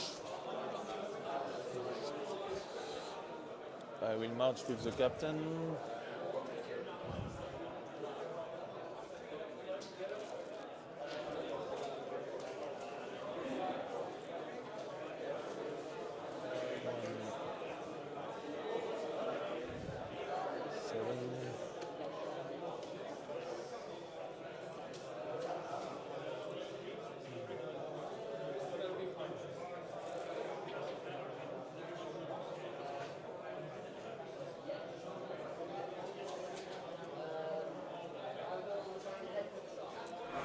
So this is the Galadriel Lothlorien charging up the field.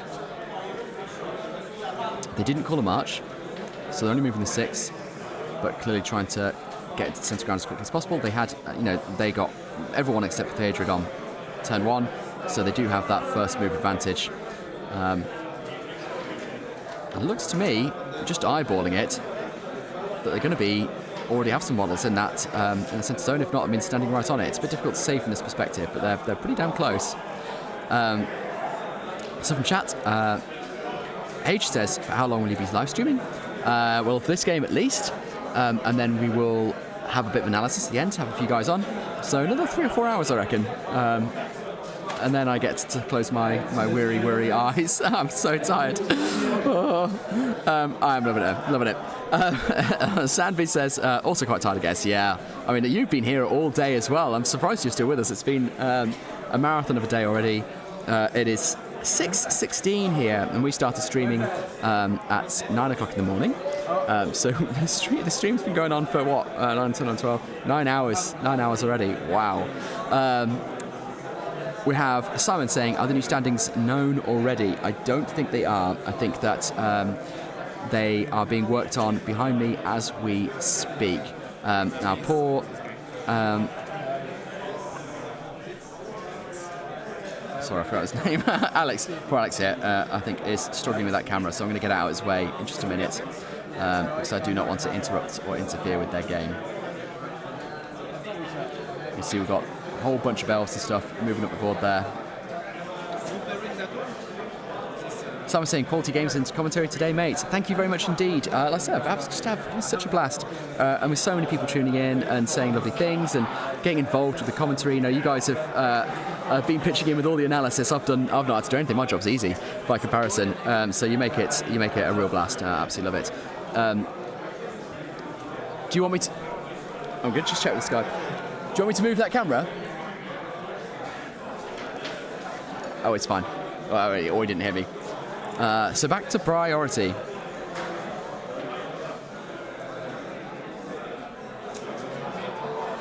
No heroics. So no heroics. So the long march continues. Sambi says, you're not going to miss Poland at the top table. Of course. Yeah, of course. You've got to fly the flag. I mean, any bets, you guys in chat, let us know who you think is on for a win here. And we've already had some thoughts, of course. Right, Fury being cast. So Orc Shaman has Fury off again. Grim Dwarf Future says, Alex must be a difficult name for you to remember. Mate, anything is difficult for me to remember at this point.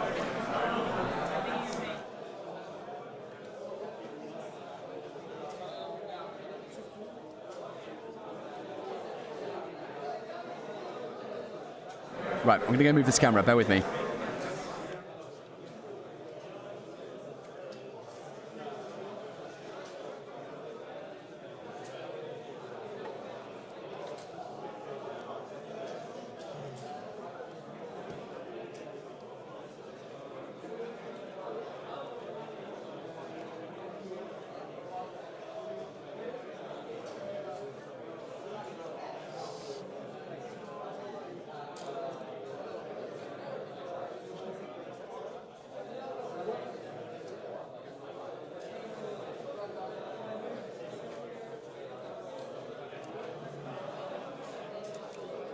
How many bows do you have? I have 4 elf bows, sentinel, and 2 outrider.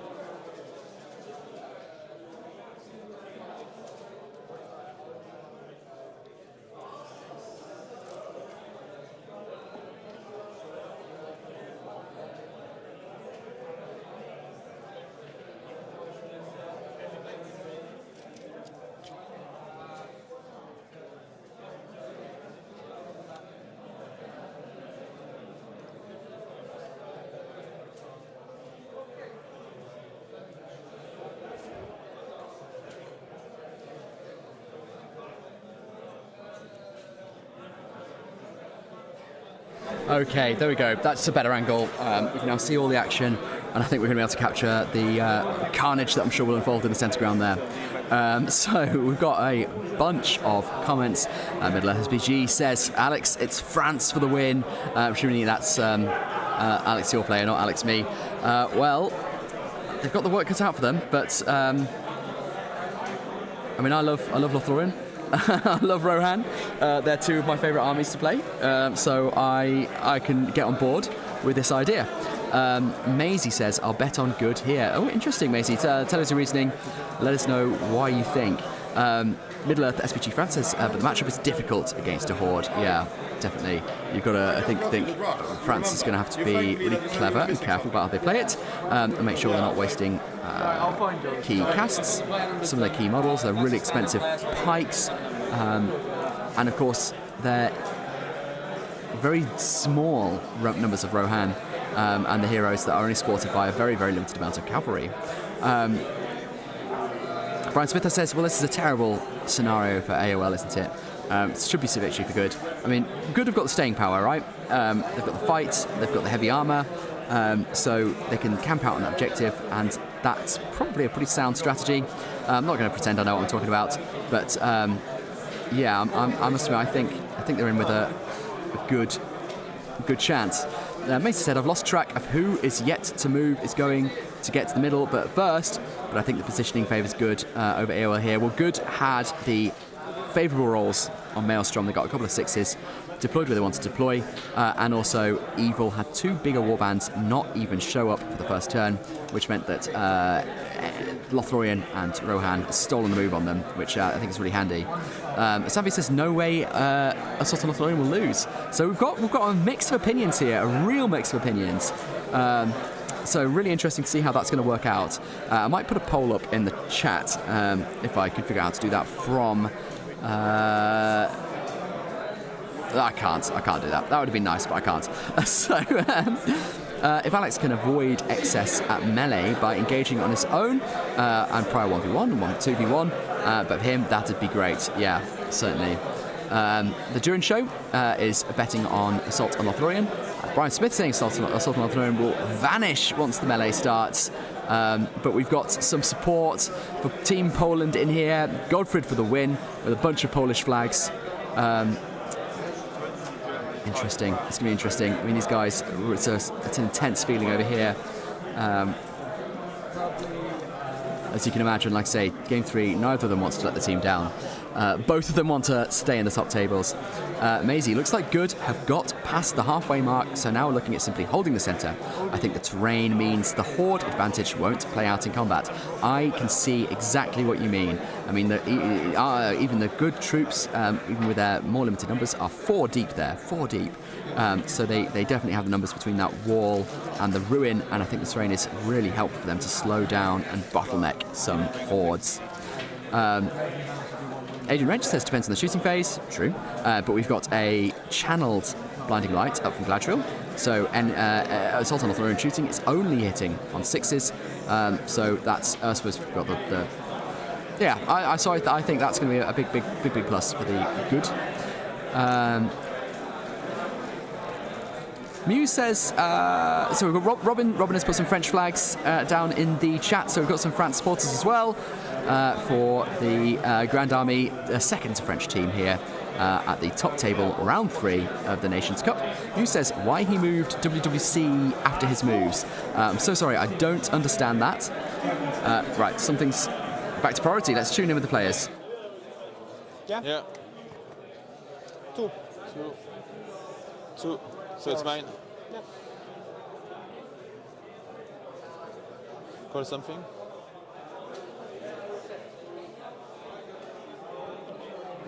So priority to Grand Army. We're just thinking about calls here now. Team Evil. Yeah, okay, you can go first. No moves then, no moves. So Team Good are getting the first moves here. I'm presumably going to use that to start getting some favourable combats later in the turn. Maisie says AOL's Jos, I'm so sorry if I don't know how to pronounce your name, Jos, says wide channel blinding light. Well, we means it goes to exhaustion, so it will go until Gladriel runs out of will, rather than only being active for the turn. So spending a might on it at the beginning of the game can be a really helpful way of getting a 6-inch blinding light bubble for the rest of the game. AOL's advantages in the shooting phase are in getting in-ranged beasts. Not much shooting going to happen given the scenario, and beasts don't look like they're positioned advantageously. Interesting. Again, I don't feel competent enough to comment, but you got, all the brains are in chat. They're all on your side of the all on your side of the equation. So I'm outsourcing my intelligence and witty commentary to you guys. You can take on the reins for me. Mace says that's my thoughts anyway.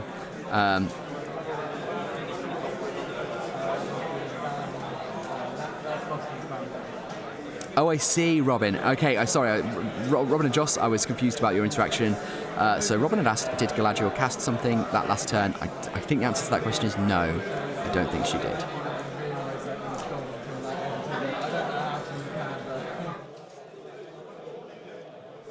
Okay, guys, anyone who was in early, I'm afraid we're back to arm cam. We can't escape it. Cannot escape it. My who? Okay, this is a free will transfix on the shaman. Okay. Yeah, he's transfixed. It's fine. Okay, so the shaman is transfixed.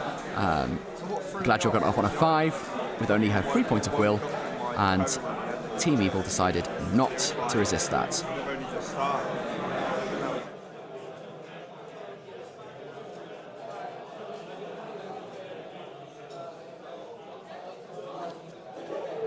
We've had a few people in, so if you've just joined, as a reminder, this is the top table, round 3, the last game for the day here at the Nations Cup in Antwerp. We've got Poland, who are currently absolutely top of the leaderboard, smashing it all the way, versus the second French team, the Grande Armée, who are second. Obviously, that's how the top table works.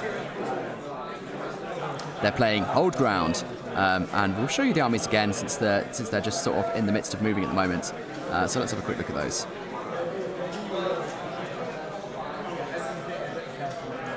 So this is Team Good with Galadriel, the Captain of Rohan, Elfhelm, Durnhell, and Theodred.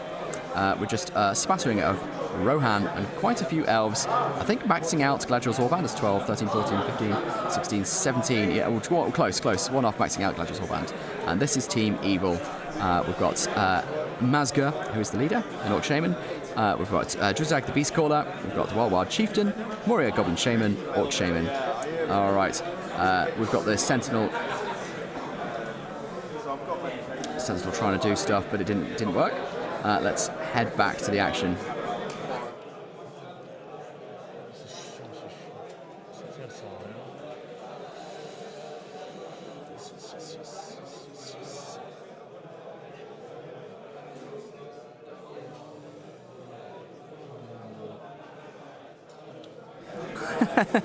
Alexander Anglin saying, dread it, run from it. Arm camera arrives all the same. It really does. There is no escape from arm cam. It is our destiny, I'm afraid, guys. You and me, we are staring down the barrel of a future full of arm cam. Leos, thank you very much. Yeah, the Nordic J is pronounced E for you in English, so Leos. Thank you very much. I really appreciate you spelling that out. And I'm sorry that I was rude enough not to know how to pronounce your name in the first place. It's because I'm English and we are very, very lazy. Very lazy indeed. Alexander Anglin says, 12 GGC, Galadriel Court Guard seems excessive. But the Irons in second place, so what do I know? I love Galadriel Court Guard. You know, obviously pikes, super handy. Being able to defeat the advantages, particularly against cavalry, by having those 3 attacks. I love the fact they can shield with the pikes. They're really helpful. But yeah, I'm not gonna deny. I mean, obviously amazing fight value as well. Getting that fight 6. I mean, I remember fighting the Fellowship with 6 Galadriel Court Guard, and they just made all the difference. Absolutely incredible. But 12 is a lot. Glider will charge him with throwing spear. It's a hit and nothing. Okay. Goblin Shaman will try to transfix Theodred with 1 will.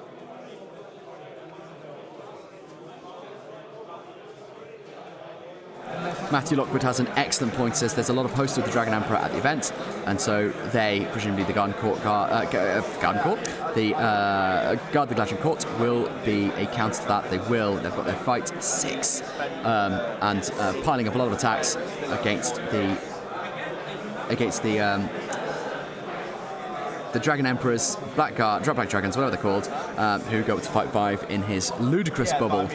So perhaps that is why they're spamming the Galadriel Court Guard.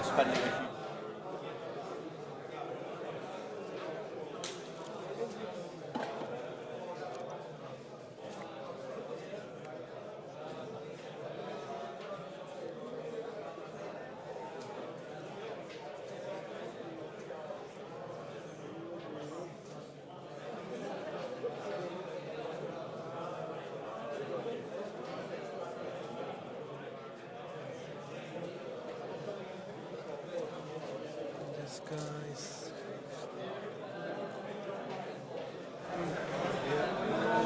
guys. See bites. Yes, I think it was the Orc Shaman that was transfixed. There are two. There is a Goblin Shaman and there is an Orc Shaman. I believe it was the Orc Shaman, but I can't see him on the table there. I don't know where he is. I go 5 inches that way. So over here.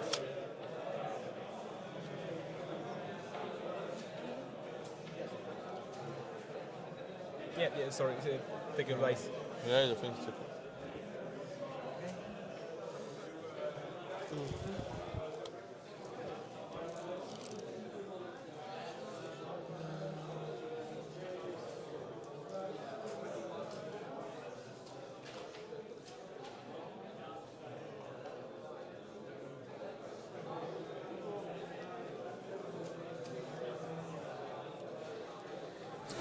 So we finally reached that. Oh, we've got transfix going. Yeah. This is a 1 dice transfix against their Druid. Yeah, it's a 5. It's fine.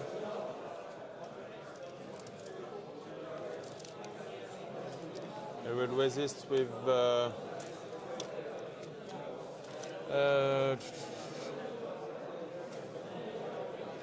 2 dice.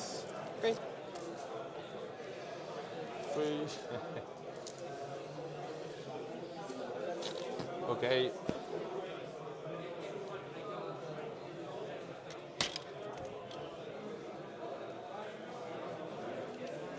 So it looks like that's a transfix successfully off of Theodred.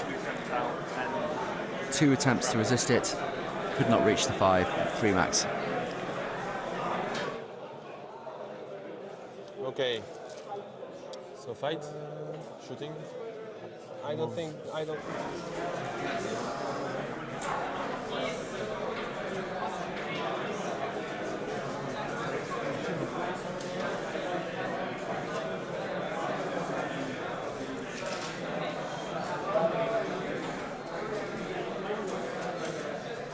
Get ready for arm cam. All right, we've got some comments in chat. Oh, let's listen to the shooting actually. Okay, 2 hits in the way. Yep. 1. Nothing. Okay. So we fight. Priority was yours. Yeah. So. So I think first we'll do this captain against this. Yep. 2 guys. These 2 guys, yeah. Okay. I will use shielding. Yeah. Okay. So captain. Oh, we've got a 6 already. So that's an elf. I think it's actually the Rohan captain. Sorry, it's a Rohan captain out fighting the orcs on a 6.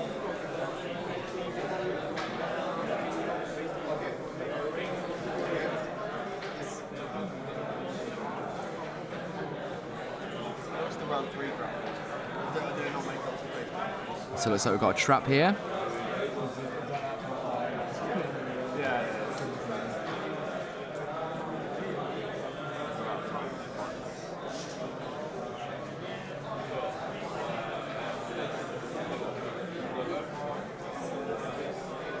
So we've got one orc killed there.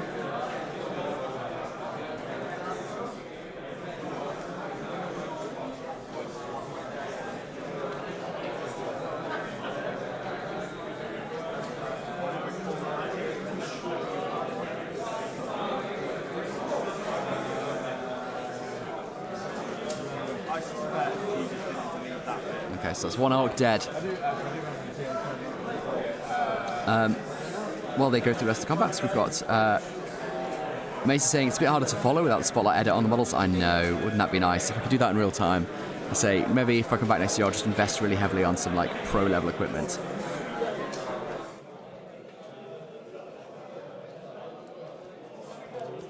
Okay, so Elfen.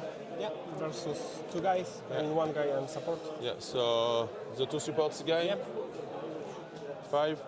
Elfen. 4.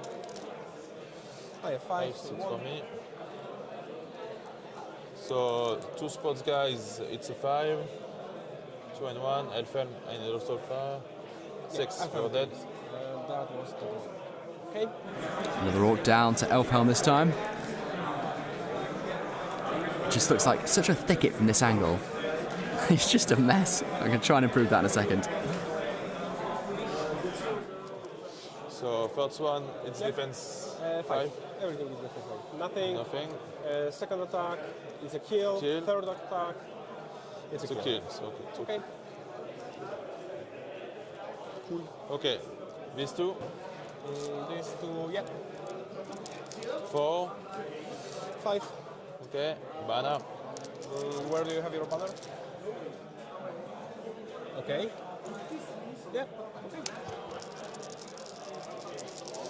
2, so it's yours. And I need defense extra. I need 5. Yeah. Yeah, he's that.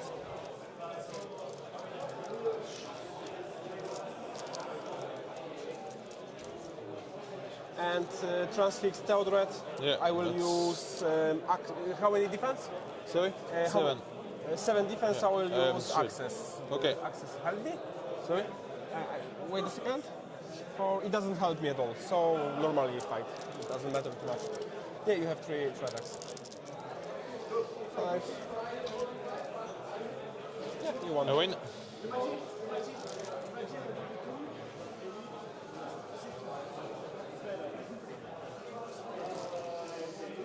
Priority? Yes. 4. 2. So it's mine. Okay. So as they work through their combats, let's have a quick look through the comments. During show says, great production quality, thank you very much. We had absolute drama, real drama setting it up, so I really appreciate that. Asked what we used. We actually just used, I wanted to use my Sony ZV-1 for the top-down camera, but it didn't work. The charging port is broken, so I ended up with just a phone. It's just a Google Pixel 8 top-down, and the other camera is a Logitech webcam. That's it. So, but it's a nice one. It's a slightly expensive, like HD one. But yeah, it's doing all right. Next year I'll come equipped to the DLSR, I think, to really improve that top-down quality, make a big difference. Maisie says, I think the game started 1 hour ago, so I think it's 1 hour left. We've actually got an hour and 41 left. An hour and 41. You're right, an hour has passed, but they get 2 hours and 41 minutes.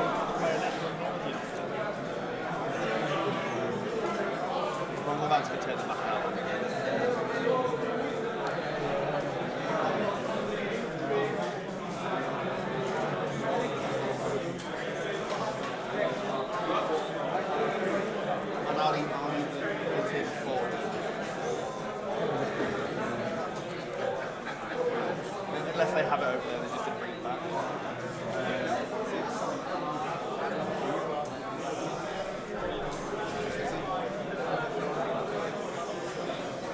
And we'll try to cast something like transfix on Theodred. Okay. With 1 dice. 3, I will try to re-roll this. It's a 6. So 6 to cast another transfix on Theodred. Poor Theodred, not having a good time of it.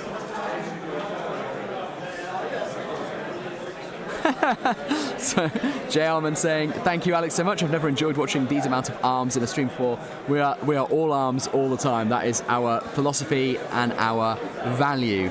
It's all we do. Sandvik says Alex is the best. He's doing very well, assuming you're talking about the player rather than myself. But he's doing very well. I think they're both really, really engaged with this and trying their best to do their countries proud. Our War Machine, excuse me, our War Machine 7 says, lovely assumption you think you are coming back to stream next year. So joking, you'll be nothing short of excellent, thank you very much. I've just decided if I keep saying it enough, then I will guilt them into it. But I appreciate I might not be, because there are a lot of really fantastic content creators, and I'm sure a bit of shake-up will be welcome. But Jay Alman says for sure, thank you very much. It's very kind indeed, guys. Juicy 6 from Tommy. Yeah, that was a very spicy 6 on that immobilize, bringing Theodred back out of action for the turn.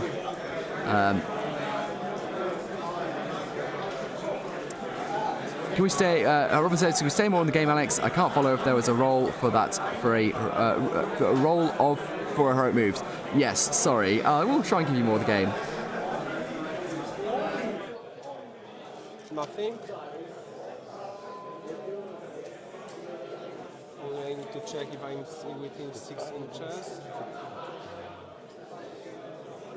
Okay.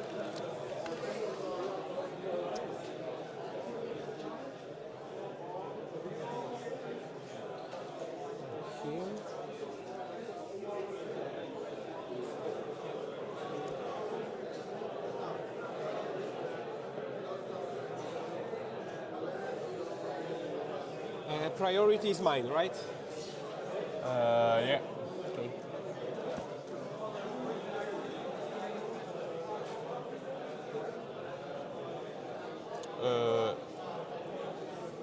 Yeah. No, it's. Yeah, it's also.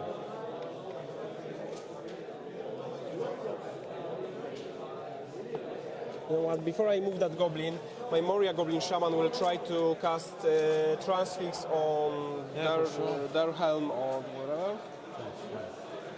So it's his. So both shamans are at one point of your will. Yes. At that point. Okay.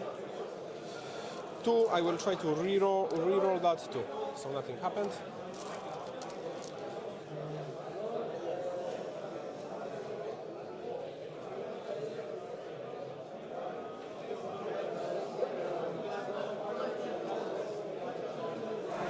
So Shaman failing a transfix there, even with a reroll.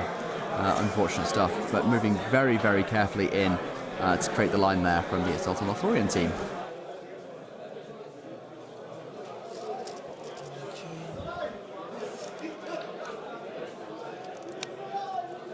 Now this Batsworm will charge Theodred.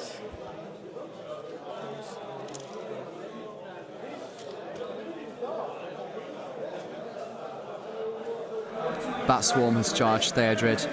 Transfix Theodred, he's in trouble then because that's going to half his fight value. Bats, I bloody hate him.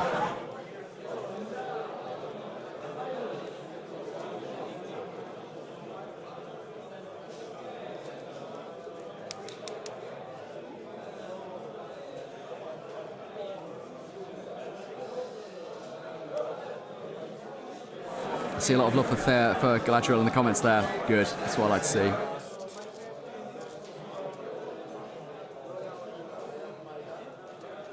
Transfix to Durham from 1 dice. That is his second point of will. It's a 4. Yeah, yes, let's leave it at 4. I will lose 1 will and resistant to magic. So okay. Resistant to magic. 1 and will 1. And okay. Which will, because you can choose will from Mary or from Eowyn, right? I cannot choose the will from Mary, I will choose the will from Eowyn. There you go, so Eowyn on Durnhelm spends a will to resist being transfixed as well. Really handy stuff.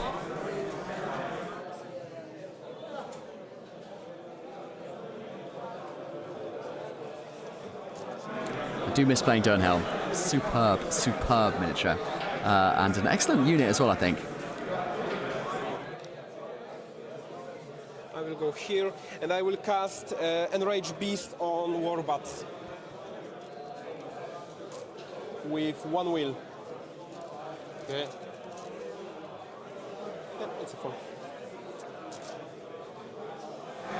So the bats have an Enraged Beast. We all saw it come in. Oh no, it is two guys. 2 guys. Do you are in base contact with the wall? Yes? Okay, so you defend the barrier, that's fine. And now it's your heroic move from Captain, and then are my moves. You charge my captain, so. Oh, so, okay. Please.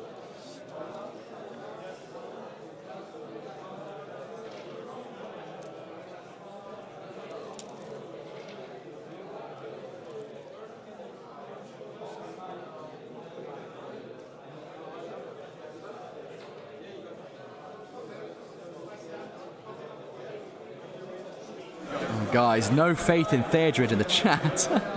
Brutal. Theodred's about to die. Theodred's going down. Matt and C, it's interesting to have a transfix on both sides. And you're absolutely right, guys. I think I was wrong, and that was resisted on Dernhelm, as Alexander Aglen, thank you, very kindly pointed out.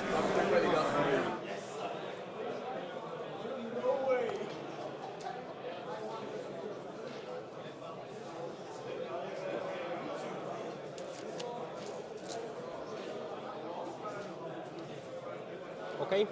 Yes. I think I moved everything. So my move. Yeah.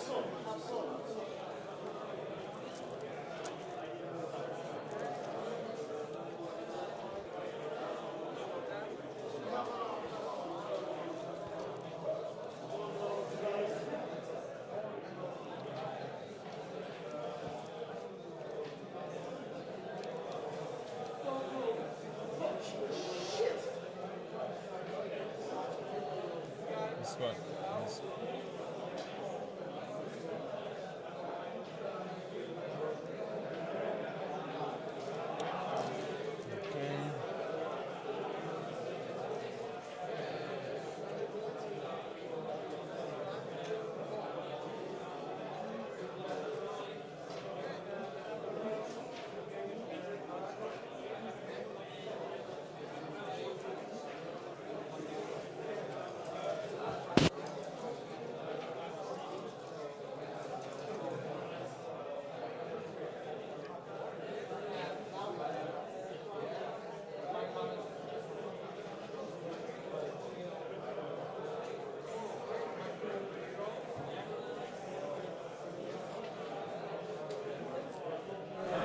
Haircut for Cameron for the win, Alexander. Haircut Cameron for the win.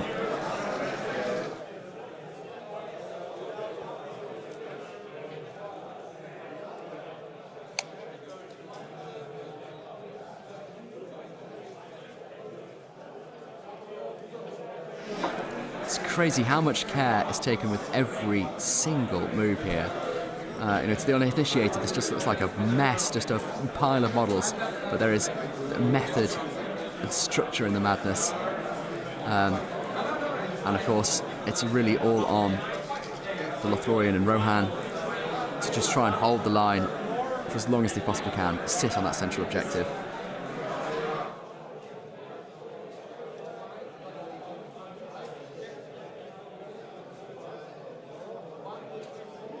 This one against these two? Yeah. Again, here, two versus two, 2 versus 2. Okay. Yeah, Blix, it's hold ground they're playing. Everyone is now on, and the Polish player, Gottfried, is trying desperately to move up the board to the centre ground, but there is a line of Rohan and Elves sat in the way.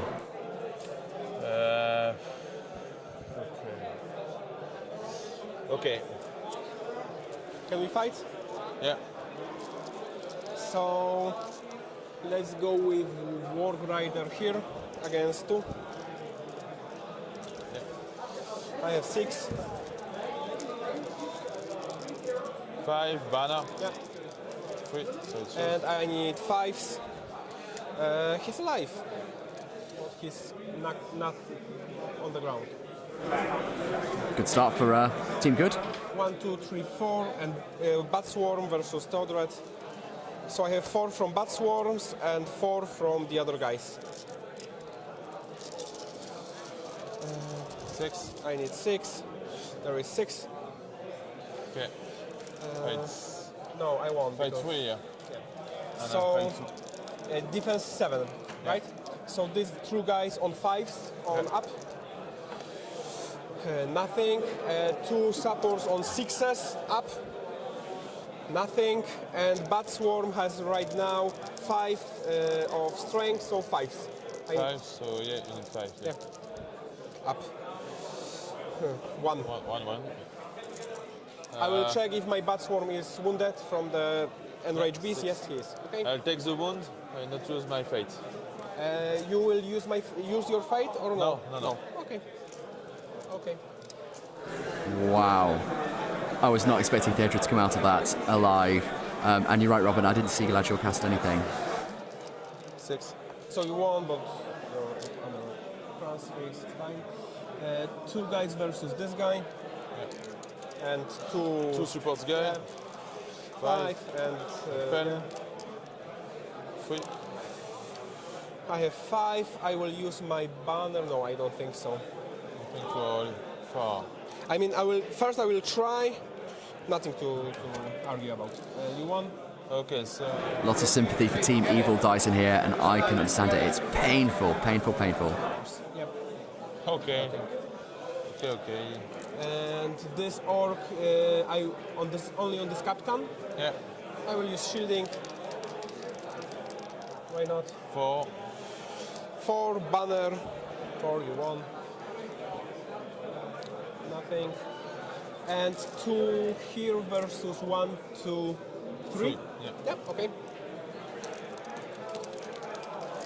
6. Yep, so 1. And you need 5. I mean 1, 5, it doesn't matter with only one, you can kill only one guy. Okay. Here 2 versus 2. Yeah. Front 1. 5. In front, because the other one you have a banner, so it's -1. Okay, That's okay. fine. I have 3. Okay, I win. So this guy defending Yep. 1 support. So nothing. Okay. Why 2 attacks? The support 1 have to do a passage on the barrier, and after I try to. 2 versus 2. Yeah. 6. I win. 5. Okay. Front 1. Nothing. Passage. Do it's in the barrier. 2 versus. Why is nothing dying? It's brutal, but the opposite of brutal. Sedate. 5, 5, 6. Yeah. Is that? This guy versus 2. Yeah. I will. 4. You charge here, okay? Yeah. I will use shielding. That's fine. Yep. Okay. 6. I win. Yep. And you need 5. Yep. 6. And here charge versus this one. I will use shielding. 6. How many fight do you have? 3. Oh, so we can draw technically. No, you won. And you need 5s again. 6 for that. Okay. Priority? Yes. 5.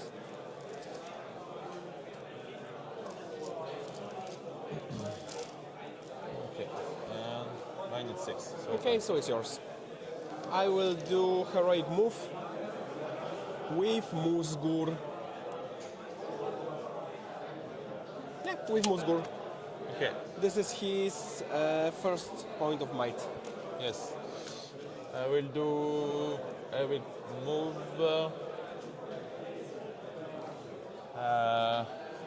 with Mary. With Mary. Okay, we've got to move off then. Musghal and Merry both calling moves. And it is Team Good to roll off. 3, it's yours. Okay.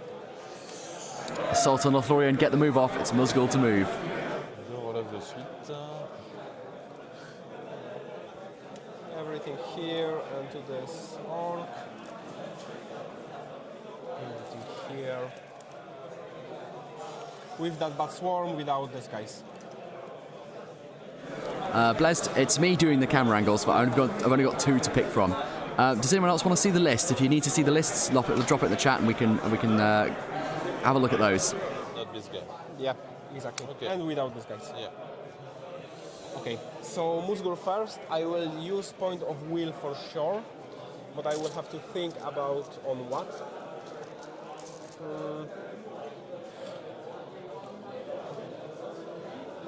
Fish Priest, you have an excellent name. Here's a transfix on Durnhelm, 1 dice on a 6.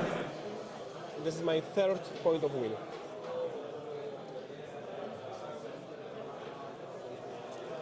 And I will move a little bit further. Do you resist? Yes. Just with resistant magic. Okay. 4. Okay.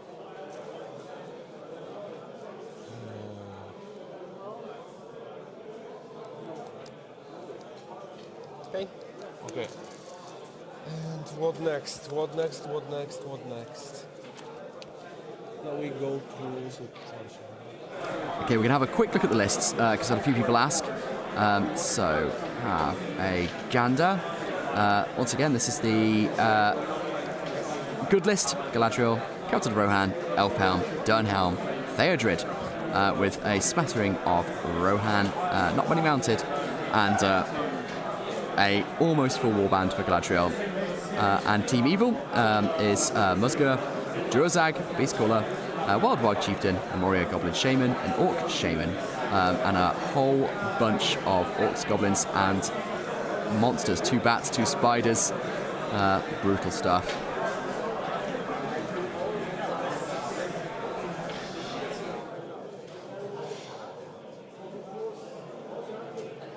Okay.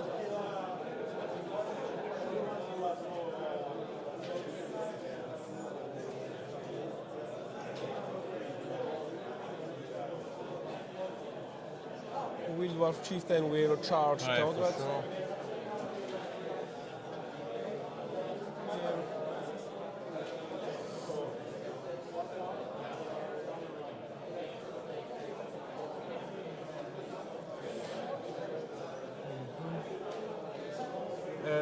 And now, yes, Batswan will go here.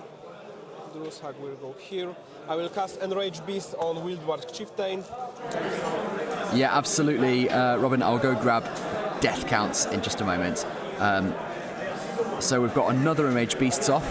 That was the 3rd point of will spent on that. All I have left is... No, I think it's everything, because this is outside the heroic move, this is outside the heroic move. So, your moves.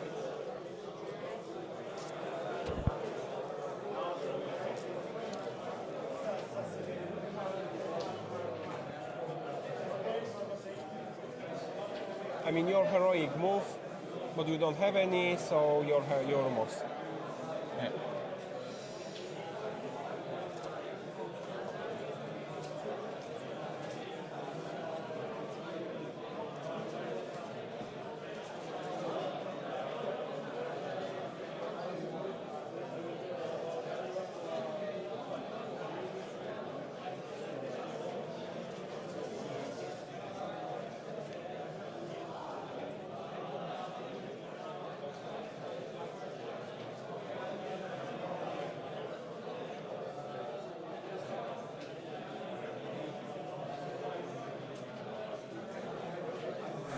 Okay then, guys.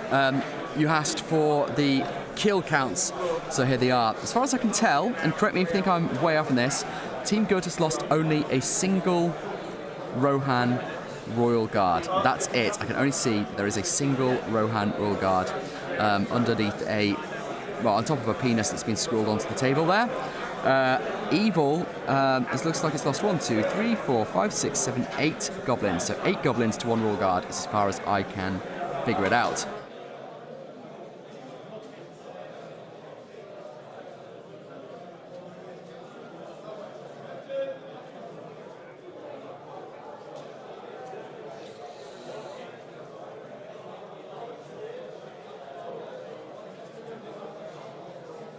Do you see him? Yeah.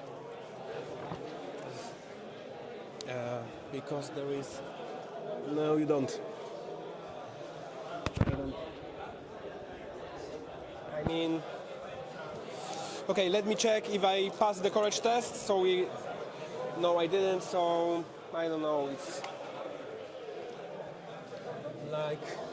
excuse me, Will? Can you come over here for 1 second? Is that a ref call? I literally can't hear you. Okay, we've got a TO call, so I'm going to turn off their microphones now because we don't record the TO calls. So you have to look at my face for a second because we don't put the players talking to TOs on the stream, but they're just doing a check of line of sight to see if a sentinel can see a giant spider. TO's having a good old gander, checking it thoroughly.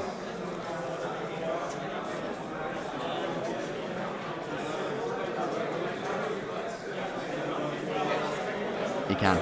He can. All right, so the Sentinel can see the giant spider. Oh, shit.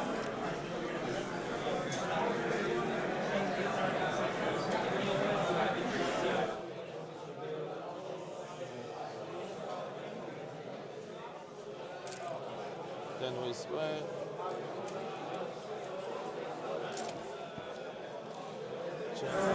Appreciate Jay's thirsting over Ed. There he is, the hot stuff.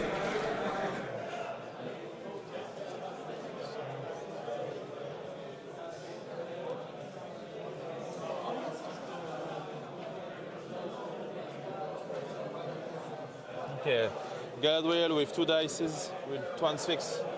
Okay. The wild war. I do a 4. Okay. I will might. You will use might. Also.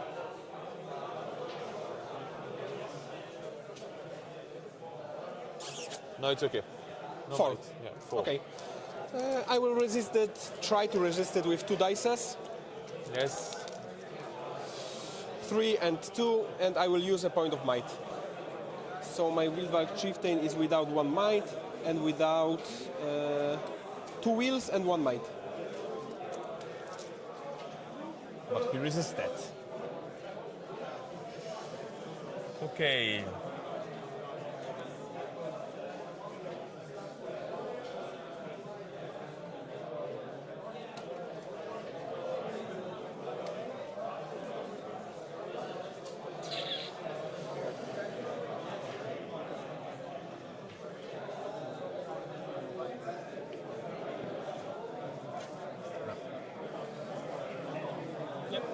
Okay.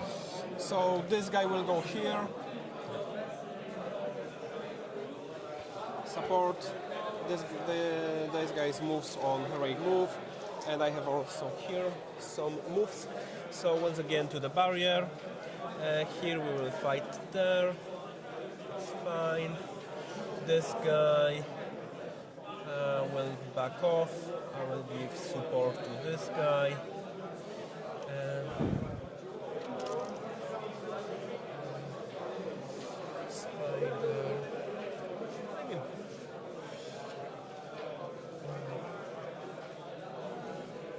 More than 10 inches away from this guy. Yeah. Luca asks how much time is remaining. 1 hour and 16.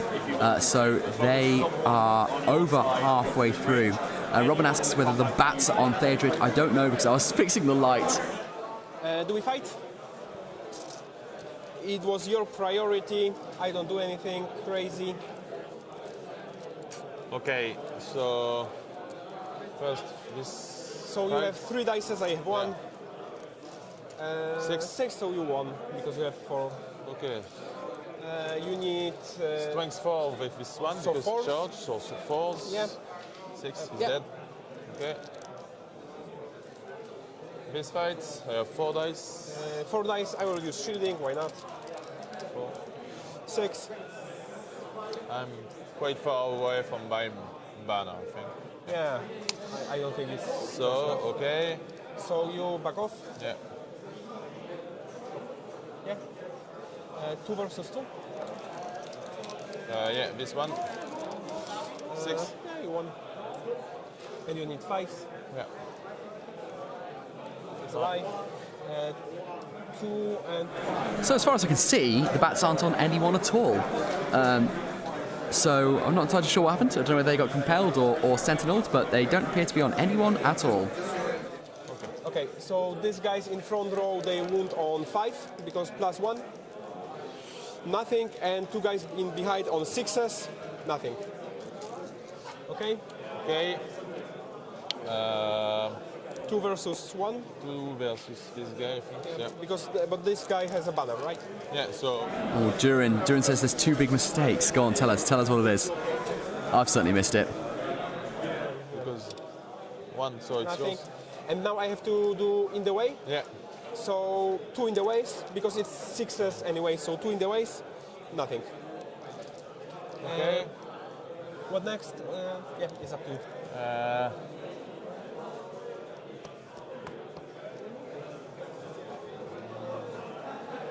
We'll do Elfhelm. Okay, with 2 more agonies. So supports, 5. Elfhelm, 3. I have 3, and I will reroll from banner. Okay, 1. 9. So I need 4 with Elfhelm. Yeah. 3. And 5 with... 5 with sports, 6. Yeah. It's a kill. Okay. What next? Okay, and next I will do Vice Captain. Okay, so I will use shielding again. 4. 6. Okay, banner. Yeah. 4. So I won, you need to back off. I think. Yeah, it's the only way. Yeah. You have to go. Yeah. 2 versus 2 and 1 versus 1. Yeah, first this fight.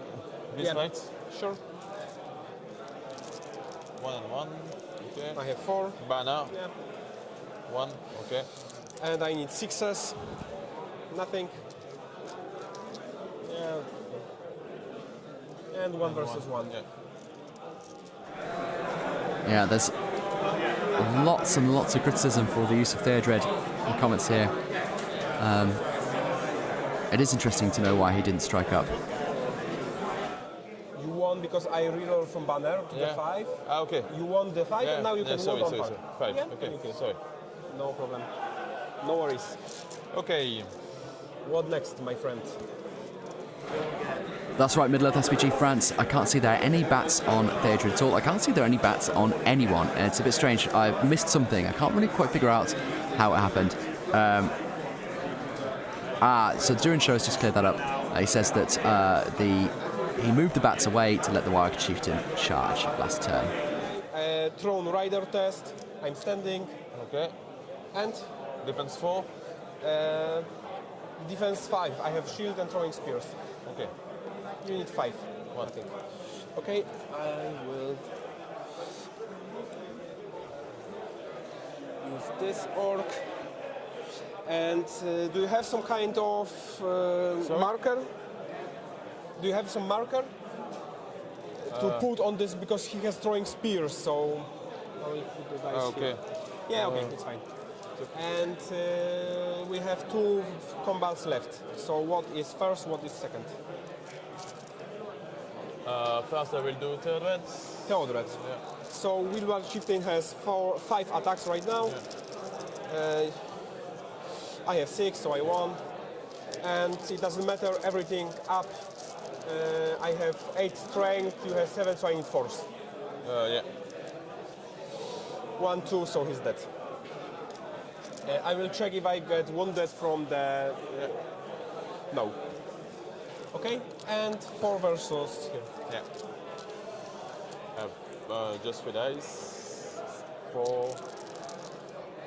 6. Banner. Yeah. 6. Okay. But you're... Brutal stuff. 5. 6. Come on! Okay. I will do heroic combat. 2. Move. Yeah. Okay. From Drew's hack. Okay. This is his first might. So, Team Good take the move, and Drazag is Team Good take the priority, and Drazag is calling a move, and we're just going to hear from Alex of the Grand Armée whether or not he's going to counter call. We'll do a weak.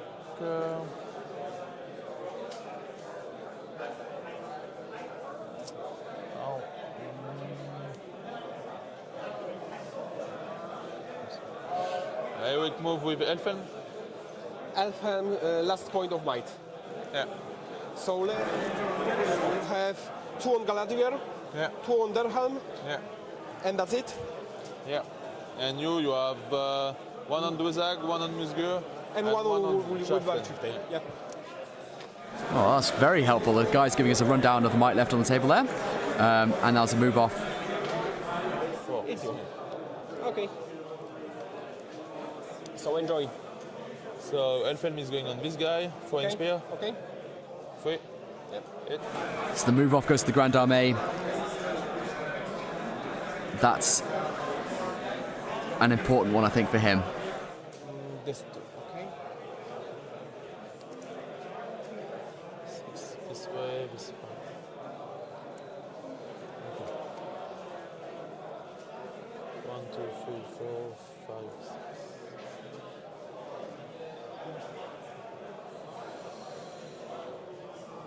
Okay. So this guy is going there. This one there.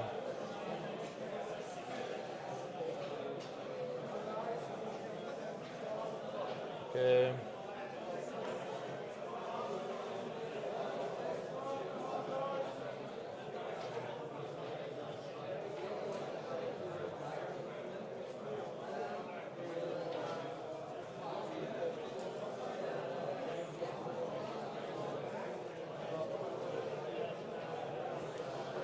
Sorry.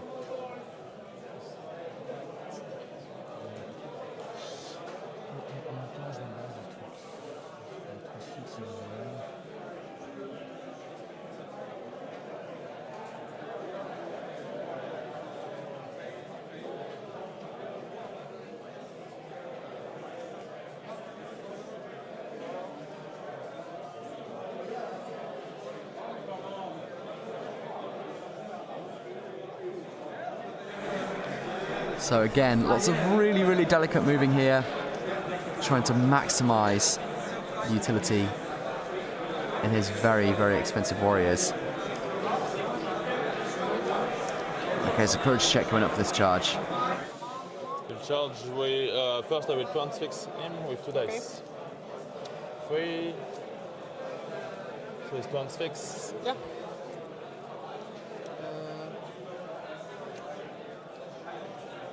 Okay, we go with this.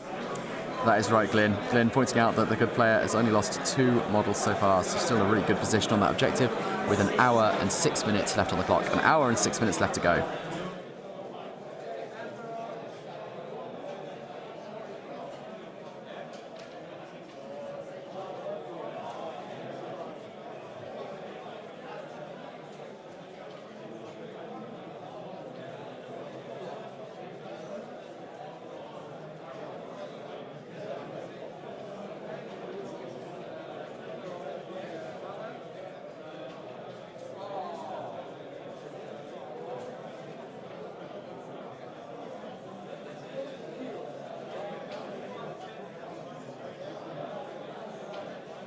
So whilst they're figuring out the moves, I'll just remind anyone who's just joined, this is the 3rd and final game of the day. We've got Poland versus the Grande Armée, which is France's second team. Our players are Godfred from Poland, who's playing Assault on Lothlorien, and Alex from the Grande Armée, who's playing both Lothlorien and Rohan. And the game is Hold Ground. 7, so low. So this is the Sentinel, of course, forcing a courage check, I believe. And forcing a Warg to charge, or get close to charging that horse.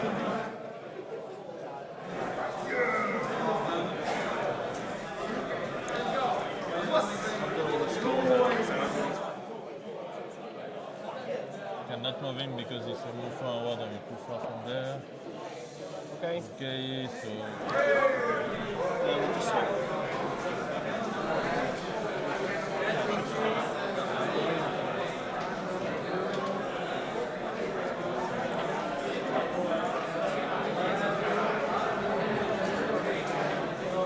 Just over 1 hour remaining. Just over 1 hour remaining.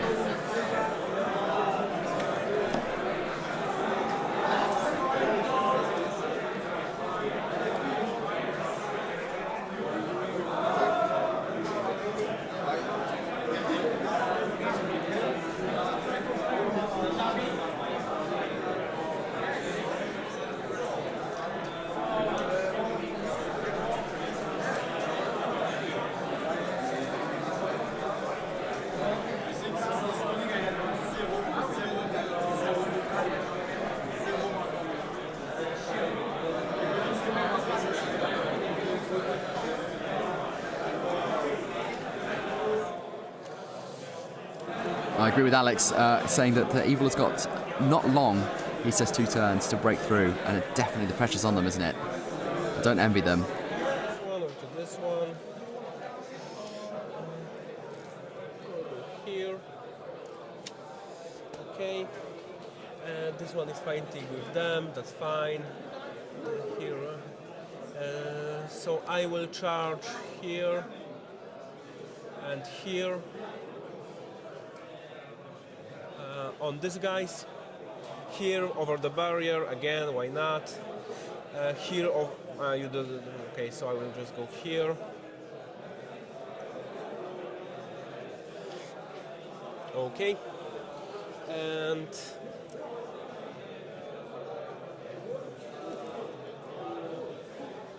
I will here. Here we have to charge. We have to charge. Here is Darkham, it's fine now. My supports 2, 2,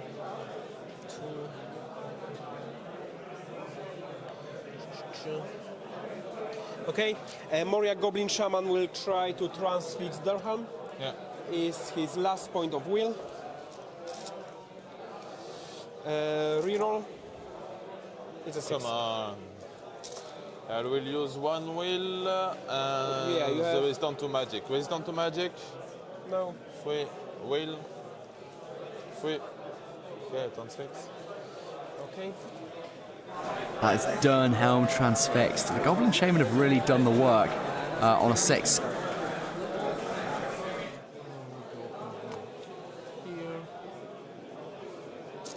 Here, do I want to do something with my Bat Swarm? I think I will. Tommy calls it a juicy 6, and it is indeed. It really is. Here, only to this one, so I am within 6 inches in Musgur. Okay, and that's it.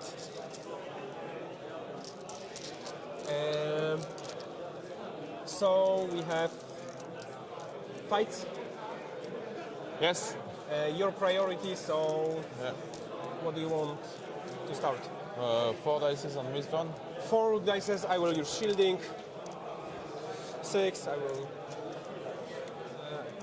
Yeah, check if you roll first, then we will argue if it's. I think it's out of. Yeah? Yeah, okay. So you back away? Yeah. Okay. So. Okay, this. 3 versus 2. Yeah. 4. 6. 4. So on 5s, no, and on 6, yeah, it's a kill. Oh, this might be Assault on Lothlorien's turn. It might be Team Evil's turn, the Poland's turn, because they are winning the fight and even getting some kills. 6. 1.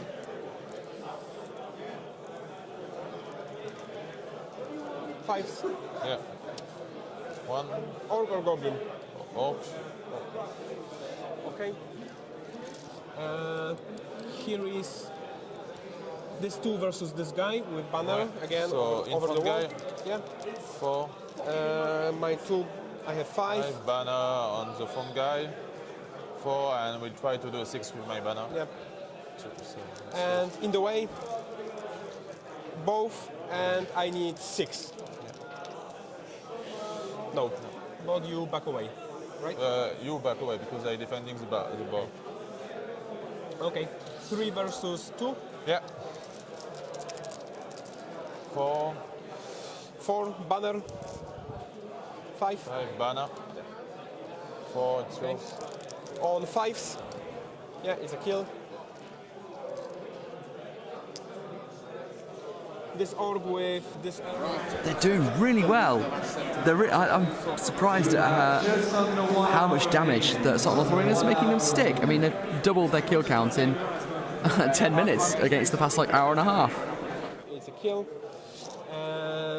Alpha. That's another one dead, and now we're on to Alpha. Oh, Captain, we're on to the Captain. Shaman has a spear. So. Okay. 3. 2, and I will use banner. 3. Okay, you won. So I win. And you need 4. Yeah. It's Goblin spear. Goblin spear. Okay. No. And 2 versus Elfhelm and 2 supports. Yeah. So the 2 supports. Yeah. 5 and Elfhelm. 5. Ish. 6. 6. Banner. Yep. 3. It's yours.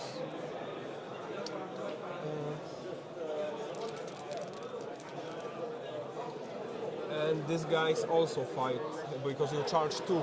Yeah. So how many defense do you have? 6. 6. So 2 guys on 5s. Yeah. Nothing, and on 6s, nothing. Okay. Okay. At least that's one combat that survived. This one? Yeah. Versus this one. So only one. I didn't charge that one. Only this. Yeah. You fighting. Yeah. Okay. 2. I have 6. Banner. 1. Strokes. And I need 5. Nothing. Can you back away? No. Once again, but nothing. So I will. Okay. Here 1 versus 1. Maybe this one first, please. Yeah, okay. 4 versus 1. Yeah. 4, so you shield that away. And 1 versus 1. Yes, we'll fight. Okay. 1. 1. 1, okay. Vilvark Chieftain. Yeah. I have 5. Okay. You have 4 attacks because you still have charge for him. I'm 26, so... Yeah, so I mean, I think you have... Okay, I won. But I'm also transfixed, so... Banner. 4. I'm Okay. also transfixed, so nothing is happening. I will check if I get wounded by my charm. No. Lucky for me. Yeah. I don't think a single evil model died in that entire combat phase. That's exactly what we needed this late in the game, though. They've got less than an hour. It's got to be making some progress.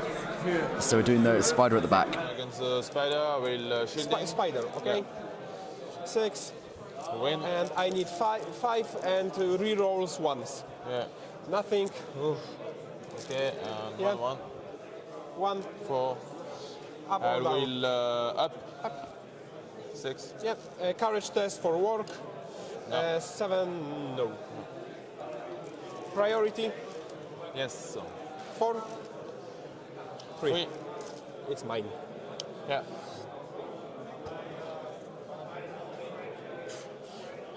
I will call Eric with Galadriel.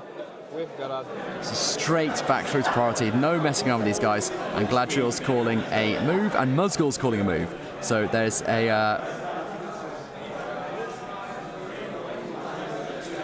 a move off now between Musgul and Galadriel. Let's see what the roll-off gets us. And it's mine. So everything here. This bat swarm.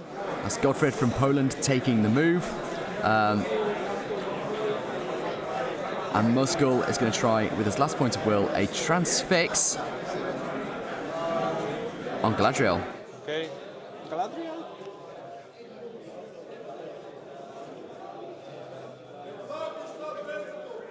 Yeah, Galadriel. 3, reroll. 6. Transfix on Galadriel. Yeah. And this is my it's last done to point. magic. And And you have 3 wheels remaining. and 1 will. Okay. Which is wheel? Because Resistant to magic. Yeah. 6. Okay. And the will. Yeah. 6. So. Okay. Okay. Okay. So there you go. Galadriel resisted on double 6, getting her will from store back, and also getting that juicy 6 on a resistance to magic test.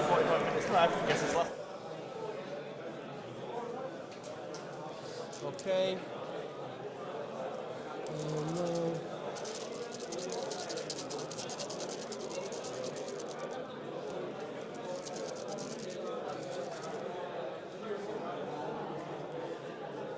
Yeah, this bat swarm will stay here.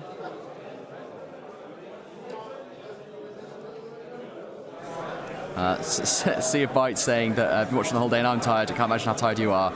This is how tired. Just oh, they won't let me die. For the control zone, so I'll do that.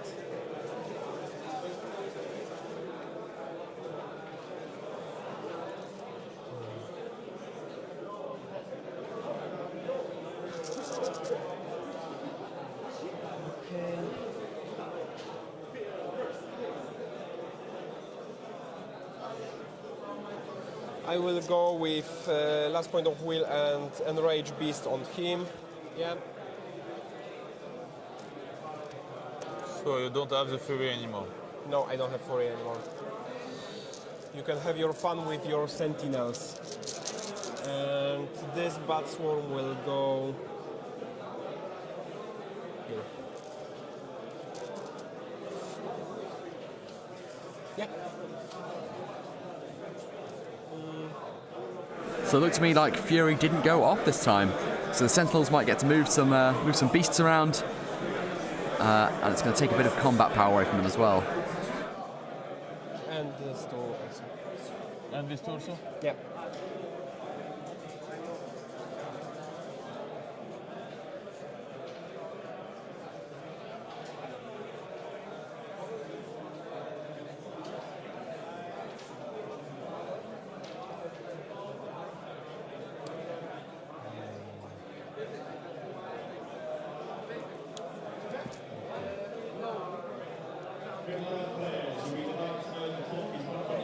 What do you do I with have not Galadriel? transfix on Donan. No. You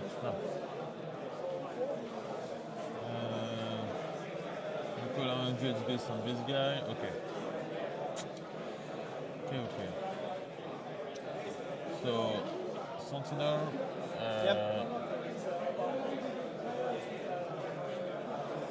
It's my heroic move with Galadriel. So, Galadriel with. Galadriel is on 2 points of wills. If I use one, yeah. No, because you have. I use, but I do a 6, so it's. Yeah, you're right. Yeah, you're right. Okay, so. And I have the 3 of the turn also. Yeah, you have 3 wills on Galadriel right now. And the 3 one. Yeah, 3 ones, yeah. Okay, so I always use just the 3 one. Okay. Your chairman is one wheel left, yeah.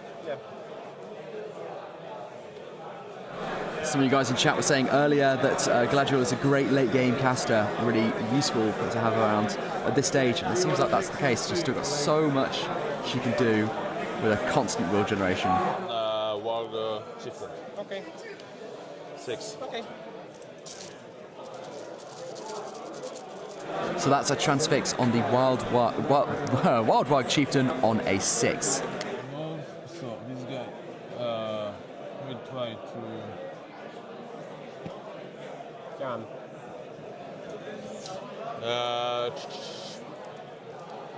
Can you do a courage test with this spider?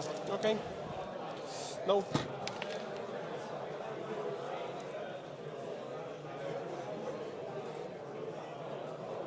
Okay. Okay, so this.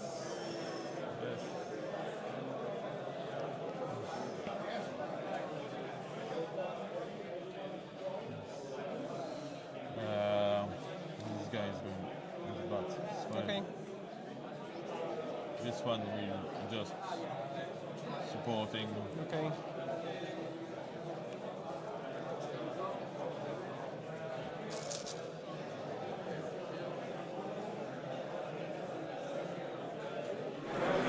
Yeah, that's right, Brian. And Sea of Bites, so the Fury is no longer in effect.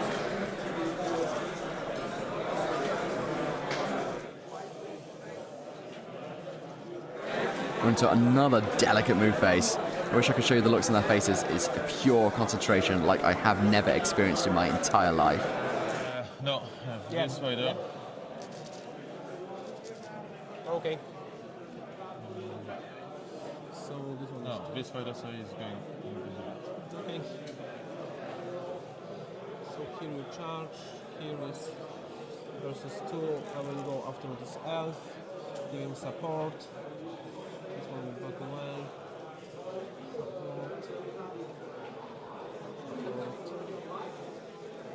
Support. Okay, and here was my heroic move. So, combats. Yeah. So his image, that's it. So I will call a strike.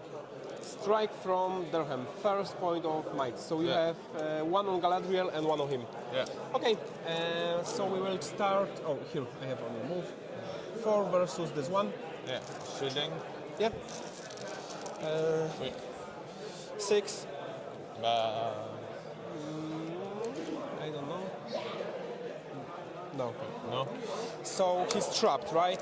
So first 2 on force, he's killed. Okay. 2 versus that one. Yeah. He is also trapped. Also. Yeah. 5. 5, you won. I will back away. Now we go here. These 2 versus. Oh no, because that was fighting with Darhan. So here, 2 versus 2. Versus Alpha and so on. So you have 5. 4 banner, no. So you won. Yeah. So 2 strength 4. 4. Yep, is that? 2 versus Capitan. Supporting. With supporting, okay. So 3 dice also. Yep. 5. I have 5. I have banner here, I think. 5. So you won. Okay. Strength 4. Yep. Dead.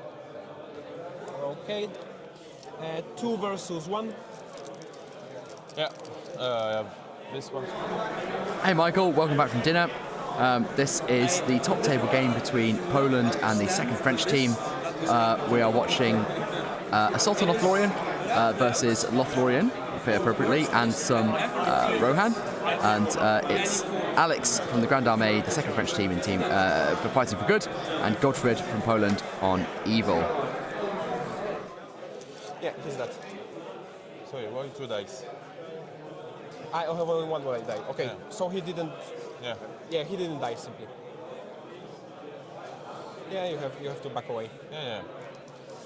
Okay, and now this 2 versus this one in trap.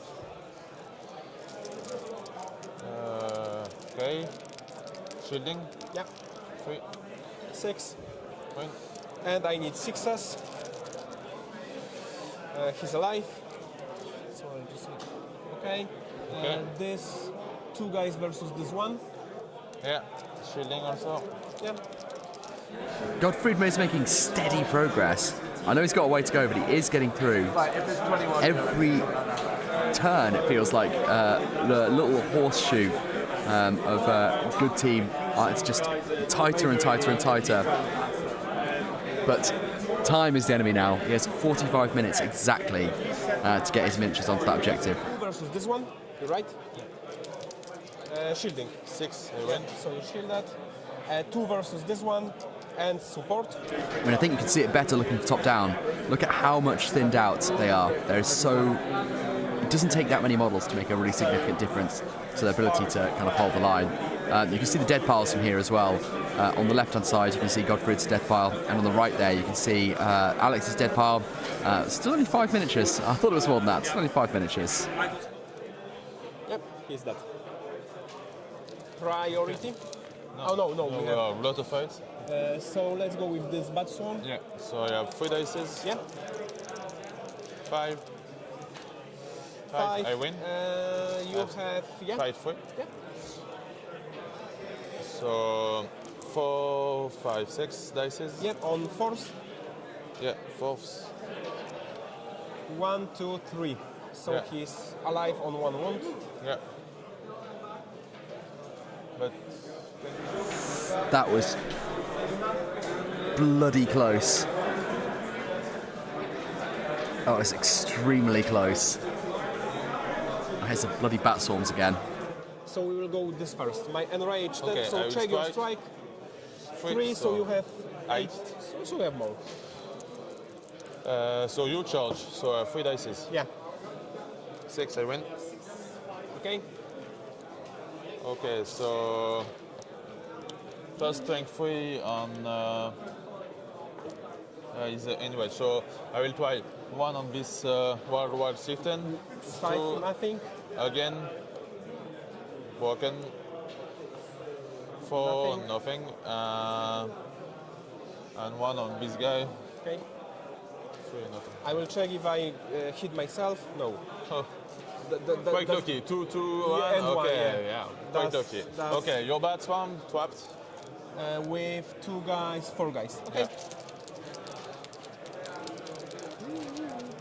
6, I win. 1. And traps, you have 8 dices Yes. on 3s. Yeah. 4s. 1, 2, 3, 4. 4. Okay. Already dead. Okay. Priority. Yeah. 1. So it's yours. Yeah. I will do heroic move from Drushak. Yeah. Last point of might in my army. You have 2 points of might on your army. I will do a weak move with Galadriel. Gala. Okay, okie dokie.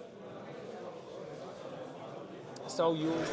Okay, so that should, I expect, be Galadriel's last point of might because she spent 1 on the channel and 1 on a move earlier.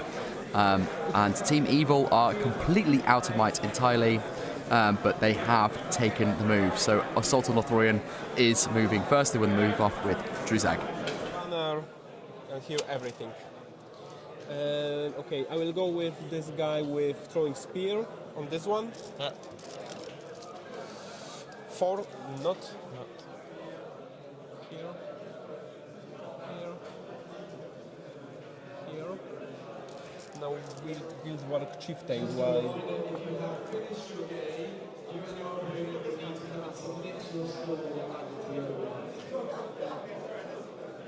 Go here.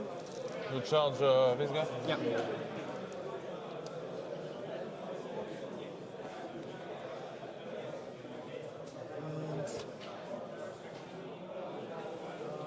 Now here, Musgur doesn't have any points of will remaining. He will just go over here. And this guy's... Sam Frick asks if they've tried rolling 6s. I will pass that advice along. Yeah, they're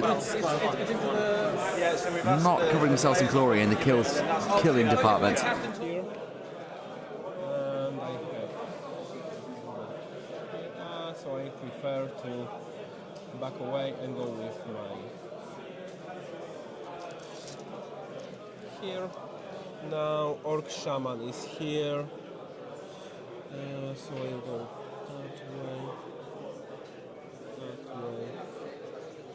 that way, that way. And this is end of my heroic move. Your heroic move from Galadriel? Yep. Yes. I will transfix Wild Chieftain with 1 free will and 1 in my reserve, so I will just 1 left. Yeah, transfix on will Wild Transfix. Chieftain. Yeah, okay. So it's transfix. Yep. Yes. Okay, so I can move just a little bit this way.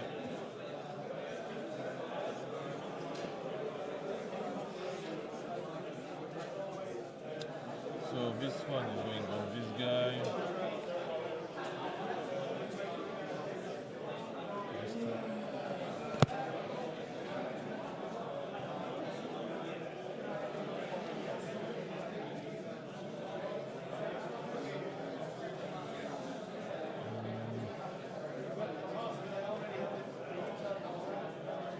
First 4 turns, that's it.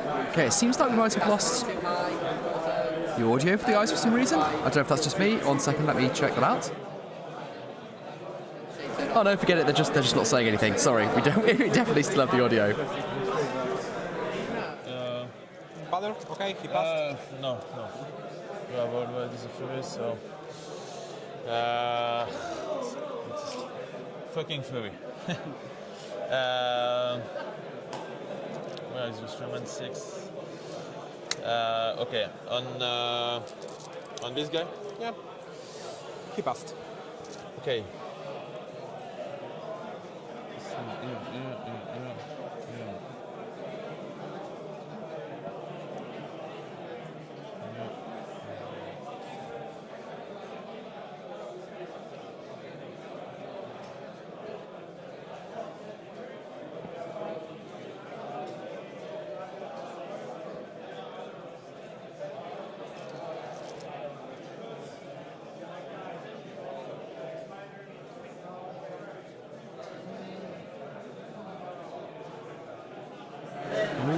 As Alessandro was saying that Aeon moved twice. Interesting. And AOL must be close to breaking now, says Alexander. I'm going to check that. I'm going to go and get a bit of a death count. I mean, we can look from this. Charged. This guy is charged here. Here. So I will do just 3. Here. Support. Sorry, I was just talking for ages and I clicked the wrong button, so I don't think anyone could actually hear me. But yeah, I counted 20, I think it was. Let's have a look. Let's look top down, sorry. I saw a lot of dead for Assault on Lothlorien. 1, 2, 3, 4, 5, 6, 7, 8, 9, 10, 11, 12, 13, 14, 15, 16 or something.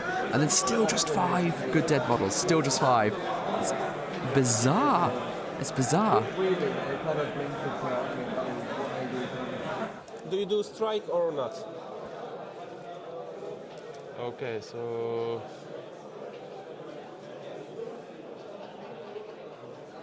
I will not. Okay. Use the strike. Risk it for the biscuit. So your priority. Yeah. So first 2 bats. I have 3 dice. Yep.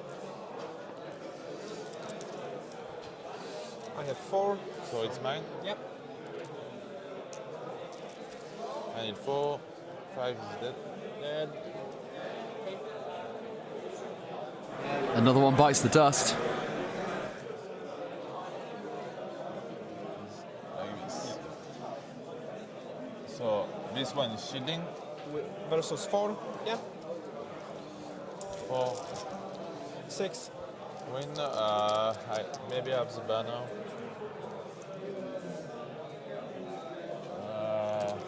No.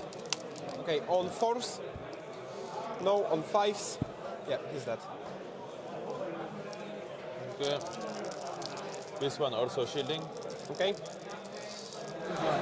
Finally, one more Rohan Royal Guard down. I think there's been about as many dead as there have been turns. 4, 1, 9. 4, nothing. Okay. Elfhelm. Matt Allen asks if this is the 3rd round. There's been more than that. There's definitely been more than that. I'm not sure where we are, but I think we're more like 5 or 6. I try to wound him. 6. It's a 1. Fate. I take a 1. Elfhelm. Okay. Okay. These 2 versus Capitan. You work shifting? Shifting. Okay. Okay. 6. 6. I need the banner. Yeah. 6. So it's a draw. You Draw. roll the dice. Yeah. Yours? Which one has might? Elvin. Yeah. She has defense. Defense 5. Okay. So you need 4. Force. And I have 2 wounds fates. and 2 fates. Yeah. So 2 dices on Elvin. Yeah. Up. 2 wounds. 2 attacks. I have strength 5, defense Yeah. 5. So 2 wounds. So yeah. You have to roll one at once, because first fate, no. Second one, yeah. Yeah. So third one also in Ovin. No. Aye. So there. That was a close call for Dernhelm. Survived by the skin of her teeth. It's your priority, so yeah. Let me know. So we'll do this two against this one. Okay. Okay. So I have one dice. You have two dices. One dice in front. Okay. 6. Yeah, I you win. won. I need 5. Nothing. 2 versus here. Now this. We have 2 guys there. 2 guys Against- versus yeah. Okay. 4. 6. Banner. 5. I will try to wound. That doesn't matter. I need 5. Nothing.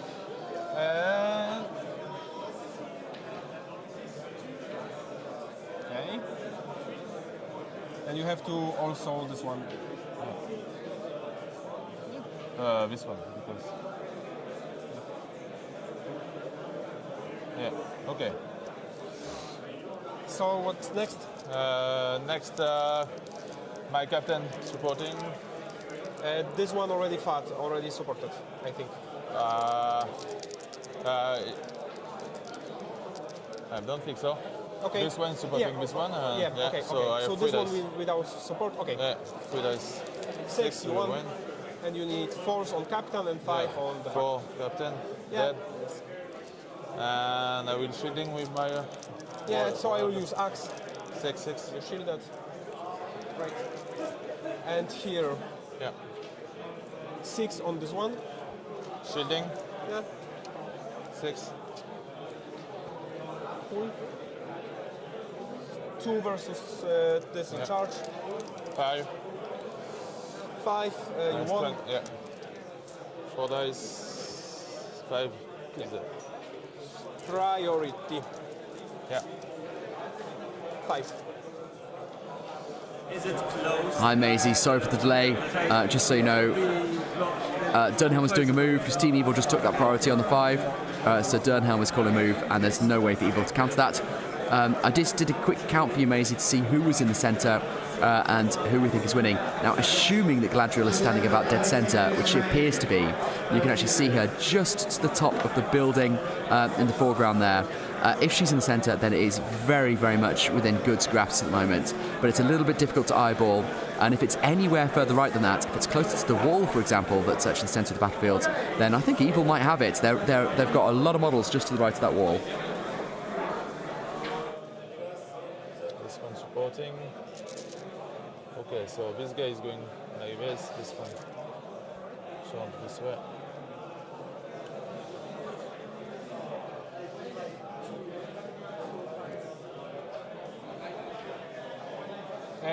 There is my move. Your Herrick. Yeah, it's my Herrick. Okay, guys, we're into 30 minutes now. Just 30 minutes left.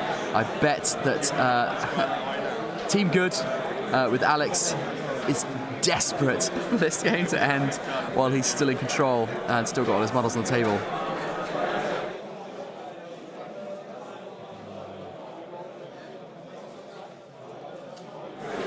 Alexander saying, I think Evil is 1 or 2 models off breaking if my napkin math is correct. I'm going to go find that out for you. Let me go count up the dead properly. I'll leave you with the players' chat and I'll be back in a moment.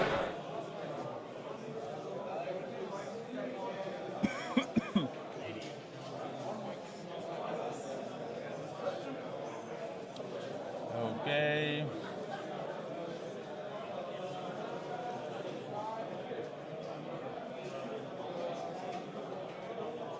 With my sentinel, can you make a crash test on this one, please?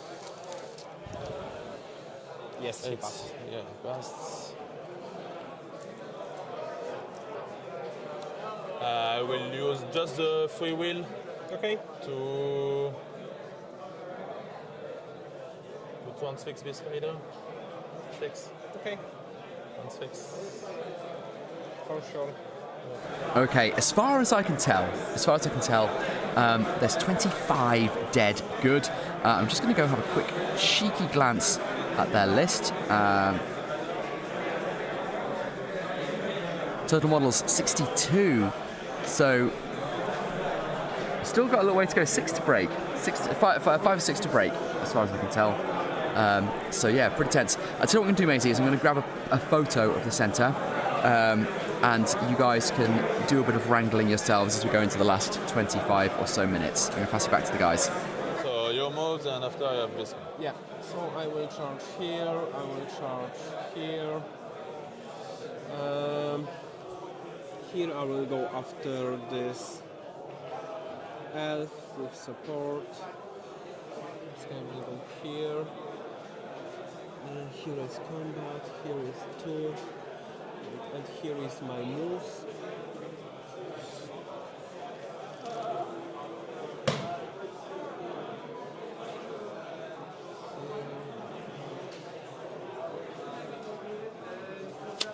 Here, I will go here.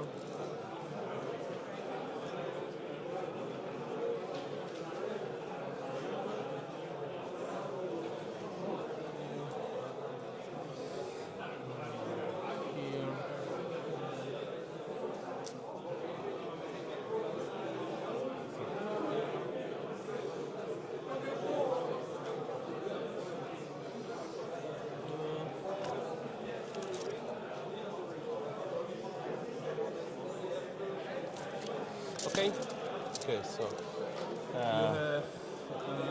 have this one, yeah. and this one is. This one is by this two. Okay. Okay. This one against this two. Okay. So my priority. Yeah. These 3 guys versus this one. Sure. 3. I have 6, and defense. 4. 4. So I need 5. force to up because plus Yeah, 1 to wound. yeah. With the 2 in guys, front, yeah, 2 guys in front. No. Hi, Matt Allen, asking what countries are playing, what armies. This is Poland and France's second team, the Grande Armée. We've got Assault on Lothlorien, which is in the command of the Polish General Godfried, and Alex has from the Grande Armée has got Lothlorien and Rohan. So on force. I also have a bit of information from the front. England has won a 12-0 victory, and that was by Jake Rawson, who was on our stream table in the last game. So Jake, remember, who got a 6-3 win on the last game, has just won a 12-0, putting him in position for Best Good Player of the Weekend because he's got 3 wins, 2 of which were stonkers. So win. 4, nothing. And 2 versus this guy. Yeah. Shielding. Yep. 6, win. Okay. 2 versus this guy. He will be trapped. I think. Shielding. Yeah. 2. Okay. Banner. 6. Okay. Banner also. 4. So on 6s, Yeah. 2 times trapped. Yeah. Nothing. Okay. Yeah, I will move. Okay. 2 versus this. 2. Like 6, win. Yeah. But you don't wound. This one support. Okay. Yeah, sure. 6. Yeah. Okay. Let's Okay. go over here. Maybe these 2 guys and the spider versus the self. Shielding. Yeah. 3. 6. To win. Spider. Yeah, it's a kill. These 2 guys on these 2 guys. 3. Yeah. Okay, guys, so sorry about that. We've got here the picture I just snapped in the middle. Let's make it a bit smaller. Like I said, it's always a janky process. But this is what's going on in the middle. You see Galadriel, and I think she's basically right in the middle there, and absolutely surrounded by good miniatures still, with the Assault Lothlorien guys just absolutely struggling to break in or push them back quickly enough. But on the right here, you've got a whole pile of goblins behind that wall. So that's what I think is going to be interesting, is figuring out exactly where the centre point is. Right, I'm sorry, whilst I've been blabbering, we've just lost Eowyn. So Merry stays behind, but Eowyn is dead.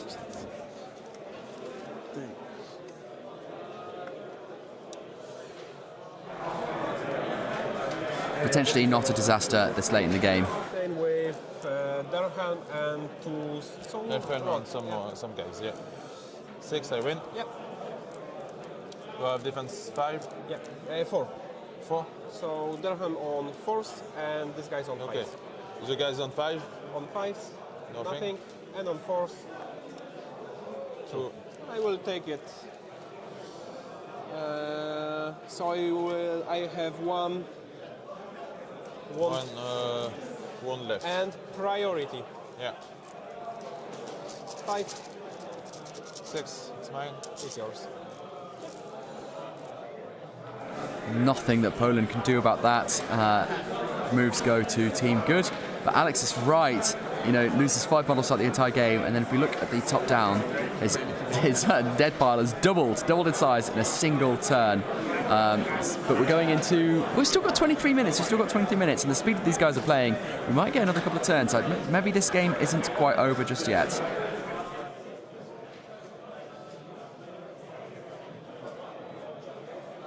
Okay, this one is going to charge this 2. Okay. So you guys suggesting that was a big priority roll there. Nick Mai saying big prio.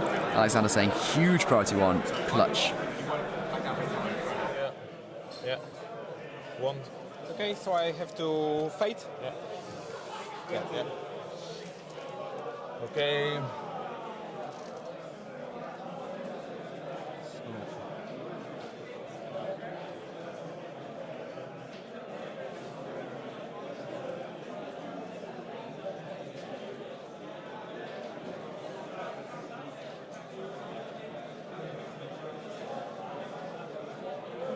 Maybe it's going this way. I think this guy.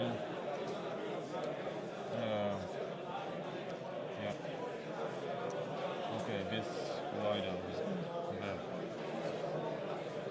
Okay. There. This one is going there. This one is going to charge there. Gathering with plant 6 through spider with this 3 with 6. She's plant 6. Okay. Okay, so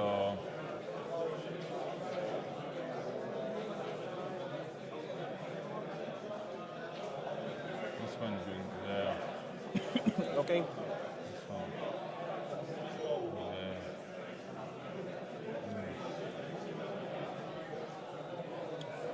Okay, That's all? with the Sentinel, can you do a test on the wall, please? I passed. Yeah, I passed. It's 6. I have courage 4 from him. 12 inches. 12 inches. Yes. Okay.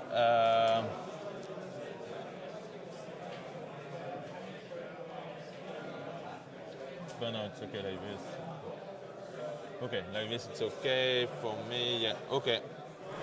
So Alexander Anglin asking throwing spear, stripping a fate from who? I think that was the Wild Chieftain.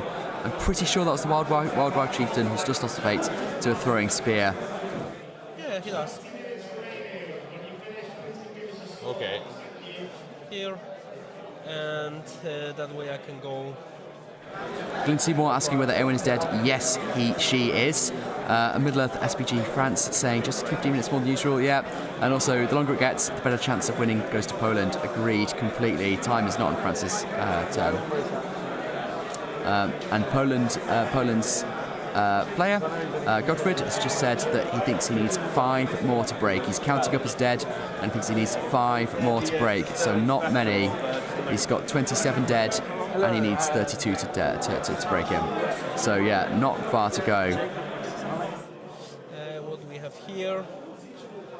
Here. So support here. And I will go over here.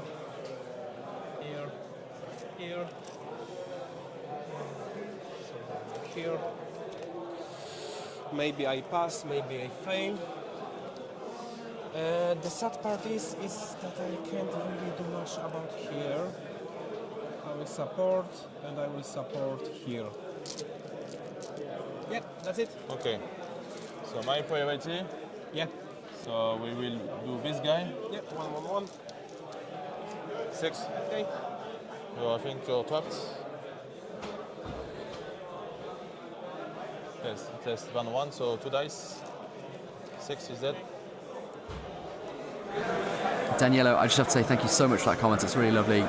So your husband signed up for my Patreon yesterday. Say thank you very much to him from me. I will definitely be getting in touch with him anyway. Doing a fantastic job. And where is the tub? My shit tub, I'm afraid, is not here in Belgium. I didn't have the guts to bring it with me.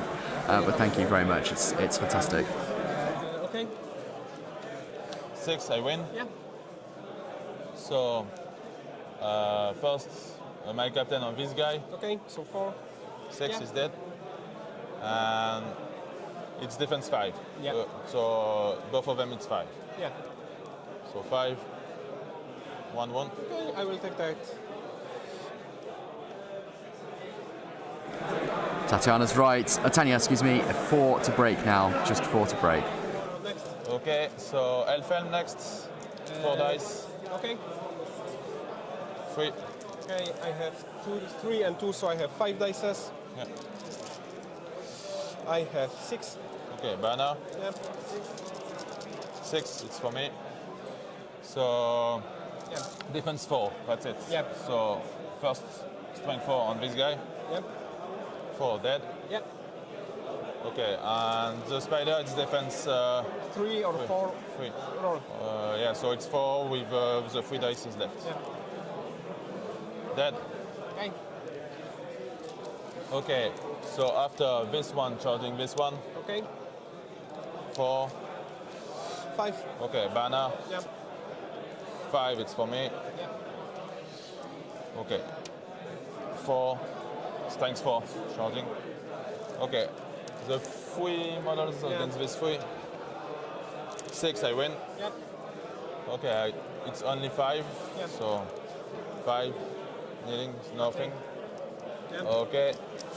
And this one is against this one. Yep. 1, 6. Okay. Okay, and I need 5, right? No. Okay. These 2 against these 4. Okay. 4.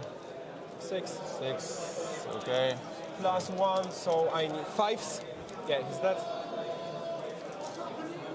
Okay. How many? 4 versus 2. Yeah, shielding. 5. Okay, you shield. And 2 versus 1. Okay, shielding also. Okay. 6, you win. Shield that. Fine. And that's it. No, this goblin versus Yeah. this two. So melee, it's 1 attacks, so it's 5. 3, so it's me, and strength 3. 5 is dead. Okay. Maybe you are blocked. I think I give. Mary gets a goblin. Ooh, baby. That's what we like to see. So we're now.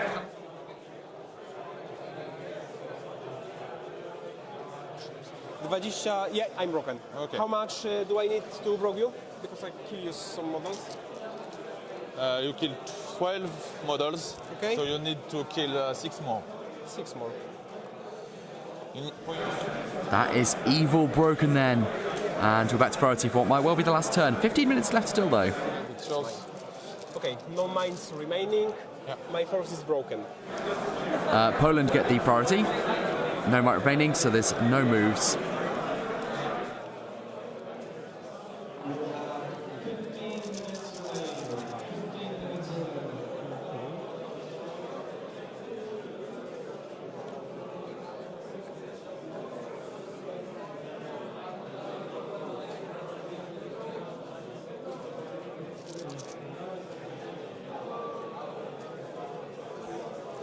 So I will take first courage test with Drusak. Yeah. He passed. And I will go over here. Yeah. So stand fast that and stand fast that. Yeah. Now I will here. Yeah, you have this control zone first when you go out. So both. You cannot take both, so you need this control zone first. Wait a second, I'm standing here.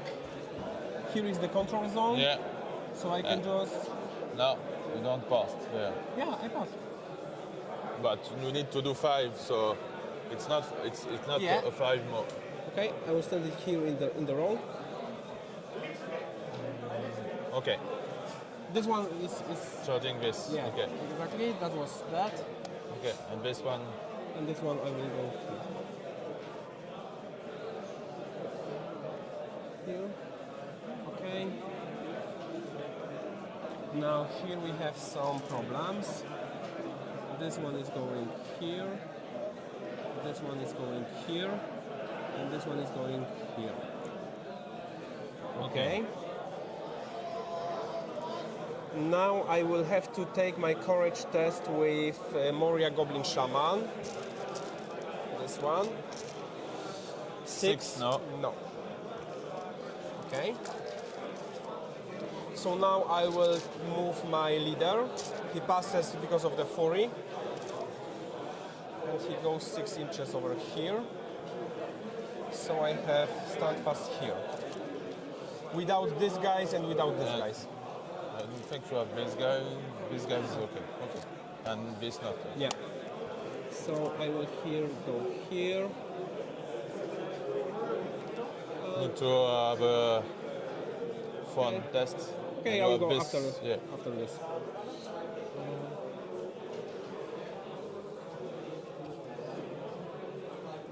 If you have finished your game, let me know you get submitted your score, material, Okay. And now here. What do we have here?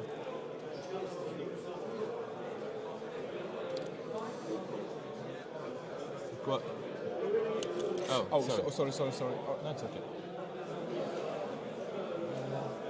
And something here, and this one was here with Alejandro.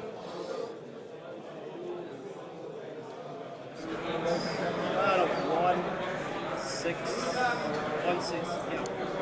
1 for Steven, 6 for Okay, guys, I got one more shot just so we can see where we are. This turn, this is where we are. Yep. So you can see there's goblins spilling through the doors on the left. They getting around the back of those last couple of elves on the left, and that is problematic. That is really problematic. And actually, I'm not sure who's going to win this. The Assault and Authorian forces really closing in. It's super close. First word, yes. So I can charge that one, and second one, 8. So he passed. So and that's pretty much. You charge this one? Yeah. Okay. Okay. So this one is going this way. Yep.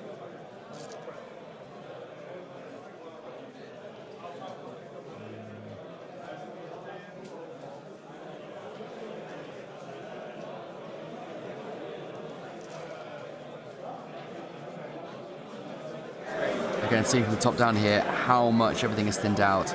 Every model counts now. I don't massively envy either of those players now. And we've got team captains milling around the table. I think scores are going to start coming in as we play right to the end of the game here. They've got 10 minutes left. No, you will stay there, I'm sorry. Okay, so this one is going there. Okay. Sentinel will trying to... Can you do... Yeah, from... he passed. I think he has 4, but I'm not sure. Here is... Yeah, he is. He is. One more? Yeah. Yeah, 4. So he passed. Cool. Okay, and we charge this way, like this. Okay. Okay. Okay.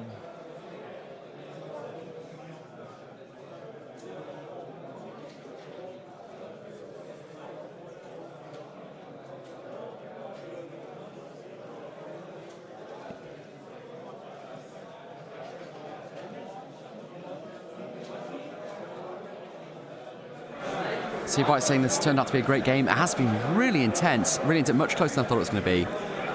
They've got 8 minutes 35 left, so I expect this turn will probably go to time, and then they'll probably have to finish at the end of it. If they're super quick, I guess they might get another one in. But I think even in this turn, it could be decided in this turn. Each one is critical now. Fight. Yeah. Priority was mine. Yeah. So let's go here one-on-one. Yeah. I will shielding. Yeah. For win. So, okay, 1 versus 2. Yeah, so 5. 1, you need 5. Yeah. 5, 6 is dead. This one with 1 goblin. Yeah, I have first the non-malus 1. I have 4. 4. Banner on the non-malus 1. 5, I win. Yep. So I have 2 dice and it's 5, 4. He's alive. Here. Yes. Thanks. We are. Okay. Maybe this one first. Yeah. Okay. On other hand. 6, I win. Yeah. 6, you're dead. Okay. Here. Yeah. So I have 3 Shielding. dices. Yeah, shielding. 3. I win. Banner. Too far. Yeah. Need 5. Nothing. Okay. Let's go here, maybe 1 versus this one. Sorry? Oh no, 2 versus 2. 2 versus 2. Yeah. Okay. But you charge this one, Okay. so. No. Yeah. So 1 versus 1 versus 2, yeah. 3, 2. Banner. 1, it's mine. Yeah. 5, 6 is dead. Okay. Okay, 1 against 1. Some big kills mounting up here for the French. 5, 2. I think you need to back away this. No, I can in any direction. Yeah, for sure, but you can see literally microbes on microbes on microbes. If you are touching the mat, you have you to see press the mat Polish team using his back away to try and back into the control zone, which is why getting those kills is so important. me. So 5s anyway. Yeah. 1-1, you need to take So, your face. yeah. Fate. Yes. Okay. And without a fate.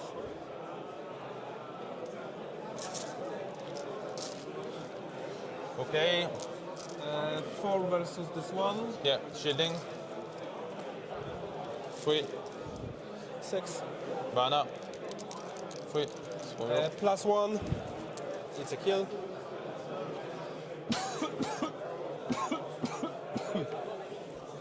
And this versus. Check the dead pile for the good and the top-down camera there. At least they finally started to rack them up. Okay. 5. You shield that. 2 versus 1. Yeah. Shield. I will fighting on this guy, I think. So shielding also. Shielding. 4. I want, and I need 5. No. Yeah. Sentinel versus work, so you have 2 dices. 6, I win. And you need 5. Yeah. No. And here 1-on-1. 4. 1. 6. Okay. And let's roll for priority. Whoever wins rolls if the game ended, because here ended game on 1-2. So priority? 2. It's end. No. Roll for priority, and then we will roll if the game ended. So roll for priority. Okay. Yeah. 1. Yeah. So it's my priority. Now I will roll if the game ended. No. They get another turn then. They get another turn with 4 minutes and 22 seconds left on the clock. And good team is 5 away from breaking. So it's super, super close. And that next turn might be absolutely critical for Team Evil. Alexander Anglin has an objection. Yeah, it sounded odd to me as well. It sounded odd to me. Yeah, I do actually think you're right there, Alexander Anglin. I think you're right. Lots of objections in here. I might actually call a TO for this one. Against these two guys. Okay. Yeah. So now I have stand fast. And go here. And I can go the. Okay. Now my shaman. Or not.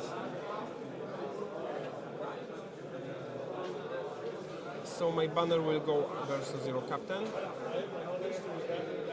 Here. Okay.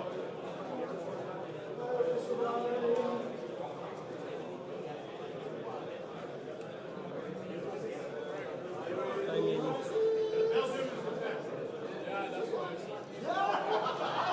it's the last turn anyway, it's the last so turn, yeah. so maybe shaman will go simply here. Yeah. Yeah, maybe here on this two. Okay. Now this one will charge Galadier because he has 40. Yeah. So I don't have to worry about your. Okay, so banner. There is not much choice here. And Musgur will go into combat because his stance fast will be here to the end of this goblin. Check me. If not, I will go the other way. You have this goblin, yes, but not the wall. Okay, so Okay, there's a lot of chatter in both directions going down in chat on whether or not that was a legit move or not. We've got World Champion Head TO is going to come and have a quick chat about it, and we'll decide what needs to be done, if anything, and whether or not they're playing playing on legitimately or whether the game should have ended.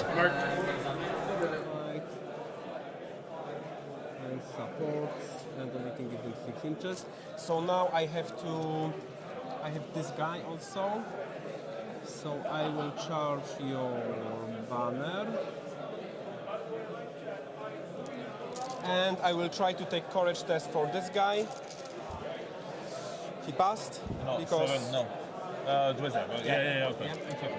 And I will go here. Okay.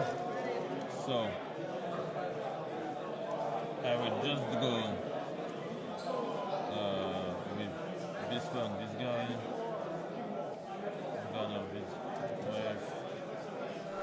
Agree with people who say, yeah, some people are saying, I don't think, is anyone actually claiming there was cheating? I don't think they were. I think that the worst that people are saying is that it was a roll out of order. I think we need to not lose our heads over it. Even if it was a mistake, I'm sure it was a mistake in good faith. Harry from Antwerp says, hey, what are we watching? We're at the very, very end, Harry, of the last game of the day. 39 seconds left on the clock. We've got the two top teams, Poland and the second French team, Grande Armée. And I'm going to switch back to their audio because it's super, super tight. It's hold ground. It's Assault on Lothlorien versus Lothlorien and Rohan, and it's going down to the wire. No, you don't charge. Okay. You charge this. I didn't charge nobody. Okay, it's fine. This one like this. I will do. Okay.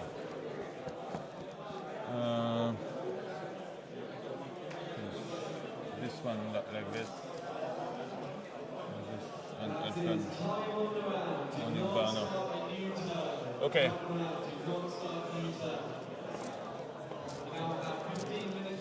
Okay, so my priority. Yeah. So let's start here because there is nothing I can figure out here. 3. 1. It's mine. 6 is dead. Okay. Now we go these two guys versus Elf Sentinel. Yeah. I have 6. 1. You have the 6. Maybe I have banner. I don't think so. Defense? 3. So I need 4 Three. threes. Yeah, he's that. Yeah. 4 guys on this guy. On this guy? Yeah. Shielding? You guys are being very, very lovely again, but I'm going to let the game play out before I get all misty-eyed over it. But we will revisit the comments once the game is done. Shielding? Yep.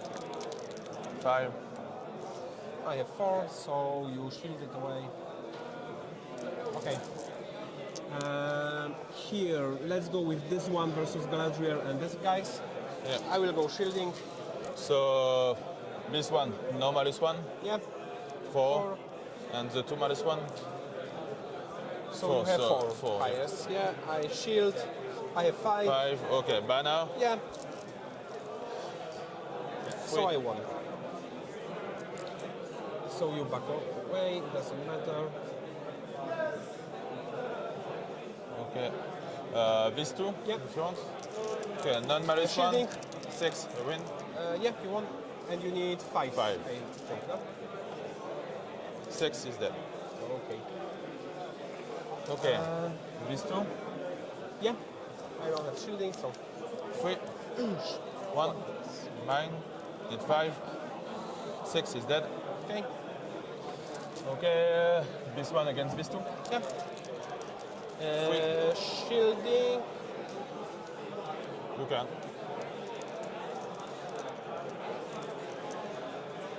Yeah, shielding. 6. Banner. Yeah. 1. So you back away. Okay. Let's go with Drew's hack on this guy. Yeah. 1 dice. 3. 2. I win. 6. 1, 1. Okay. So it's a wound. Okay. We are there. Just as these guys finish up, just so you guys go, we have got a result in from elsewhere in the tournament for Poland v France. Potep from Poland has got a 12-0 victory over Richard from France. So Poland is ahead. 6 I win. Yeah. 4 nothing. Okay. Okay, so Let's go with Shaman on your 3 dices. okay, 3 dices. 6 I win. Yeah. 6 you're dead. Yep. Yep. Okay. Musgur on this one. And we are. Yeah. No, this one fights with banner. Musgur fights on this one. My priority. Yeah, for sure. So just 1. Okay, I will try to wound him with 1 die. Alexander asking what the lists were in the 12-0. I know that the Polish had Defenders of Helm's Deep. They had Defenders of Helm's Deep. I can't recall, I'm afraid, what the French had. Oh, Black Riders. It was Defenders of Helm's Deep versus Black Riders, and the Defenders of Helm's Deep took it at 12-0.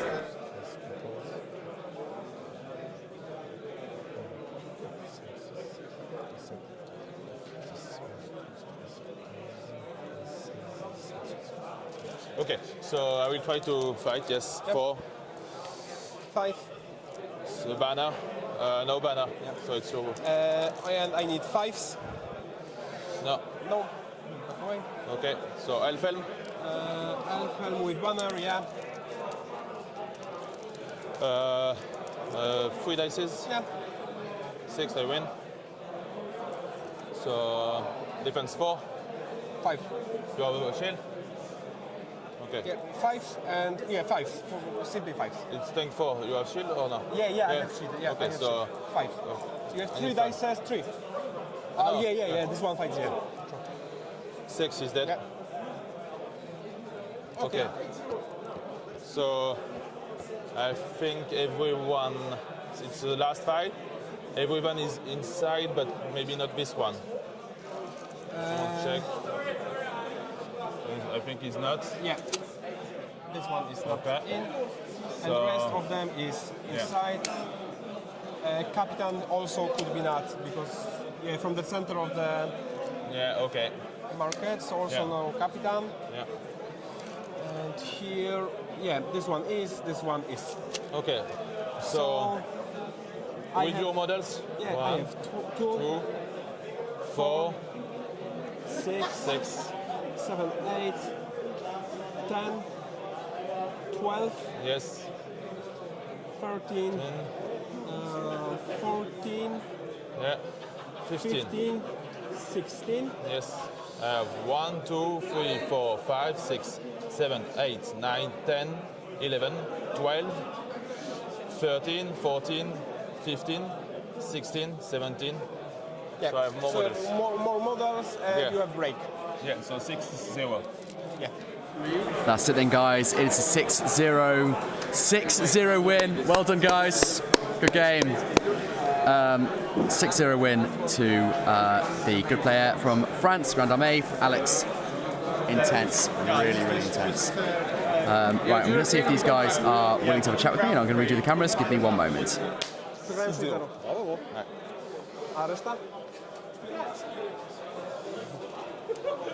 Les gars, ça fait quoi? J'ai gagné encore. Ajas, możemy zostawić tu rzeczy? Dobra. Yeah, it was very intense battle, so, you know. Yeah. Yeah, sure. Yeah, for sure. Yeah, I will just clean my table. That was, everyone in chat was just like, hearts beating, it's super Yeah. intense. That's why I came over and took a picture a few times, because they were like, how many are dead, went through breaking. Yeah. Intense stuff.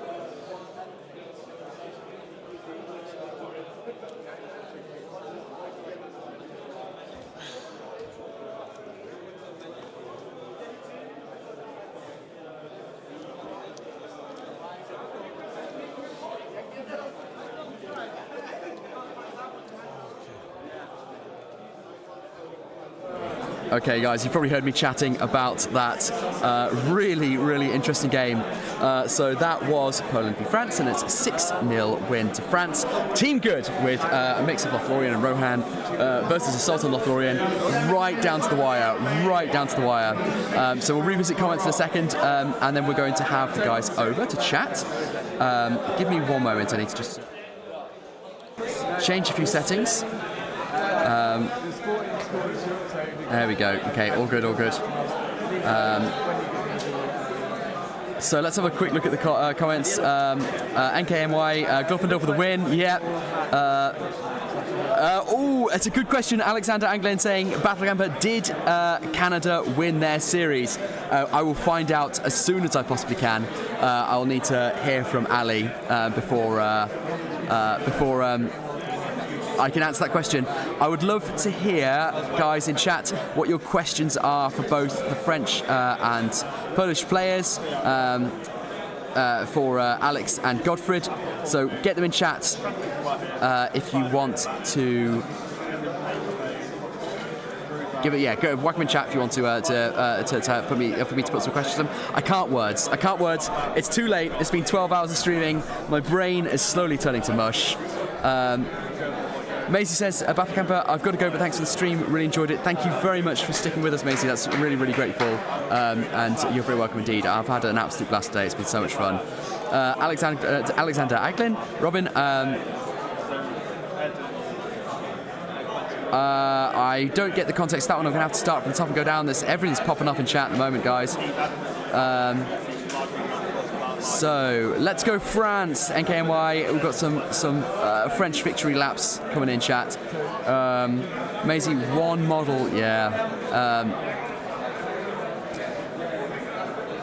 More than one model, stop counting. I think that's right, actually. I think NKMY is right, Maisie. I think there was 3 or 4 models more for good, but he just sort of stopped counting at that, if that's the context behind that comment.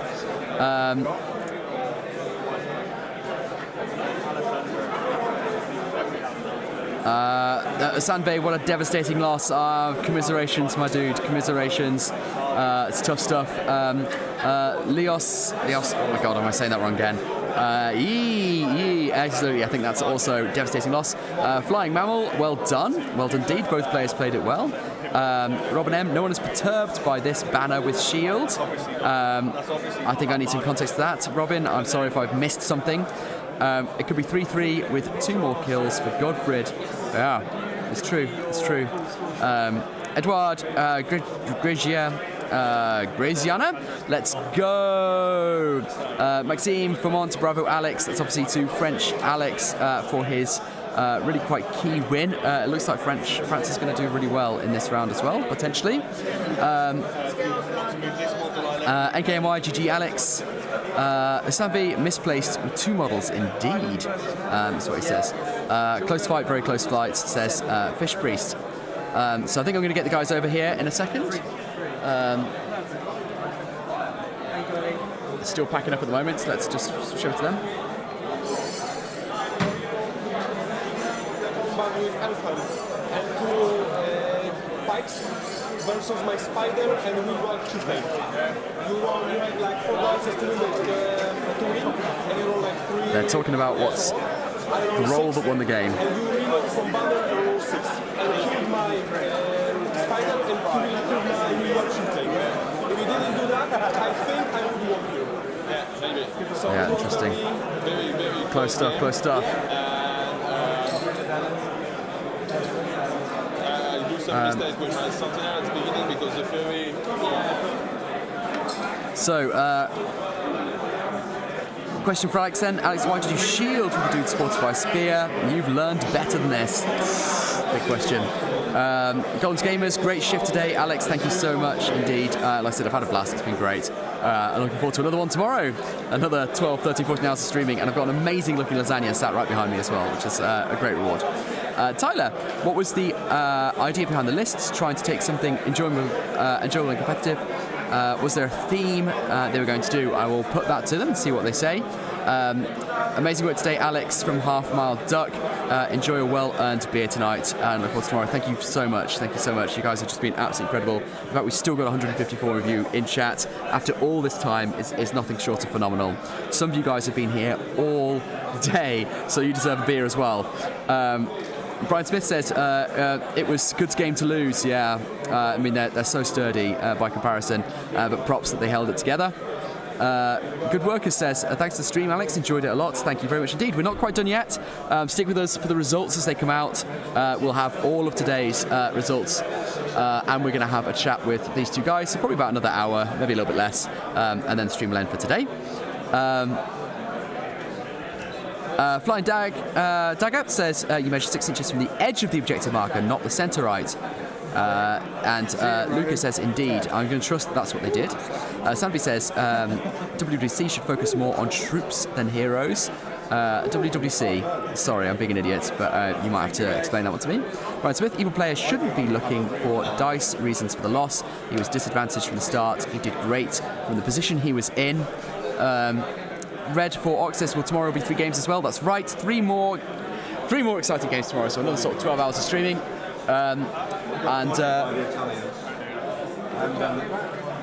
Yeah, great. I think the players are coming over, ready to have a chat with us. Where's your counterpart? Is your opponent coming as well, Alex? He's disappeared. There he is. Yeah, let's get him over. All right, guys. So let's switch over to their camera so they can see. There we go. Cool, guys. Do you want to back up a little bit so that, sorry, the camera can't quite see you there. You have 1 minute remaining. That's it. Perfect. Thank you very much. Sorry, a bit backlit, but yeah, that'll do. So well done both, guys. Really intense. Lots of people in chat saying, one move this, one move that. What were your predictions from the beginning? Because one of the things people were saying was, at the beginning we had a really intense argument in chat about who was at the advantage, and I think generally people thought that Good getting the 2 warbands were evil failing to get 2 warbands at the beginning, so Good stealing a move into the middle and then being able to just bunker up on the middle. More difficult to shift, kind of gave him the advantage. What do you guys think? What were you expecting? I started to regret that I didn't take heroic march to my army on this tournament because it would be very useful to have in this battle. And I knew that my opponent will go first and will be in the middle of the table first. So I tried to do flank, very deep flank with half my army. but they arrived a little bit too late, I think, and also there was a small wall, so it was difficult to navigate this side. And my opponent played this perfectly, and he took advantage of the terrain he had, so well played. Thanks. There you go. What do you reckon? Was it destined from the beginning? No, I think it's a very strong match. It's the third time I played today. And I need to come with all my models in the same place. I need to spend might, it's not a problem, but it's very important. And to play the match, to come first in the center of the map, and then for sure shooting, I have the blinding lights. I have a lot of shootings, but he needs to go inside. He cannot try just to shoot for 2 hours. It's okay, but he has a lot of threats with his war systems. His magic is going super well for him at the beginning of the game. And at the beginning I'm not so. I mean, you never know in the stream. It's like you go in the middle and it looks good because like for my opponent, he has high defense. High fights. He has on the middle, he has high fight value, he has spikes and so on. But still I can go in and just try to start throwing sixes and kill everyone. So you never know how the battle will. And of course you killed about 5 models for most of the game, and then in one turn killed another 5, and it's like all of a sudden it's like, oh wow, actually, you might be able to pull this back. I mean, for me, I was very lucky in the beginning of this game because my opponent wasn't killing me and he wasn't winning the fights. So my orcs and goblins just stood there and didn't die. So it was very lucky for me. But I wasn't killing you either, to be honest. No. I killed Theodred recently early. So I was hoping that this will open the map and I will have more room to navigate with my bat swords and giant spiders, but it didn't work out. It's a mistake. It's my mistake. At the beginning, I really don't use well Theodred's bite and wheel, I think. Well, you both. Sorry, you've both got loads of fans in chat. Maxime Formont, do you know Maxime? Says, love you, Alex. There you go, wants me to pass that along. But yeah, I mean, throughout the day it's been interesting because France has got a really vocal supporters in chat. Poland too. Lots of Polish phrases that I don't understand, I'm afraid, so and I'm not going to try and pronounce them. England had none. No support for England whatsoever. What would you say? Going into tomorrow, what expectations do you have for people watching from home? I mean, we came here to win. It's like very clear. Obviously, a lot of great teams, so everything can happen. But after the first day, we end up with complete of the match points. So, today was a good day. We'll see how. Great. And yourself? For us, it's we have some new guys in competitive international competition like team, but it's going very well today. You both did very well. Difficult matchup against Poland. We lost, but nothing is. We'll see tomorrow and hope for 3 wins tomorrow. Well, thank you very much, both. I really appreciate it. And good luck with the rest of the tournament. Thank you. Can I grab the microphones back? Thank you so much. Okay. Thank you. Many thanks. Thank you. All right, guys. So that's the interview. That's the event. Nino. We've got Will. Hello, the Will. welfare police are here. The welfare police is it's here. It's time for you to say goodbye and eat some lasagna. All right. Well, I'm not going to say goodbye properly just yet because I think they're going to want some results. You maniac! But we I know. Tune in half an hour time and just give them end of day results. I tell you what. Let's. Well, if we. So. It's going to be a little while, I think, until we get results. Yeah, so all right, guys. Say 8:30. We'll do a results update. All right. In 20 minutes or so, I'm going to have some lasagna, guys. Thank you very much for tuning in. If you're about to disappear, if you want the results for today, check back in half an hour. Otherwise, we'll have them at the beginning of tomorrow. So we will have them tomorrow. They'll be on the Facebook page as well. Again, huge thank you. Absolutely fantastic day. Really enjoyed it. We'll be back in about half an hour just for the results, and we'll pick this up tomorrow.